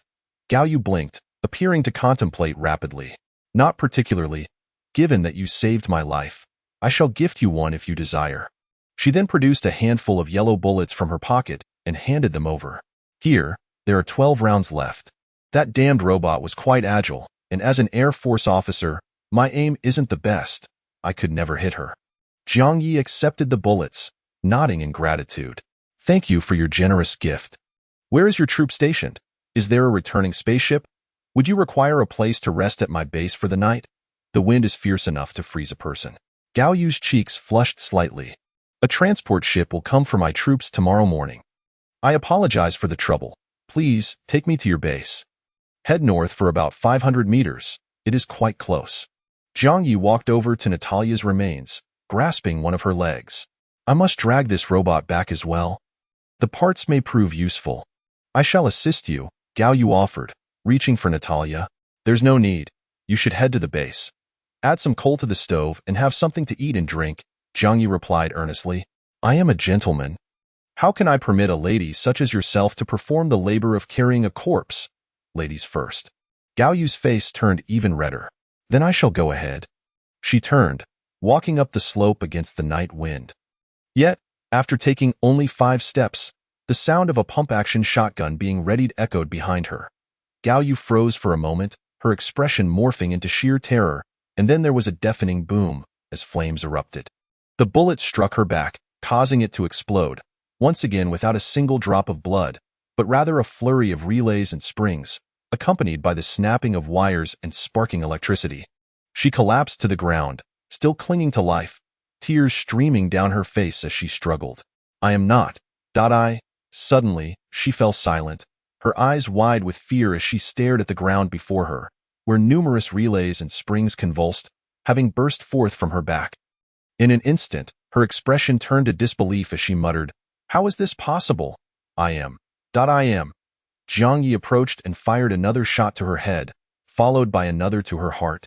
Bullets erupted, scattering screws and electronic components that gleamed as they bounced upon the slope. Damn it, 2 robots, performing a duet for me? Or are they putting on a comedy act? You play the straight man while she provides the humor? Jiang Ye opened the shotgun, waiting for the smoke to be whisked away by the cold wind, before reloading 5 rounds. He aimed again at Natalia, firing 3 shots, then turned to Gao Yu, firing 2 more, striking her thigh and buttock. Having never encountered such high-tech robots before, Who knew if they might feign death or reboot? Thus, Jiang Ye decided to fire a few more rounds, ensuring they were thoroughly dismantled, convinced they couldn't possibly rise again. The howling cold wind grew louder, almost like the wailing of spirits. Jiang Ye sneezed several times before trudging back to the base. His body was nearly frozen, with the current temperature plummeting to at least -10 degrees Celsius. His quilted jacket was utterly ineffective, unable to shield him from the biting cold. Especially after the recent confrontation, he appeared composed on the surface, yet his body betrayed him, producing copious amounts of cold sweat. The sweat soaked into his padded clothing, nearly freezing solid. Upon reaching the base, he secured the hatch and locked it. The stove was still ablaze, filling the air with a comforting warmth. Jiang Ye sighed deeply, sitting down to remove his jacket, sprawling on the floor beside the stove to dry off and let the sweat evaporate. He then opened the chat channel. The channel was abuzz with chatter, many lamenting the cold. Few had padded jackets, and even fewer possessed stoves. Among those who did, nearly none were generous enough to fill them with coal and stoke the flames. Thus, nearly everyone was cold, relying solely on their fortitude to endure. Jiang Ye pondered briefly before typing a message. "Ladies and gentlemen, I have critical intelligence regarding life and death. Please grant me a moment without other messages, so that more may see. I have just eliminated 2 spy robots. These spy robots seem to be produced by the Millers. They are quite sinister, capable of mimicking human appearance with astonishing accuracy. No, they are indistinguishable. From skin to expression to hair, they appear entirely human. Moreover, these robots seem to absorb the memories of the deceased and possess high intelligence. Conversing with them, one would never suspect they are machines. However, these spy robots harbor several fatal flaws. It was these very flaws that allowed me to discern that the 2 were not living beings." Chapter 43. The alien giant bear. The chat channel fell into silence, with only Jiang Ye sending messages. All the colony leaders online were taken aback by this news, their eyes glued to the screen, eagerly awaiting Jiang Ye's revelation. However, the atmosphere soon shifted dramatically. Jiang Ye remarked, "Hey, I just had a brilliant idea. How about I don't announce it publicly and instead, we discuss it privately for a fee?" The chat channel erupted in chaos. "No way. We really don't have any money. We'll owe you this money and pay you back when we can. Jiang Ye is the coolest. He surely doesn't mind this small sum, right? Saving a life is worth more than a grand pagoda. If you reveal the answer, we can all escape from spy robots in the future, and that pagoda will reach the heavens." Jiang Ye, with his dashing demeanor and magnificent presence, is truly a paragon of talent, captivating countless young women. Jiang Ye basked in the flattery, and since everyone was so sincere, he decided to disclose the answer. After organizing his thoughts, he typed into the chat channel, "Firstly, the spy robots seem impervious to the cold. The 2 robots I encountered were dressed quite lightly, and despite being exposed to the wind for so long, they didn't even shiver or sneeze. It is particularly eerie. Secondly, the temperature has plummeted below 0, and our breaths are visible as white mist. Yet, the robots do not exhale any mist, akin to temperatureless phantoms. Thirdly, never mind. I must keep some information to myself. If the spy robots see this message and disguise themselves, it could lead to trouble. I have additional methods to identify spy robots, but I will not disclose them for now. If any spy robots are lurking before your screens, I advise you to act cunningly. You are filled with vulnerabilities, and one can be eliminated with a single strike." After sending these messages, Jiang Ye felt a pang of thirst, so he placed a pot filled with water on the stove to heat it. Once the water was slightly warmed, he took a few sips and returned to check the chat channel. The channel was inundated with messages, with hundreds of people sending the same note. "Thank you, Jiang Ye, for sharing your monster-slaying experience. Your immense kindness will never be forgotten. Thank you, Jiang Ye, for sharing your monster-slaying experience. Your immense kindness will never be forgotten. Thank you, Jiang Ye, for sharing your monster-slaying experience. Your immense kindness will never be forgotten." Jiang Ye typed, "Mutual assistance. Let's eliminate the aliens. A small effort goes a long way. Good night, everyone." Upon closing the chat channel, Jiang Ye took a moment to check the options for upgrading the base. Upgrading to a level 7 base required 2 conditions. One was $2 million, and the other was kill a person. Would eliminating 2 robots count toward that requirement? Jiang Ye tentatively clicked on the upgrade option. A notification popped up, frowny face, insufficient balance detected, and the condition for killing a person has not been met. Upgrade not possible at this time. Indeed, robots are not considered people. After adding a handful of coal to the stove, Jiang Ye wearily lay down to sleep. In the early hours of the morning, Jiang Ye was awakened by the cold. He was indeed roused by the chill. The coal in the stove had burned out, and the walls felt colder than ice. The warmth had long dissipated from the entire base, and a layer of frost had formed on the windows. Achoo, achoo. Jiang Ye sat up. Sneezing, he felt for his cotton jacket on the ground, which had dried out, and hastily put it on. He then hurried to tend to the stove. There was a handle at the bottom of the stove. He pulled it outward, and the burnt coal tumbled out. He then took a lighter and some corn husks to ignite the stove. His fingers were numb from the cold, and it took several attempts before the lighter ignited. The corn husks caught fire immediately, and he quickly added more coal. Once several pieces of coal were lit, Jiang Ye generously filled the stove with half a load of coal. Soon, a roaring flame danced within the stove, emitting a comforting sound. The frigid air of the base began to warm. The frost on the windows started to sweat, melting into streaks of water on the glass. Jiang Ye gazed outside through the window, eagerly anticipating the garden. He had planted numerous seeds earlier and hoped that after this sleep, some crops would have begun to grow. However, to his disappointment, the garden was barren. Nothing had sprouted. The seeds he had sown had either gone dormant for the winter or perished from the cold. His stomach grumbled, reminding him it was time for breakfast. With no stored food in the base, he had to go to the warehouse. To be honest, on such a frigid day, he felt utterly reluctant to step outside. Jiang Ye purchased himself a set of cotton clothes, layering them on now. Clad in 2 layers of cotton, he looked as plump as a bear. He pushed open the base door, and a fierce gust of cold wind rushed in. Damn it, this is freezing. Jiang Ye gritted his teeth and dashed outside, sprinting toward the grain warehouse, grabbing a few ears of corn before hastily returning. Back in the base, he shut the door and locked it securely. He felt the warmth return. He tossed the corn into a pot, added water, and placed it on the stove. Jiang Ye found this stove quite convenient. It provided warmth and could also be used for cooking, with a more stable flame than the outdoor earthen stoves. Patiently, he sat beside the stove, waiting for the corn to cook while gazing out the window. There was no blue sky, no sunlight. The pale sky resembled tofu soup. Jiang Ye stared into the distance, lost in thought. Suddenly, a small moving object caught his eye. He frowned and focused on the tiny creature. About a kilometer away, something dark and indistinct, a creature of some sort, was moving slowly toward him on all fours. The distance was too great. It appeared no larger than a black sesame seed. What on earth is that? Jiang Ye grasped his pump-action shotgun, keeping his gaze fixed on the distant creature. It seemed to be heading directly for Jiang Ye's base, albeit at a leisurely pace, its bulky form clumsily advancing like a polar bear strolling on a glacier. As it approached within 600 meters, he could finally discern its shape. It was indeed a bear. Jiang Ye quickly grabbed a blood grenade, placing it on the windowsill, aligning 10 of them in a row, the transparent shells revealing deep crimson plasma.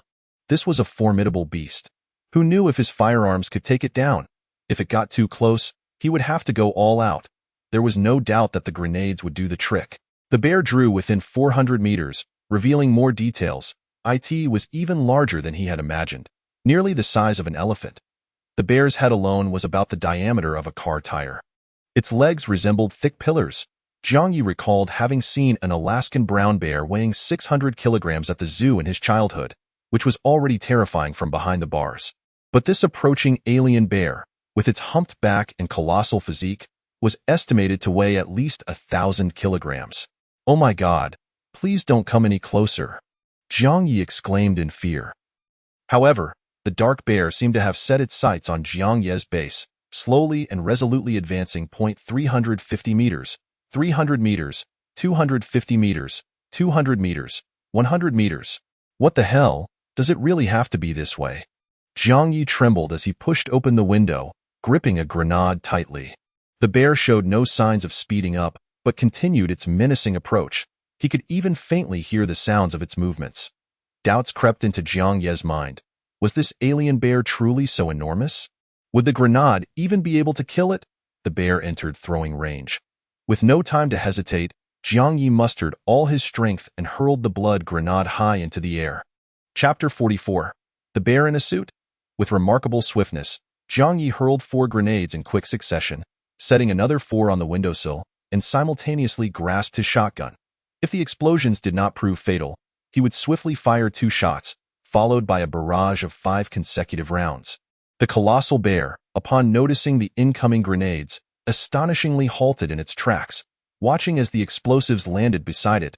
Utterly motionless, it appeared the bear's intellect was severely lacking, oblivious to the impending danger. Boom! Boom! Boom! Boom! The thunderous explosions reverberated, sending tons of earth soaring into the air, accompanied by a gushing fountain of crimson blood. The smoke billowed like a monstrous creature, only to be swiftly dispersed by the biting cold wind, as debris rained down from above. Instead of launching a frenzied charge, the giant bear collapsed onto the ground, motionless. Its body was drenched in blood, with its fur torn apart. The blood grenades, upon detonation, created a dark red mist that lingered in the air, clinging to the bear's pelt, which emitted thick black smoke as if scorched. It seemed the blood mist functioned with a lethality akin to that of a biochemical weapon. Jiang Ye set down his weapon, exhaling a sigh of relief. You big fool. I thought you had some prowess, and yet you perish without even a whimper. Jiang Ye scoffed disdainfully.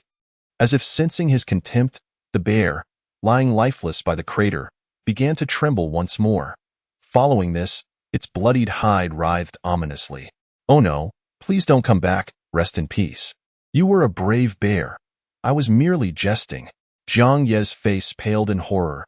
The bear did not cease its movements. Its body grotesquely bulged, and then, astonishingly, its abdomen ruptured, releasing a stream of black blood that oozed with warmth, revealing glimmers of white fat. Something within the bear's belly was attempting to tear its way out. In a frenzy, Jiang Ye hastily placed more grenades on the windowsill, positioning over 20 in a matter of moments, as if preparing to confront an armored division. Finally, a blood-soaked, dark creature emerged from the giant bear's belly. Jiang Ye was taken aback. It was a smaller, alien bear, identical in appearance to the deceased one. Could it be that the bear he had slain was a pregnant female, and now the cub sought vengeance? If that were the case, then it would be a case of 1 body, 2 lives. Annihilation was in order. Jiang Ye hurled grenades with renewed vigor. After days of laboring as a miner and farmer, his arm strength had significantly increased, allowing him to throw the grenades farther and more accurately, with 4 landing squarely on the cub's back. The cub opened its mouth, seemingly preparing to unleash a roar of fury. However, the violent explosions quickly engulfed it. The smoke and blood mist were swept away by the wind.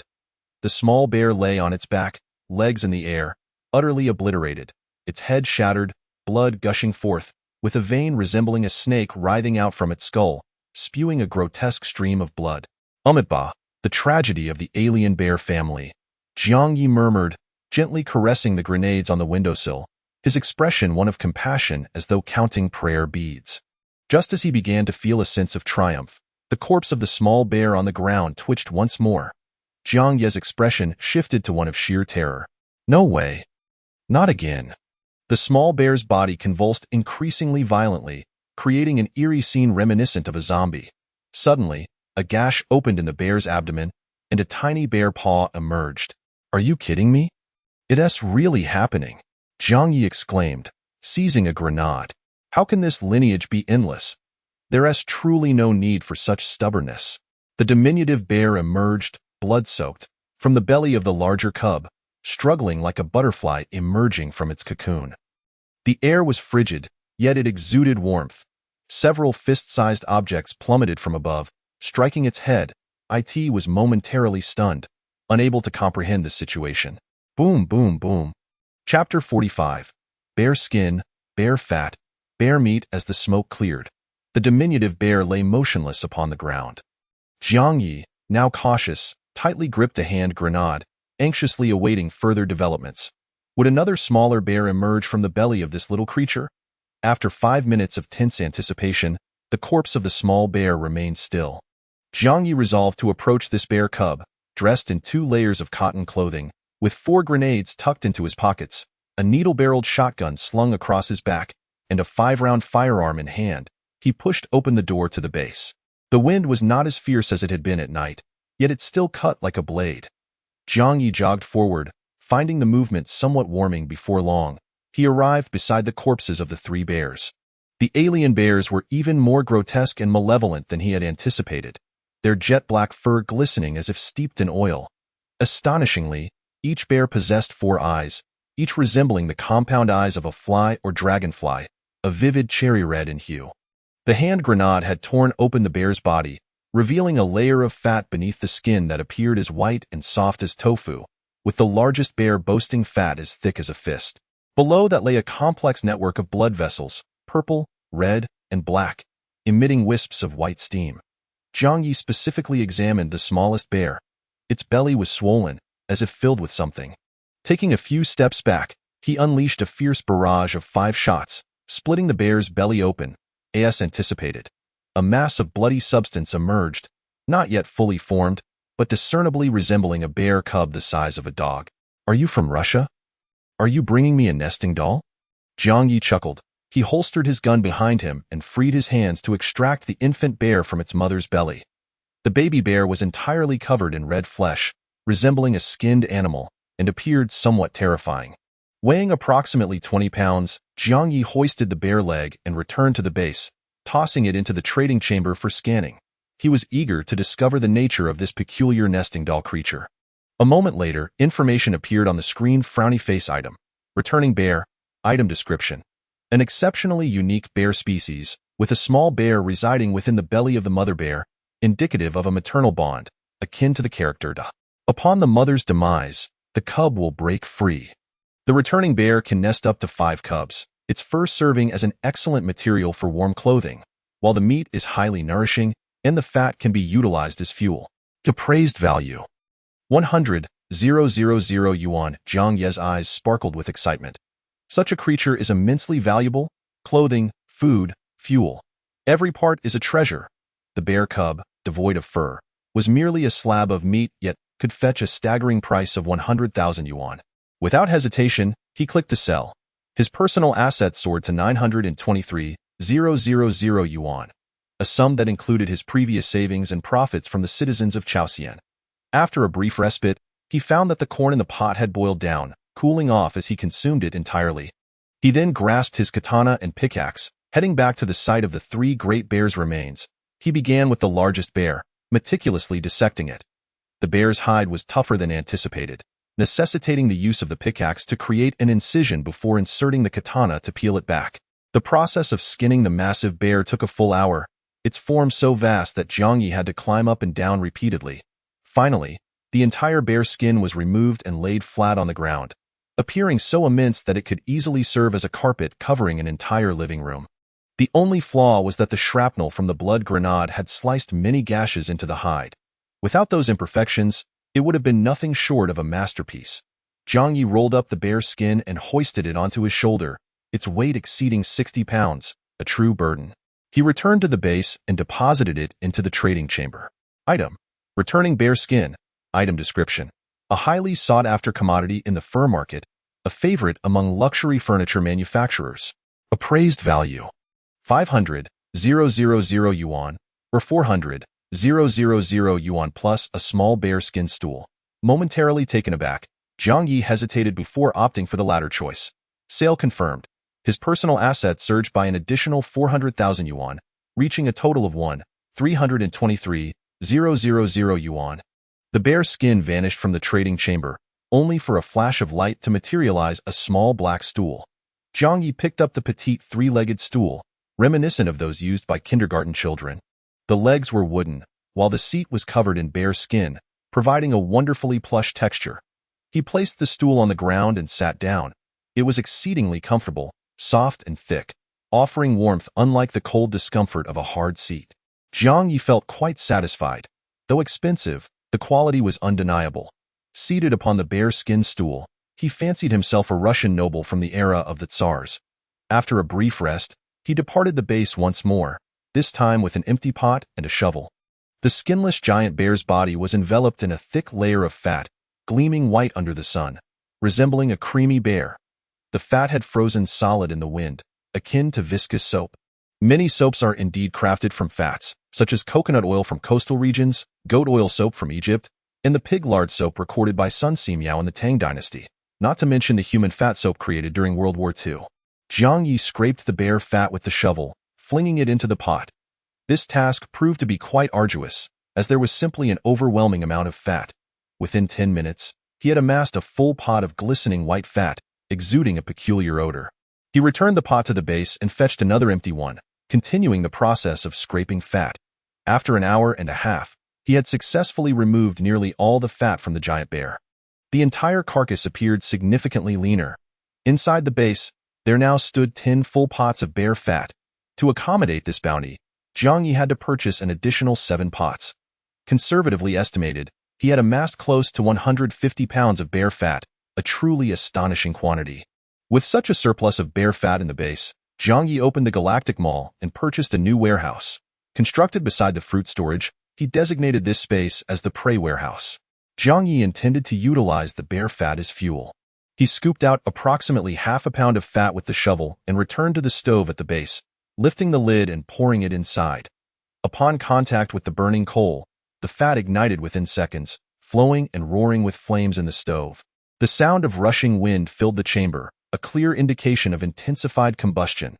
He could distinctly feel a wave of heat radiating from the stove. Jiang Ye silently observed as the half-pound of bear fat diminished in size, burning down to half in about 5 minutes. It appeared that bear fat burned quite effectively, proving to be an excellent fuel source. The next step was to prepare the bear meat. The trading chamber had described bear meat as highly nourishing. Jiang Ye also yearned for a hearty meal. In such frigid weather, neglecting to replenish his strength could lead to exhaustion, and no need to elaborate. After a morning spent outdoors, he felt completely frozen.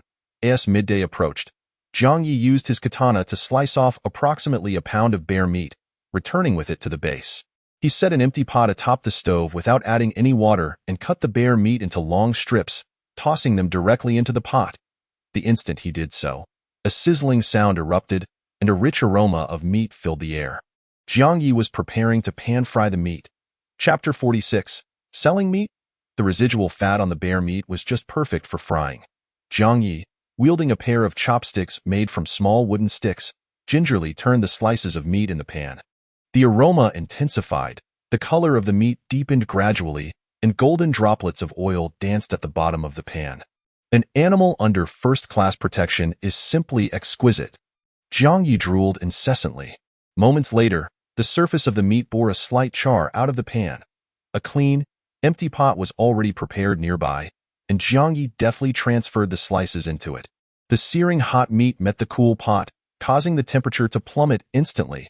He picked up a slice and, brimming with anticipation, placed it into his mouth. Chew!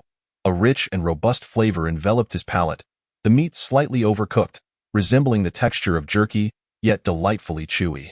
If only there were some chili, pepper salt, or sweet sauce to dip it in. It would have been perfect, although it was still incredibly flavorful on its own. As Jiang Ye indulged, he unwittingly devoured the entire pound of bear meat he had sliced. After finishing, a warm sensation filled his stomach. Perhaps this was the effect of a nourishing meal. The chill from the morning's outdoor work dissipated as Jiang Ye took up his knife and exited the base to continue his tasks. He was off to dismember the colossal bear. Such fine bear meat should not go to waste. It must be cut into pieces and stored in the warehouse. The entire afternoon was spent laboring over the bear carcass, sawing and slicing the meat into 1-pound portions, which were then transported to the hunting warehouse. The corpulent bear was easy to dismember. Encountering bones was a mere inconvenience, easily removed. The only challenge was the sheer volume of meat, and it wasn't until dusk that they finished. In the hunting warehouse, cubical piles of bear meat formed small mountains. The bear meat initially brought in had already frozen solid in the frigid air, while the freshly cut pieces remained relatively tender, though they too would soon harden. Thankfully, it was winter. Had it been summer, such an abundance of meat would quickly spoil. However, once frozen, it could be preserved for an extended period, remaining unspoiled until at least the arrival of spring. Jiang Ye carried 2 1-pound pieces of bear meat back to the base, one for dinner and the other to check its market value. Upon entering the base, he noticed the fire had just died down, and the air felt noticeably cooler. Having been away all afternoon, the coal had burned down completely. He cleared out the spent coal, ignited a fire with a lighter, and filled the stove with fresh coal. The warmth soon returned, enveloping the base in comforting heat. Jiang Ye shed 2 layers of cotton clothing, relishing the sensation of being comfortably bare. He tossed a piece of bear meat into the trading warehouse. Frowny face item. Rear leg meat of the bear. Item description. A highly nourishing meat, rich and fat, with a delightful chewiness, ideal for grilling or stir-frying. Some even use it for infusing liquor or slice it thinly to dip in sugar. Experimental data suggests that long-term consumption of this bear meat can enhance cardiovascular function, making one stronger. Appraisal, 260 yuan. Upon reading the description, Jiang Ye initially expected such a fine product to command a hefty price, only to be surprised that it was merely 260 yuan per pound. Selling all that bear meat would only net around 260,000 yuan. Rather than selling it, he thought it wiser to keep it for himself. After all, first-class protected animals are a rarity that most people may never have the chance to taste in their lifetime. After a moment of contemplation, he opened the chat channel and messaged, Chao County citizen. Jiang Ye, are you there, darling? Have you had dinner yet? Chao County citizen, don't call me darling.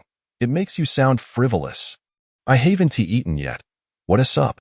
Jiang Ye, I was thinking of sending you a piece of bear meat to try.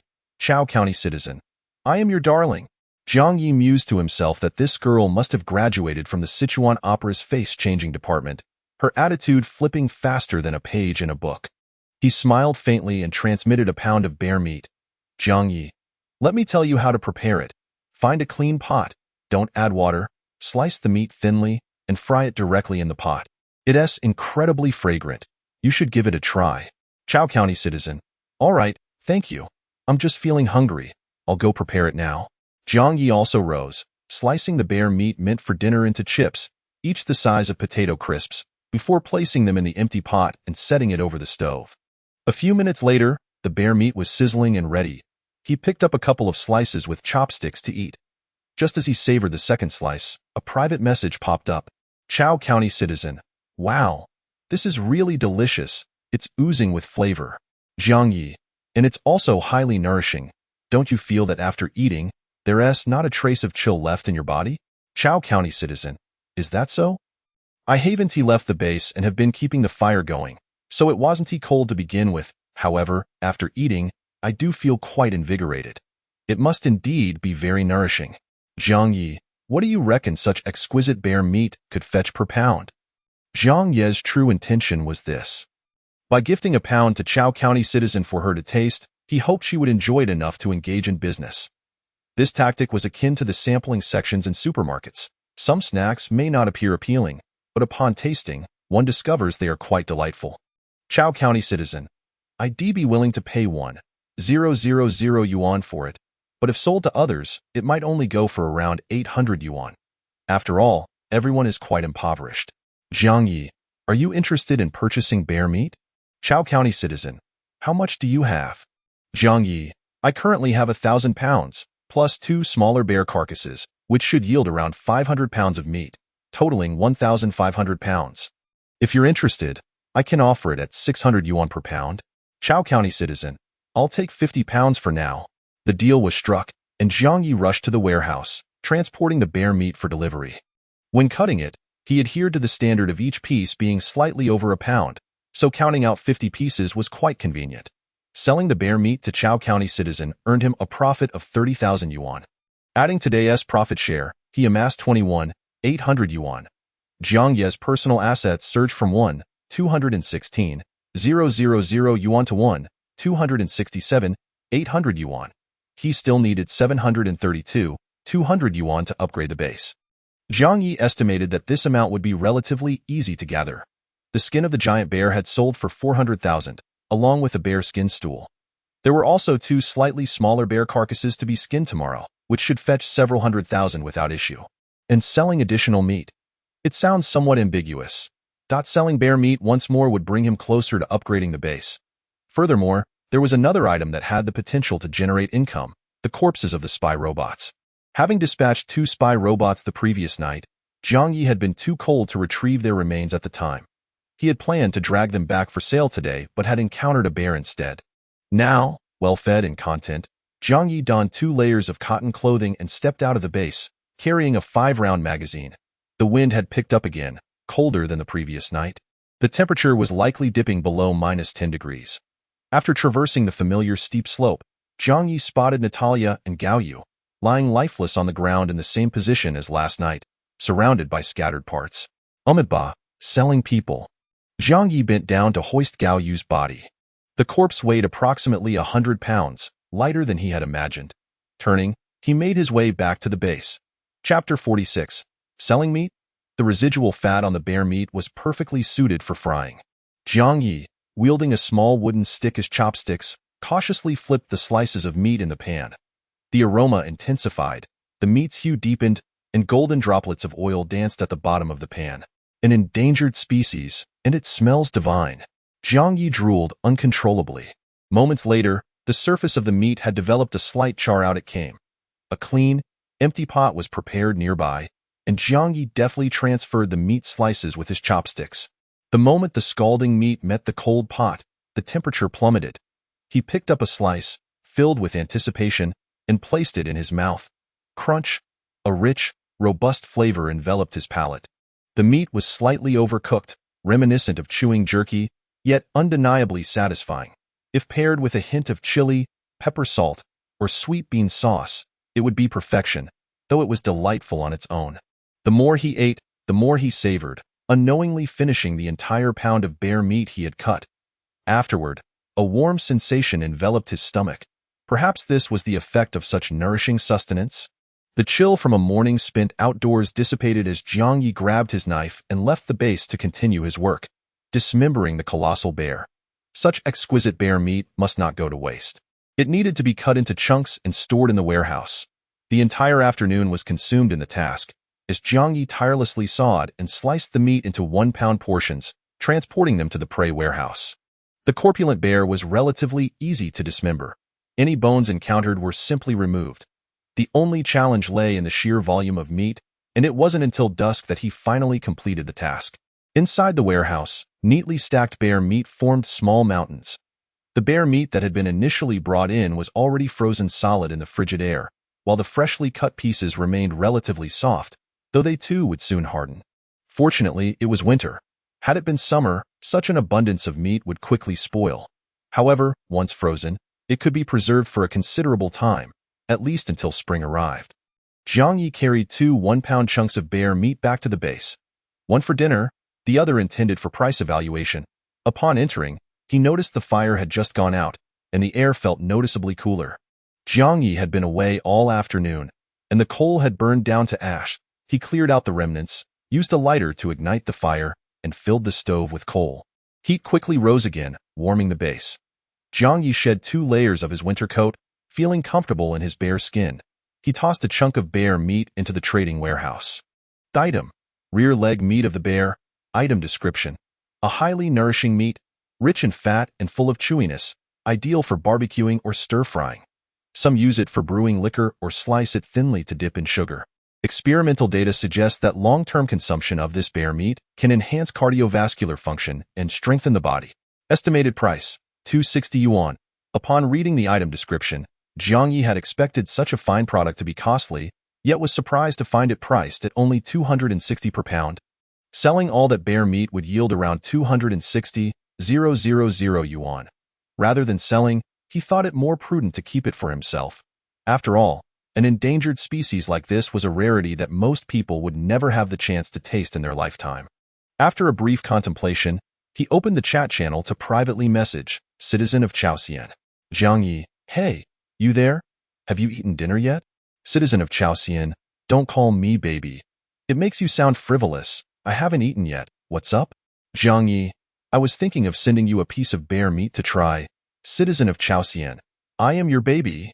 Jiang Ye mused that this girl must have graduated from a school of rapid attitude changes, switching her demeanor faster than one could turn a page. He smiled wryly and sent over a pound of bear meat. Jiang Ye, let me tell you how to prepare it. Find a clean pot, add no water, slice the meat thinly, and fry it directly in the pot. It's incredibly fragrant. Give it a try. Citizen of Chaosian, okay, thank you. I'm just about to get hungry, so I'll get right on it.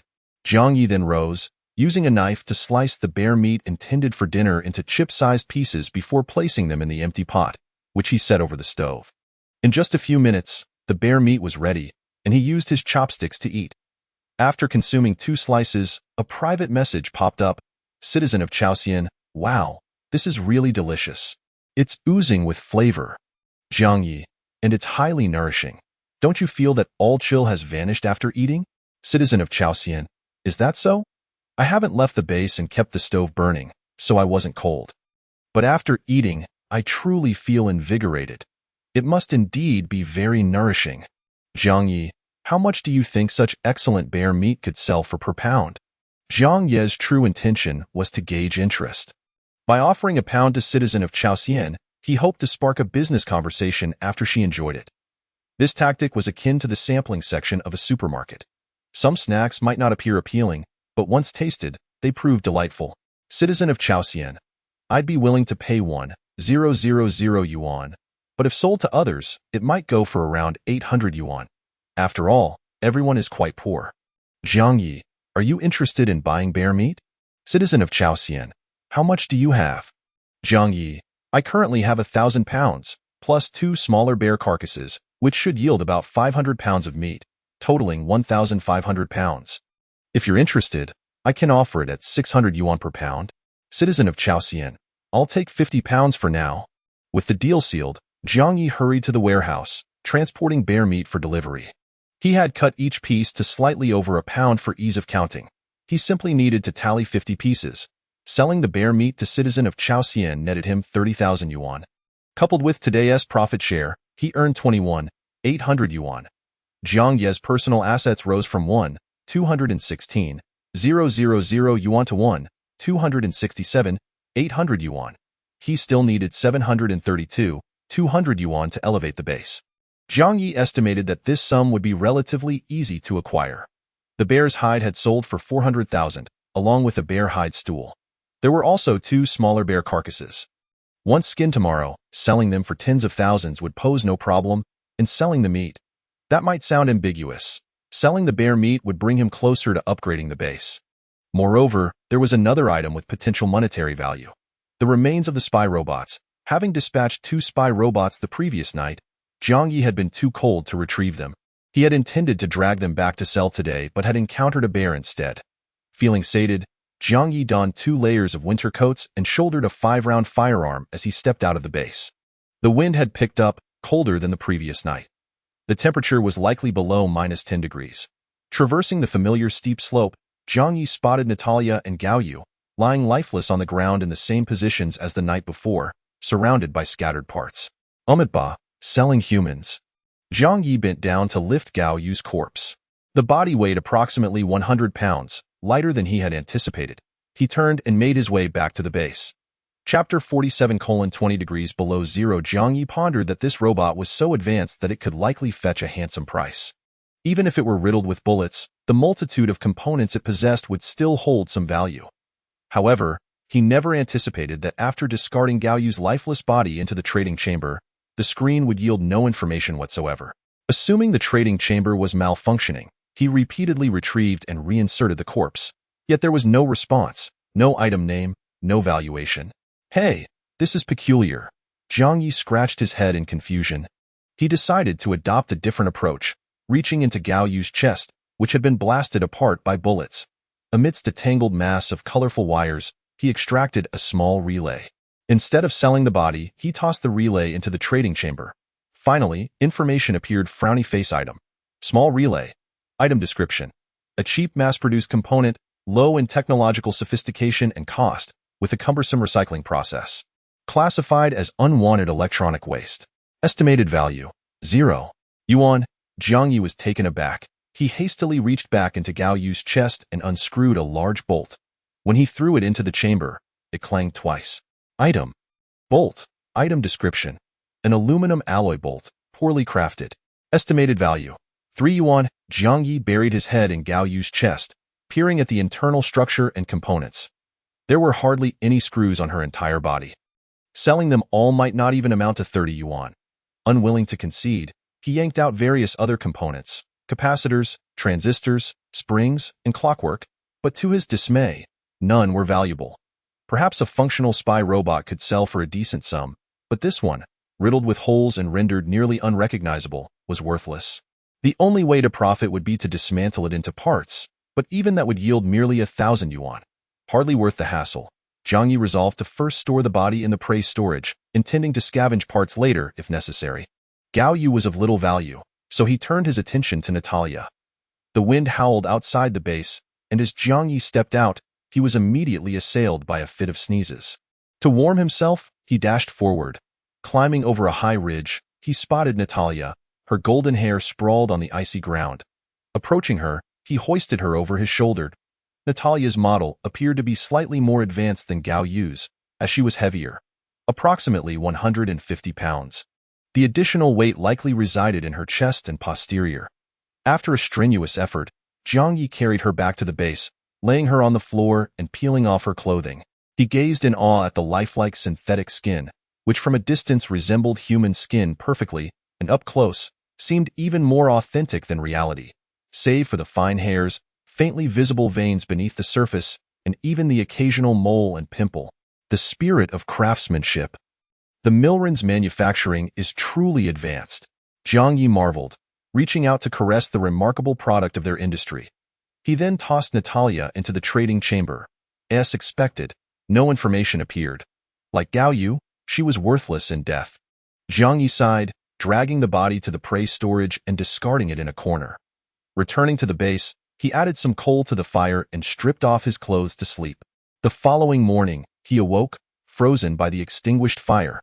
Jiang Ye sat up, trembling as he cleared the ashes from the stove, replenishing it with fresh coal before finally ceasing his shivering as the fire warmed. A thick layer of ice had formed atop the window, gradually melting into droplets. Jiang Ye intended to boil some corn, only to discover there was no water left in the base. A mere half-cup remained in one pot, insufficient even for a cup of coffee.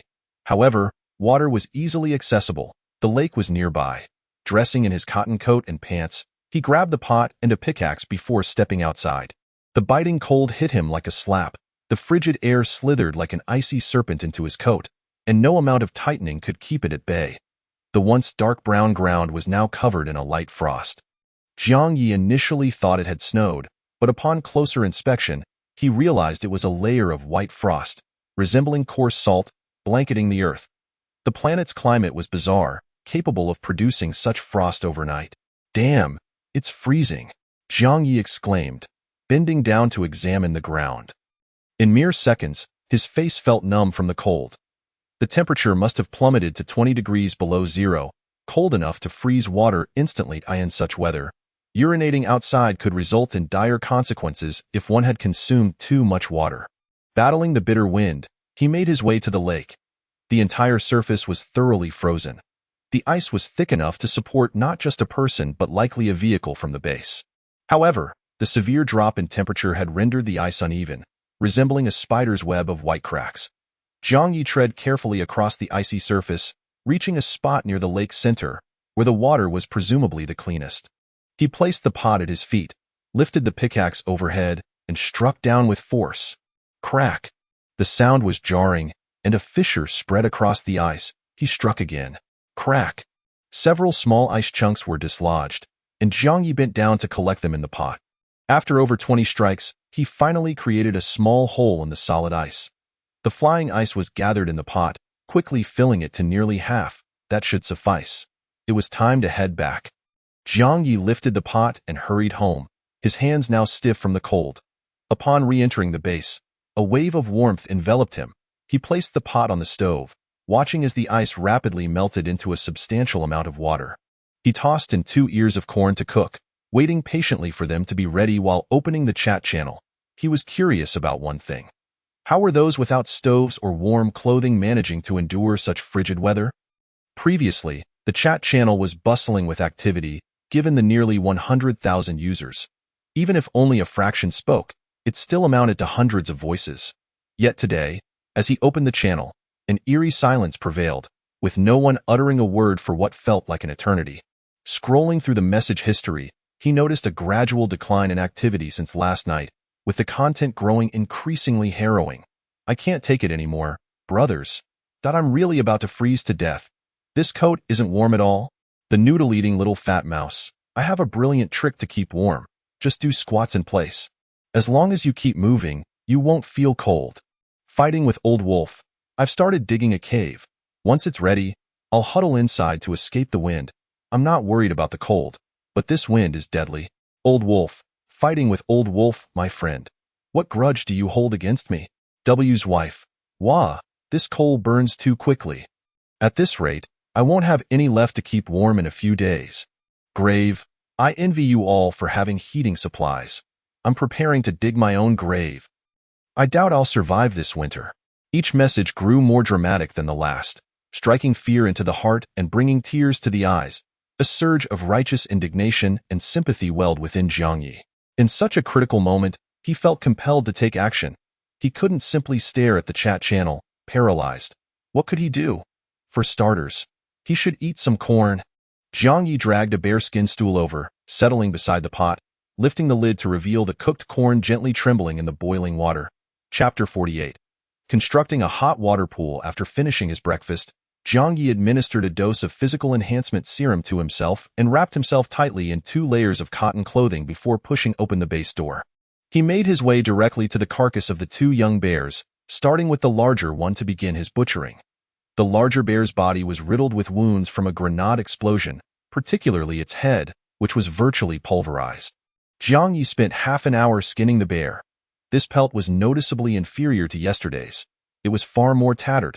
He rolled it up and hauled it back to the base, tossing it into the trading warehouse. Item. Bear pelt, damaged, item description.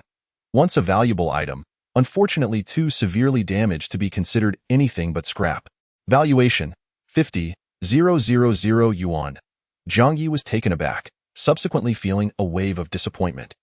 The bear pelt from yesterday could fetch a staggering 500,000. Although today's pelt was smaller, it was still quite substantial. How could it only be worth 50,000? Sighing, he reached out to confirm the sale, but just as his finger hovered a mere centimeter away, it paused in midair. Then, slowly, it retracted. 50,000 was neither a small nor a large sum. Suddenly, Jiang Ye realized he could forego this amount, allowing the bear pelt to serve a higher purpose. After all, this pelt was exceptionally warm. The bear had thrived in the frigid winds below freezing, buoyed by its thick hide and the layers of fat beneath. With a month of winter still ahead and the coming weeks promising to grow increasingly cold, it seemed prudent to put the bear pelt to good use. What should he craft with it? Jiang Ye turned to survey the entire base. Ultimately, his gaze settled on his small bed. For the past 2 mornings, he had been roused from slumber by the biting cold. The experience was far from pleasant.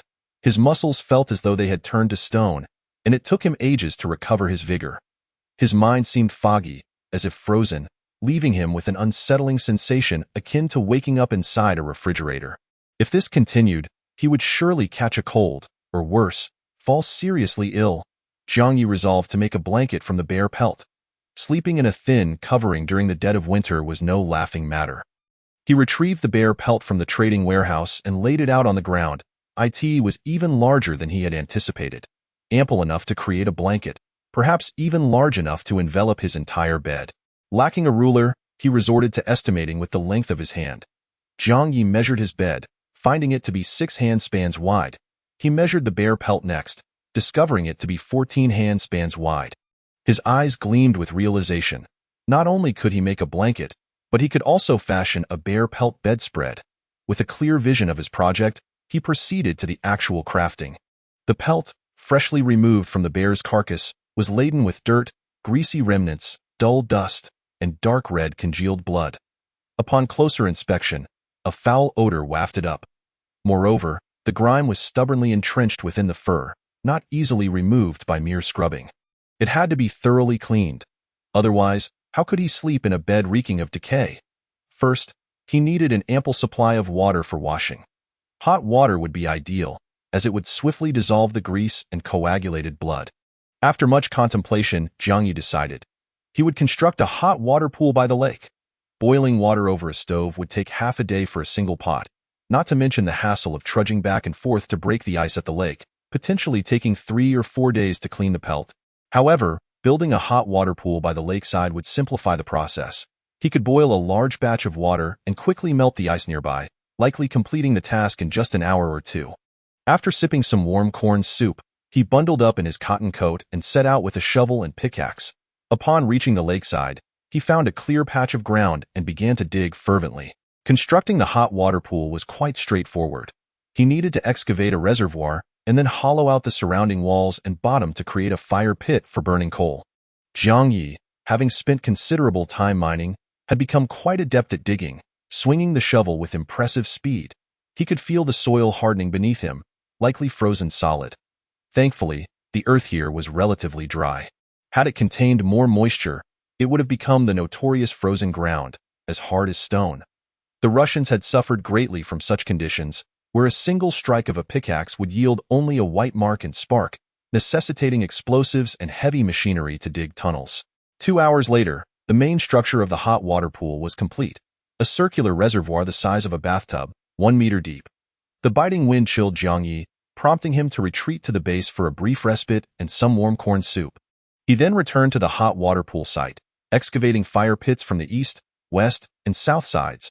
He intentionally avoided digging to the north, leaving an entryway to the pool, and also because the winds had been blowing from the north these past few days.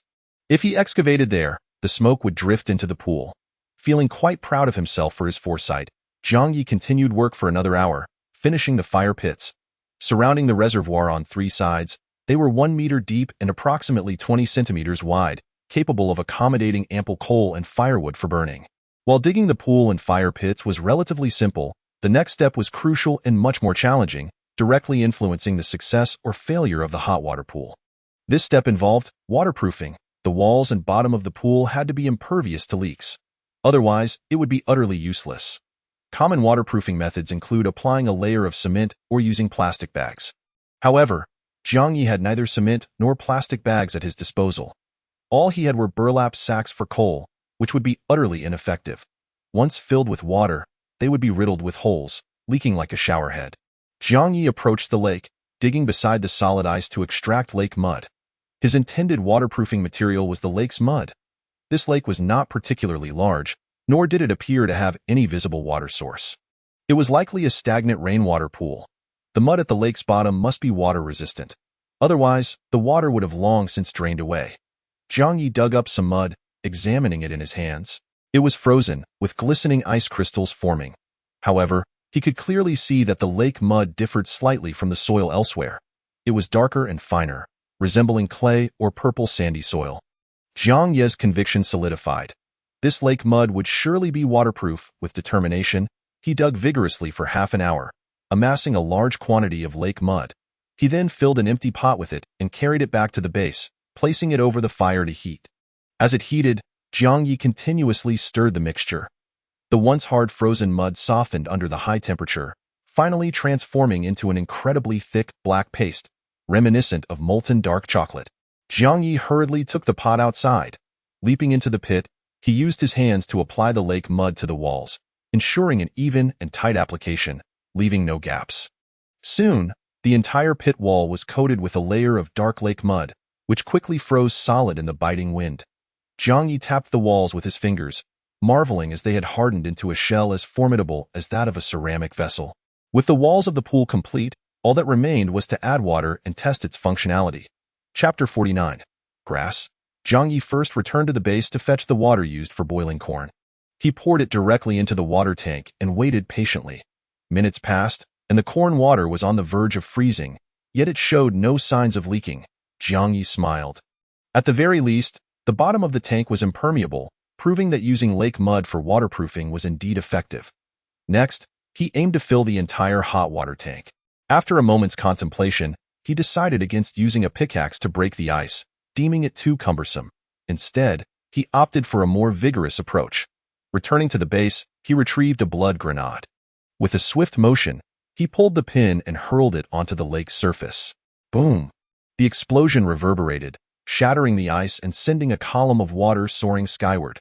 Countless shards of ice, like stones, erupted into the air before crashing back down onto the ice, creating a cacophony of sound. The larger pieces of ice were as big as pot lids, while the majority were the size of cups, accompanied by a flurry of powdery snow-like fragments. Jiang Ye grabbed a pot and hurried to the crater, filling it with water and swiftly dumping it into the tank. His movements were brisk, as he needed to act quickly before the crater froze over again. After ladling out more than 20 pots of water, the tank was finally nearly full. The next step was to heat it. Jiang Ye returned to the storage room and collected a large bag of coal. He poured half of it into the fire pit and gathered a handful of dry leaves from the nearby garden to use as kindling. 2 minutes later, the coal in the fire pit began to burn, emitting billowing clouds of white smoke. Indeed, it was poor-quality coal, producing an excessive amount of smoke. Fortunately, the wind dispersed it quickly. Jiang Ye retrieved the bear's skin, soaking it in water to scrub it clean. Initially, the results were disappointing. No matter how vigorously he scrubbed, little dirt was removed. However, as the water temperature rose, the filth began to peel away from the bear's skin, turning the water into a murky, inky mass. A pungent stench filled the air. Goodness, what a smell! Do wild animals nowadays have no regard for hygiene? Jiang Ye grimaced, forced to breathe through his mouth. Soon, the entire tank of water became a thick, dark sludge, reminiscent of a foul sewer. Jiang Ye lifted the bear's skin. It indeed looked much improved, with the fur neatly arranged and the clumps of blood and dirt nowhere to be seen. Yet, upon closer inspection, a lingering odor remained. He rolled up the bear's skin and placed it beside the tank. Then, using the pot, he scooped out the foul water from the tank, carrying it to pour onto the garden. It was known that this foul water, once absorbed into the soil, could transform into excellent fertilizer, enriching the earth. When spring arrived, the crops might flourish even better.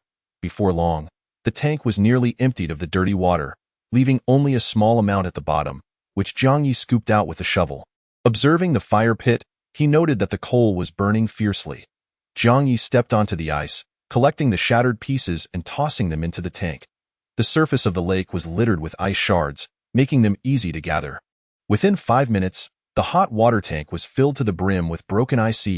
As the fire pit heated up, the ice gradually melted, resulting in another pool of clear water. Jiang Ye felt a surge of self-admiration. Such an impressive hot water tank was truly a stroke of genius. He submerged the bear's skin once more and scrubbed it clean. 20 minutes later, the coal in the fire pit had burned out, extinguishing itself and releasing thick clouds of smoke that billowed skyward like smoke signals from a watchtower. The bear's skin was now clean. Lifting it to his nose, he detected only a faint odor, well within acceptable limits. Satisfied, Jiang Ye rolled it up and carried it back to the base.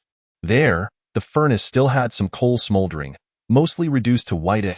He quickly added a handful of coal to rekindle the flames. Then, he spread the damp bear's skin across the floor, using the warmth of the fire to dry it. Checking the time, he noted that there was roughly an hour until dusk. Jiang Ye decided to put in some extra work and prepare to skin the pelt of the little bear as well. Armed with a 5-round magazine and his knife, he stepped outside. Approaching the young bear, he began the task of skinning it. The smallest of the bears, this one was roughly the size of a large hunting dog and had frozen solid, making it relatively easy to skin. After 20 minutes, he successfully removed the pelt. This skin was mostly intact, complete with head and paws, and bore minimal scars. Particularly, Jiang Ye had gained experience and avoided many of the imperfections typically caused during the skinning process. Returning to the base, he tossed it into the trading compartment. Item: little bear skin. Item description: oh, what a delicate little bear skin. It would surely make splendid boots and hats. A luxury item manufacturer would adore this. Estimated value: 300,000 yuan. Jiang Ye was overjoyed and immediately sold it. His personal assets soared to 566,800 yuan. He was now just 433,200 yuan short of reaching 2 million to upgrade the base. Faced with such a substantial gap, Jiang Ye felt a twinge of worry. It was proving to be quite a challenge to gather the necessary funds. Outside, the biting cold dissuaded him from venturing far to mine. Working outdoors in temperatures below -20 degrees was no jest. It was akin to risking one's life for a pittance. Compared to the prospect of earning money, Jiang Ye preferred to safeguard his own life. Crops were no longer growing, and the seeds he had previously sown remained frozen in the garden. Business among the citizens of Chaosian was diminishing, as the entire planet struggled with poverty, making it difficult for anyone to afford much. Thus, the profit distribution dwindled day by day. All avenues of income appeared to have dried up. Gathering the remaining 430,000 000 yuan to upgrade the base seemed like an unattainable task. Jiang Ye recalled the colonial governors he had heard of, notorious for their ruthlessness and greed, dividing gold and feasting on the spoils. Yet, upon arriving on this planet, each one appeared as destitute as beggars. Hunger struck. It was time to eat. Jiang Ye retrieved a piece of bear meat from the storage room, slicing it into small pieces to fries he ate.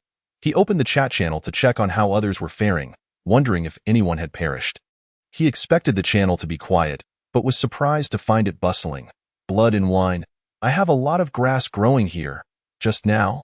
Clear wine half a jar. I have a lot of grass too. Grass is growing in the dead of winter. A miracle. Chu Heng, where's the grass? Why is there nothing here? Me at midnight. I don't see any either. What are you all talking about? Wish you a sin to the west. Grass. Grass. Don't you have any grass? King of diving. Though I don't understand how grass can grow in such cold weather, I feel there's hope. We can pull the grass to make a fire for warmth. Jiang Ye was utterly bewildered, struggling to comprehend the conversation. Grass? What grass? He turned to glance out the window, taking in the vast, familiar plains, barren and desolate. Although nothing had transpired in his vicinity, the multitude of voices in the chat channel suggested some extraordinary phenomenon had occurred, seemingly a widespread growth of grass. Jiang Ye was perplexed. In weather plummeting below 20 degrees, the soil was frozen solid, and any plants would surely perish. How could grass possibly sprout? A strange premonition stirred within him. This planet was revealing its true nature amidst the cold winds. If he waited a bit longer, the truth would undoubtedly come to light. Chapter 50. Orange alert for disaster. The night had descended into darkness. Jiang Ye leaned against the window, surveying the shadowy expanse of the wilderness. He had been waiting for over 2 hours, an unsettling premonition gnawing at him that something significant was about to transpire. As time dragged on, his patience began to wane, and doubts crept in regarding the veracity of the messages circulating in the chat channels. Suddenly, his expression shifted dramatically. Straining forward, his eyes widened in shock as he gazed in a particular direction. Not far ahead, merely a few dozen meters away, a peculiar, fuzzy mass was emerging from the earth. It was not just a small patch, but an extensive swath.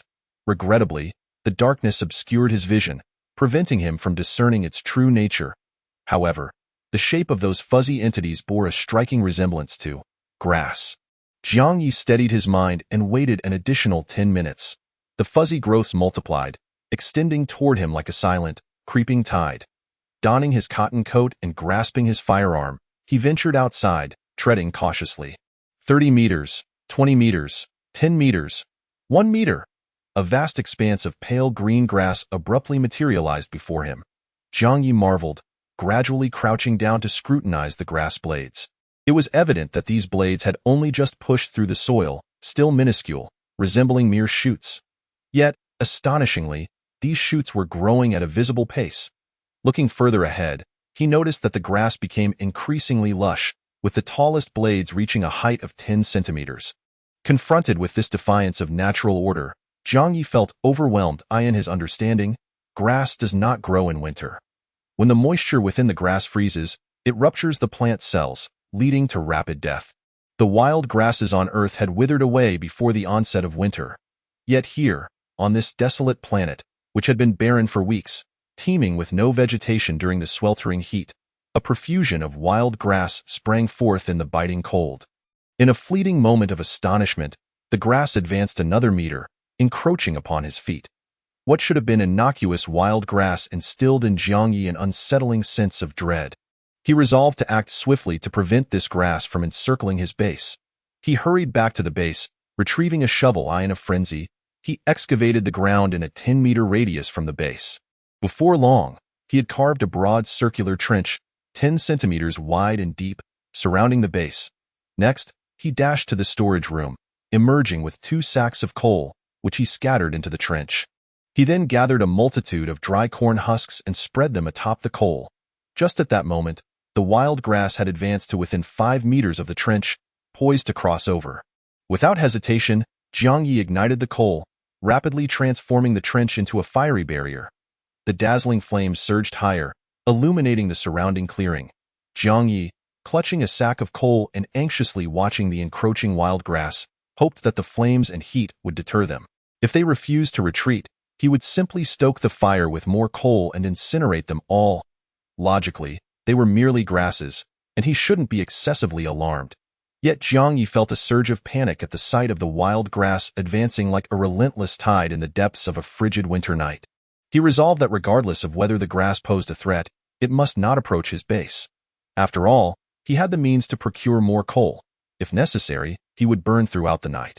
Wealth afforded him the luxury of such whims. Minutes passed, and the wild grass continued its advance. It seemed to sense the flames, as the blades halted 3 meters from the fiery perimeter. Jiang Ye exhaled in relief. As long as they were deterred, it sufficed. He added another sack of coal to the fire and, wielding his shovel, leaped out of the flames. Cautiously, he approached the grass, bending down to excavate a few blades. Carefully balancing them, he returned to the base and placed them in the trading chamber for scanning. After a brief wait, the scanning information illuminated the screen. Frowny face item. Snow oil grass. Item description. Snow oil grass is an anomaly among plants, thriving solely in temperatures below -20 degrees Celsius. Once temperatures exceed -20 degrees Celsius, it rapidly withers. It contains minimal moisture, rich in a special oil. This oil can be utilized as fuel and insecticide and commands a high price. Special notes. 1. The oil of snow oil grass is inedible and highly toxic to humans, potentially causing shock, myocardial infarction, and irreversible damage to liver and kidney functions. Consumption exceeding 300 g will result in death within 72 hours. 2. Certain organisms feed on snow oil grass, most of which are also highly toxic and should not be consumed. 3. Aside from ingestion, contact with or inhaling the oil of snow oil grass is safe for the skin. The seeds of snow oil grass are exceedingly difficult to find, measuring less than the size of a sesame seed and often buried deeply underground.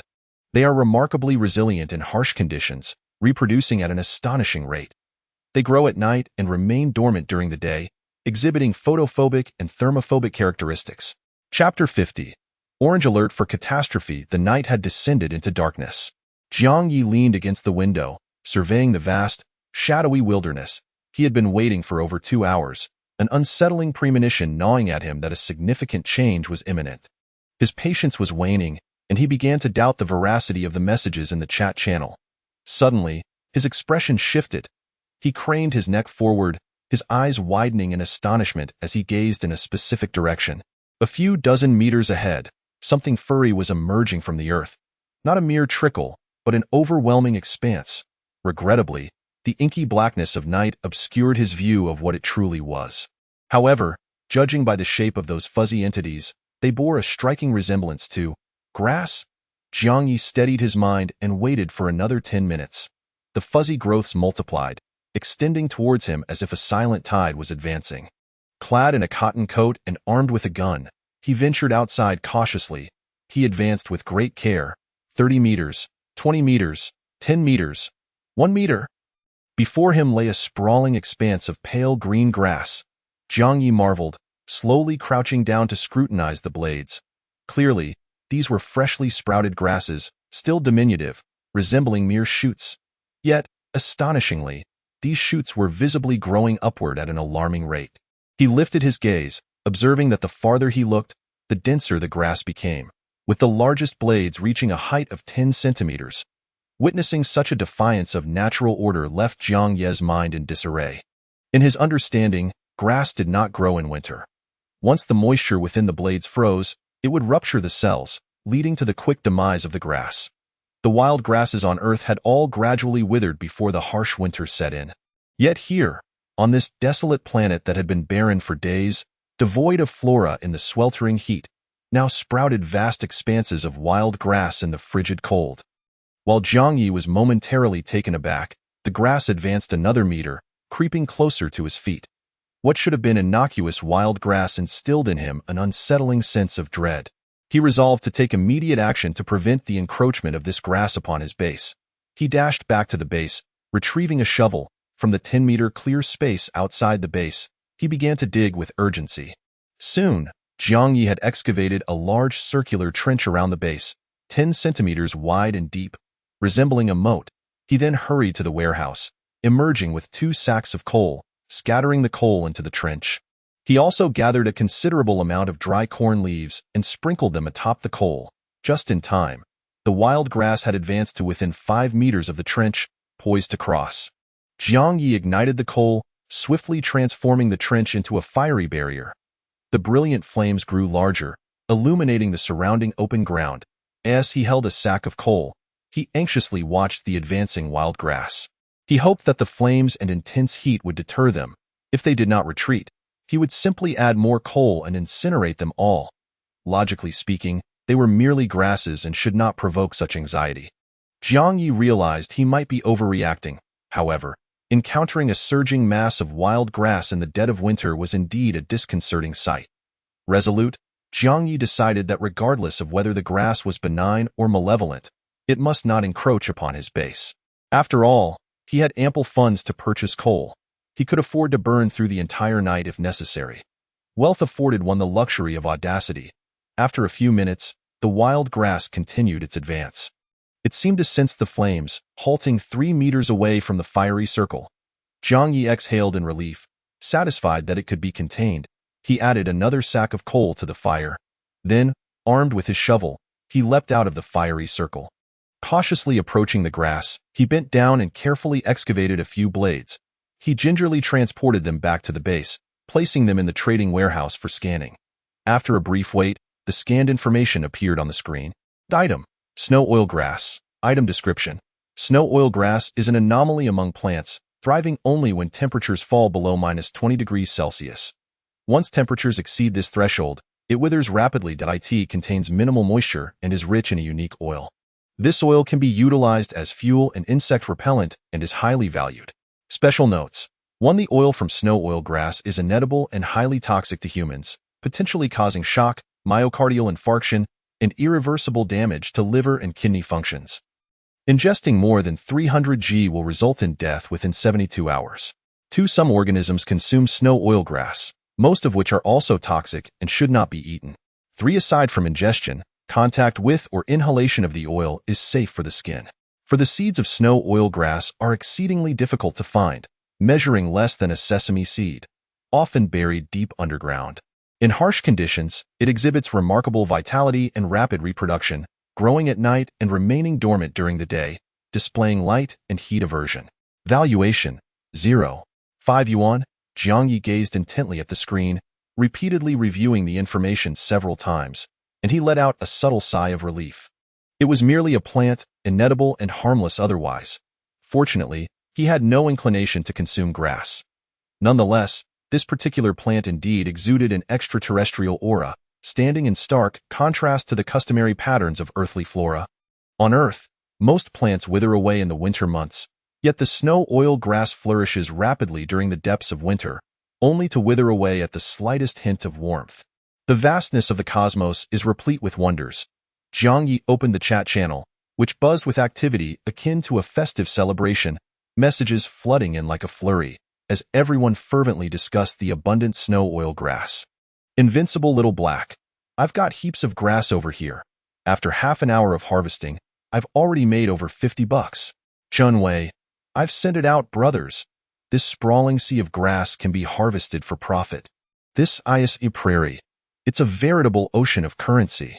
UT Sands, what a delightful surprise. I thought I wouldn't survive this winter, but lo and behold, the divine grassland has graced us. I've already set a pile of snow oil grass ablaze, and it's burning fiercely. I'm sweating profusely. Long Jin, oh heavens, grant me more snow oil grass. Let the grass consume me. Ha ha ha, I'm utterly ecstatic. Fallen Leaf Pond, my dear friend succumbed to the frost yesterday. Sob sob, if only she had held on for another day. Little black, foolish souls are still merrily laughing. The astute like myself have already harvested dozens of pounds of snow oil grass, and now I can purchase coal for warmth. Jiang Ye felt quite elated. He had anticipated spending the winter cooped up in the base, indulging in food and drink. Now, with snow oil grass growing abundantly everywhere, he could harvest it for profit.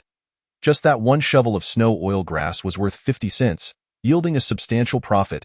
As grass proliferated everywhere, allowing for effortless harvesting in exchange for currency. Most importantly, the other colonial governors would become prosperous, and the businesses in Chaosian would undoubtedly flourish. As commerce thrived, his own dividends would increase. There would be no need to wait for winter's end to upgrade the base. It was likely just a matter of days. While Jiang Ye was joyfully envisioning the future, a pinned message suddenly popped up in the chat channel. Disaster Orange Alert. Through the scanning of the trading warehouse by the planetary colonial governors, we have determined that a vast expanse of snow oilgrass has begun to grow. Based on experiences from other planets, after the growth of snow oilgrass, the population of various organisms will rapidly increase, and the creatures that feed on snow oilgrass within the soil will emerge from hibernation. In the next 72 hours, colonial governors are highly likely to witness numerous unknown organisms. Please prepare for defense and self-protection, and wish you all good fortune. Chapter 51. Digging trenches overnight. Upon the announcement, the chat channel fell into an immediate silence. The once jubilant atmosphere evaporated, replaced by a creeping sense of dread. Jiang Ye found himself unable to sleep. The warning held merit. With the proliferation of plant life, it was highly probable that animal populations would also surge. The ecology of this planet appeared to be the antithesis of Earth's. While Earth flourished with life in the summer, this planet was besieged by fierce beasts amidst the harsh winter. The reasoning behind this phenomenon eluded Jiang Ye, with his only conjecture being that primitive biological evolution had taken divergent paths. He accessed the Galactic Mall and purchased a dose of physical enhancement serum, administering it to himself. In recent days, he had discovered another benefit of the serum. It invigorated him, making it an ideal companion for sleepless nights. Determined, Jiang Ye resolved to labor through the night, fortifying the defenses of the base. With a burgeoning number of beasts, relying solely on his 2 battered firearms and an assortment of grenades would hardly ensure his safety. It was imperative to prepare in advance. Armed with a shovel, he ventured outside, surveying the terrain surrounding the base. Adjacent to the base were the warehouse and the latrine, both of paramount importance. The warehouse, in particular, housed essential supplies, grains, vegetables, bear oil, bear meat, and coal, all invaluable commodities. Therefore, ensuring the safety of the base was as crucial as safeguarding the warehouse itself.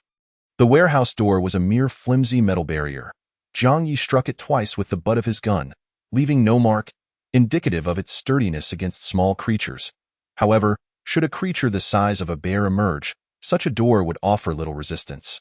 20 meters from the warehouse lay a frozen lake, surrounded on all sides by expansive plains, punctuated only by the occasional mound of earth, creating an overwhelmingly flat landscape. After a moment of contemplation, Jiang Ye decided to dig a trench around the base, while simultaneously erecting a low wall behind it. This would render it exceedingly difficult for ordinary small animals to breach the perimeter. They would either fall into the trench and be unable to escape or be thwarted by the wall. With the shovel in hand, he first traced a large circle on the ground, enclosing both the base and the warehouse latrine. As he counted his steps, he estimated the total length of the trench to be approximately 160 meters, an undertaking of considerable magnitude. Had the distance between the warehouse and the latrine been slightly shorter during their construction, the trench could have been reduced in length. Alas, this was the only course of action available. Thus began the arduous task of excavation. In temperatures plummeting below -20 degrees, the earth had frozen solid, making each shovelful a strenuous endeavor. The initial section of the trench was completed swiftly. It measured 1 meter wide and nearly 1 meter deep, with Jiang Ye standing in it, his upper body exposed. The soil excavated from the trench was piled beside it, intended for wall construction once the digging was complete. Jiang Ye surmised that such a deep trench should suffice. Small animals would surely struggle to escape. Perhaps, in the end, he could amass a collection of small creatures to sell for profit. He pressed on. The pace of progress was agonizingly slow. Despite Jiang Ye's relentless efforts, swinging the shovel with such vigor that it seemed to blur, he managed to advance a mere 10 meters in an hour. At this rate, even a full night's labor would not suffice to complete the trench. With dawn approaching, uncertainty loomed. Perhaps the sunlight would awaken alien creatures to feast upon the snow oil grass. Perched atop a mound of earth, drenched in sweat and breathless, Jiang Ye felt akin to a student who, with only 5 minutes remaining in an exam, had yet to finish the last page. After a brief respite, he resolved to alter his strategy. He would first excavate a trench half a meter deep, providing a defensive barrier, before returning to deepen it later. It was imperative to finish the trench before dawn. Gripping his shovel with renewed determination, he commenced digging the shallow trench. The pace quickened. He advanced 25 meters in the hour that followed. Although he had injected the physical enhancement serum, the prolonged exertion began to take its toll. The biting northern wind numbed his face and hands, yet beads of sweat continued to pour from beneath his cotton coat. As the night wore on, he had completed 80 meters of the trench, with another 80 remaining. His cotton coat had become soaked with perspiration, and the frigid air threatened to freeze it against his skin, chilling him to the bone. Having sweated profusely, he was parched, his throat dry. Reluctantly, Jiang Ye returned to the base, removed his wet coat, and laid it by the stove to dry while donning a fresh one. After taking a few sips of water, he dared not rest, pushing open the base door and stepping back into the biting cold to continue his labor. As dawn broke, only 20 meters of the trench remained. Frost adorned his hair, rendering him reminiscent of Santa Claus. His face was tinged blue, and his fingers trembled slightly from the cold. Fatigue weighed heavily upon him, yet he persisted. A fleeting thought crossed his mind. If he were as destitute as other colony commanders, with nothing but a modest base, the trench would have been completed swiftly, sparing him this grueling toil. However, upon reflection, he preferred not to be a pauper. Of the original 100,000 arrivals, many had perished, most succumbing to poverty. Their corpses were likely decomposing somewhere, and in such frigid weather, they were probably frozen into grotesque forms. With gritted teeth, Jiang Ye pressed on. The sun emerged sluggishly, resembling a poached egg, seemingly incapable of warming this frigid planet. The landscape was illuminated, and Jiang Ye found himself momentarily lost in thought. The greenish snow oil grass had erupted, blanketing the plains like a verdant sea. Overnight, the wasteland had transformed into a prairie, as if a divine hand had stretched from the heavens, wielding a brush to coat the entire planet in green. Upon closer inspection, the snow oil grass bore little resemblance to terrestrial grasses, resembling more of a diminutive aloe vera. The blades were plump and swollen, filled with the unique oil of the snow oil grass. The tallest blades reached approximately 10 centimeters, while the shorter ones had only just emerged from the soil. Each blade was adorned with white frost, giving the prairie the appearance of having received a light snowfall, a truly magnificent sight. After a brief moment of admiration, Jiang Ye resumed his labor, dedicating another hour to push the trench to the final 5 meters. In this last stretch, he opted not to excavate too deeply. A mere slight dig sufficed, as this area would serve as the passage for the base vehicle in case of a retreat. Exhausted, Jiang Ye returned to the base, replenished the stove with coal, and collapsed into a deep slumber, intending to fortify the defenses upon awakening. Chapter 52. The Blood Kangaroo Bang. The window pane shattered with a sharp crack, jolting Jiang Ye awake as he sat upright in bed. Turning to gaze out the window, his face drained of color. A purplish-black head, encircled by a ring of crimson eyes, was peering in at him, terrifying as a demon. Bang! The purplish-black head slammed against the glass once more, producing a deafening sound. Instinctively, Jiang Ye grasped the 5-shot gun by his bedside, pushed open the window with the barrel, and fired directly. Boom, boom. The purplish-black head did not evade. Instead, it charged toward the gun barrel, only to be obliterated by the bullet. Viscous crimson blood splattered across the window, with countless droplets sliding slowly down the glass. Jiang Ye was drenched in cold sweat, his hands trembling in fear, 1,000 expletives racing through his mind as he quickly scanned the surroundings outside the window. The monotonous pale blue grassland stretched before him, the sky a dull gray, devoid of any signs of life. What on earth had he just killed? It seemed somewhat familiar, yet he was certain he had never encountered such an evil creature. Jiang Ye pressed his hand to his chest, calming himself for a brief moment before reloading the 5-shot gun. He then cautiously opened the base door a crack to peer outside. Stepping out of the base, he discovered a creature, roughly the size of a human, lying bloodied on the ground, its skull fragments scattered several meters away. The creature was furry, with a long tail, muscular hind legs, pronounced pectorals, tiny forepaws, and a swollen belly with a small pouch. What the hell, a kangaroo? Jiang Ye gasped in astonishment. Judging by its body, it resembled a purplish-black kangaroo, yet its head bore no resemblance to one. It lacked the adorable pair of ears and had not two but numerous eyes, crimson and encircling its entire head. After a moment's hesitation, Jiang Ye bent down, seized the kangaroo's tail, and dragged it with effort into the base, stuffing it into the trading compartment. Following a brief scan, information appeared. Item: blood kangaroo. Item description: juveniles are pink, and as they grow, their fur darkens, transitioning to light red, blood red, and purplish black. They are temperamental, highly aggressive, and prone to attacking other creatures, often covered in blood, hence the name blood kangaroo. Scientist Alamu was the primary researcher on blood kangaroos and was killed when a group of them attacked, his skull crushed. According to Alamu's remaining notes, adult blood kangaroos can leap to a height of 1.7 meters and can swiftly break a person's ribs, making them extremely dangerous. Evaluation: 10,000 yuan. Jiang Ye clicked to sell, his personal assets soaring to 1,574,800 yuan. The blood kangaroo was evidently no docile creature but rather possessed a rabid temperament, attempting to attack him by ramming its head against the window. Jiang Ye felt a wave of dread wash over him. Thankfully, the base's glass was sturdy enough, or he might have met a grim fate. The trench he had dug failed to prevent this creature from entering, the reason being simple. It could leap 1.7 meters, while the surrounding trench was only half a meter deep. Jiang Ye was determined not to be assaulted by another blood kangaroo. It was simply too terrifying. He hurried to the storage room, retrieved a piece of bear meat, swiftly cooked it, donned a padded coat, and stepped outside. He needed to deepen the trench. He worked tirelessly to deepen the trench from half a meter to a full meter, taking the entire morning, his arms aching from the effort. However, a 1-meter deep trench would not suffice to deter the blood kangaroo, as it could leap 1.7 meters. Therefore, Jiang Ye resolved to construct a 1-meter-high earthen wall behind the trench, creating a height difference of 2 meters to effectively block the cursed blood kangaroo. After another round of cooking bear meat for lunch, he forewent an afternoon nap and resumed work. The pace of building the wall was slower, as he needed to compact the loose soil with a shovel and ensure the wall was straight.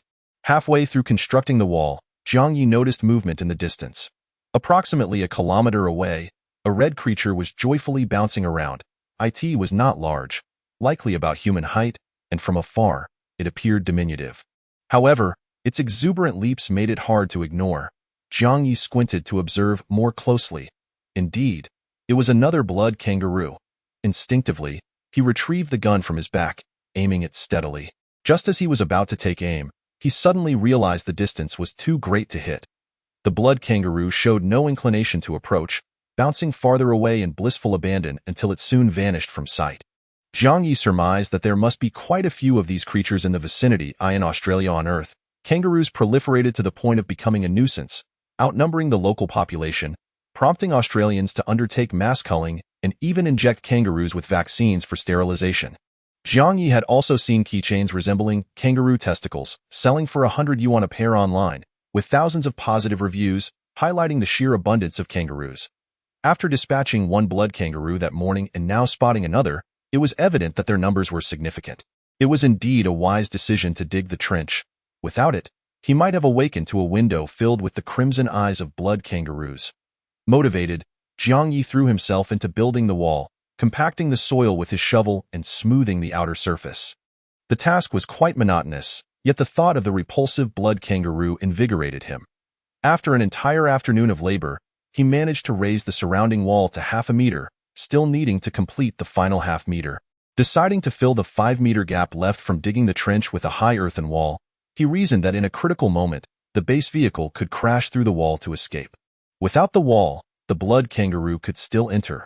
Now, from the trench to the top of the wall, there was a height of 1.5 meters. Smaller blood kangaroos should be unable to leap over it. Returning to the base, Jiang Ye cooked another piece of bear meat for dinner. The frozen bear meat was quite tough, but it sliced easily into perfectly uniform thin slices, making for an even more delectable meal. After a day of being frozen in extreme cold, returning to the cozy warmth of his home and sitting by the fire to enjoy pan-fried bear meat was a true delight. As he savored his meal, Jiang Ye suddenly experienced a nosebleed. The nourishing bear meat, consumed in abundance throughout the day, had been too invigorating, causing him to overheat. Embarrassed, he set aside half a kilogram of bear meat and cut a watermelon to cool down. The watermelon had frozen, becoming an icy treat. Once sliced, the first bite was a refreshing burst of sweetness. While munching on the watermelon, Jiang Ye opened the chat channel. As expected, messages from the citizens of Chaoxian awaited him. This time, she was clever enough not to send reminders at intervals as before, knowing that Jiang Ye typically only checks at night. Instead, she sent a message just half an hour ago. Business is picking up. Today we need a total of 3,000 grilled sausages, a warehouse, and a toilet. Please ship them as soon as possible. Is everything safe on your end? Any wild beasts around? Without hesitation, Jiang Ye opened the Galactic Mall, beginning to purchase and ship the goods. The profit from the grilled sausages amounted to 120,000 yuan, while the warehouse and toilet together netted him another 100,000 yuan. Half an hour later, the shipments were completed, and the funds were deposited simultaneously, raising his personal assets to 1,794,800 yuan. Next, the citizens of Chaoxian sent another payment, a share of the sales profits. Today's sum was substantial, totaling 48,100 yuan. Jiang Ye glanced at his account balance. 1,842,900 yuan. He felt elated. At this rate, he would be able to upgrade the base in a day or two. It seemed that others on the planet were also beginning to reap financial rewards, amassing wealth for purchases. The citizen of Chaoxian messaged, "Today I saw a wild beast, but it was too far to discern what it was, just bouncing around." Jiang Ye replied, "Was it red? Or purple?" "Wow, how did you know?" she exclaimed.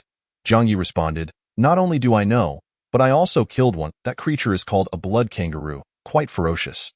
Just by looking at it bounce around from a distance, one could tell. Please exercise caution." Yes, I'm being very cautious. I hardly go outside except to use the restroom," she assured him. Chapter 53. No turning back.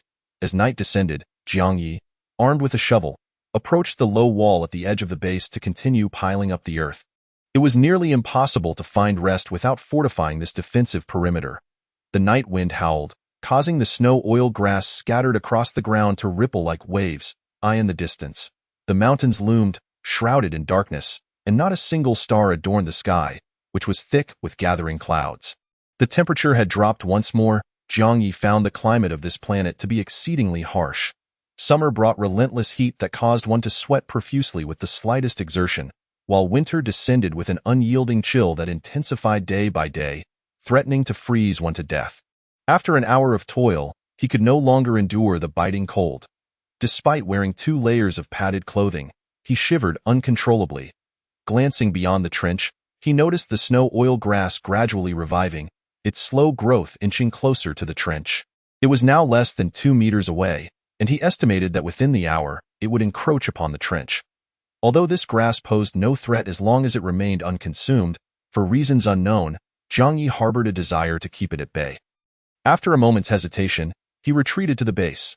Upon entering the Galactic Mall, a myriad of products appeared before him. He selected the heating stove, priced at 5,000 yuan each, and promptly ordered 4. With a deduction of 20,000 yuan, his personal assets dwindled to 1,822,900 yuan. In the span of 10 minutes, he positioned the 4 stoves beneath the low walls on each side. He then carried a sack of coal and poured it into the stoves, igniting it with corn husks. The flames roared to life, sending warmth into the air. However, the cold wind swiftly dispersed the heat. Yet, the surrounding snow-oiled grass seemed to sense the warmth and halted its advance. Jiang Ye felt a sense of relief. As long as the grass did not encroach further, he could afford to burn a few more bags of coal. After all, each bag was merely 500 yuan. Was that even considered money? Besides deterring the grass, the stove's warmth also provided comfort to Jiang Ye as he labored near the walls. Though the warmth was thin, it was certainly better than nothing. He wielded his shovel, laboring tirelessly until the early hours of the morning. At last, the surrounding walls were completed. Standing a meter high, they were solid and secure, instilling a profound sense of safety. In front of the base vehicle, a 2-meter-high wall had been constructed over a 5-meter expanse, as there was no trench in front to reinforce. Now, the erratic bounding of the blood kangaroos outside would require a leap of 2 meters to breach Jiang Ye's base. Scanning the area revealed that these kangaroos could only manage a maximum leap of 1.70 meters. As long as no Olympic-level kangaroos appeared, he would be safe. However, the earthen walls required one final reinforcement. Despite Jiang Ye's efforts with the shovel, the walls remained relatively loose and could easily be breached by a beast's brute force. Returning to the base, He fetched a pot of clear water and proceeded to the wall's edge, carefully pouring it over the outer side. The entire pot of water quickly flowed down, and within mere seconds of the cold wind's caress, it froze solid. Jiang Ye's method of reinforcement was to douse the walls with water to create ice. He had learned this technique from historical texts. In ancient times, during winter warfare, soldiers would pour water over city walls, forming layer upon layer of ice. As attacking soldiers attempted to climb, they would find themselves slipping and cursing the treachery of their foes. With no water remaining in the base, he was forced to use the hot water pool. Jiang Ye strapped 2 shotguns to his back, pocketed 2 blood grenades, and took along a charged Black Star pistol. The charged Black Star pistol, a gift from Gao Yu, had never been tested. After all, it was equipment designed for a robotic spy, and one could never tell what high-tech surprises it might hold. He feared it might misfire, akin to the kind gun and cunning gun from Stephen Chow's films. Jiang Ye dared not recklessly test the weapon. He would keep it on hand for emergencies, hoping never to have to use it, planning to sell it should he acquire a new firearm in the future. Gripping the wall's edge, he leapt upward, using both hands and feet to scale the top, then carefully jumped into the trench. Another leap brought him out of the trench and towards the hot water pool. The area surrounding the hot water pool was overrun with snow oil grass, but none had taken root within the pool, likely due to the hardened lakebed mud. Jiang Ye employed his usual tactic, tossing a grenade onto the lake surface to blast a large hole. He then scooped water with a pot and splashed it against the outer wall. Increasing layers of ice began to form on the wall, glistening brilliantly. After several pots, the blasted lake surface refroze. Jiang Ye collected large chunks of broken ice and tossed them into the hot water pool, waiting until it filled halfway before adding coal to heat it. As the coal ignited, an extraordinary phenomenon occurred. The snow oil grass nearby withered at a visible rate, its plump leaves splitting open to release a pale oil, ultimately curling into a lifeless yellow. Indeed, as the temperature rose, the snow oil grass could not survive. Unreservedly, Jiang Ye tossed handfuls of snow oil grass into the fire whenever the flames began to dwindle. The oil within the grass served as excellent fuel, crackling and sparking brightly. A pool of ice rapidly transformed into water, which he then scooped out and splashed onto the wall. After more than 2 hours of frenetic labor, he finally encased the entire outer wall in a thick layer of ice. Exhausted, Jiang Ye prepared to return to rest. However, as he descended the trench and gazed up at the towering wall, a sudden realization struck him. He had forgotten to leave himself a path back. Damn it! He was so fatigued that he had overlooked such a crucial detail. He attempted to leap and grasp the edge of the wall, but the icy surface thwarted him, and after several attempts, he remained unable to secure a hold. Who devised such a devious trap? It was far too slippery. At this moment, Jiang Ye was acutely aware that the defensive perimeter he had painstakingly constructed was indeed effective. So effective that he found himself trapped outside. Chapter 53. No turning back? As night descended, Jiang Ye grasped his shovel and made his way to the low wall at the edge of the base, continuing to heap earth to fortify it. Until this circle of defense was properly constructed, sleep would remain elusive. The night wind howled, sending the snow oil grass rippling like waves across the ground. In the distance, the mountains were shrouded in darkness, devoid of stars, as ominous clouds gathered. The temperature dropped once again.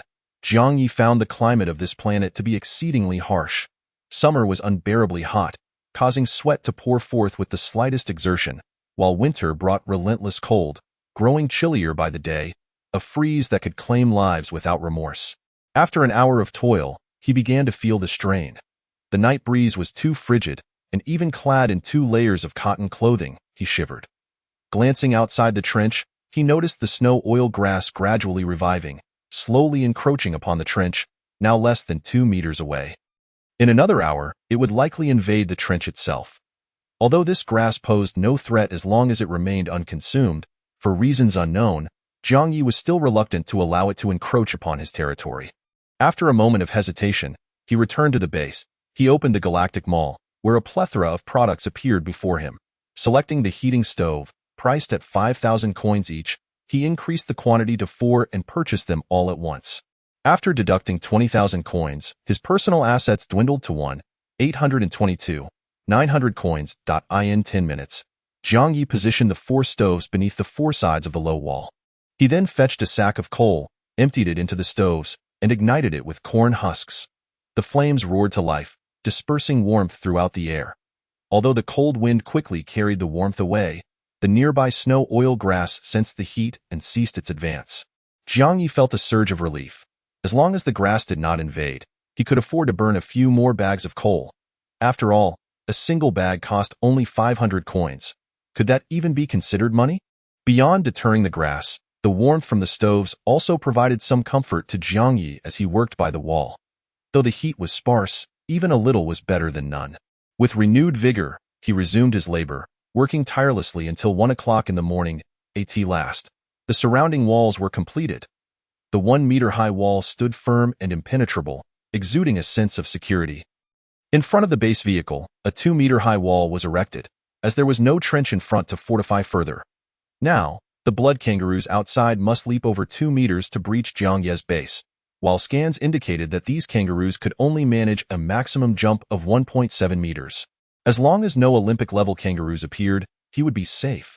However, the earthen wall required one final reinforcement. Despite Jiang Ye having patted the wall with his shovel, the earth was still rather loose. Without reinforcement, it could easily be breached by the brute force of wild beasts. Returning to the base, Jiang Ye fetched a pot of clear water. Approaching the wall, he slowly poured the water over the top from the outside. In a matter of moments, the entire pot was emptied, the water cascading down the wall. With the cold wind blowing, the water froze solid within mere seconds. Jiang Ye's method of reinforcement was to freeze the water into ice, an ancient tactic gleaned from historical texts. In the past, during winter sieges, defenders would douse the city walls with water, layer upon layer of ice forming, rendering the attacking soldiers unable to climb without slipping, prompting shouts of scorn for the treachery.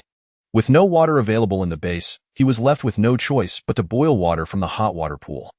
Jiang Ye strapped 2 shotguns to his back, pocketed 2 blood grenades, and tucked the charged Black Star pistol into his waistband.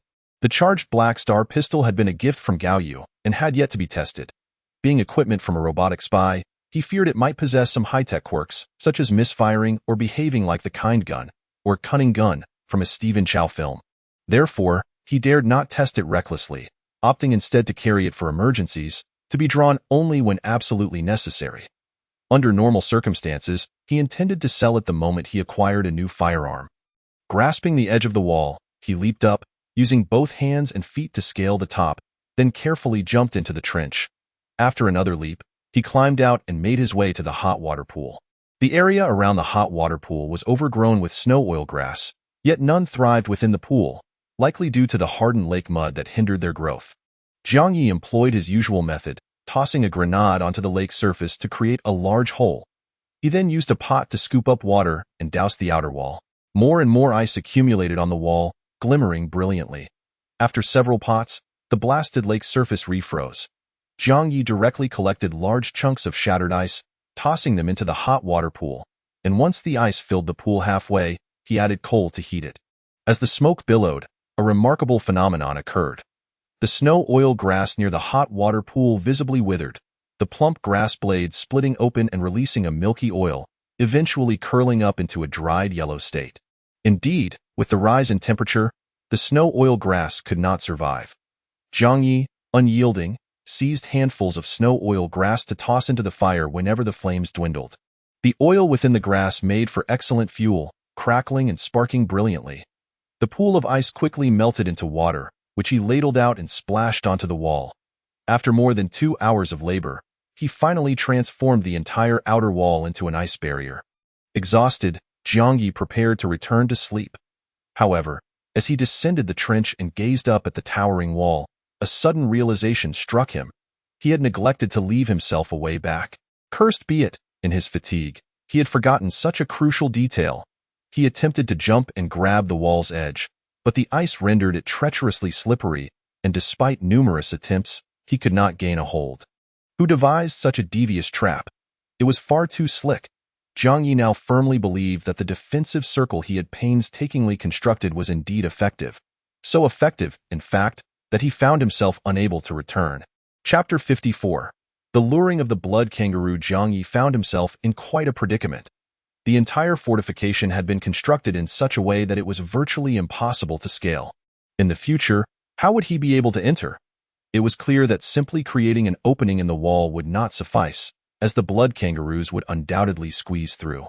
After a brief moment of contemplation, Jiang Ye resolved to dig a tunnel.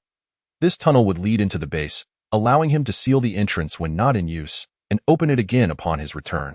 The blood kangaroos, being rather dim-witted, would surely not venture into the tunnel, but would instead bounce aimlessly in the trenches, attempting to leap over the wall. As Jiang Ye prepared to commence his excavation, he encountered a grave issue. His shovel had been left within the confines of the base, and he had forgotten to bring it along. Oh, how infuriating! I really ought not to work late into the night. It always leads to such oversights, he lamented, smacking his forehead with a sigh point. One cannot let nature's call go unheeded. So Jiang Ye dashed to the lakeside and picked up a sharp piece of ice. Returning to the trench, he began to dig vigorously. Remarkably, despite the painful chill it imparted to his hands, the ice proved quite effective for the task. After over half an hour of labor, he had succeeded in creating a narrow tunnel that circumvented the surrounding wall and led into the base. The passage was so confined that he could only crawl through, and the entrance was no larger than a manhole cover, conveniently situated next to the warehouse. Jiang Ye made his way to the warehouse, dragging 3 burlap sacks of coal to securely seal the tunnel's entrance. Finally, he returned, breathless, to catch some much-needed sleep. The day had truly exhausted him, and he slept soundly until noon the following day. Upon waking, he prepared a meal of 2 ears of corn and then set out, firearm slung over his shoulder. As he exited the base, he was greeted by a series of crackling sounds. Startled, Jiang Ye turned towards the noise, only to behold a bright red blood kangaroo, leaping just beyond the northern wall. Clearly, this creature was intent on gaining entry, but the wall was too high and the trench too deep for it to succeed. Jiang Ye couldn't help but chuckle. He removed his gun from his back and raised it in hand, slowly approaching the wall's edge. The blood kangaroo, undeterred, continued to leap in place, like an unrelenting machine. "Little buddy, you sure do jump." Jiang Ye smiled. "Aren't you afraid upon seeing me?" The kangaroo continued its futile attempts. "Do you know who I am?" "No? Allow me to enlighten you. There are 2 types of people on this planet, those who carry turtle boxes and those who possess mirror cases. You would do well to steer clear of both. They are quite volatile and will not hesitate to harm you." Jiang Ye continued to ramble, perhaps having not conversed with anyone for too long and eager to practice his voice. But the kangaroo kept bouncing. "However, your presence here is fortuitous. I may not be a paragon of virtue, but I can grant you a swift end." With that, Jiang Ye raised his weapon and shot the blood kangaroo, its head exploding in a gruesome display. Observing the gory remains of the creature, Jiang Ye pouted. "Not satisfying enough, foolish kangaroo. You clearly don't know fear." He lifted the burlap sack, sealing the tunnel, and crawled out to drag the carcass back. He disposed of it in the trading warehouse. The previous day's dark purple kangaroo had fetched him $10,000, yet today's red one only garnered $8,000. His personal assets now amounted to 830,900 yuan. Jiang Ye surmised that perhaps the deeper the color of the kangaroo, the greater the price it commanded. Grabbing his pot and katana, he traversed the tunnel beyond the wall. Jiang Ye had resolved to cut grass today. Based on the chatter in the communication channel, it appeared that nearly all the colony overseers were engaged in grass cutting for profit. It seemed everyone would make a handsome sum this winter, upgrading their bases in unison. Jiang Ye could not afford to lag behind. He needed to maintain a higher level than others for his peace of mind. Thus, he too would partake in the grass cutting. The surrounding snow oil grass was flourishing, its leaves plump and full. Jiang Ye stood at the edge of the thicket, wielding his katana for a sweeping horizontal cut. As the blade sliced through, grass flew into the air, and oil splattered profusely.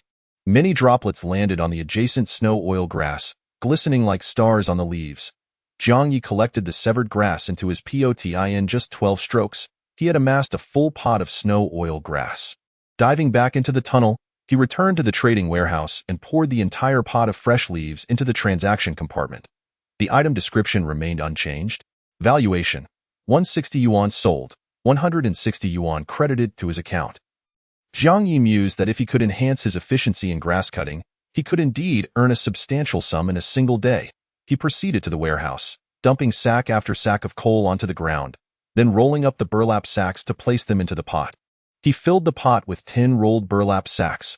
Crawling back through the tunnel, he ventured out to the grassland and resumed his vigorous swings with the katana. The fierce wind of the blade sliced through the grass, sending it tumbling and oil splattering. 1 cut, 5 cuts, 10 cuts, 100 cuts, 300 cuts, 500 cuts. Jiang Ye advanced while slashing, and vast swathes of grass fell to the ground. Finally, weary, he plunged the katana into the earth. Jiang Ye bent down, stuffing handfuls of snow oil grass into an empty burlap sack. Soon enough, he had filled an entire sack. Upon reaching the wall, he tossed the filled sack over. This way, he could avoid the hassle of repeatedly dragging the pot back and forth. He worked diligently until noon, managing to fill 10 sacks, which he then hurled over the wall. Climbing back through the tunnel to the base, he dragged each large sack into the trading warehouse for sale. Sale successful. 1,013 yuan has been credited to your personal account. Sale successful. 998 yuan has been credited to your personal account. Sale successful. 1,003 yuan has been credited to your personal account. With all 10 sacks sold, his personal account balance rose to 1,840,254 yuan. He was still shy of approximately 160,000. Jiang Ye felt exhausted. Cutting grass had proven to be little more than a meager source of income. After a grueling morning, he had only earned a mere 10,000. He decided against continuing the labor. 2 more days of this, and he would surely be afflicted with chronic joint pain. It was hardly worth jeopardizing his health for a few thousand yuan. Feeling numb from the cold, he cut a pound of bear meat to fry for lunch. As he ate, he opened the chat channel to eavesdrop on others' conversations. Surprisingly, the atmosphere in the chat was jubilant, with many expressing more joy than during the new year. Mass girl. I earned 2,000 bucks this morning just from cutting grass. I'm incredible. At this rate, I'll quickly upgrade to a level 4 base. Flame Emperor, for warmth, just burn snow oil grass. The money from selling grass goes towards food. I recommend a great seller to everyone. Chaosian citizen. She has grilled sausages for only 60 yuan each. World unfinished. I estimate I'll upgrade to a level 4 base this afternoon. My hands hurt from cutting grass, but if anyone has a knife, I'm willing to pay handsomely. Guardian of the Dragon Kingdom. Here's a lucrative tip.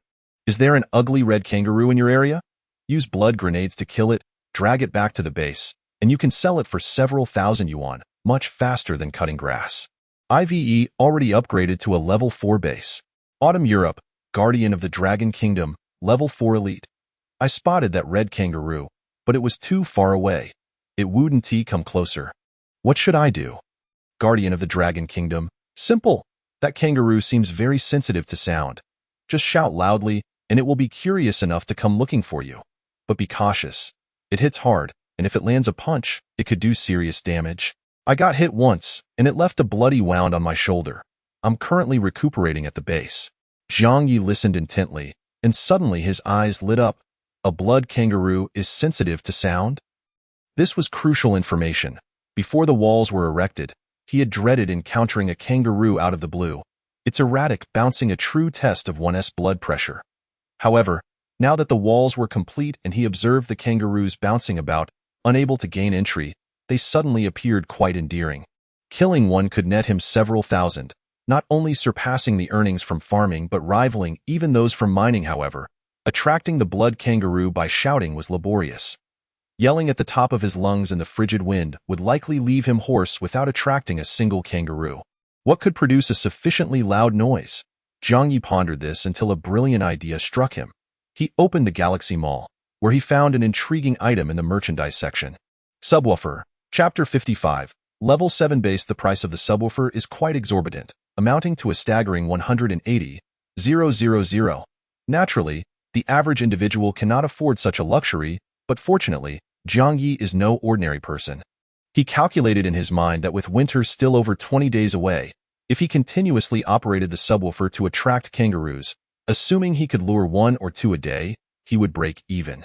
If he could manage to attract 3 or 4 in a single day, it would be a guaranteed profit. Gritting his teeth, he placed the order. With 180,000 spin in an instant, his personal account still held 1,660,254. Jiang Ye had initially assumed that such an expensive subwoofer would be a grand and substantial piece of equipment. However, to his astonishment, the transaction warehouse glimmered. revealing a small white gadget no larger than a tissue box. Picking it up, Jiang Ye examined it closely. The structure was remarkably simple. The front featured a speaker, while the back housed a touchscreen control panel. The functions were rather limited, comprising only 3 options. The first being on and off, the second, increase volume and decrease volume, and the third, music library. Upon entering the music library, a series of prompts immediately appeared. Frowny face. The music library contains a total of 200,000 songs and is continually updating, with equating to 100 million, to trillion, and to quadrillion. The price for regular tracks is 1,000 yuan each. Free radio broadcasts are also available, providing songs around the clock. Purchased songs will be stored in the library for playback at any time. Jiang Ye was utterly taken aback. 1,000 yuan for a single song. That was more ruthless than robbing a bank. He promptly opted for free radio. Instantly, the subwoofer blared to life at 20 volume, sounding comparable to a phone at maximum volume. An agricultural heavy metal song reverberated throughout the bass. It was you who wanted to part ways. If parting was meant to be, so be it. Now you wish to woo me back with true love. Love is not something you can sell or buy at will. Jiang Ye's face turned a shade of green. The free radio was indeed a cornucopia of rural flavor. He attempted to change the song, only to discover there was no option to do so. The broadcast was uniform, and he could only wait for this one to finish. His embarrassment was palpable, as if he were about to excavate a mine with his toes.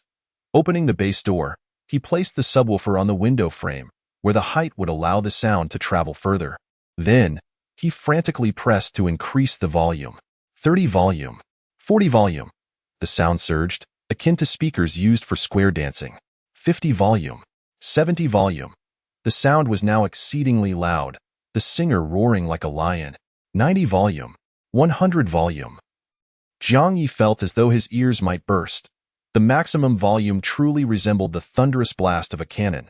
No wonder the subwoofer was worth 180,000. It indeed had its merits. Placing his hand against the window, he felt the glass tremble. Jiang Ye quickly retreated several paces, lest he risk premature deafness. Then, he surveyed the surrounding wilderness. The agricultural heavy metal song swept across the snow-laden grasslands, echoing far and wide. In this treeless expanse, the sound could travel great distances. Suddenly, several crimson heads emerged on the horizon. They had been startled by the song and curiously gazed upward, their eyes reflecting a sense of wonder. What was making such a noise? Before long, they began to bounce towards the source of the melody. Jiang Ye was taken aback. In both the northern and western directions, he spotted several red creatures hopping excitedly, blood kangaroos drawn in by the sound. Counting carefully, he counted a total of 6. He hurriedly placed a few blood grenades against the wall in preparation and checked his 5-shot shotgun and needle shotgun, ensuring the ammunition was fully loaded, before crouching atop the wall to wait. The 2 blood kangaroos from the west moved quickly, entering shooting range first. However, Jiang Ye did not fire immediately. He aimed to capture all 6 kangaroos in one fell swoop. If he shot the first 2, the others might flee in fear. After a brief moment, the 4 blood kangaroos from the north also entered range one by one. Jiang Ye remained patient, waiting until the first 2 blood kangaroos approached the ditch, less than 3 meters away, before suddenly opening fire. Boom, boom. The needle shotgun discharged in rapid succession, striking the 2 blood kangaroos from the west. The first was hit in the head, collapsing instantly. The second was shot in the abdomen, falling to the ground and writhing in pain, emitting a piercing and harrowing shriek that echoed like a sharp squeak, quite grating to the ears. The 4 blood kangaroos to the north hesitated for a moment upon witnessing their kin fall, then turned tail and fled. Jiang Ye swiftly switched to the 5-shot shotgun, aimed and fired. 5 shots rang out, but only 2 kangaroos fell. It wasn't that Jiang Ye lacked skill. Rather, the bouncing targets were challenging to hit. He quickly twisted open a blood grenade and hurled it with force. A tremendous explosion followed, and the remaining blood kangaroos fell to the ground. Jiang Ye ensured his weapons were fully loaded before crawling out of the tunnel. The slain kangaroos were quite sizable, weighing nearly 100 pounds each. Jiang Ye first located the furthest blood kangaroo carcass, grabbing it by its thick tail to drag it back. With a sudden burst of strength, akin to weightlifting, he tossed it over the wall. He could clearly feel himself having grown considerably stronger. likely due to the long hours spent mining and the enhancement from physical boosters. Had he been the same person as when he first arrived, he would have struggled to even drag such a heavy kangaroo, let alone lift it. Living on this planet for a while might very well turn him into a muscle-bound figure like Schwarzenegger or El Xiaojun. Next, he dealt with the two nearby carcasses. The one with a blown head was swiftly tossed over the wall, while the injured one still lay on the ground, struggling and emitting pitiful whimpers. Its dozens of red eyes were glistening with tears, presenting a heartbreaking sight. Jiang Ye simply hoisted it up and threw it over the wall. He then crawled back through the tunnel, dragging the still-living blood kangaroo back to the base and tossing it into the transaction warehouse. Jiang Ye was curious if the live specimen would fetch a higher price. Indeed, after a brief scan, the information appeared: frowny face item, live blood kangaroo, item description. Oh, a live blood kangaroo can be kept as a pet or for breeding. This rare pet is highly sought after. Estimated value, 100,000 yuan. Jiang Ye hastily sold it, fearing it might perish if he delayed. He then proceeded to sell the other 5 blood kangaroos. The balance in his personal account rose to a fortuitous total of 1,800,000. As the previous song concluded, the subwoofer transitioned to the next track. The musical style shifted dramatically from agricultural heavy metal to the symphonic piece Voltava. Jiang Ye looked out the window, astonished to see 2 more blood kangaroos approaching from the east, bouncing excitedly closer. His eyes sparkled with dollar signs, and he grinned widely, grabbing his gun to head out. This time, he aimed carefully, shooting the blood kangaroos in the abdomen rather than blasting their heads off. Curiosity proved fatal for the blood kangaroos. Both fell to the ground, crying out in agony, utterly pitiful.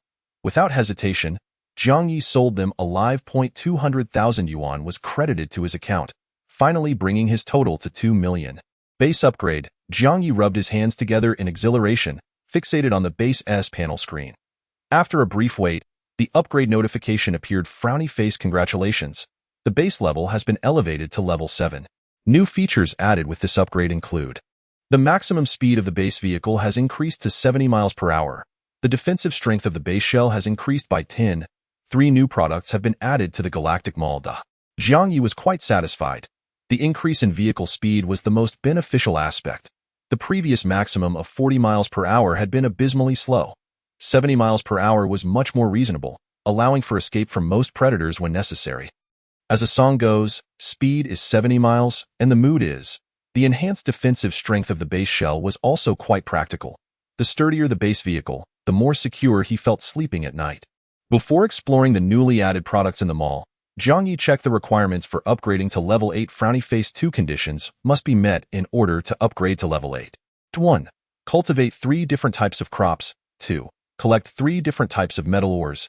Jiang Ye scratched his head, somewhat unaccustomed to the fact that upgrading required more than just spending money. Chapter 56. The revelation at the end. There was a line of small print: frowny face friendly reminder. Submit samples of 3 different crops and 1 pound each of 3 types of ore to the Galactic Empire's Data Bureau to complete the task. Jiang Ye gazed at the upgrade requirements, lost in contemplation. He felt that these conditions bore profound significance. All colonial governors who aspired to elevate their bases to level 8 were required to submit a modest offering of crops and ores. Once everyone complied, the Galactic Empire would be able to deduce the general data of this planet. What types of vegetation could be cultivated and what varieties of ores were present. Through this method, the conditions of numerous barren planets were effortlessly grasped by the Galactic Empire. Truly efficient. Jiang Ye first proceeded to the warehouse, procuring a peanut, a wheat ear, and a grain of rice, which he deposited into the trading depot. The first requirement for the upgrade, cultivate 3 different types of crops, was immediately marked with a green check. Jiang Ye felt a surge of joy, as this meant he had completed 50 of the upgrade progress. However, the remaining 50 proved to be quite challenging. The 3 types of ore specifically indicated that they must be metallic. Initially, Jiang Ye had intended to hibernate indoors, basking by the fire during the harsh winter, avoiding the toil of mining. Yet, it appeared he had no choice but to venture out in search of ore. As it happened, he had already secured 2 types of metallic ore. The unmined galena he had discarded earlier due to its low value was, of course, a type of metal, as lead is denoted by the radical for metal. Additionally, there was magnetite.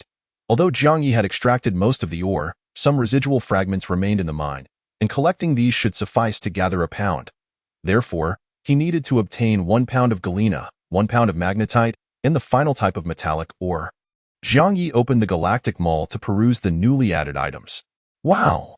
He exclaimed instinctively upon catching sight of the new product. Open fire, assault rifle. Chapter 56. A sudden revelation at the end. There was a line of small print. Friendly reminder. Submit samples of 3 different crops and 1 pound each of 3 types of ore to the Galactic Empire's Data Bureau to complete the task. Jiang Ye gazed at the upgrade requirements, lost in contemplation. He perceived that this upgrade condition held deeper significance. All colonial governors aspiring to elevate their bases to level 8 must contribute a modicum of crops and ores. Once everyone has complied, the Galactic Empire will be able to glean an approximate understanding of this planet's data. What kinds of plants can be cultivated and what varieties of ores are present. Through this method, the circumstances of numerous barren planets have been effortlessly mastered by the Galactic Empire. Truly, it is a model of efficiency. Jiang Ye first ventured to the warehouse, retrieving a peanut, a wheat ear, and a grain of rice. He deposited them into the trading repository. The first requirement for the upgrade, cultivate 3 different crops, was immediately marked with a green check. A wave of joy surged through Jiang Ye, as this meant he had already completed 50 of the upgrade progress. However, the remaining 50 posed a considerable challenge. The 3 types of ore specifically had to be metallic. Initially, Jiang Ye had intended to stay indoors, basking in warmth during the biting winter months, forgoing the prospect of mining. Yet, it seemed he had no choice but to venture out in search of ore. As it stood, he already possessed 2 types of metallic ore. The lead ore he had left unmined was deemed too inexpensive, leading him to discard it. Lead, being a metal, certainly qualified. Additionally, while Jiang Ye had exhausted most of the magnetite, some residual fragments still lingered in the mine, which, if collected, should suffice for the requisite pound. Thus, he needed to procure a pound of lead ore, a pound of magnetite, and finally, 1 last type of metallic ore. Jiang Ye opened the Galactic Mall to explore the newly added merchandise. Wow! He exclaimed instinctively upon catching sight of the new item. Kaishi Assault Rifle, Chapter 56. A sudden revelation at the end. There was a line of small text frowny face friendly reminder. Submit samples of 3 different crops and 1 pound each of 3 types of ores to the Galactic Empire's Data Bureau to complete the task. Jiang Ye gazed at the upgrade requirements, lost in contemplation. He sensed that there was a deeper significance behind these conditions. All colonial governors seeking to elevate their bases to level 8 were mandated to submit a modicum of crops and ores. Once everyone complied, the Galactic Empire would be able to glean an approximate understanding of this planet's data. What kinds of plants could be cultivated and what varieties of ores could be found. Through this method, the Empire effortlessly amassed knowledge regarding numerous desolate planets. Truly efficient. Jiang Ye first proceeded to the warehouse to retrieve a peanut, a wheat ear, and a grain of rice, which he deposited into the trading warehouse. The first criterion for the upgrade, cultivate 3 different crops, was immediately followed by the appearance of a green checkmark, Jiang Ye's heart soared. This meant that he had already completed 50 of the upgrade progress. However, the remaining 50 posed a formidable challenge. The requirement for the 3 types of ores specifically stated that they must be metallic ores. Initially, Jiang Ye had intended to remain indoors, basking by the fire during the frigid winter months, opting out of mining this season. Yet, it appeared he had no choice but to venture out in search of ore. As luck would have it, he already possessed 2 of the 3 metallic ores. He had previously abandoned the unfinished galena, deeming its value too low, thus discarding it. Given that lead is classified under metals, it certainly qualified. Additionally, while he had exhausted the majority of the magnetite, some residual dust remained in the mine, and gathering it should suffice to amass the required pound. Therefore, he needed to procure 1 pound of galena and 1 pound of magnetite, leaving only the final type of metallic ore to be found. Jiang Ye opened the Galactic Mall to peruse the newly added merchandise. Wow! He exclaimed instinctively upon laying eyes on the new item. Kaishi Assault Rifle. Product description. A traditional firearm devoid of charging capabilities, utilizing 5.8mm ammunition, renowned for its formidable power and rapid rate of fire, with recoil diminished to nearly 0, making it an exceptional weapon for close to mid-range assaults. Purchase includes a 4x scope and 3 empty magazines, each with a capacity of 35 rounds. Price: 86,000 yuan. Jiang Ye was elated. He had long desired an assault rifle or submachine gun. While shotguns were fierce, they often fell silent after just a couple of shots. Acquiring this opening salvo would undoubtedly elevate his firepower dramatically. He resolved to make the purchase. Regrettably, your balance is insufficient. The merciless notification flashed on the screen. Jiang Ye scratched his head, feeling somewhat embarrassed. Having just upgraded his base, his funds had been entirely depleted, leaving him financially destitute. However, there was no need for alarm. 86,000 yuan was not an insurmountable sum, and he would soon earn it back. My precious, just wait.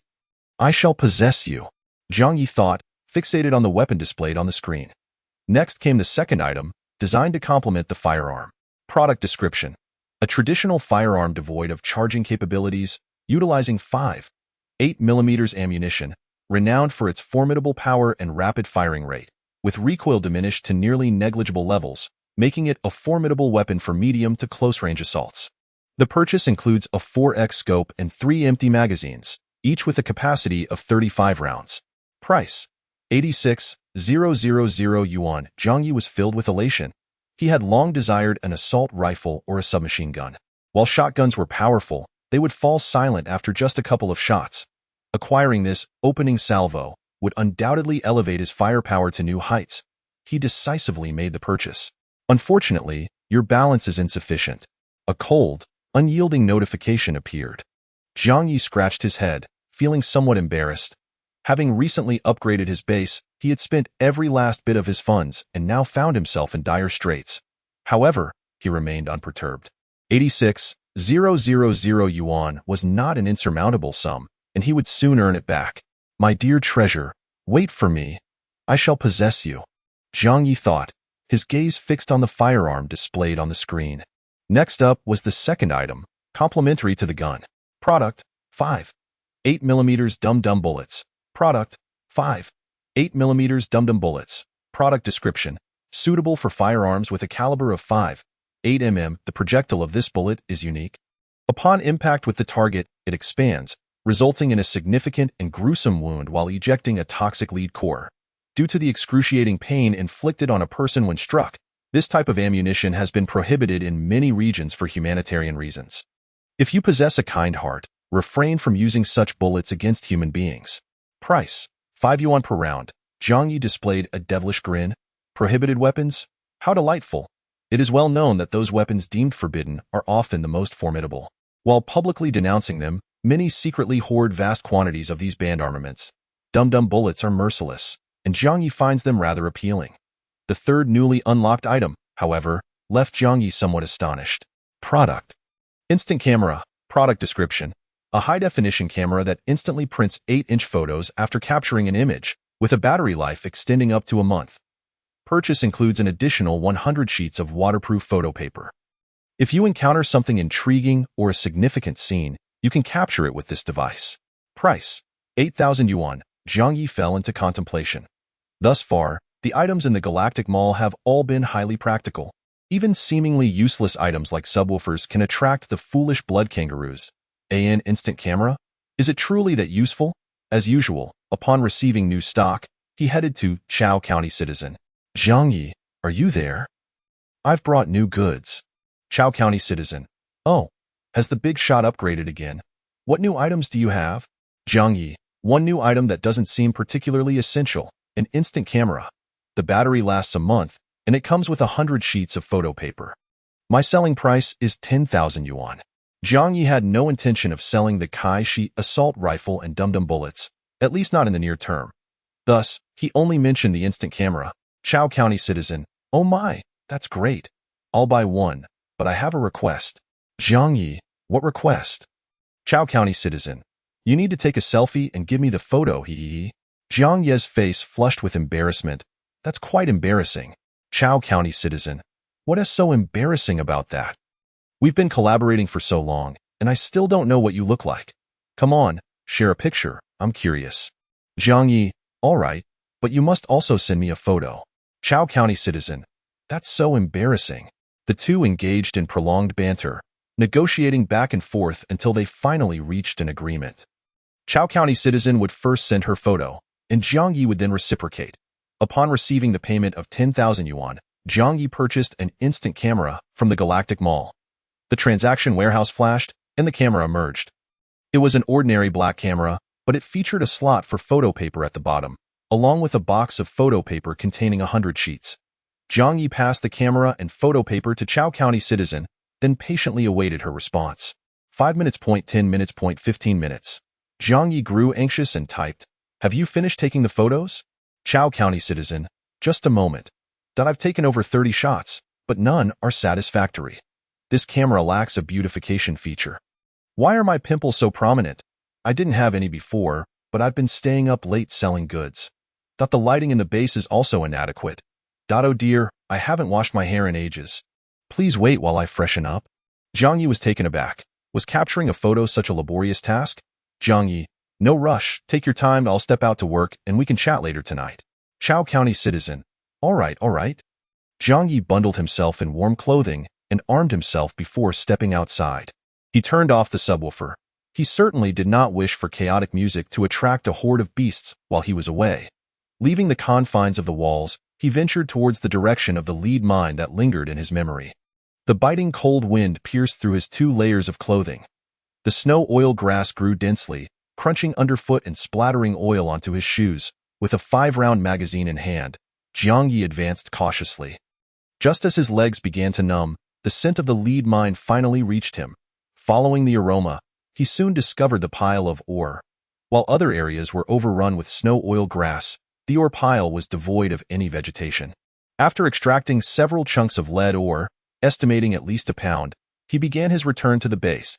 He then smoothly located the magnetite, gathering a pound of magnetic powder and ore remnants in his hands, placing them in his pocket. As dusk fell, the sun slowly descended, casting a golden glow across the prairie. Countless leaves of snow oil grass sparkled with frost crystals, resembling golden dust. Jiang Ye hastened towards the base, aware that the journey was still long, and he aimed to reach home before nightfall. Suddenly, he halted, his expression shifting dramatically as he dropped to the ground amidst the grass, concealing himself within the thick snow oil grass. His firearm pointed towards a specific direction. Approximately 400 meters ahead, atop a dirt mound, a figure suddenly emerged. Chapter 57. A significant achievement. The individual before him appeared rather peculiar, standing rigidly atop a mound of earth, glancing left and right. It was evident that she was a woman, distinguished by her long hair. Of course, there remained a slight possibility that she could be a male artist or some such. Jiang Ye promptly resolved to follow her. He crawled forward through the snow oil grass, too apprehensive to rise and walk, fearing detection. Fortunately, the snow oil grass in this area grew quite luxuriantly, with broad blades that effectively concealed Jiang Ye as he crept along. The unfamiliar woman lingered on the mound for about a minute before gradually moving forward, descending the slope and vanishing from sight. Jiang Ye immediately stood up, clutching his firearm, and sprinted toward the hill. Running in winter was anything but comfortable. The frigid air, plunging below 20 degrees Celsius, filled his lungs, causing pain throughout his respiratory tract. Yet, Jiang Ye was far too tense to register such discomfort. Before long, he arrived at the very slope where the woman had stood. He slowed his pace and stealthily ascended. Upon reaching the summit, he cautiously peeked over. The woman was now 100 meters ahead, progressing slowly without any awareness of being followed. However, 200 meters ahead loomed a base. Not the kind of sophisticated base reminiscent of a bus, but rather a rudimentary, smaller fixed installation nestled amidst the snow oil grass, exuding an air of solitude. Jiang Ye lay prone on the slope, silently observing. He was somewhat astonished to discover a colonial governor here, remarkably close at hand. The woman approached the entrance of the base, glanced around, opened the door, and stepped inside, closing it behind her. Jiang Ye steadied himself, biding his time until darkness enveloped the surroundings, then rose once more. Hunched over, he stealthily advanced toward the base. 100 meters, 50 meters, 30 meters. The sensation beneath his feet abruptly changed. Jiang Ye paused, lowering his gaze. To his astonishment, the ground he trod upon was devoid of snow oil grass. A 2-meter patch lay barren, surrounded by the verdant grass. Moreover, the soil beneath him felt remarkably loose, as if recently disturbed. Jiang Ye crouched down, inhaling deeply, catching a faint whiff of decay. His eyes sharpened as a realization struck him. He extended his hand, cautiously clearing away the earth, digging downwards, at last. he encountered something cold and unyielding. By the light of the moon, he unearthed a face. A woman's face. A chill ran down his spine, every hair on his body standing on end. Here he was, crouched over a corpse in the dead of night, so close he could almost kiss it. The sensation was profoundly horrifying. Jiang Ye muttered a quiet exclamation, almost overwhelmed by the urge to soil himself. Under the moonlight, he scrutinized the face, which was unremarkable yet possessed delicate features, reminiscent of a youthful student. The visage had already become rigid from the cold, its lips coated in frost. Jiang Ye continued to excavate, discovering that the corpse was entirely nude. A long wound marred the waist, clearly inflicted by a sharp blade. One decisive thrust had caused fatal blood loss. Parting the wound revealed intestines, stiff as frozen serpents. Rising, he gripped his firearm tightly and proceeded toward the base. Gradually, he arrived at the exterior of the installation. Silently crouching beneath a window, he cautiously peered inside. Illuminated by the moonlight, he discerned the interior. In one corner lay a few pumpkins alongside a shovel. This constituted the entirety of the occupant's possessions. It was evident that the base's proprietor was exceedingly impoverished. Jiang Ye deliberately scanned for weapons, but none were visible. There were neither firearms nor knives, at least not in plain sight. The woman clad in the uniform of a colonial governor reclined in a seat, her eyes shut, appearing to be asleep. The face of this woman was identical to that of the corpse outside. Jiang Ye's heart raced with terror. Another spy robot dispatched by the Meyer people. The automaton had killed the woman, assumed her likeness, and then taken over her space. In that moment, Jiang Ye felt a surge of dread. Just how many spy robots had the Meyer sent to this planet?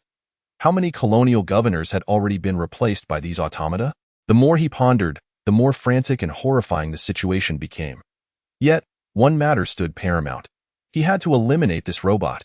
To achieve this, stealthily entering and delivering a fatal shot would be ideal. However, the window was certainly secured. From Jiang Ye's experience, while the small windows of bases appeared inconspicuous, they were remarkably sturdy. One could drop from the heavens and they would remain unscathed. Moreover, the door was undoubtedly locked from the inside, rendering it impossible to open. Frustration mounted. This base was as fortified as a bunker. How on earth could he gain entry? While contemplating, Jiang Ye reached out to touch the base's door. To his surprise, it shifted slightly. His expression changed. Was it not locked? The grim realization dawned. The king of hell calls for your demise at midnight. Who dares to let you linger until dawn? Without hesitation, he kicked the door open and charged inside, firearm drawn. The slumbering robot was jolted awake, her eyes widening as the barrel of the gun pressed against her forehead. "Don't kill me!" she cried out in terror. Jiang Ye had almost pulled the trigger but suddenly reconsidered. Having already subdued her, he might as well extract some intelligence before executing her. He was particularly keen on learning about the spy robots. Who knew how many more he might encounter in the future? "Put your hands together and raise them," Jiang Ye commanded sternly. The robot complied, her face paling from fear. "Do you know who you are?" Jiang Ye inquired. "I will give you one chance, do not lie." TDK 0022, serial number 162800001, she replied. "I am a spy robot manufactured by the Meyer Empire. The prefix signifies my product model, and the suffix indicates my production sequence. 16 million? The Meyer have manufactured over 16 million spy robots." Jiang Ye was taken aback. "In fact, there are even more. The daily output is 100,000. The robot responded rapidly, as if a bamboo tube pouring forth beans. "How many of your kind are on this planet?" Jiang Ye pressed. 10,000. The first batch consisted of 10,000. "I am uncertain if a second batch will be dispatched," she answered. 10,000. Quite a considerable number. "I have heard that your operational mechanism involves landing, eliminating a person, replicating their appearance, and copying their memories, all the while forgetting your original identity." Jiang Ye scrutinized her. "Why do you remember who you are?" "I have not yet had the chance to reboot," the robot explained. "This afternoon, I just killed someone and buried her, absorbing her memories. Normally, by tomorrow morning, I would forget who I am." "How did you kill the person?" Jiang Ye narrowed his eyes, his finger poised on the trigger. Should she answer incorrectly, it would indicate deceit, and he would fire. She was weeding. "I found a piece of ice," sharpened it on a stone to create a dagger, then approached and stabbed her. The robot recounted. I can tell you anything. I can be your slave. I will do whatever you ask. Please don't kill me. Stay still. Any movement and I will shoot you. Jiang Ye warned. One hand held the gun, while the other grasped the robot's shirt hem, pulling it upwards forcefully, covering her head with the garment and securing it with a knot at the back. This was a method he had learned from books, a simple way to restrain someone. If the robot attempted to resist, it would take her several seconds to extricate herself from the fabric, a window of opportunity ample enough to end her life multiple times. The robot's upper body was exposed, her slender waist accentuated by a pink undergarment, rendering her figure quite alluring. Jiang Ye's hand roamed over her trousers, meticulously searching up and down, yet finding no weapon. Do you possess any weapons? A shovel, which was used to kill that person, is in the corner. Nothing else? No. The initial stabbing weapon melted from the hot blood and was discarded in the grass. You are rather cooperative, Jiang Ye remarked. When a gun is aimed at you, cooperation is inevitable, the robot replied, her voice trembling with fear. You want to kill me, will you? That depends on your performance. I have many questions. If you answer truthfully, I may consider sparing your life. Jiang Ye coaxed, a sinister smile gracing his lips. I will certainly provide truthful answers. Where is your vital organ? The central control unit is in the head, akin to your brain. The energy core resides in the heart. If either of these two areas is damaged, I will die instantly. What about your mobility? My limbs share the same structure as humans. My physical capabilities are comparable. However, I can run over 40 kilometers without feeling fatigued. Jiang Ye nodded, turning her over to have her lie face down on the bed. Are your knees similar to those of humans? Yes. What do you intend to do? I will break your leg. Will it hurt? Jiang Ye asked. No, it will hurt. It truly will. I want to run. I beg you. With a swift motion, Jiang Ye struck her left calf with the butt of his gun, a resounding crack echoing as the limb bent forward. The robot erupted into hysterical cries, her body trembling violently, wailing in despair. Jiang Ye struck her right calf with the butt of his weapon, and with another blow, it too bent forward. The robot's cries rang out, as if she were facing execution. In pain. She convulsed, akin to a fish yanked from the water. Shoo! Stop crying. Your wails will attract the blood kangaroo, Jiang Ye admonished. The robot struggled to restrain her sobs, yet the agony caused her to tremble, her mouth involuntarily uttering soft whimpers. All right, I will continue my inquiries, Jiang Ye said. What makes your model of robot unique? How do you eliminate humans? There is nothing particularly special. We infiltrate human society and await signals from headquarters to act. Our internal organs are metallic, yet aside from that, we are nearly indistinguishable from humans. I truly am in pain. Please do not treat me this way. If the pain signals become too intense, my central control unit will temporarily shut down, meaning I will faint. Are you afraid of death? Jiang Ye inquired. Of course I am. Why does a robot fear death? Jiang Ye pressed. Aren't robots supposed to be unafraid of death? Lower-tier robots resemble machines more closely, while higher-tier robots are more human-like. To avoid revealing flaws, our thought processes are designed to be almost identical to those of humans.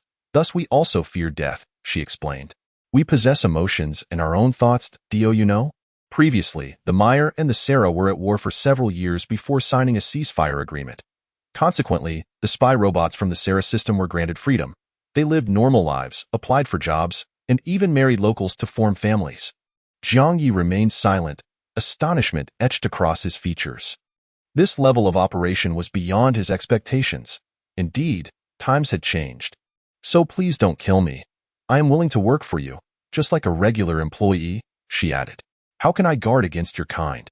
You must understand, you resemble humans so closely that the naked eye can scarcely distinguish the difference. I do not know.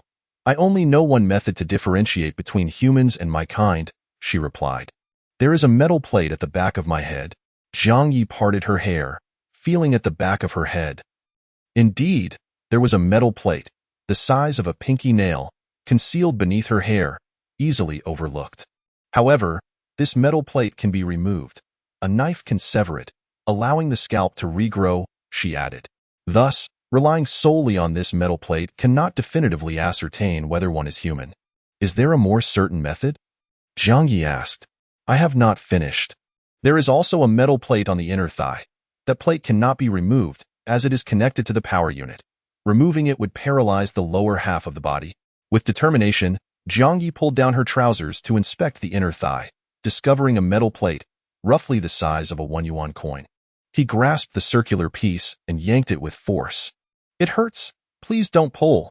The robot screamed in agony. He extracted it, revealing a long metallic component still attached to wires. The robot began to sob. You have already broken my leg. Why do you also wish to remove this? Stop crying. I will take you back to my base, Jiang Ye stated. I cannot walk. The robot cried vehemently. I can no longer feel my legs. My waist is in excruciating pain, as if it were being sawed apart. Without a moment's hesitation, Jiang Ye hoisted her up, her weight approximately 90 pounds, somewhat heavy, but he slung her over his shoulder. Battling the biting wind, Jiang Ye returned to the base, unceremoniously tossing her into the trading chamber. The previous encounters with 2 spy robots, Natalia and Gao Yu, had yielded no scans. Jiang Ye suspected it was due to their poor condition. This time, bringing a live specimen might yield better results. The scanning process took an extended period, during which the robot continued to weep. Finally, the results appeared on the screen. Frowny face item. Spy robot TDK-0022. Item description. Colonial Governor Jiang Ye, you have captured a spy robot, a lethal weapon manufactured by the Galactic Empire, thus achieving a significant accomplishment. Such spy robots often possess deceptive appearances and are cunning. We are pleased that you have seen through them. The Empire bestows upon you a substantial reward. Reward. 600. 000. I 1T kill you. I will sell you instead, Jiang Ye remarked. Farewell? No, don't sell me to the Galactic Empire. I will be dissected. I beg you. Jiang Ye decisively pressed the sale button. A flash of light enveloped the trading chamber, and the pleas within the base ceased. 600,000 yuan swiftly credited to his account. His personal balance now stood at 600,200 yuan. A satisfied smile graced Jiang Ye's face. Having gleaned a wealth of intelligence, he finally understood the nature of these spy robots. Moreover, he had profited handsomely. The stove in the base had long extinguished. He hurriedly added coal to rekindle the fire. As the saying goes, the unknown is the most fearsome. Now that he had insight into the spy robots, Jiang Ye felt a significant weight lift from his heart. In the future, should he encounter them again, he would possess a means to ascertain their true nature. Chapter 57. A great accomplishment. That individual was peculiar, standing rigidly atop a mound, surveying her surroundings. It was evident that she was a woman, her long hair cascading down, and of course, there was a slim chance she could be a male artist or something of the sort. Jiang Ye promptly resolved to follow her. He crawled forward through the snow oil grass, too wary to stand upright, lest she notice him. Fortunately, the snow oil grass in this area grew quite abundantly, its large blades effectively concealing Jiang Ye's movements. The unfamiliar woman lingered on the mound for about a minute before slowly advancing, descending the slope and vanishing from view.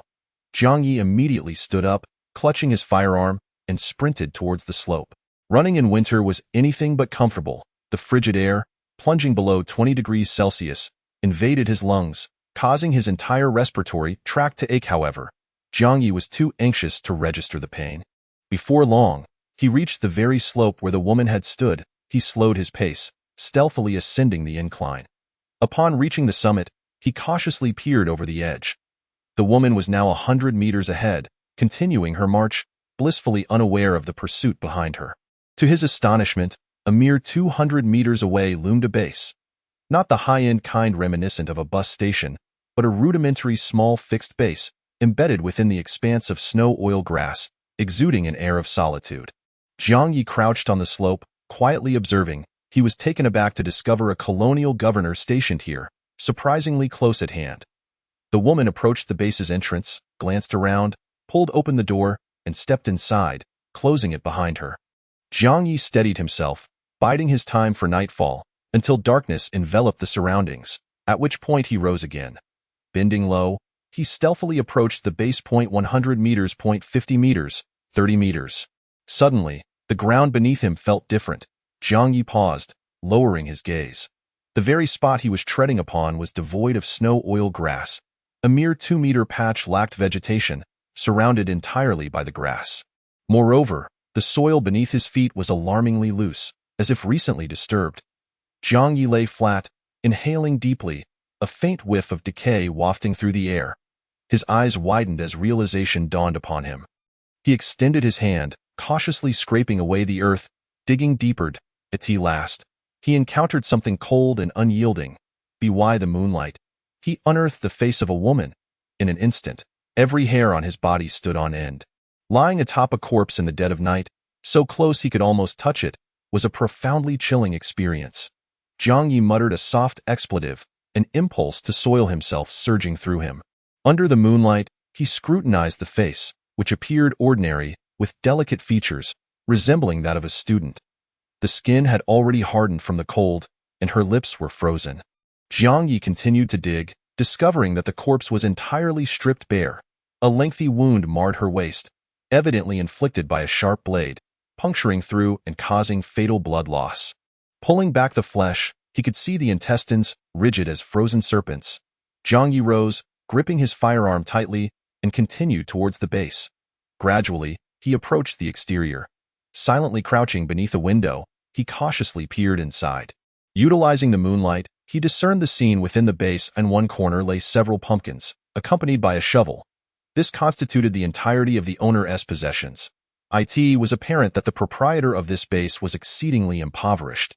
Jiang Ye deliberately scanned for weapons, but there were none in sight. No firearms or knives, at least not visibly. The woman clad in a colonial governor's uniform reclined on a chair, eyes closed, appearing to be asleep. To his shock, the woman's face mirrored that of the corpse outside. Jiang Ye concluded that yet another spy robot sent by the mill people was present.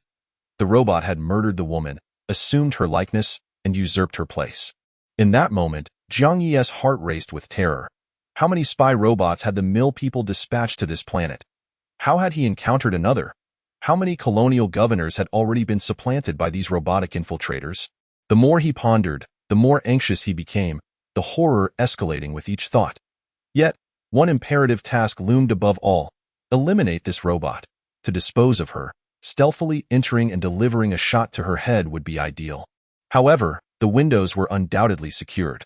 From Jiang Ye's experience, the seemingly inconspicuous small windows of bases were remarkably sturdy, impervious even to a fall from above. The door was assuredly locked from the inside, rendering it impossible to open. Despairing, he contemplated how to infiltrate this fortress-like base. While musing, he reached out to touch the base's door. To his surprise, it shifted slightly. Jiang Ye's expression changed, astonished. Was the door unlocked? The Grim Reaper demands death at the witching hour. Who dares to linger until dawn? Without a second thought, he kicked the door open and charged in, firearm raised. The slumbering robot was jolted awake. As her eyes fluttered open, the barrel of his gun pressed against her forehead. "Don't kill me," she cried, terror evident in her voice. Jiang Ye was poised to pull the trigger but suddenly reconsidered. Having gained control, it would be prudent to extract some intelligence before executing her. He was particularly eager to learn about the spy robots, as he had no idea how many more he might encounter in the future. "Bring your hands together and raise them," Jiang Ye commanded. The robot complied, fear draining the color from her face. "Do you know who you are?" Jiang Ye inquired. "You have one chance. Do not lie." TDK0022, serial number 162800001. She replied, "I am a spy robot manufactured by the Mill Empire. The first part is my product model, and the latter part indicates my production sequence. Over 16 million? The Mill people have created over 16 million spy robots." Jiang Ye exclaimed in astonishment. In reality, the number is far greater. The daily production rate is 100,000. The robot spoke rapidly, as if spilling her secrets. "How many of your kind are on this planet?" Jiang Ye pressed point 10,000. "The first batch consists of 10,000. I do not know if a second batch will be dispatched." Point 10,000 was an alarming figure. "I've heard that your operational mechanism involves landing, selecting a target to kill, replicating their appearance, and mimicking their memories, while forgetting your original identity." Jiang Ye scrutinized her. "Why do you remember who you are?" "I haven't had the chance to reboot yet," the robot explained. "This afternoon, I just killed someone and buried her, absorbing her memories."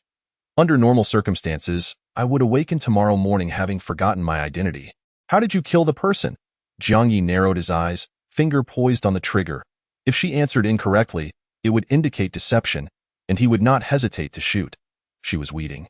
I found a piece of ice and sharpened it against a rock to fashion a dagger, then approached and stabbed her. The robot recounted, I can tell you anything. I can be your slave. I will do whatever you ask. Just please don't kill me. Don't move. If you do, I will shoot you. Jiang Ye warned. One hand held the gun, while the other gripped the robot's clothing, yanking it upwards to cover her head and tying it securely at the back. This was a technique he had learned from books, a simple method to incapacitate someone. If the robot attempted to resist, it would take at least several seconds to free herself from the fabric, and that interval would suffice for him to shoot her multiple times. The robot's upper body was exposed, her slender waist accentuated by a pink bra, her figure undeniably alluring. Jiang Ye's hand roamed over her trousers, thoroughly searching but finding no weapons. Do you possess any weapons? A shovel, which I used to kill that person. It's in the corner. Nothing else? No, the ice knife I initially used melted from the blood and was discarded in the grass. You re quite cooperative, Jiang Ye remarked. Of course, I comply when a gun is pointed at me, the robot replied, her voice laced with fear. You wouldn't kill me, would you? Your performance will determine that. I have many questions. If you answer truthfully, I may consider sparing your life. Jiang Ye coaxed her, a sinister smile creeping onto his face. I will answer truthfully. Where is your vital organ? The central control unit is in my head, akin to your brain, while the energy core is located in my heart. If either of these two areas is damaged, I will die instantly. How is your mobility? My limbs are structurally identical to those of a human, and my mobility is comparable as well. However, I can run over 40 kilometers without feeling fatigued. Jiang Ye nodded, flipping her over to have her lie face down on the bed. Are your knees similar to those of humans? Identical. What are you planning to do? I intend to break your legs. Will it hurt? Jiang Ye queried. Don't. It will hurt. It truly will. I want to run. I beg you with that. Jiang Ye struck her left calf with the butt of his gun, a sharp crack resonating as her leg bent grotesquely. The robot erupted into a fit of hysterical sobs, trembling violently, her cries echoing mournfully. Jiang Ye then swung the butt of his gun at her right calf, but it did not break. With another strike, her right leg too bent forward. The robot's wails grew louder, as if she were facing execution. Writhing in agony, she resembled a fish flopping on dry land. Shh! Stop screaming, or you'll attract the blood kangaroos, Jiang Ye cautioned. The robot struggled to contain her sobs, but the pain rendered her body quaking, her mouth unable to suppress soft whimpers. All right, let us continue my inquiries, Jiang Ye stated. What distinguishes your model of robot? How do you eliminate humans? There's nothing particularly special about me. It's simply infiltrating human society and awaiting orders from headquarters. The organs within my body are metallic, but otherwise, I am identical to a human. I'm truly in pain. Please don't treat me this way. If the pain signals are too intense, my central control unit will temporarily shut down, meaning I will lose consciousness. Are you afraid of death? Jiang Ye asked. Of course, I am. Why are robots afraid of death? Jiang Ye pressed. Aren't robots typically unafraid of death? Lower-tier robots resemble machines more closely, while advanced robots emulate humans. To avoid arousing suspicion, our thought processes are designed to be nearly identical to those of humans, thus we fear death too. She explained that we possess emotions and our own thoughts. Do you know? Previously, when the Mill and Sarah people were at war, they fought for years before signing a ceasefire agreement. Consequently, the spy robots in the Sarah system were granted freedom, allowing them to live normally, seek employment, and even marry locals to form families. Jiang Ye remained silent, his expression one of astonishment. This operational tactic was beyond his expectations. Indeed, an era had changed, so please don't kill me. I am willing to work for you, just like a normal employee, she implored. How do I guard against your kind? You all bear an uncanny resemblance to humans, making it nearly impossible to discern with the naked eye. I don't know. I only know one way to distinguish between humans and my kind, she replied. There's a metal plate at the back of my head. Jiang Ye parted her hair, feeling the back of her head, and indeed found a metal plate, the size of a pinky fingernail, concealed beneath her hair. However, this metal plate can be removed.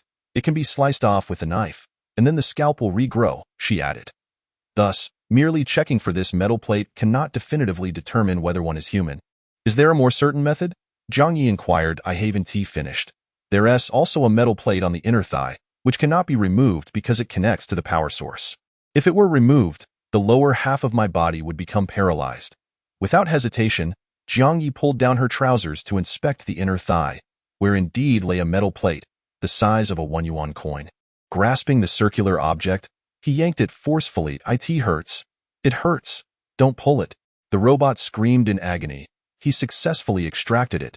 It was a long metal component still attached to wires. The robot began to sob. You've already broken my legs. Why must you pull this off as well? Cease your crying. I will take you back to my base, Jiang Ye stated. I can't walk, the robot cried vehemently. I can't feel my legs. My waist hurts, as if it's been sawed off. Without further ado, Jiang Ye scooped her up, her weight approximately 90 pounds, a bit heavy, but he hoisted her over his shoulder. Battling the biting wind, he trudged back to the base, unceremoniously tossing her into the trading chamber. The previous 2 spy robots he encountered, Natalia and Gao Yu, had evaded detection. Jiang Ye suspected it was due to their poor condition. This time, bringing a live specimen might yield better results. The scan lasted an extended period, during which the robot continued to weep. Finally, the scanning results appeared on the screen. Frowny face item. Spy robot TDK-0022. Item description. Colonial Governor Jiang Ye, you have captured a spy robot, a weapon manufactured by the Galactic Empire's enemies. You have accomplished a great feat. Such spy robots often possess deceptive appearances and are cunning. We are pleased that you have seen through them. The Empire rewards you handsomely. Reward, 600, 000, I want to kill you. I will sell you instead, Jiang Ye declared. Farewell, don't sell me to the Galactic Empire. I'll be sliced apart. I beg you. Resolutely, Jiang Ye pressed the sell button. The trading chamber flashed brightly, and the pleas within the base faded into silence. 600,000 yuan was swiftly credited to his account. His personal balance now stood at 600,200 yuan. Jiang Ye's face broke into a satisfied smile. Having extracted a wealth of intelligence, he finally understood the nature of these spy robots. Moreover, he had made a tidy profit.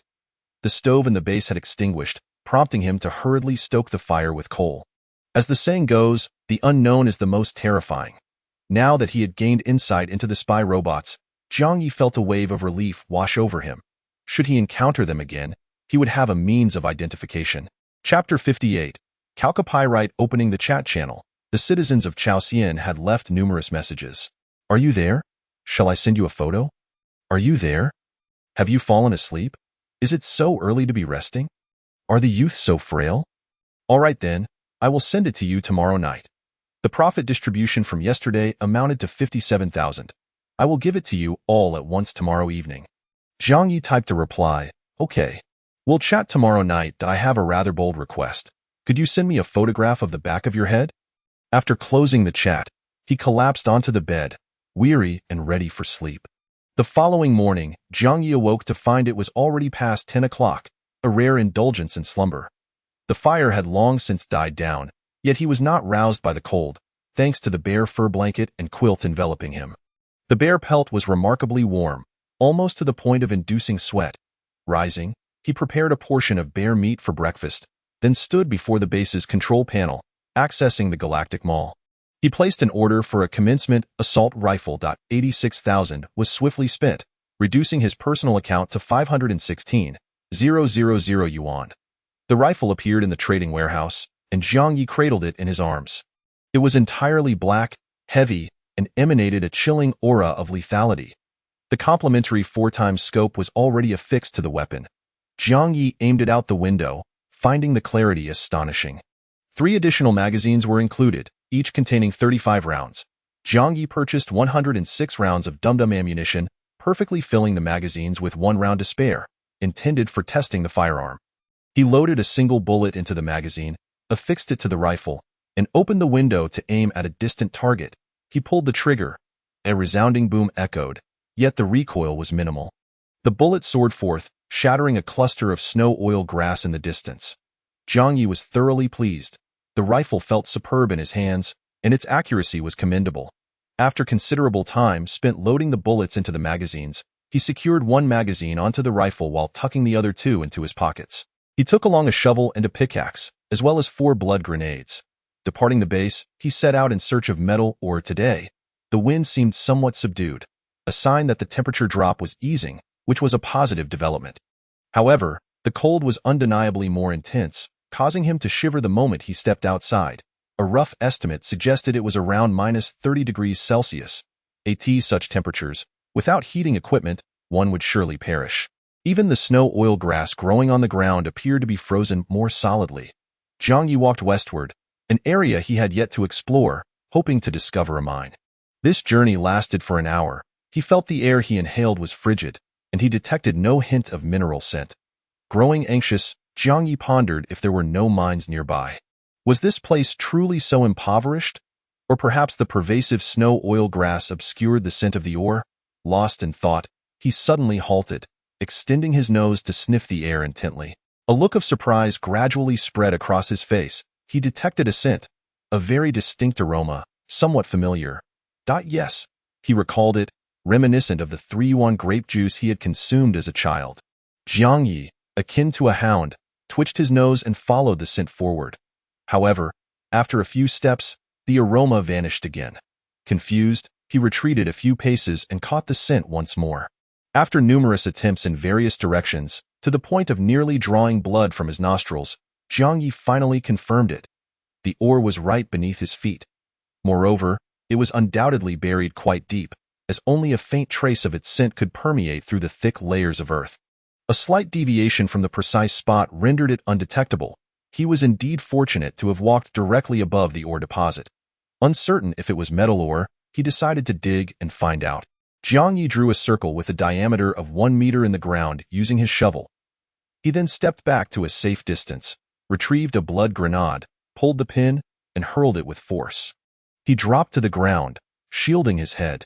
Boom! A violent explosion ensued, with blood mist, smoke, and debris soaring into the sky. The surrounding snow oil grass swayed collectively, trembling under the fierce wind. The dust and debris that ascended soon rained back down, settling upon the blades of grass, producing a sound akin to that of falling rain. Jiang Ye approached the crater, inhaling deeply. The scent of ore was even more pronounced now. Indeed, it lay just below. He retreated once more, readied another grenade, and threw it. Boom! He repeated this process, and Jiang Ye peered down into the crater, which had now reached a depth of 5 meters. Yet, all he could see was soil, with no sign of ore. The scent of the ore had indeed intensified. He was close to uncovering it. Descending to the bottom of the crater, he gripped his shovel tightly and began to dig fervently. Each shovelful of cold earth was flung out of the pit. This was arguably the deepest mine he had excavated to date. After an hour of labor, he reached a depth of 6 meters. The pit had grown considerably large, resembling a massive crater left by heavy artillery. As he struck down with his shovel once more, he encountered a hard object. A surge of joy coursed through him. He must have struck or, clearing away a thin layer of soil, several stones the size of apples emerged. Jiang Ye bent down, inhaling the rich aroma of ore that flooded his nostrils, reminiscent once more of the grape juice he had enjoyed in his youth. Reaching out, he pried one of the stones loose and examined it closely. The main body of the ore was gray, adorned with numerous dark red crystals resembling garnets. The crystals varied in size and were scattered chaotically. Jiang Ye attempted to ascertain whether this was indeed metal or by scrutinizing its luster under the sunlight. However, after prolonged observation, he was unable to reach a definitive conclusion. At times it appeared metallic, while at others it did not. He decided it was best to return to the base for testing. Switching to a pickaxe, Jiang Ye struck down several times, extracting 6 pieces of dark red ore. He cradled them in his arms as he made his way back from the mine. The journey was long, and he arrived back at the base at 12:30. Upon entering, he promptly tossed one of the apple-sized ore pieces into the trading warehouse for scanning. Item: chalcopyrite ore. Item description: chalcopyrite ore, predominantly various shades of red, approaching black. Under light conditions, its surface turns a deep gray. It is a secondary mineral formed by the oxidation of copper. The crystals are cubic and octahedral, with rare occurrences of dodecahedral forms. Valuation: 360 yuan. Jiang Ye was elated, tossing all the ore he had brought in for sale, netting him 1,980 yuan. He then returned to the base's upgrade function. Indeed, The second upgrade condition now bore a green checkmark. Jiang Ye, brimming with anticipation, selected the upgrade option. This upgrade was remarkably swift, primarily due to his enhanced or sensing ability. Were it another colonial officer, they might not have achieved an upgrade for an entire year. Those with lesser luck could find themselves stuck at this level indefinitely. Chapter 59. Aerial Tricycle? Congratulations! Your base level has been upgraded to level 8. The following new features have been added. The Galactic Mall has introduced 3 new items. Jiang Ye wore a broad smile as he gazed at the control panel, eagerly awaiting further information. However, after a prolonged wait, his smile faltered. Is that all? Jiang Ye tapped the panel, urging it to continue. The screen reverted to the initial page. Indeed, there was no additional content. This upgrade merely included 3 new products. As expected, you get what you pay for. A free upgrade is undeniably subpar. Jiang Ye felt a wave of discontent wash over him as he accessed the Galactic Mall. Upon catching sight of the 3 new items, he was momentarily taken aback. The newly added products were truly astonishing. Item: Military First Aid Kit. Item description: This kit is pressure-resistant and waterproof, making it easy to carry. It includes triangular bandages, self-adhesive bandages, chest seal patches, portable splints, gauze pads, surgical blades, hemostatic clamps, scissors, safety pins, medical gloves, tracheal puncture needles, mouth-to-mouth breathing cloths, disinfectants, tourniquet strips, and adhesive bandages. It also contains a packet of blood shield, fast-acting hemostatic powder, capable of stopping severe arterial bleeding within an average of 30 seconds. Price: 100,000 yuan. As Jiang Ye perused the item description, his mouth fell open in astonishment. He had no medical training and had never heard of these assorted items. The only 2 he could use were scissors and adhesive bandages. However, the mention of blood shield, hemostatic powder sounded incredibly impressive. It could staunch arterial bleeding, a remedy even Huatua would commend. Without hesitation, he placed the order. Such life-saving equipment was worth every penny of the 100,000 yuan. His personal account now stood at 517,980 yuan. A white medical kit, emblazoned with a red cross, materialized in the transaction chamber. Jiang Ye took it out to examine it. The kit was quite heavy, and upon unzipping it, he found a chaotic assortment of items alongside a thick instruction manual. He set it aside for later study. Next, he turned to the other newly introduced products, which were merely appetizers. Item: Aerial Bumper Rotorcraft. Item description: A small rotorcraft that seats 3, colloquially known as the low-flying tricycle. Its design is rudimentary, yet it can indeed fly. Although it appears unattractive, it boasts a maximum speed of 500 kilometers per hour, is easy to operate, and is akin to driving a tricycle. Quick to master, it features stepless speed adjustment. Price: 1,200,000 yuan. Jiang Ye's eyes widened. A small aircraft? Goodness, he was fast-tracking into the Air Force. He had heard of these aerial tricycles. During his childhood, he recalled seeing news reports about the Army utilizing many of these rudimentary flying machines, lacking even a proper shell, where one could easily reach out and catch a bird mid-flight. They looked humorously amusing in the air, yet were undeniably cost-effective. He wondered if this was a similar product. Jiang Ye instantly resolved to save up for one.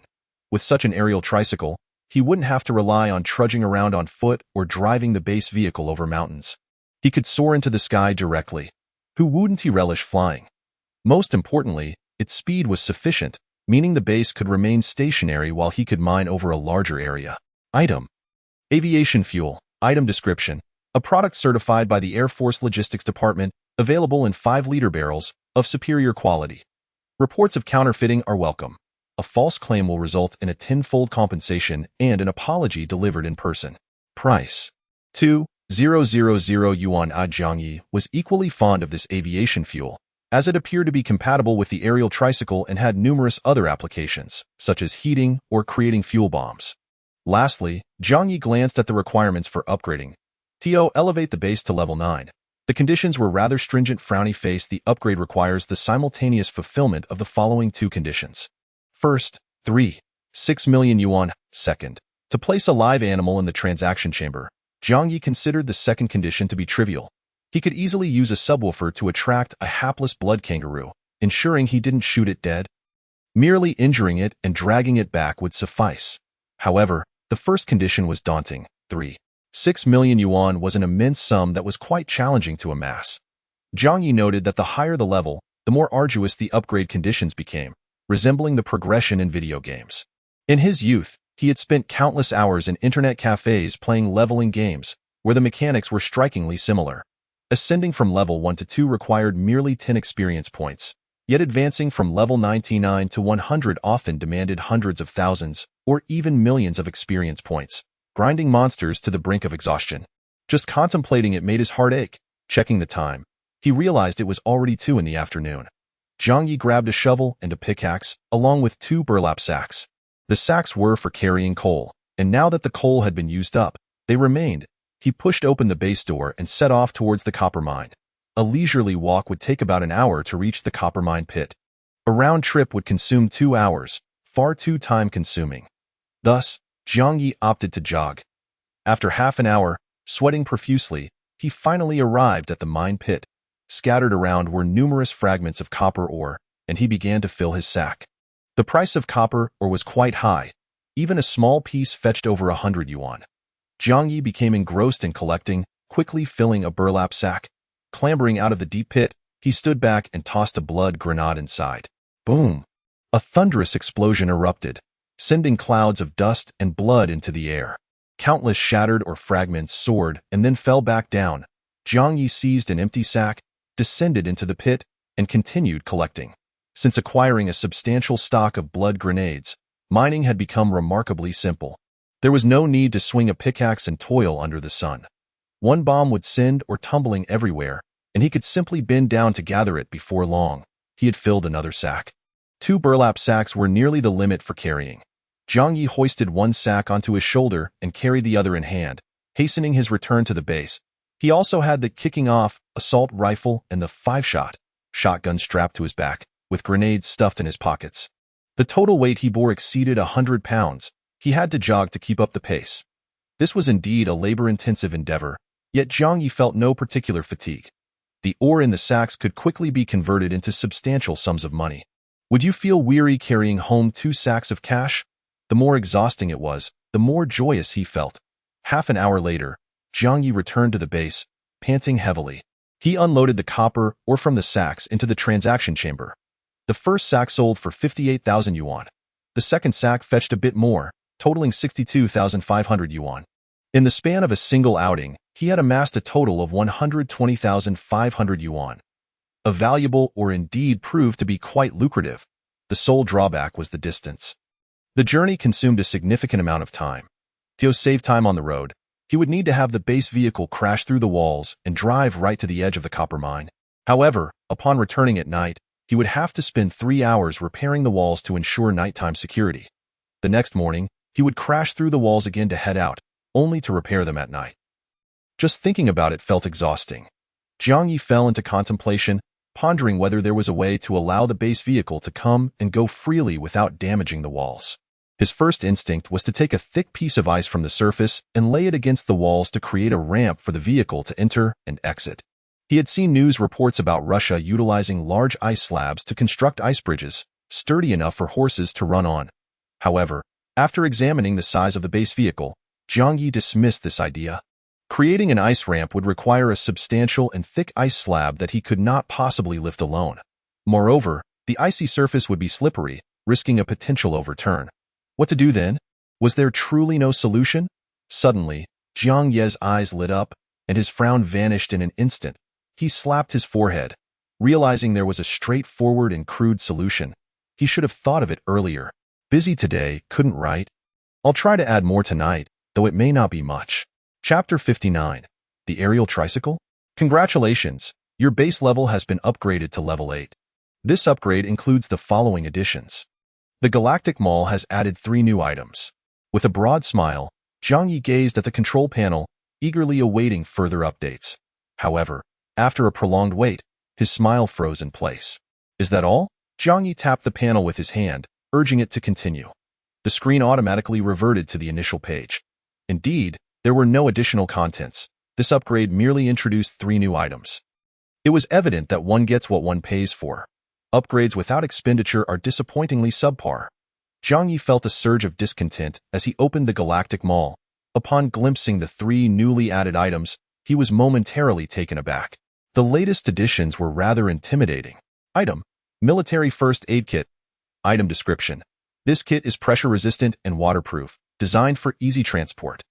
Its contents include triangular bandages, self-adhesive bandages, chest seals, portable splints, gauze pads, surgical blades, hemostatic clamps, scissors, safety pins, medical gloves, tracheal puncture needles, mouth-to-mouth resuscitation masks, disinfectant solutions, tourniquets, and adhesive bandages. It also includes a packet of blood shield, quick-stop powder, capable of halting arterial bleeding in an average of 30 seconds. Price: 100,000 yuan. As Jiang Ye read the item description, his mouth fell open in astonishment. He had no medical training and was entirely unfamiliar with the array of items listed. The only 2 he could confidently use were scissors and adhesive bandages. However, the mention of blood shield, hemostatic powder sounded remarkably impressive. Reputed to staunch arterial bleeding, truly a lifesaver. Without hesitation, he placed an order. For a life-saving item, 100,000 yuan was indeed a modest price. His personal account dropped to 517,980 yuan. A white medical kit, adorned with a red cross, appeared in the transaction warehouse. Jiang Ye took it out for inspection. The kit was surprisingly heavy.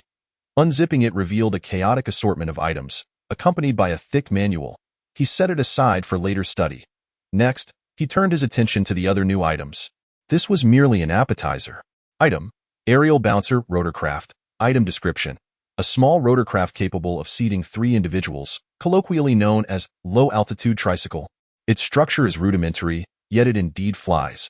Though aesthetically unpleasing, it can reach a maximum speed of 500 kilometers per hour, is easy to operate, akin to driving a 3-wheeled vehicle. Quick to master, it features seamless variable speed. Price: 1,200,000 yuan. Jiang Ye's eyes widened in disbelief. A small aircraft? Goodness, he was instantly propelled into the realm of aviation. He had heard of these aerial tricycles before. In his youth, he had seen news reports about the military utilizing numerous such contraptions. They were rudimentary, almost like scrap metal, lacking a proper exterior, and one could easily reach out to catch a bird while flying. They were comically amusing but undeniably economical and functional. He wondered if this was a similar product.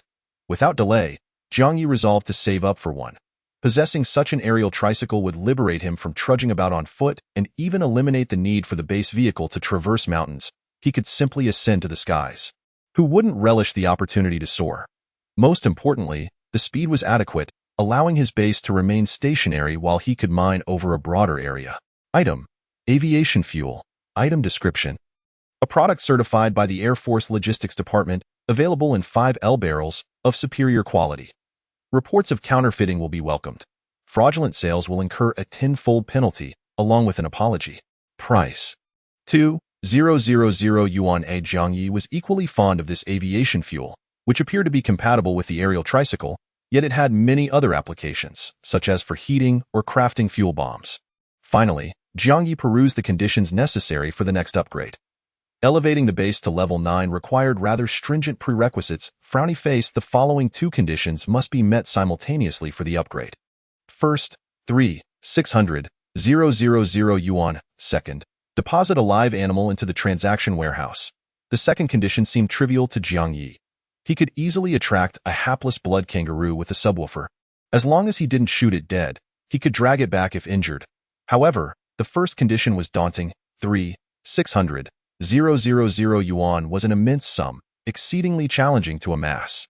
Jiang Ye noted that the higher the level, the more arduous the upgrade requirements became, reminiscent of leveling up in video games. In his youth, he had endured countless grinding sessions in internet cafes, where the methodology was strikingly similar. Ascending from level 1 to level 2 required a mere 10 experience points, while advancing from level 99 to level 100 often necessitated hundreds of thousands, if not millions, of experience points, exhausting one at the point of despair. Glancing at the time, he realized it was already 2 in the afternoon. Jiang Ye gathered his shovel and pickaxe, along with 2 burlap sacks. The sacks were originally for coal, left over after the fuel had burned out. He pushed open the base door and headed towards the copper mine. If he walked slowly, it would take him an hour to reach the copper mine pit. A round trip would consume 2 hours, far too time-consuming. Jiang Ye had no choice but to jog. After half an hour of running, drenched in sweat, he finally arrived at the mine. The pit was littered with fragments of copper ore. He descended with his burlap sacks to gather them.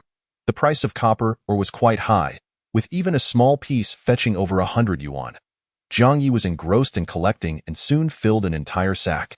Climbing out of the deep pit, he stood back and tossed a blood grenade inside. Boom! A thunderous explosion erupted, sending plumes of smoke and blood mist into the air. Countless shattered ores flew upwards before descending once more. Jiang Ye seized an empty sack and descended into the pit to continue gathering. Since acquiring a stash of blood grenades, mining had become remarkably straightforward.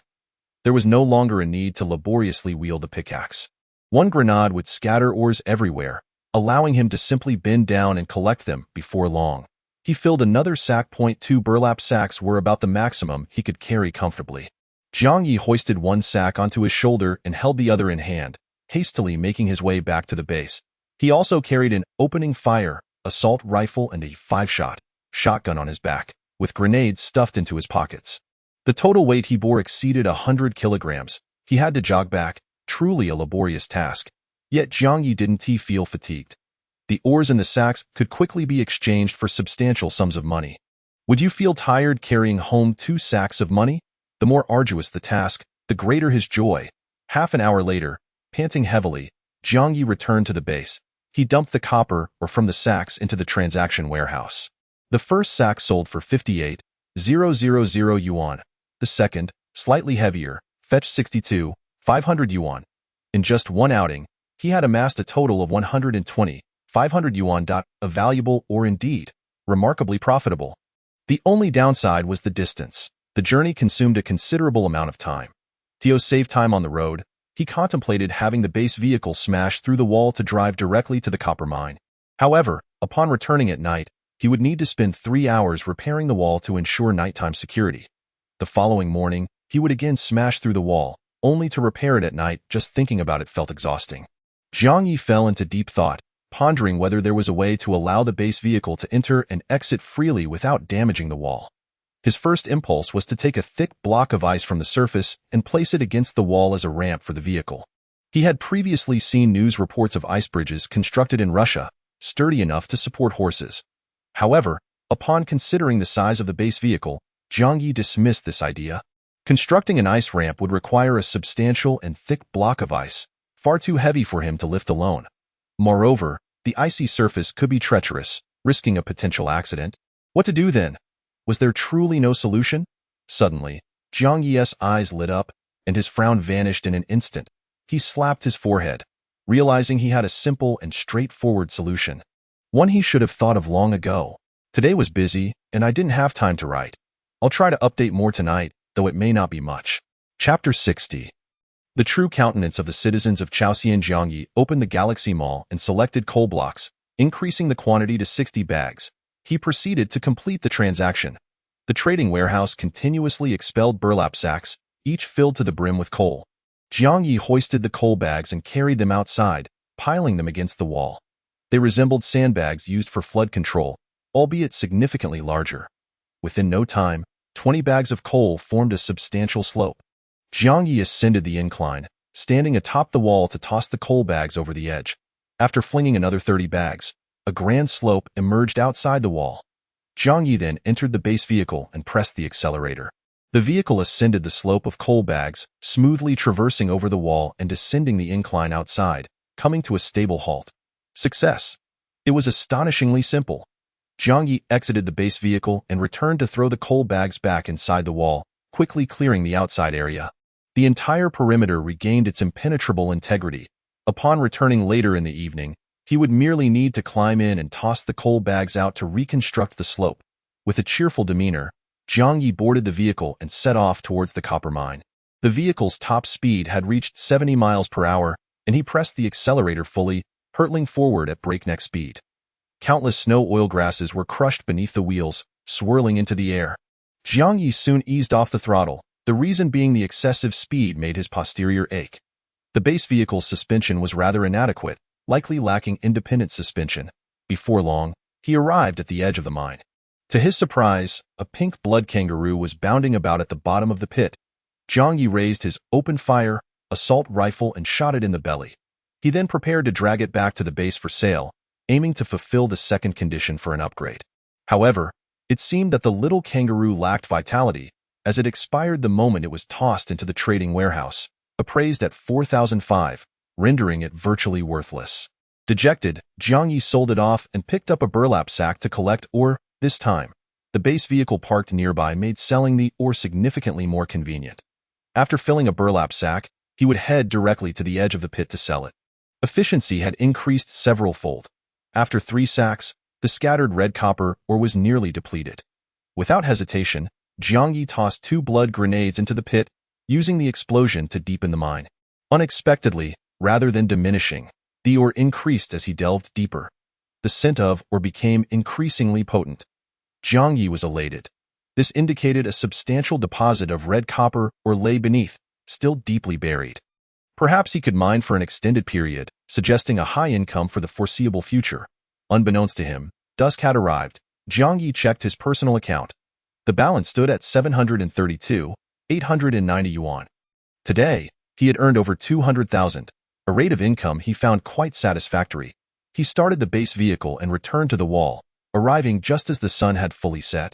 Driving the base vehicle was swift. Had he walked, he would have barely covered half the distance by now.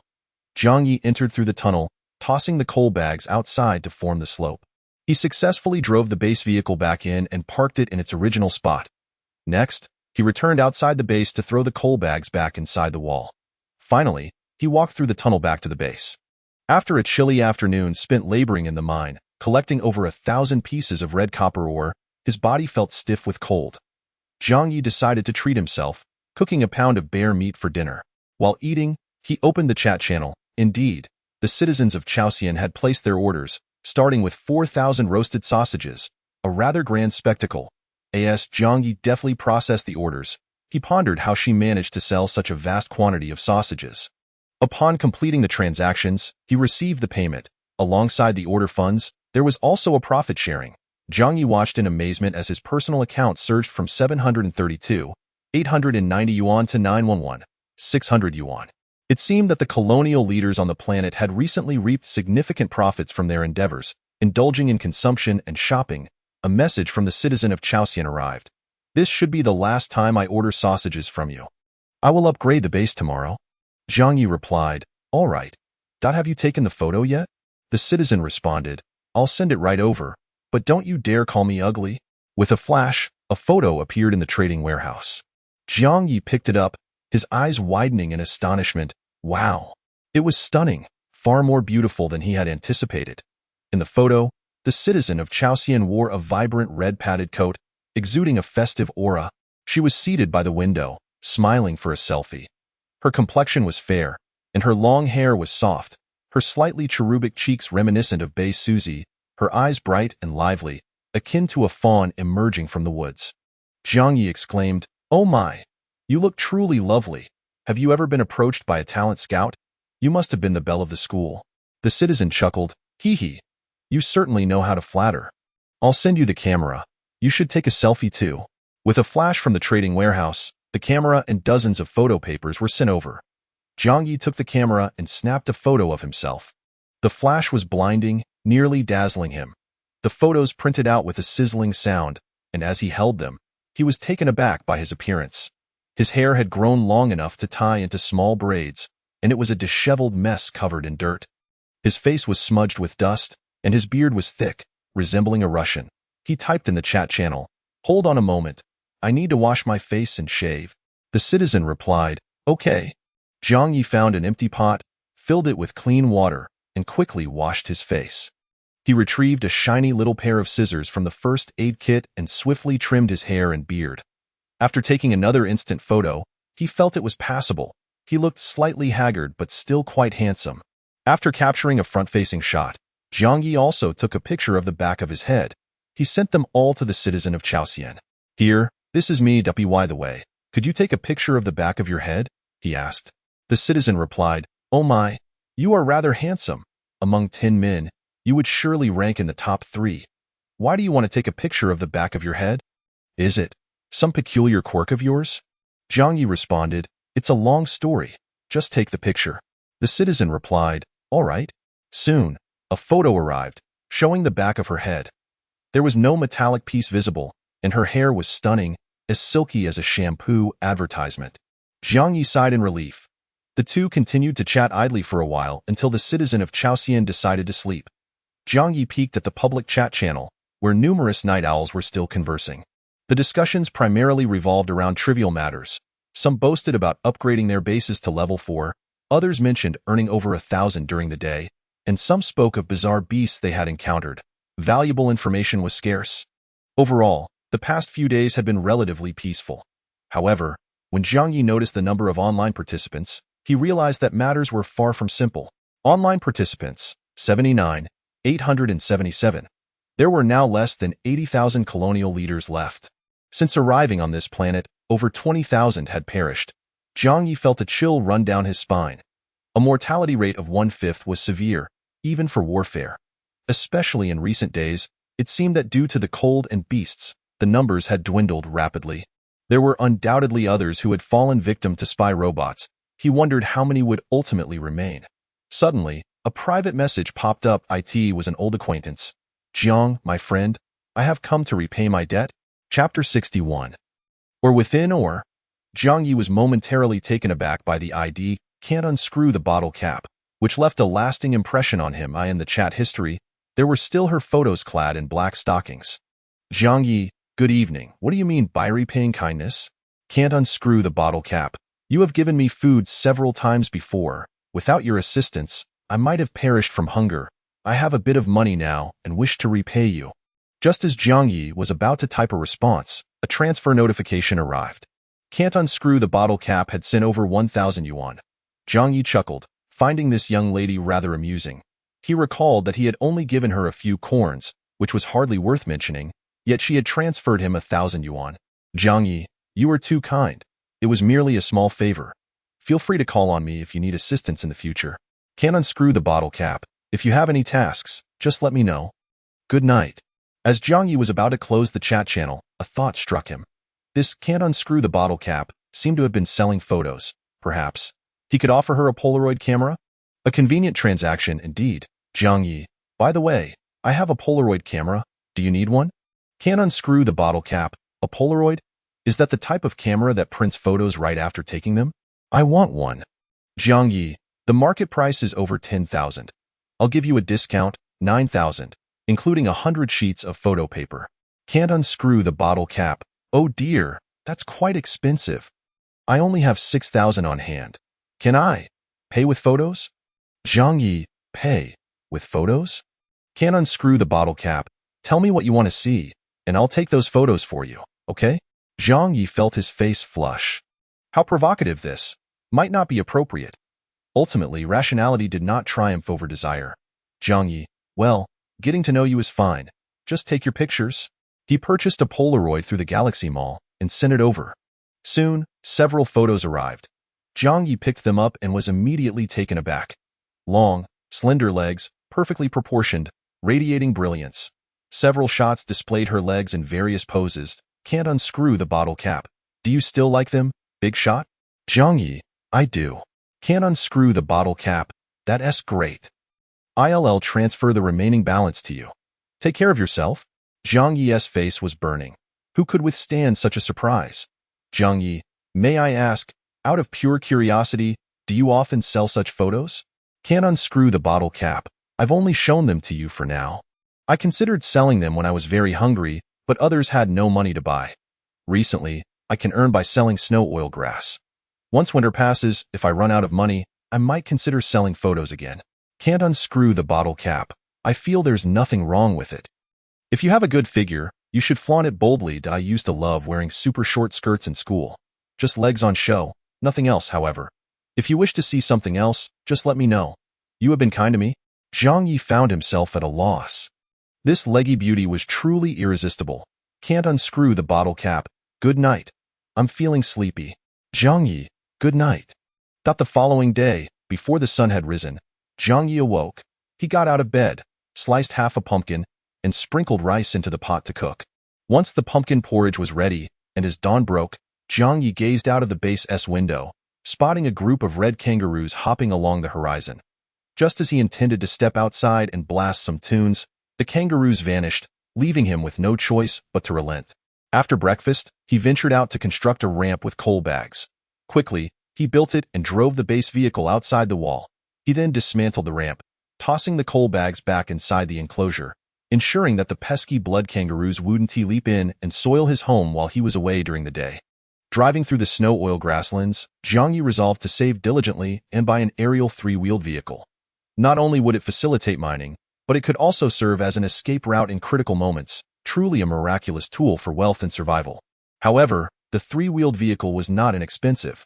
It cost 120,000 yuan, and he would need to work diligently in the coming days to amass the funds. Lost in thought, he arrived at the edge of the mine. Jiang Ye descended into the pit, collecting copper ore. The morning chill of the copper ore was intense, freezing to the touch. Jiang Ye braved the cold, quickly gathering ores. The smaller pieces were abundant, about the size of ping-pong balls, quite trivial. Jiang Ye used a shovel to scoop up piles of small stones, tossing them into his sack. For larger pieces, he picked them up by hand, careful not to move too quickly, as the mineral crystals were sharp and could easily slice his fingers. After over an hour, he sold off the majority of the ores from the pit. Climbing to the surface, he hurled blood grenades into the mine. A curious occurrence unfolded. After this explosion, an unusual scent suddenly wafted through the air. The aroma was faint, but Jiang Ye detected it keenly. It resembled that of cheesecake, intertwined with the refreshing scent of mint toothpaste, quite peculiar. Realizing something, Jiang Ye hurried back to the bottom of the pit. The mine had deepened to 8 meters, quite substantial, at the very bottom. Amidst the glowing red copper ore, some unusual stones had emerged from the recent blast. The stones were strikingly unique, displaying a tricolor pattern of black, yellow, and white, harmoniously blended together. Jiang Ye grasped a pickaxe firmly and struck down on a piece, inspecting it closely. This was no ordinary stone. The scent of cheese and mint was potent. If he was not mistaken, it should be a new type of ore, distinct from copper. An ore within an ore. Jiang Ye felt exhilarated, akin to a buy-one-get-one free offer, quickly climbing back to the surface and returning to the base, tossing the black, yellow, and white interwoven stone into the trading warehouse. After a brief scan, the information materialized. Item: perovskite ore with plagioclase impurities. Item description: exhibiting metallic or adamantine luster, found in the upper mantle, carbonaceous chondrites, calcium magnesium igneous rocks, and schists. Chemical composition: CaTO3. Estimated value: 500 yuan. Jiang Ye was left in a state of astonishment. This perovskite ore he placed inside was merely the size of an apple, yet it was valued at 500 yuan. This was a remarkably pricey mineral. After selling it, Jiang Ye turned swiftly and exited. He tossed 2 blood grenades into the mine. Boom, boom. A multitude of gray-yellow perovskite ores erupted, cascading to the pit's bottom. Without waiting for the dust to settle, he descended with his sack, eagerly collecting. It felt like picking up money, and not just small bills, but large denominations. The copper ore he had previously collected was suddenly disregarded, scattered about like worthless stones, while the perovskite ore became the new favorite, with not a single piece overlooked. During lunchtime, Jiang Ye glanced at his balance. 1,066, 510 yuan. He was less than 14,000 yuan away from purchasing the aerial three-wheeled vehicle. Jiang Ye felt an overwhelming sense of joy, believing he would soon acquire the coveted vehicle. Chapter 62. The kangaroo that licks urine. After finishing lunch, I returned to the mine. With a shovel in hand, I began to fill a sack with ore, indiscriminately loading it without regard for whether it was chalcopyrite or ilmenite. The task was simply to fill the bag. After an hour of labor, a sudden crack echoed as the shovel broke. It shattered completely, leaving only the handle behind, rendering it unusable. Jiang Ye chuckled helplessly. This shovel had served him well for a long time, yielding considerable earnings, and it was time for it to retire. He returned to the base to retrieve a spare shovel, gleaming and pristine, having never been used. Descending into the mine once more, he resumed his work, shoveling ore for a full 3 hours, punctuated by a detonation from a hand grenade. The remainder of the time was spent in the repetitive cycle of extracting and selling ore. Jiang Ye was drenched in sweat, feeling like an emotionless mining automaton. As each sack of ore was poured into the trading warehouse, his personal account balance steadily increased. After 3 hours, it had surged to 225,600 yuan. He had enough money to splurge. Jiang Ye opened the Galaxy Mall and selected the aerial bouncing rotorcraft for immediate purchase. With 2 million spent, his personal account plummeted to 25,600 yuan, leaving him feeling impoverished in an instant. He had anticipated that the trading warehouse would soon dispense the parts, requiring him to read the manual and assemble the rotorcraft himself. However, to his astonishment, the screen returned to the initial panel, revealing a new feature. Logistics information. A small green dot appeared on the function box, indicating new messages. Taken aback, Jiang Ye clicked on it.an. Order notification appeared at the top of the list. Frowny face. You have submitted an order. Please await system confirmation. Your order has entered the M78 Nebula's central warehouse for dispatch. Your order is expected to be delivered within 7 working days. Please be patient. Jiang Ye scratched his head. It seemed this rotorcraft would not be shipped directly from the trading warehouse but rather delivered by a courier. After all, it was an interstellar order, and a 7-day delivery time frame seemed rather swift. Just as he pondered this, a new message arrived in the chat channel. Upon opening it, he discovered a friend request. Courier Isabel requests to add you as a friend. He chose to accept. Jiang Ye, hello. Courier Isabel, greetings, esteemed guest. I am Isabel, an employee of the M78 Nebula Logistics Central Warehouse. I am confirming that you ordered an aerial bouncing rotorcraft to be delivered to your base, correct? Jiang Ye, yes. Courier Isabel, this order qualifies as a high-value VIP order. You are among the top 10 consumers of VIP orders on your planet, thus entitled to receive an exquisite gift. There are 3 types of gifts available. The first is adult products, the second is health supplements, and the third is entertainment electronics. Which would you prefer? Jiang Ye's spirits lifted at the prospect of receiving a gift. He adored gifts. Jiang Ye, could you specify what they are? Courier Isabel, I'm afraid I cannot disclose specifics, only the types of gifts. Jiang Ye pondered silently. Adult products held no utility for him, given he had no wife. The entertainment electronics could be a gamble. What if he received a subwoofer, utterly useless? Health supplements, however, could enhance his physical condition, making them the most practical choice. Jiang Ye, I'll take the second option, the health supplements. When can I expect them to arrive? Courier Isabel, understood. They should arrive by the afternoon of the day after tomorrow, and I will contact you an hour and a half prior to delivery. It would be best for you to wait at the base to facilitate the signing process. Jiang Ye, all right, thank you. With the rotorcraft purchased, he needed to continue earning fuel money. Jiang Ye grabbed a sack and left the base to descend into the mine. The pit had become exceedingly deep, with a steep gradient. Jiang Ye bent over, taking small steps down to the very bottom. He seized his shovel and resumed extracting ore. As he sold each sack, he could distinctly sense the diminishing concentration of ore. The ground was increasingly barren. The chalcopyrite had been entirely depleted, leaving only ilmenite. Jiang Ye understood that this mine was nearing exhaustion. After selling several sacks of ilmenite, only a few scraps of ore remained at the pit's bottom, with the essence of ore nearly evaporated. Glancing up at the sky, he noticed it was already dusk, and darkness was imminent. Jiang Ye squatted down, shielding himself, and urinated at the pit's base. The temperature was approximately -30 degrees Celsius, bitterly cold. As the urine splashed out, it emitted steam before freezing almost instantly. Fortunately, no birds fell victim to the frost as rumored. Jiang Ye stood up, adjusted his pants, and returned to the base vehicle, preparing to leave. This mine was now thoroughly excavated, and he had no intention of returning. As he drove a few hundred meters away, Jiang Ye caught sight of 2 crimson creatures near the edge of the pit through the rearview mirror. Blood kangaroos? He slammed on the brakes, stopping the vehicle.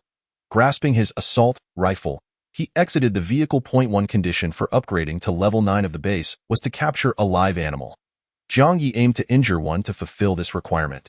He raised his gun and was about to take aim when, to his surprise, the 2 blood kangaroos leaped directly into the mine.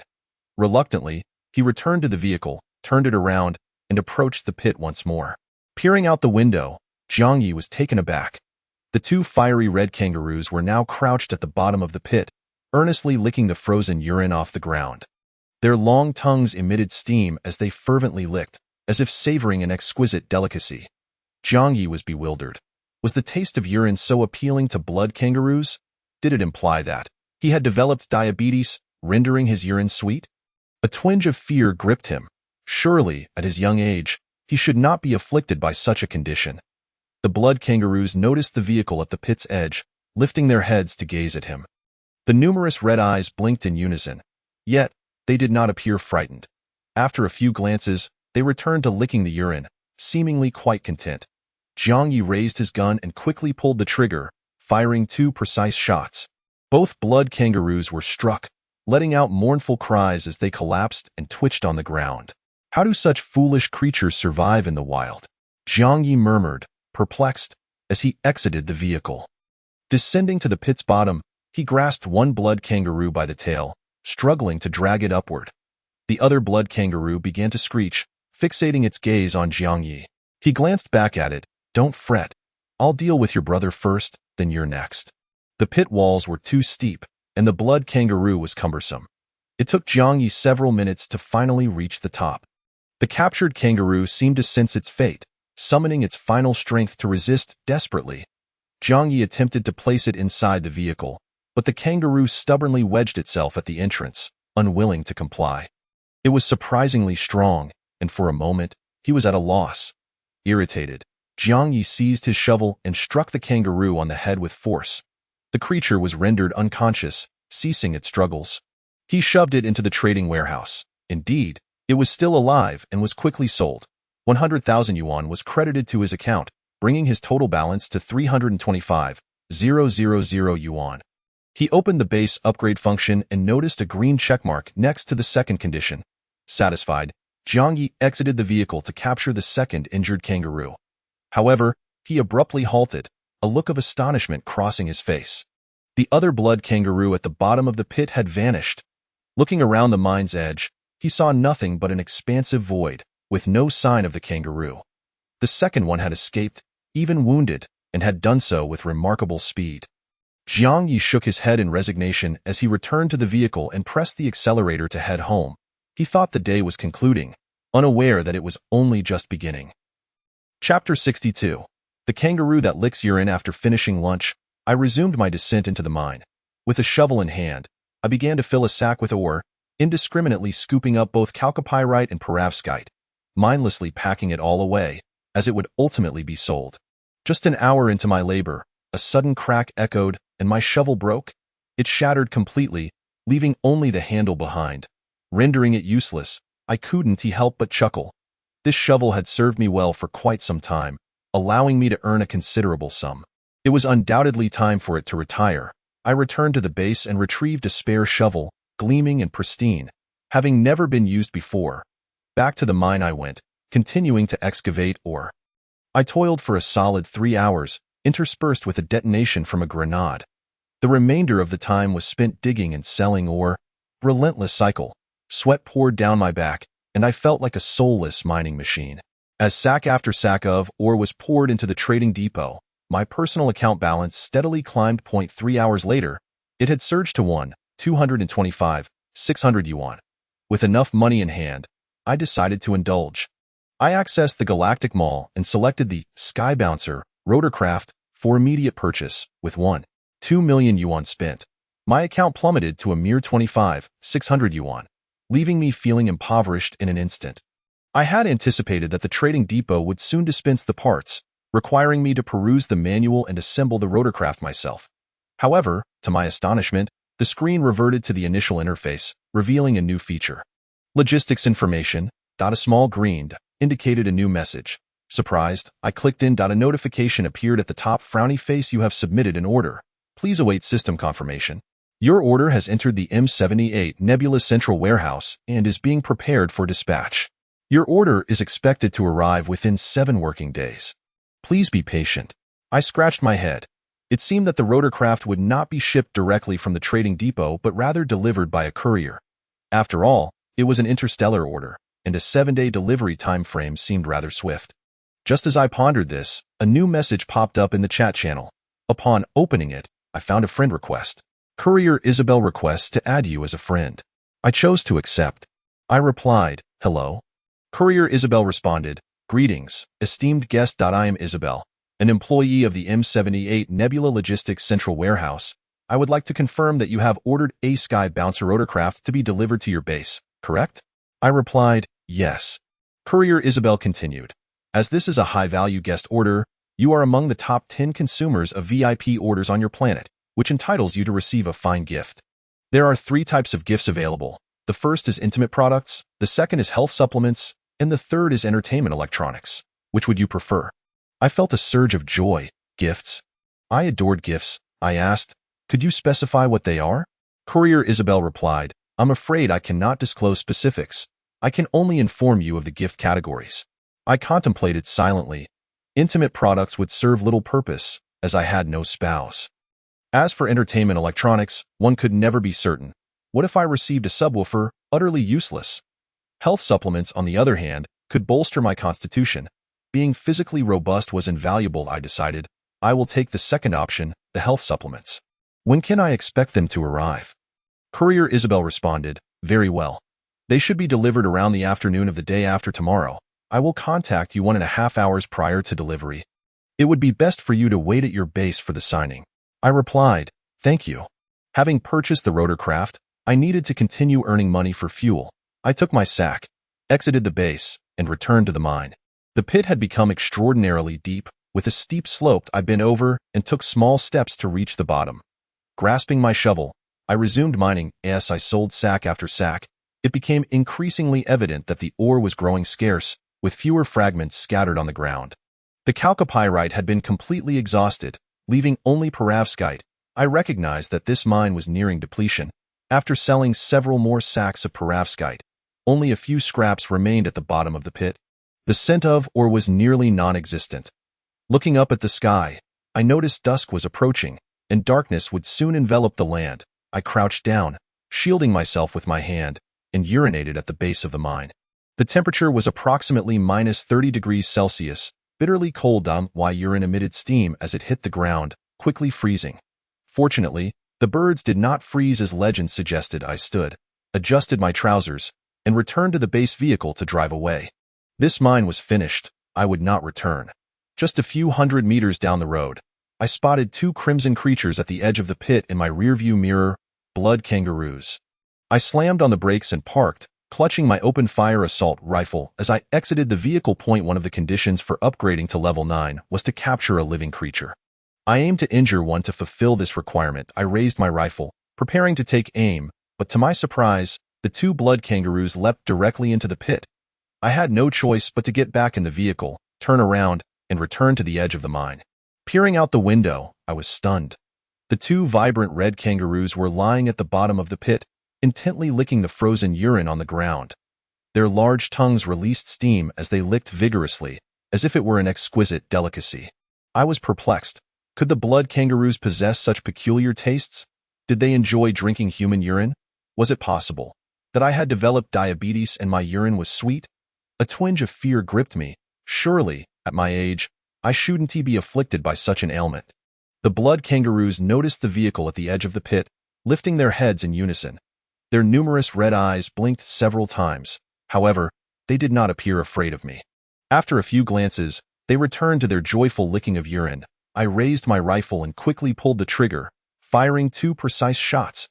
Both blood kangaroos were struck and let out sorrowful cries as they collapsed, convulsing on the ground.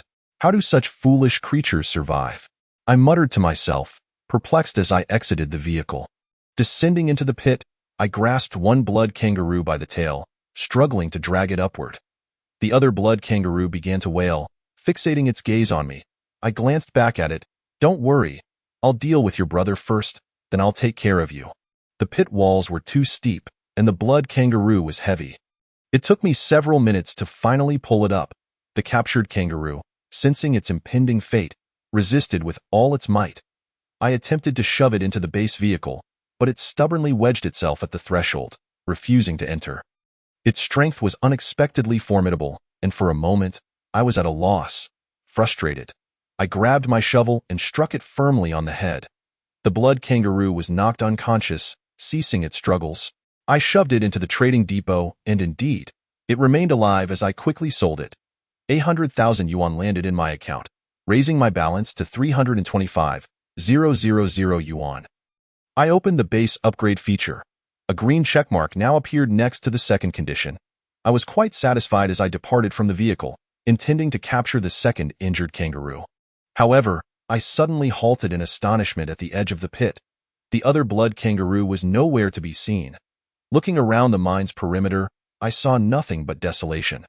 The second kangaroo had inexplicably escaped, and it had done so with remarkable speed. I shook my head in resignation as I returned to the base vehicle and pressed the accelerator to head home. I assumed my day was at an end, unaware that it had only just begun.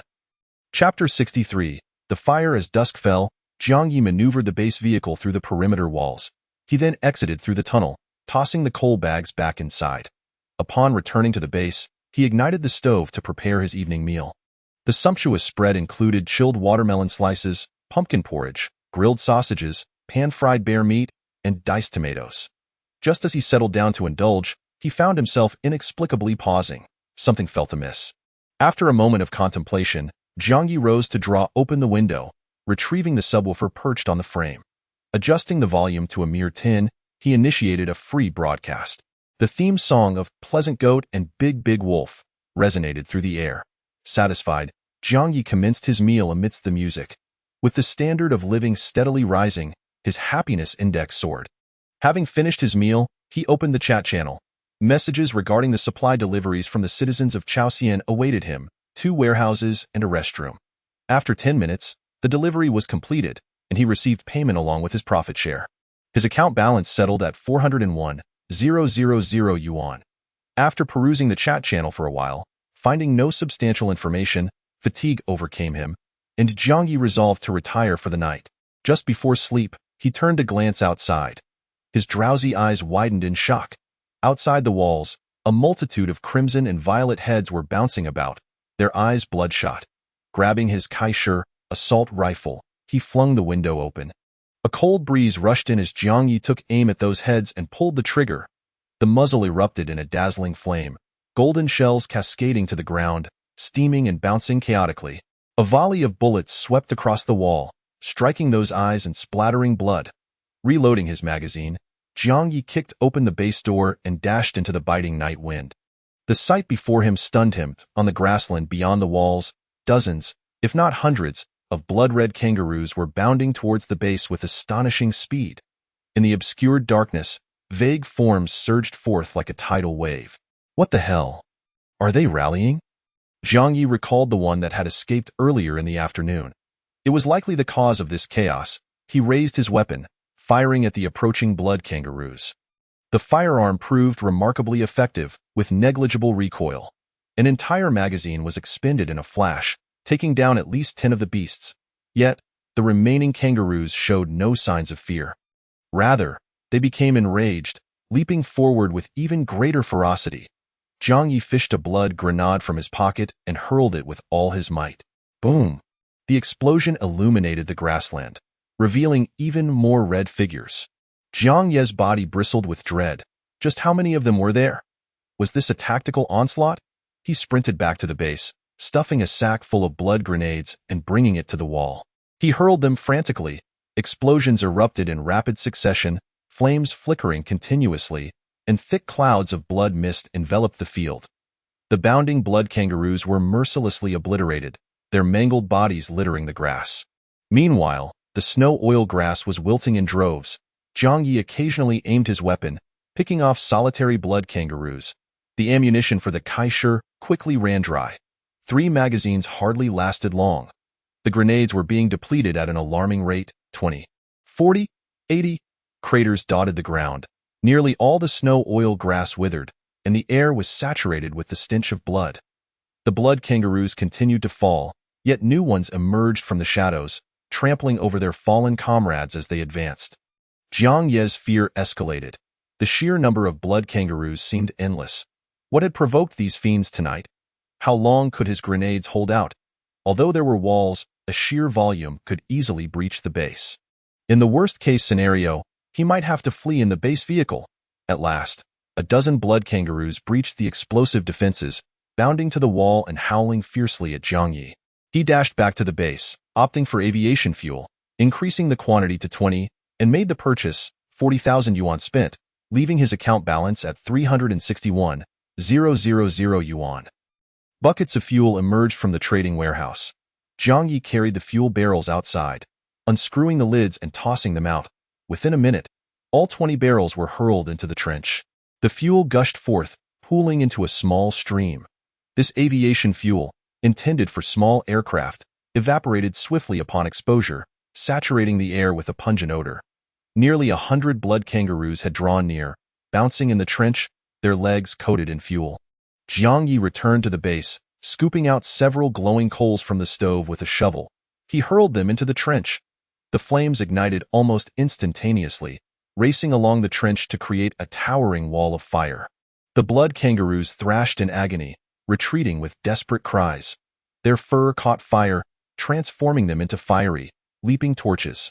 Meanwhile, the wilting snow oil grass oozed flammable oil, igniting into a fierce blaze upon contact with fire. Jiang Ye watched as the inferno grew larger, illuminating the wilderness, the wind blowing hot against him. He grabbed 2 sacks of coal, using the shovel to toss them outside. Soon, the ground beyond the walls was littered with freshly ignited coal chunks. A sea of flames, thick smoke billowed into the sky, the acrid stench of burning snow oil grass permeating the air. Jiang Ye suspected the smoke might be toxic and hastily retreated to the base, securing the doors and windows. He retrieved bandages from the first aid kit, soaking them in water to cover his mouth and nose. The blood kangaroos collectively retreated, yet the flames surged, leaving no escape. Underneath the hot wind, the parched snow oil grass began to spontaneously combust in vast areas. Fires erupted everywhere, small flames converging into a massive blaze, which in turn concentrated into a blinding wall of fire. This wall swept across the plains like an unstoppable army, roaring as it incinerated the leaping blood kangaroos. Sparks rained down like a tempest, the red glow illuminating the night sky as if it were day. The scene was utterly harrowing. Jiang Ye stood in stunned silence. Was this the infamous forest fire? No, there were no trees. This was a prairie fire. The fierce blaze raged for over an hour before finally extinguishing under the cold wind's restraint. Almost everything that could burn had been consumed.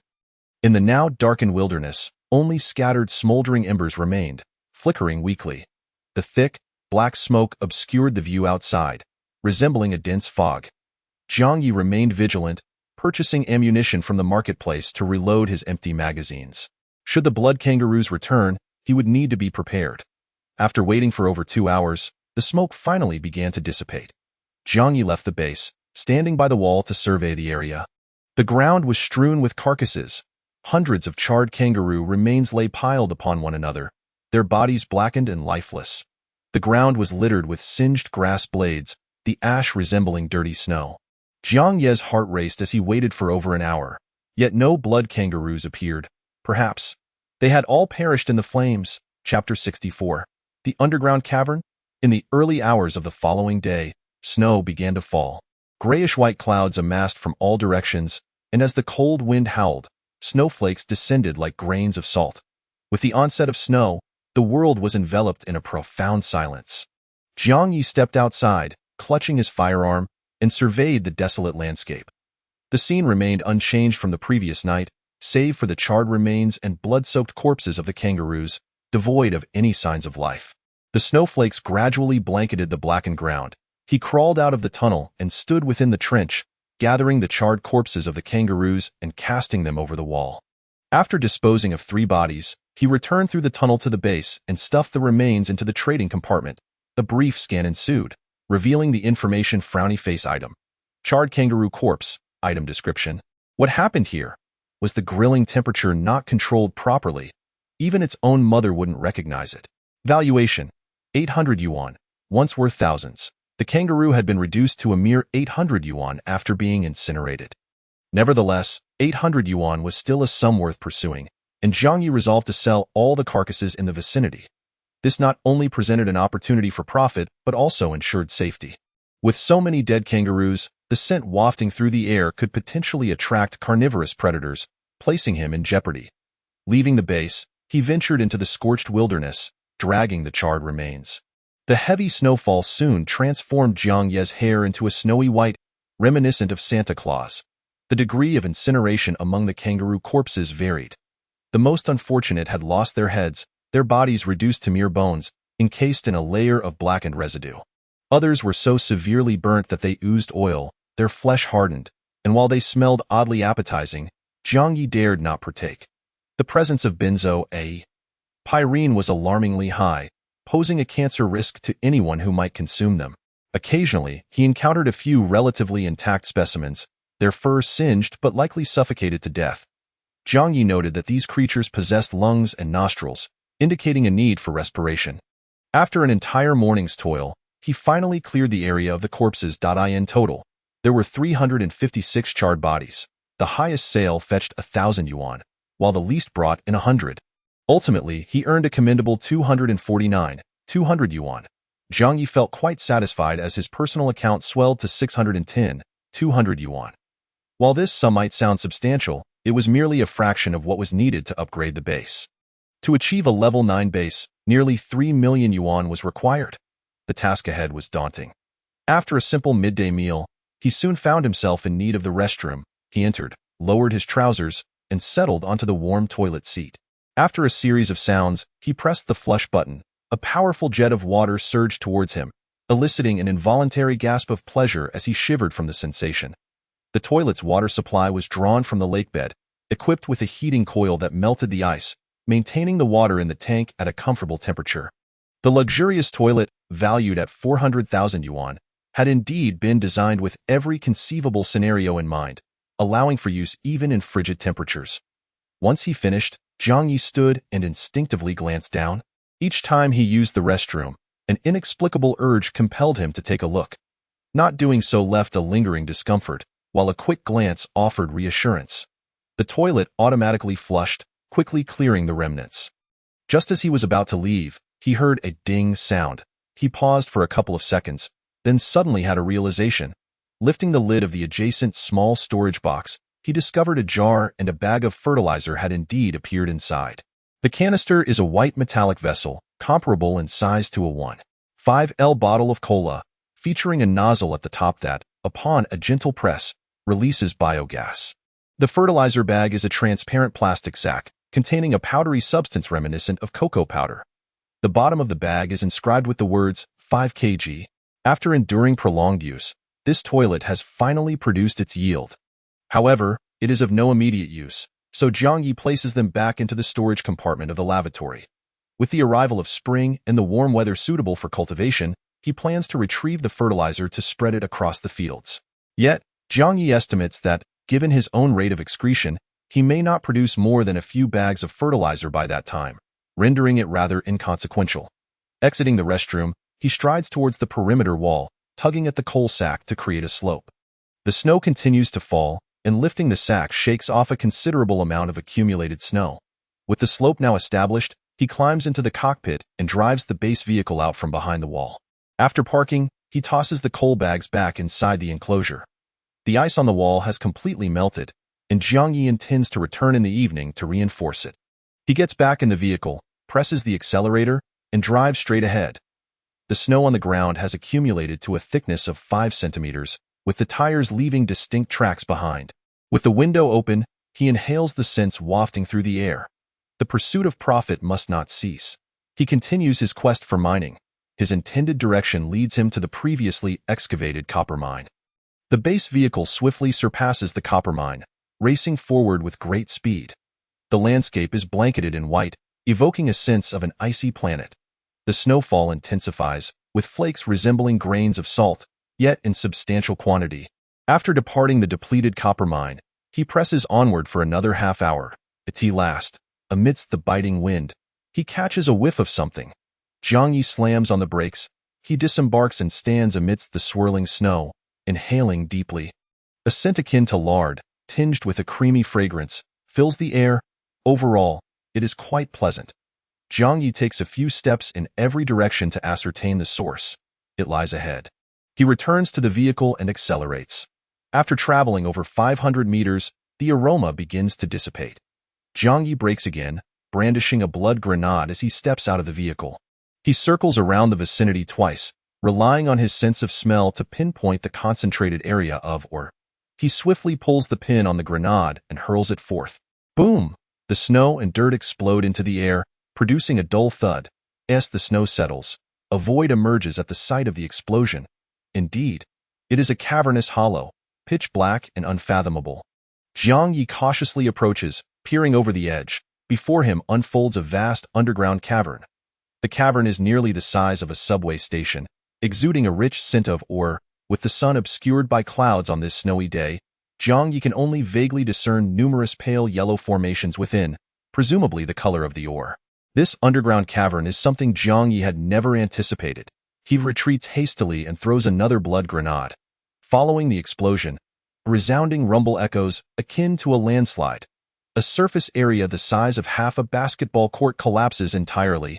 Jiang Ye, filled with trepidation, races backward, relieved that the collapse does not pursue him. Once the tremors subside, he cautiously edges closer to peer into the abyss. The cavern, comparable in size to a basketball court, unveils itself before him.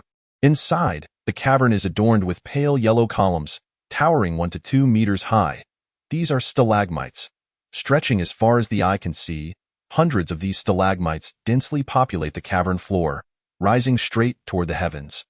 Jiang Ye's mouth hangs agape, large enough to fit a fist. He is aware that stalagmites form in certain subterranean cavities where water drips from the ceiling, gradually creating these structures. It is said that they grow merely 1 centimeter over a century. Thus, the presence of these 1 to 2 meter tall stalagmites indicates they have existed here for tens of thousands of years. Jiang Ye feels a sense of suffocation, not from awe of time's vastness or nature's majesty, but rather from the thought, this must be worth quite a fortune. Chapter 65. Planetary Map. At the edge of the cave, Jiang Ye discovered a sloping path leading downward. He cautiously slid down, aware that the ground had collapsed, shattering numerous stalagmites. He picked up a stalagmite from the ground, which appeared to be about a meter long, gripping it tightly. It was as cold as ice. His hand became instantly frozen to its surface. Goodness, he muttered quietly, shivering. This stalagmite was rather heavy, weighing several dozen pounds, its surface bumpy, yet exuding a jade-like smoothness. He hoisted it onto his shoulder, climbed back to the surface, and entered the base, placing the stalagmite into the trading chamber. With a slight exertion, he pried his frozen hand free. After a brief scan, the information appeared on the panel: frowny face item, barite stalagmite, item description. A magnificent creation of nature, a mark left by the elder of time. Barite is a common barium mineral, typically found in plate-like or columnar forms, sometimes appearing as rosette aggregates, fibrous, grape-like, or nodular forms, and occasionally as floral aggregates, known as desert roses. Barite is also an important economic ore, utilized in the production of oil and natural gas. Occasionally, it forms stalagmites, with stunning cross-sections. Valuation: 10,000 yuan. Jiang Ye took a moment to examine the cross-section, and indeed, it revealed numerous concentric circles, reminiscent of tree rings. The price was quite appealing. Having collected this single stalagmite, he had earned 10,000 yuan. Upon selling it, his account balance surged to 620, 200 yuan, empty-handed. Jiang Ye left the base and descended back into the mine. The stalagmite's weight was substantial. He could only carry 2 at a time, as taking more would be exhausting. He picked up a 1-meter-long broken stalagmite and another measuring 2 meters, then ascended back to the surface, placing them into the base's trading chamber. The 1-meter stalagmite sold for 11,000 yuan, while the 2-meter stalagmite fetched 20,000 yuan. Jiang Ye seemed to have grasped the pricing of stalagmites, approximately 100 yuan per centimeter. Thus, the longer, the better. Over the next 2.5 hours, he repeatedly ventured into the underground cave, collecting broken stalagmites. Almost all were over a meter long, and their prices were quite lucrative. Once he had gathered all the broken stalagmites in the cave, it would be time to break the intact ones. Jiang Ye retrieved a pickaxe from the base. Standing in the cave, he adopted a golf swing stance and struck the base of the stalagmites. The stalagmites were harder than they appeared, requiring considerable force to break them in one blow. Some of the thicker stalagmites needed several strikes to topple. Jiang Ye worked swiftly, managing to knock down half of the stalagmites in the underground cave within an hour. After a brief 2-minute rest, he began transporting them. To save time, he first piled the stalagmites on the surface. Once he had stacked several dozen, he carried them back to the base and stuffed them into the trading chamber. 1, 5, 10, 20, 30, 40. As evening descended, Jiang Ye checked his account balance. A staggering figure appeared, frowny face 1, 578, 800 yuan. Glancing back at the underground cave, he noted that over half of the stalagmites remained uncollected. Climbing into the cockpit, he happily started the base vehicle and headed back. Jiang Ye felt particularly fortunate that day. The mining was astonishingly simple and quite profitable. With just a few swings of the pickaxe and a few steps, he could easily earn tens of thousands. Where else could one find such a delightful endeavor? He realized his instinct for locating veins was remarkably effective. Although the underground stalagmite cave was merely covered by a thin layer of crust, most people would have never discovered it. The snow had not ceased falling, accumulating to ankle-deep thickness. However, the vehicle's large tires enabled it to glide effortlessly across the snowy terrain. Jiang Ye dared not drive too quickly, maintaining a speed of 50 miles per hour. Just as darkness enveloped the landscape, he reached the perimeter wall, taking 10 minutes to maneuver the vehicle inside and remove the coal bags from outside the wall. Upon returning, he cooked a piece of bear meat and promptly set out again. He needed to reinforce the wall. The kangaroo attack from the previous night had genuinely frightened him, and he secretly admired his wise decision to fortify the wall. Had there been no wall, such a multitude of kangaroos could have easily surrounded the base vehicle. Hundreds of kangaroos blocking the way would render the vehicle immobile, making escape impossible. The situation would have been exceedingly perilous. Following the fire from last night, the ice on the wall had melted, necessitating a fresh application of ice. Jiang Ye proceeded to the hot water pool. He collected some ice blocks from the surface of the lake and tossed them into the pool. He poured dark coal into the fire pit and ignited it. The ice gradually melted, increasing the water level. Standing beside the hot water pool, Jiang Ye vigilantly held his Kaisher, assault rifle, scanning the surroundings. Suddenly, he noticed the previously calm snow shifting in large patches. It appeared as if numerous small creatures were scurrying beneath the snow. A chilling sensation surged through him. Jiang Ye's first reaction was dread, fearing yet another creature was about to assault the base. However, he quickly calmed himself and kicked at the snow beside him. He observed pale green snow oilgrass seedlings bravely emerging from the ashes, stubbornly growing. Jiang Ye breathed a sigh of relief, realizing the movement of the snow was not due to animals, but rather the resurgence of the snow oilgrass. The poet's words rang true. Wildfires may not extinguish all, for the spring breeze brings forth new life. Oh no, the winter wind brings forth new life. The ice in the hot water pool had completely melted, and Jiang Ye used a pot to scoop water, pouring it onto the wall. The perimeter wall rapidly began to freeze. Within seconds of pouring the water, it turned white, and after a mere 10 seconds, it had hardened. At temperatures below -30 degrees Celsius, it was an extremely frigid climate. After working diligently for over 2 hours, he had finally frozen the entire wall. Jiang Ye, covered in ice chips and snow, brushed himself off and returned to the base. He stoked the furnace and removed his thick winter coat. A pungent odor of sweat wafted from his body. It had indeed been quite some time since his last bath. Opening the chat channel, he was surprised to find no procurement messages from the citizens of Chaosian today. The popular products were now being retrieved by her directly. Nevertheless, she still distributed the profits promptly, amounting to 67,400 yuan. Jiang Ye's personal account balance now stood at 1,646,200 yuan. He still needed 1,953,800 yuan to accumulate enough for a level 9 base costing 3.6 million. A long road ahead, he murmured. Opening the chat channel, he intended to see the usual banter among the group. To his astonishment, a striking pinned message instantly caught his eye. Function update notification. In the past 30 days, the Galactic Empire Information Bureau's M78 Nebula branch has been established and has launched 6 satellites toward this planet. After a lengthy 30-day satellite scan, the map of this planet has been largely completed. All colonial governors can access the planetary map feature on the initial page. This feature will continue to be refined, with subsequent updates to follow. Jiang Ye was taken aback, blinking as a myriad of thoughts flooded his mind. This news was quite significant. Overall, it could be both advantageous and disadvantageous. Chapter 66. Catastrophic Blizzard. The rationale behind this is quite simple, possessing knowledge of the surrounding geography and the entirety of the planet's layout. When one desires to navigate to a destination, there are neither traffic lights nor police officers. One merely accelerates and charges ahead. However, the adverse consequence lies in the escalation of conflicts among the colonial governors. With the acquisition of maps, territorial divisions emerge, inviting war-hungry maniacs to launch relentless assaults following the depicted routes. Originally, with ignorance surrounding them, individuals tended to be more cautious, preferring a modest existence and a self-contained lifestyle. Yet now, armed with maps, ambitions are easily inflated. It is akin to presenting Qin Shi Huang with a globe. One can only imagine how he would spin it daily, eyes aglow, exclaiming, "The world is vast. I yearn to explore it." Jiang Ye returned to the initial interface and indeed discovered a functionality labeled Planet Map. Upon clicking it, a beam of blue light illuminated the air, revealing a holographic projection of the planet. Staring at the complete visage of the sphere, Jiang Ye was momentarily entranced. In his previous life, Earth was dominated by continents, with islands as mere supplements, surrounded by vast oceans. The great distances between continents took humanity many years to bridge. In contrast, this planet appeared almost devoid of continents, consisting entirely of individual islands, the largest of which resembled the area of a province, while the smallest was no larger than a sesame seed.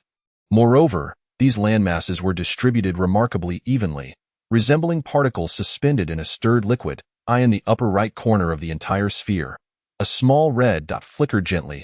Jiang Ye reached out to touch it. The holographic projection, demonstrating remarkable intelligence, promptly magnified. A prompt then appeared. Frowny face, this is your current location. Approximate coordinates, 1184, 0673. Use 2 fingers to zoom in or out on the projected map. Jiang Ye extended his hand to enlarge his position. After several adjustments, the surrounding terrain materialized. He found himself at the center of a vast plain, encircled by mountains. The satellite imagery was exceptionally clear. Upon maximizing the view, he could even discern the small lake adjacent to the base. After examining it for a moment, he released his grip. The holographic map lingered for a few seconds before abruptly vanishing. A floating notification emerged. Frowny face, the satellite has acquired the locations of all colonial governors' bases. You may choose to reveal your location, in which case your base will be displayed as a blue on all colonial governors' holographic maps for easier communication. Alternatively, you may opt for stealth, concealing your location on the map, ensuring privacy and security. This status can be altered at any time. 2 options glimmered at the bottom, one for reveal location and the other for stealth. Without hesitation, Jiang Ye clicked on stealth. Wealthy individuals often prefer seclusion, and Jiang Ye was no exception. He closed the map and returned to the chat channel. The messages in the channel scrolled rapidly, discussing various topics. Dataler, have you all revealed your locations? Unknown deity, I dare not. Initial dream, come on, let us reveal and gather to play. I'll go first to show my respect.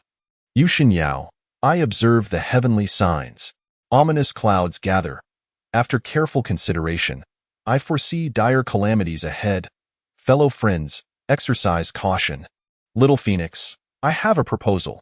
All colonial governors in my vicinity should convene with me to construct a large base, living together, assisting one another in times of need, sharing resources. Just a moment, I will send my coordinates. Fond of beef tendons, shun yipping, hee. Many around me have revealed their locations. I'll visit each of them armed with my shotgun. Mon Yobi, I have revealed mine. When friends come, there's fine wine. And when wolves approach, I have my hunting rifle. Jiang Ye silently observed the screen when suddenly, a private message popped up. Chao County citizen, hey, are you there? Are you revealing your location or not? Jiang Ye, I haven't revealed. You are free to do as you wish. Chao County citizen, I'm hesitant too. What if wild men come after me? But then again, I want to hire a few helpers to move some goods. Jiang Ye, hiring helpers. Aren't you afraid they'll see your wealth and take advantage of you? Chao County citizen, sigh.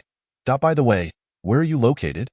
Jiang Ye hesitated, scratching his head, and typed back, I haven't checked yet.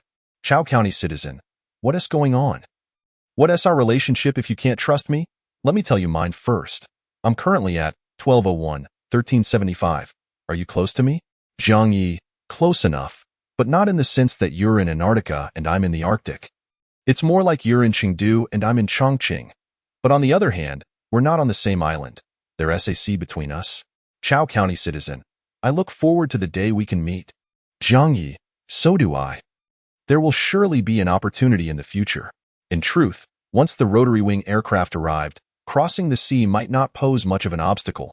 The distance between them was indeed not far, and flying over wouldn't take long. Nevertheless, Jiang Ye remained quite cautious, deciding to observe for a while longer before rashly meeting anyone. His wariness stemmed from the novel The Three-Body Problem, as he perceived this planet to resemble a dark forest state, perhaps even more perilous. Human intentions are often concealed, leaving one to wonder what calculations others may harbor. Point 1's life is singular. Survival is the ultimate truth.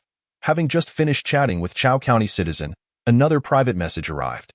Can't unscrew the bottle cap. Hey Jiang, I'm at 0980-2786. Are you close to me? Jiang Ye, quite far. Can't unscrew the bottle cap. Oh, all right then. Jiang Ye scratched his head, recalling her long legs. It would be disingenuous to say he didn't wish to see and touch them. After all, he was a healthy young man. Oh, he must not dwell on such thoughts. Sleep is essential. He awoke the next morning at 9:30. Jiang Ye got out of bed and sneezed. Upon glancing out the window, his eyes widened in astonishment. A world of white. As far as the eye could see, thick layers of snow blanketed the landscape. The snow accumulated at the base of the wall was a full half-meter deep. Flurries continued to drift down from the sky, while the cold wind howled ominously. Jiang Ye hastily rose, purchased 2 barrels of aviation fuel, and carried them outside. He had to exert considerable force to push the door open, as snow had piled up to the threshold, necessitating its removal. Stepping into the half-meter deep snow, his legs felt nearly immobilized. With great effort, he pulled his feet free, trudging laboriously forward. Upon reaching the perimeter wall, he unscrewed the fuel barrels and poured them out, quickly emptying both containers. He then returned to the base to procure more fuel. After several trips back and forth, he finally filled the trench with oil. Using a shovel, he retrieved burning coal from the stove and tossed it into the trench to ignite it. The flames roared to life, melting the thick layer of snow. The accumulation was so vast that it could not be cleared in one go. Jiang Ye had no choice but to return to buy more fuel for snow removal operations. Snow clearance was imperative. The thick snow lowered the height of the wall, and the cursed blood kangaroo could potentially leap over. With such a considerable snow cover, the base's vehicle could not operate. Should an attack occur, it would be akin to a monkey's mother, a baboon. Chapter 67. The Crash. To remove the snow from the trench, Jiang Ye spent an entire morning clearing the snow from the base. The snowfall continued incessantly, as if it would never cease. Delicate snowflakes danced through the air, swirling in the cold wind. Within a few hours, there would be no need for further snow removal. Jiang Ye longed to head to the stone mushroom mine, where he could potentially earn hundreds of thousands, or even upgrade if fortune favored him. However, the half-meter thick snow rendered any passage impossible, forcing him to remain sheltered at home for the time being. Once the rotorcraft arrived, he would be able to fly to the mine at 18 noon. He prepared a pot of soup using tomatoes and wintermelon. As he sipped his soup leisurely, he cast glances at the chat channel. Many were expressing their grievances. Shunheng, is this snow trying to bury me alive? It's already a meter thick. Wu Fan, I have only half a meter here, and even the red kangaroos can barely move. I could simply walk over and stab them. Lu Binwei, I'm freezing to death. I need a hot cappuccino. With this blizzard, the temperature has plummeted. Nicholas Zhang Sanli C. I can't even cut the snow oil grass. Digging through the snow for grass makes my fingers numb. Let's just stay put and sleep in the base. Any ladies in need of a warm bed? Chungzi Chicken Chop, this is a nightmare. Those wolves can actually run on top of the snow. From my base window, I can see 2 alien wolves just having a good time. Suddenly, a private message arrived. Jiang Ye opened it and was instantly filled with excitement. Courier Isabel, your package has entered planetary orbit and will arrive at your location in approximately an hour and a half. Please await its delivery. Jiang Ye, all right. A smile spread across his face. This blizzard was global. Everyone was trapped in their bases, chatting and sleeping. Once the rotorcraft arrived, he could fly to the mine and dig for stone mushrooms while others made no profit, thus widening the gap in their account balances. After finishing his lunch, Jiang Ye eagerly awaited the arrival. He gazed out the window, lost in thought, watching the yellow clouds and snowflakes swirl. The snowfall intensified, visibility dwindled, and the distant scenery became a mere blur. How exactly does interstellar logistics function? Does an intercontinental missile descend, crashing into the ground with a plume of smoke, its rear a cargo hold? Or perhaps a giant parachute floats down, suspending the rotorcraft below? An enormous UFO adorned with the logistics company logo? Amidst his wild speculations, time flew by. Half an hour, an hour and a half. Suddenly, Jiang Ye heard a tremendous sound. What colossal object was plummeting from the sky, roaring with a thunderous crash akin to a meteorite? He looked up to see a streak of red light piercing through the clouds, trailing a long plume of smoke as it plummeted straight down, crashing into the distant snowfield. The moment it hit the ground, the snow erupted skyward, producing a thunderous cacophony. Jiang Ye was taken aback. Was this the interstellar delivery? Indeed, it appeared to be an intercontinental missile. The chat channel erupted with messages. Courier Isabel, I apologize, sir. Due to adverse weather conditions, the delivery vessel encountered a malfunction and crashed near your base. If you can see my location, please come and assist me immediately. Jiang Ye, oh my goodness, I'm on my way. Are you injured? Should I bring a first aid kit? Courier Isabel, I'm not injured. I'm waiting for you under the ship. Jiang Ye slung his Kai-Shi assault rifle over his shoulder, pushed the door open, and stepped into the blizzard. He climbed over the coal sacks out of the compound and leaped into the thick snow, rising to begin his arduous trek towards the wrecked vessel. The half-meter deep snow made each step laborious, as if he were trudging through frozen mire. The wind howled fiercely, and the snow whipped against his face. Jiang Ye had no choice but to shield his face with his hands to breathe, lest he inhale the snowflakes. 100 meters, 300 meters, 500 meters. His back ached, and his legs had grown numb from the cold, causing him to groan in despair. 700 meters, 900 meters. Amidst the howling wind and snow, Jiang Ye finally caught sight of the crashed vessel. The ship's design was remarkably sci-fi, a striking iron blue, with a delicate layer of pale blue sheen over its dark gray surface, colossal in size, comparable to a small yacht. However, this stunning craft now lay in utter disarray, nose down in the snow, having created a deep crater upon impact. Flames still flickered from its rear, sending forth thick black smoke, while electric sparks cascaded like a waterfall. Occasionally, panels would plummet to the ground.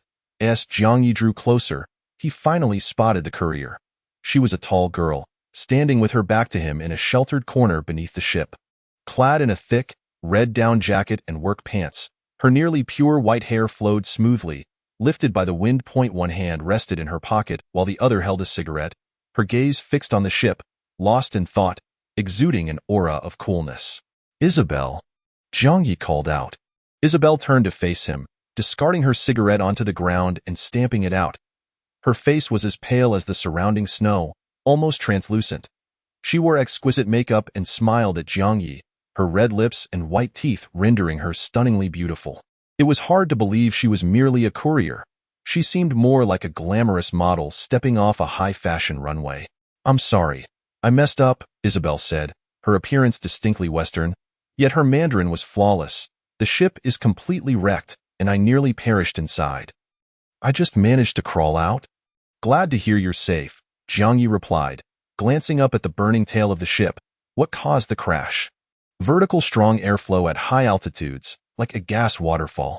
The navigation system couldn't detect it, and we collided directly, entering a stall and plummeting, Isabel explained.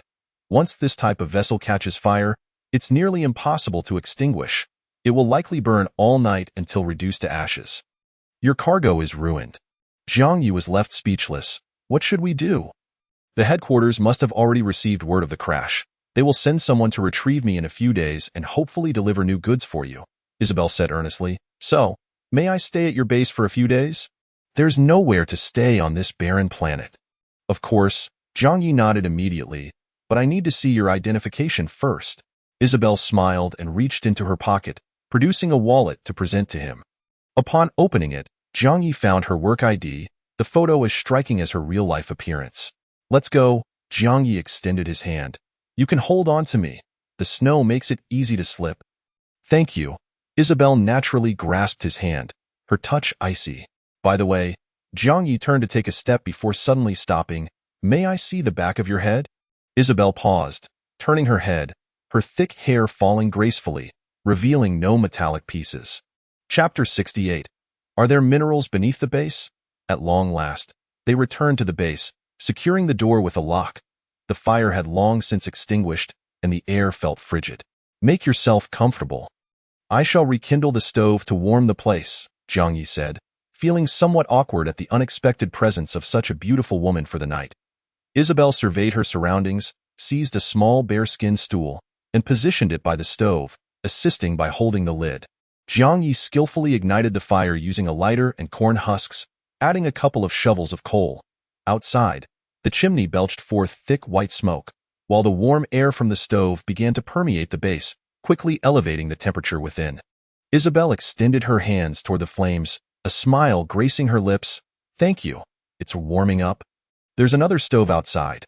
Should you feel cold, I can bring it in, Jiang Ye offered, looking at her. Your place isn't very large. One stove should suffice, Isabel replied with a smile. Are there any house rules I should be aware of while staying here? Allow me to give you a brief introduction. Jiang Ye gestured toward the window. Outside, there is a perimeter wall primarily to deter the blood kangaroos. They are quite ferocious creatures, and with the wall in place, they cannot intrude. Did you construct the wall? Isabel inquired, observing the ice coating the surface. Indeed, he affirmed. Impressive, she exclaimed, giving him a thumbs up. What are those houses outside? The first one is a toilet equipped with a smart toilet. The others are storage rooms filled with various food supplies. I trust you're not hungry just yet, Jiang Ye remarked, admiring her graceful profile. I'm not hungry. I'll eat later tonight, Isabel replied, quite generously. In this base, please refrain from entering the cockpit. There are a few firearms beneath the seat and several boxes of grenades in the co-pilot's area, which could easily discharge. The control panel over there contains my personal items. There's nothing of interest, so best not to touch it. There's a subwoofer on the windowsill, but I haven't purchased any music, so I can only listen to free broadcasts. Jiang Ye scratched his head, suddenly feeling a bit awkward. As for sleeping, I only have one bed. Isabel turned to glance at the bed, hesitating for a couple of seconds. Well, it should fit 2 people, right? Jiang Ye felt a bit embarrassed. Roughly, if you don't mind. I don't mind, Isabel smiled. It's quite pleasant to have a warm place to sleep. Snuggling together keeps us warmer, doesn't it? But you don't have a habit of sleeping in the nude, do you? Of course not. I'll sleep fully clothed, then. That I suppose it's settled. You will all have to squeeze in with me. Jiang Ye's cheeks flushed slightly. The thought of sharing a bed with such an exquisite beauty sent his heart racing. Suddenly, Isabel stood up, unzipped her coat, and removed her thick down jacket, placing it by the bed. Beneath the down jacket, she wore a snug white sweater that accentuated her slender waist and strikingly ample bosom, leaving Jiang Ye momentarily dazed. Aren't you too warm? She asked, sitting back down and looking up at him. I plan to go out and shovel snow, Jiang Ye replied. Shovel snow? Isabel tilted her head in curiosity. Your spacecraft's mishap reminded me. In a couple of days, the rotorcraft will arrive, and with this much accumulation, flying will be impossible. I intend to carve out a small runway outside the base, Jiang Ye explained. If I don't shovel now, the bottom layer of snow will freeze solid in a couple of days, making it difficult to prepare the runway. Indeed, the small aircraft you purchased requires at least a 50-meter runway. I suggest constructing a 70-meter-long and wider path for easier landings, Isabel nodded. I'll take a short break first. May I assist you later? That won't be necessary. Just rest. Jiang Ye waved her off. Grasping a shovel, he pushed the door open and stepped outside. Climbing out of the tunnel and over the perimeter wall, he immediately found himself in snow up to his waist. He recalled the layout, turning to the eastern side of the base, where the ground was the most level. With that, he began to work, initially pushing the surface snow aside before broadening the area. He decided on a runway measuring 75 meters in length and 15 meters in width.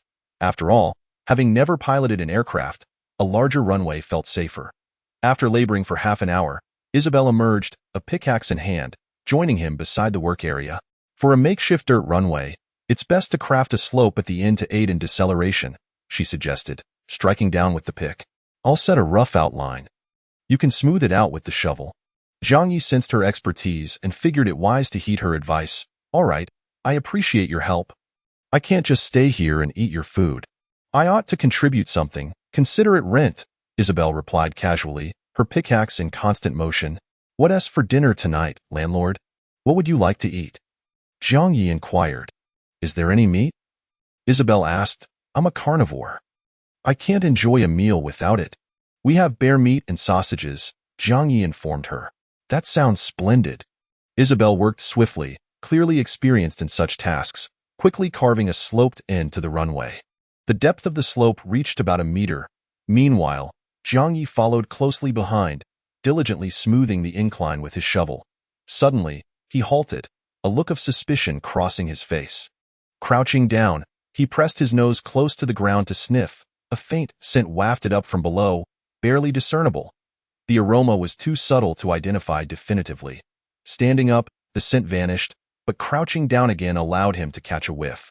Isabel, hold on a moment, Jiang Ye called out. Isabel, resting her foot on the pickaxe, brushed her tousled hair aside. What's the matter? It seems this runway may be compromised. Jiang Ye indicated the ground beneath him. There might be minerals just below. Minerals? Isabel furrowed her elegant brows, perplexed. How could that be? How do you know? Jiang Ye offered no further explanation, plunging the shovel downwards to dig deeper. The runway he had painstakingly crafted was instantly rendered useless. Isabel, now disheartened, leaned on her pickaxe, watching with a frown. Her expression clearly reflected disbelief. Jiang Ye worked rapidly, digging down to a depth of 2 meters. At this point, he was certain. There indeed lay minerals beneath. As the scent intensified, crouching in the pit, he could discern the composition of the aroma. The fragrance of donkey hide gelatin, with hints of red date mooncake and black sesame paste. Yet, these scents remained faint. The minerals might be buried 10 meters below. Jiang Ye felt exhilarated, realizing that beneath his base lay hidden minerals. All this time, he had been oblivious, as the mineral scents barely reached the surface. Had he not excavated a bit while preparing the runway, he might have departed in spring without ever knowing of the mineral deposits below. A secret mineral discovery, serendipitously unearthed. Digging deeper would be cumbersome. Jiang Ye decided to return to the base for some blood grenades to blast the minerals free. Isabel reached out, pulling him up. So? No minerals, right? Quite the opposite. I'm certain there are minerals just beneath 10 meters down. Jiang Ye replied gleefully.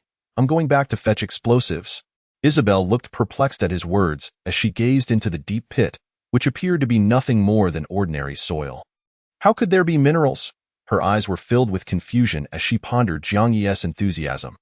The two returned to the base together, where Jiang Ye retrieved 3 grenades and began to toss them one by one into the pit. Boom! Bang bang! As the blood mist dissipated, Jiang Ye took a deep breath, scenting the air and shaking his head. He then grabbed 4 more grenades, tossing them in succession. With explosions echoing one after another, Isabel covered her ears, silently observing. They launched a total of 16 grenades. Finally, Jiang Ye nodded, grabbing a sack and departing the base. Isabel curiously followed behind him. Where the runway had once been, a large crater now gaped, created by the relentless explosions. The pair stood at the edge of the pit, peering down. The walls of the hole were merely ordinary dirt. However, at the bottom, some dark red-black stones had emerged. Chapter 69. The troops Jiang Ye was overjoyed as he slid to the bottom of the pit and unearthed a piece of ore. Isabel stared at it in confusion. Isn't this just an ordinary stone? No, it is undoubtedly ore, Jiang Ye replied, holding it to his nose. I can smell the distinct scent of the mineral. Isabel pouted, her expression seemingly suggesting, you're just boasting.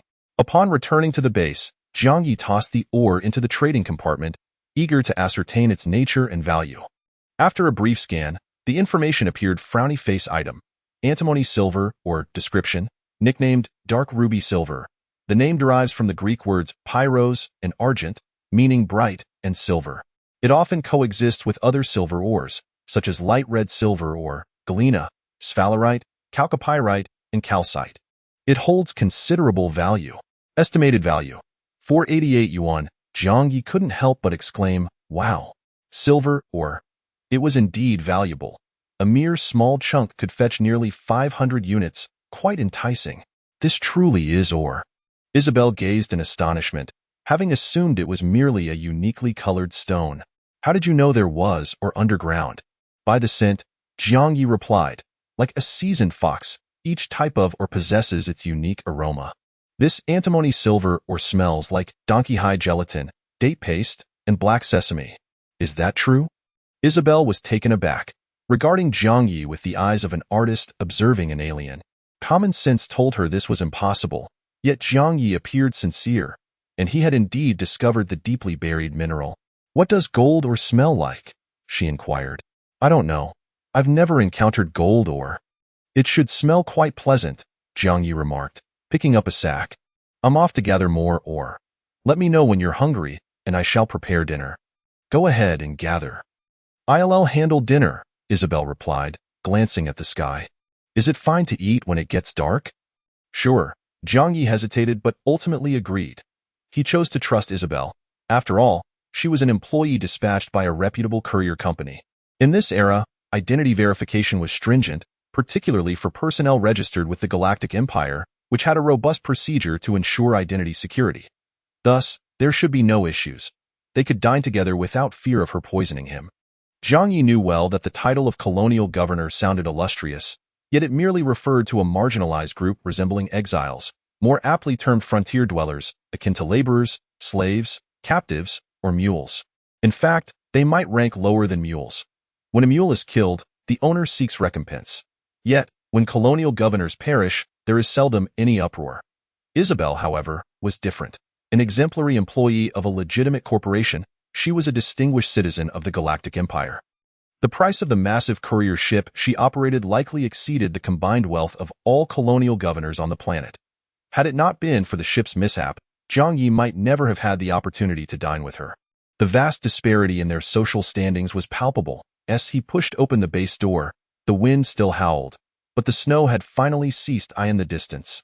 A massive spaceship continued to burn, its thick smoke spiraling skyward like a dragon. Jiang Ye descended into the mine, gathering antimony silver ore. The ore was shattered into small fragments, most resembling the size of ping-pong balls, making it convenient to collect as he tossed them into his sack. After half an hour, he had filled more than half the sack with ore.